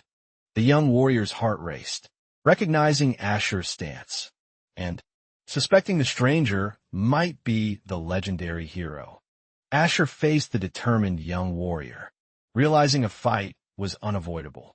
Before entering Rapinia frozen fortress grounds, the warrior landed gracefully, blocking the main gate with unwavering confidence and readiness to test any challenger. She declared boldly that anyone wishing to pass must first prove their strength by defeating her completely. Asher studied her stance carefully, recognizing it as Imperial swordsmanship, once taught only to elite knights. A grin formed as Asher admitted he never expected to encounter such talent again. In this place, a young girl knelt, respectfully begging the captain of the guard to accept her as disciple. Inside the dim barracks, a soldier asked who the child was and why she had come. A woman explained calmly that the girl wished to study swordsmanship under the captain's strict guidance. The captain learned she had witnessed his combat and felt inspired by his skill displayed during battle. He frowned quietly, wondering why she would choose hardship and discipline instead of a safer, gentler life. The captain called her gently, studying her expression to see if her resolve was truly genuine inside. The girl answered with determination, her voice shaking, as she affirmed her desire to train seriously forever. He explained many students had come before her, but abandoned Imperial swordsmanship when faced with true hardship. The captain asked firmly if she could endure discipline without quitting, even when everything became too difficult. Raising her voice, she promised to stay by his side and never surrender her chosen path. The young warrior lifted her blade high, declaring her name proudly for all to hear. Without fear, Chariot Magari introduced herself as the heir to Imperial swordsmanship, prepared to defend her master's honor. Asher observed her stance carefully, surprised it matched his own technique, learned during years of rigorous training. He realized Chariot must have studied with Rapinia, proving her skills were shaped by legendary northern teachings. Electric energy surged around Asher's sword as he accepted her challenge, ready to test her strength. Chariot gasped in shock as she recognized Asher's stance, realizing he also wielded Imperial swordsmanship. Perfectly, Asher lunged forward without hesitation, his voice steady as he challenged her to block his next strike. Their blades collided violently, sending a shockwave through the courtyard as Chariot struggled to hold her ground. Her eyes widened, certain now his flawless technique could only belong to a true master of legend. From the shadows, a dark figure watched silently, recognizing the style and remembering past battles fought together. Asher focused, intently remembering another swordsman, whose movements were nearly identical to Chariot's. Frules technique. Now the hidden observer smiled faintly, finding it interesting that Asher's skill had remained sharp after reincarnation. Chariot lunged forward, her voice steady, as she praised Asher's ability to counter every precise strike. With a fierce cry, she launched a spinning slash, aimed to test his defense and reflexes. Asher dodged swiftly, the air cracking around them, as blue energy erupted from their clashing swords. Asher lowered his sword slightly, studying Chariot's stance, and realizing she was testing his true identity. Chariot hesitated, finally asking directly who he really was, and why he fought so skillfully. Her voice softened as she admitted. He reminded her of someone she respected, long ago deeply. Asher answered calmly, wondering if she meant the captain of the guard she had once trained under. Snow fell silently on the castle, as memories of Sir Hyman returned to fill the cold air. Seated across from Asher, Chariot apologized sincerely for not recognizing him as Swordmaster, Hyman's respected disciple earlier. She explained that life in the northern fortress remained isolated, leaving them unaware of recent southern events. Chariot described how Sir Hyman once worked closely with both her master and Lady Rapinia herself. Asher's eyes narrowed, demanding to know why Rapinia was absent, while Chariot guarded the castle alone. Now Chariot lowered her gaze, admitting Rapinia still remained within the castle, though something had changed her completely. Asher's chest tightened, realizing something terrible must have happened to Rapinia while he was away fighting. Chariot explained she pledged loyalty as a knight of the northern castle to protect Lady Rapinia after Swordmaster Hyman died. Chariot remained at Rapinia's side as her assistant and most trusted companion always. She recalled how Rapinia slowly withdrew from everyone, her bright spirit fading into sorrow and deep silence. Chariot's voice trembled, admitting Rapinia had become unrecognizable. Locked away in darkness, no one could penetrate anymore. Asher stepped closer, wondering if Rapinia had sealed herself away to resist the darkness swallowing her spirit. He clenched his fists, remembering the last time she vanished without explanation, leaving everyone in confusion again. Cherry confessed she had exhausted every method to help Rapinia, but nothing ever broke the spreading curse. Asher's companion observed the shadows, recognizing the same corruption they once encountered in demons and twisted abominations. Chariot's voice broke as she begged Asher to confirm whether any hope still remained. To save her, Chariot lowered her head, tears forming as she whispered Asher's name in a voice full of desperation. Asher glanced at his companion, who suggested quietly they consider using Funner to end this darkness. Hearing the name, Asher's eyes widened, remembering the weapon entrusted to him by the dying Archmage. Funner was the ancient sword left behind, specifically to confront beings twisted by unnatural forces. In corruption, he recalled the Archmage, warning that heroes could be tainted too, becoming vessels for demonic power forever. Asher remembered how the Archmage forged Funner to sever corruption, without destroying the host's physical body completely. He knew if Repen meant truly consumed by evil power, this sword might be her only salvation. His thoughts turned grim, realizing everything was unfolding exactly as the Archmage had once warned him. Carefully clenching Fënir's hilt, Asher took a steady breath, feeling its cold energy pulse through his fingers. Firmly, Chariot's voice trembled as she asked what he intended, but Asher reassured her not to fear. And then Asher tightened his grip, accepting this might be the only chance to save Rapinia's soul. With one swift motion, he drove Fënir's glowing blade straight into the corrupted darkness before him. He drew his blade swiftly, eyes narrowed, determined to strike down the mysterious, armored figure ahead with a precise motion. He stabbed the sword into the ground, releasing a surge of blue energy. The sword glowed brighter as green shadows erupted, swirling violently around him, like vengeful spirits unleashed. Dark mist coiled toward his opponent, who braced himself, while the chamber echoed with a dreadful roar. He raised his hand, calmly whispering, "The shadows are mine," before executing his powerful finishing technique. He carried the unconscious woman through the ruins, determined to protect her from the approaching danger. Outside, the observing woman recognized the injured figure as Rapinia, a noble who had vanished during the last attack. A cold wind blew as he laid Rapinia down, carefully checking her wounds for hidden poison traces. Seeing her collapse, the other woman ran forward, fearing the poison had already spread, threw Rapinia's body behind them. The swordsman approached cautiously, while she desperately tried to keep Rapinia alive. With first aid, Rapinia slowly regained consciousness, her vision blurry, as memories of the attack returned to her mind. She turned her head weakly and recognized her companion, relief mixing with confusion over her survival.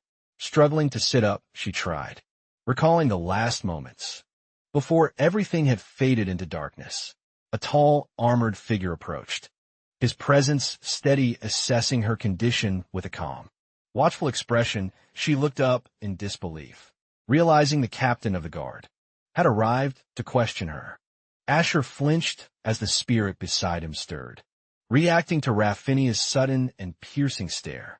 Everyone froze confused, while Rapinia gazed grew distant, as though perceiving something hidden beyond the room. She stepped closer to Asher, her expression strained, claiming she could see deep inside his soul. Her companion stared in disbelief, wondering if Rapinia was delirious or speaking truths no one understood. Asher studied her carefully, realizing her eyes had changed, reflecting a power she never possessed before. Without warning, Rapinia lunged forward and wrapped her arms tightly around Asher. Her body trembling hard, Asher stiffened, in shock, unprepared for the sudden embrace. That drew everyone's startled attention. In the hall, their companion watched with wide eyes, struggling to understand why Rapinia was so overwhelmed with emotion now. Tears streamed down her face as she gasped, relieved to see the captain alive again. Far beyond the castle walls, the fortress stood silent under moonlight, holding countless memories of loss. Rapinia lay unconscious in her chambers, her breathing unsteady, after everything she had endured that night. Outside her door, Asher questioned how she recognized him. Though he had hidden his true identity, he knew Rapinia possessed no magic herself, unlike the Archmage, who could read past incarnations directly. Asher explained that Fënir's lingering power had disturbed Rapinia's thoughts, blurring memory and reality together unnaturally. For a moment, she had seen him as he appeared before, during his life as a knight. Chariot hesitated, remembering rumors that Asher and Rapinia had once been bitter enemies. In battle, Asher sighed, insisting he had no idea why she behaved like that, or recognized his spirit. He assured Chariot that Rapinia was safe and resting, while he investigated the strange magical influence. Chariot admitted she had suspected Asher's identity ever since she first glimpsed his face. In the courtyard inside the cluttered archive room, a voice echoed softly, greeting him as if years hadn't passed. Asher and Chariot entered the archive quietly, both feeling the weight of memories between those walls. Chariot admitted she wanted to remember Asher somehow, even when everyone believed he had perished forever. She explained Rapinia often visited the archive, searching for traces of him among the old records. Asher frowned, insisting Rapinia had no reason to miss him. After their difficult past disagreements together, Chariot revealed Rapinia's feelings were hidden, and everything she did had been her way of caring. Rapinia had carried hidden feelings for Asher, never letting herself confess them. During those turbulent years together, even while battles raged around them, her quiet devotion to him never wavered or faded. With time, she watched over Asher constantly, fearing each day that the fighting would finally take his life forever. When he was gone, her grief grew unbearable, leaving her mind fragile and her heart unsteady. Lost in sorrow, she wandered through darkness alone, until fate allowed her to see him again. Asher stood in silence, realizing he had misunderstood Rapinia's true feelings. All those years before, he had always believed she was cold and distant, never suspecting her heart carried hidden devotion. It never occurred to him she could grieve so deeply after he vanished without any farewell. Later, Asher visited Rapini at bedside, gently asking how she felt after the ordeal and her collapse. He explained he no longer held his old title, noticing how fragile she seemed. While replying, Asher watched Rapinia closely, knowing she still looked frail, but determined to speak her mind clearly. He admitted he couldn't afford distractions, because his purpose now was discovering why he had returned. Rapunzel's expression grew serious, as she guessed his destination might be the ancient forest of the elves. When he confirmed it, she declared she would join him, no matter the dangers ahead together. Chariot stepped forward too, offering to guide them safely through the treacherous northern paths into the forest. Rapinia's cheeks warmed with a shy blush, as she gathered courage to join Asher on this journey. Asher turned to Chariot, insisting she accompany them, to ensure their passage through the northern lands safely together. The three traveled beneath bright autumn leaves, crossing into the hidden region few dared to enter. Asher stopped and explained they had reached the ancient forest, where the elves kept their secrets hidden. He welcomed them to the Red Forest, aware this place might finally reveal answers about his rebirth. Three elves emerged gracefully from the trees, their leader stepping forward to greet the approaching travelers. Calmly, Asher addressed them directly, asking if they were the elves who protected this ancient northern forest region. The elf leader nodded, smiling gently, and welcomed them to her forest as honored guests today. Asher and his companions entered carefully, feeling the weight of many watching eyes. Upon their arrival together, the elf elder stepped forward gracefully, introducing herself as Pastry Guardian and leader of the Red Forest. She calmly revealed she had been expecting Asher, already aware of his arrival from the start. Pastry explained she had followed his movements closely, waiting for the day he would finally appear. Asher stood tall and declared he had come, seeking the true cause behind his reincarnation mystery. He looked directly at Elder Pastry, asking if she possessed any answers to his many questions. Pastry calmly admitted she did not know who orchestrated his return or their hidden intentions toward him. She explained one fact was certain. She sensed powerful traces of dark magic still clinging to his soul. Pastry warned the magic came from the demon realm, hinting someone dangerous was behind Asher's second life. Pastry described ancient seals, each containing powers so immense they could reshape entire nations. If released carelessly, she explained, some seals were so dangerous that even the demons had chosen to lock them away. Yet someone, with a hidden agenda, had deliberately broken one. risking chaos for unknown personal gain. Asher wondered if this was why he could not wield magic, despite mastering sword techniques completely. Pastry assured him it was not sorcery preventing his abilities. It was something far more complicated still. Asher realized something troubling. The original soul of this body might not have truly vanished. After all, Pastry explained Asher's soul was not alone, and the body's first owner still remained. Somewhere inside, after surrendering her body, that soul was trapped, unable to leave or reclaim full control again. She warned only one soul could remain, meaning Asher, or the other must eventually disappear forever. Pastry offered to guide Asher to the realm where souls gather, so he could decide himself. Rapinia looked at Asher, explaining the elf's magic would let him confront the soul. Directly, she warned. The real problem was whether the original Asher's soul would even agree to speak. Asher understood the despair of losing one's body would make any conversation painfully difficult. To begin, he knew it would never be easy to face the soul, who lost everything to him. In the end, he decided that Asher's choice must come before any of his own desires. They gathered before the sealed door, its ancient symbols glowing. As the magic inside slowly awakened, the spirit wished Asher safety, while he quietly replied, knowing the step would decide everything ahead. He reminded himself that everything now depended on Asher's choice. Beyond this threshold of souls and memory, the door creaked, open light pouring out, as he wondered if he would remain the same.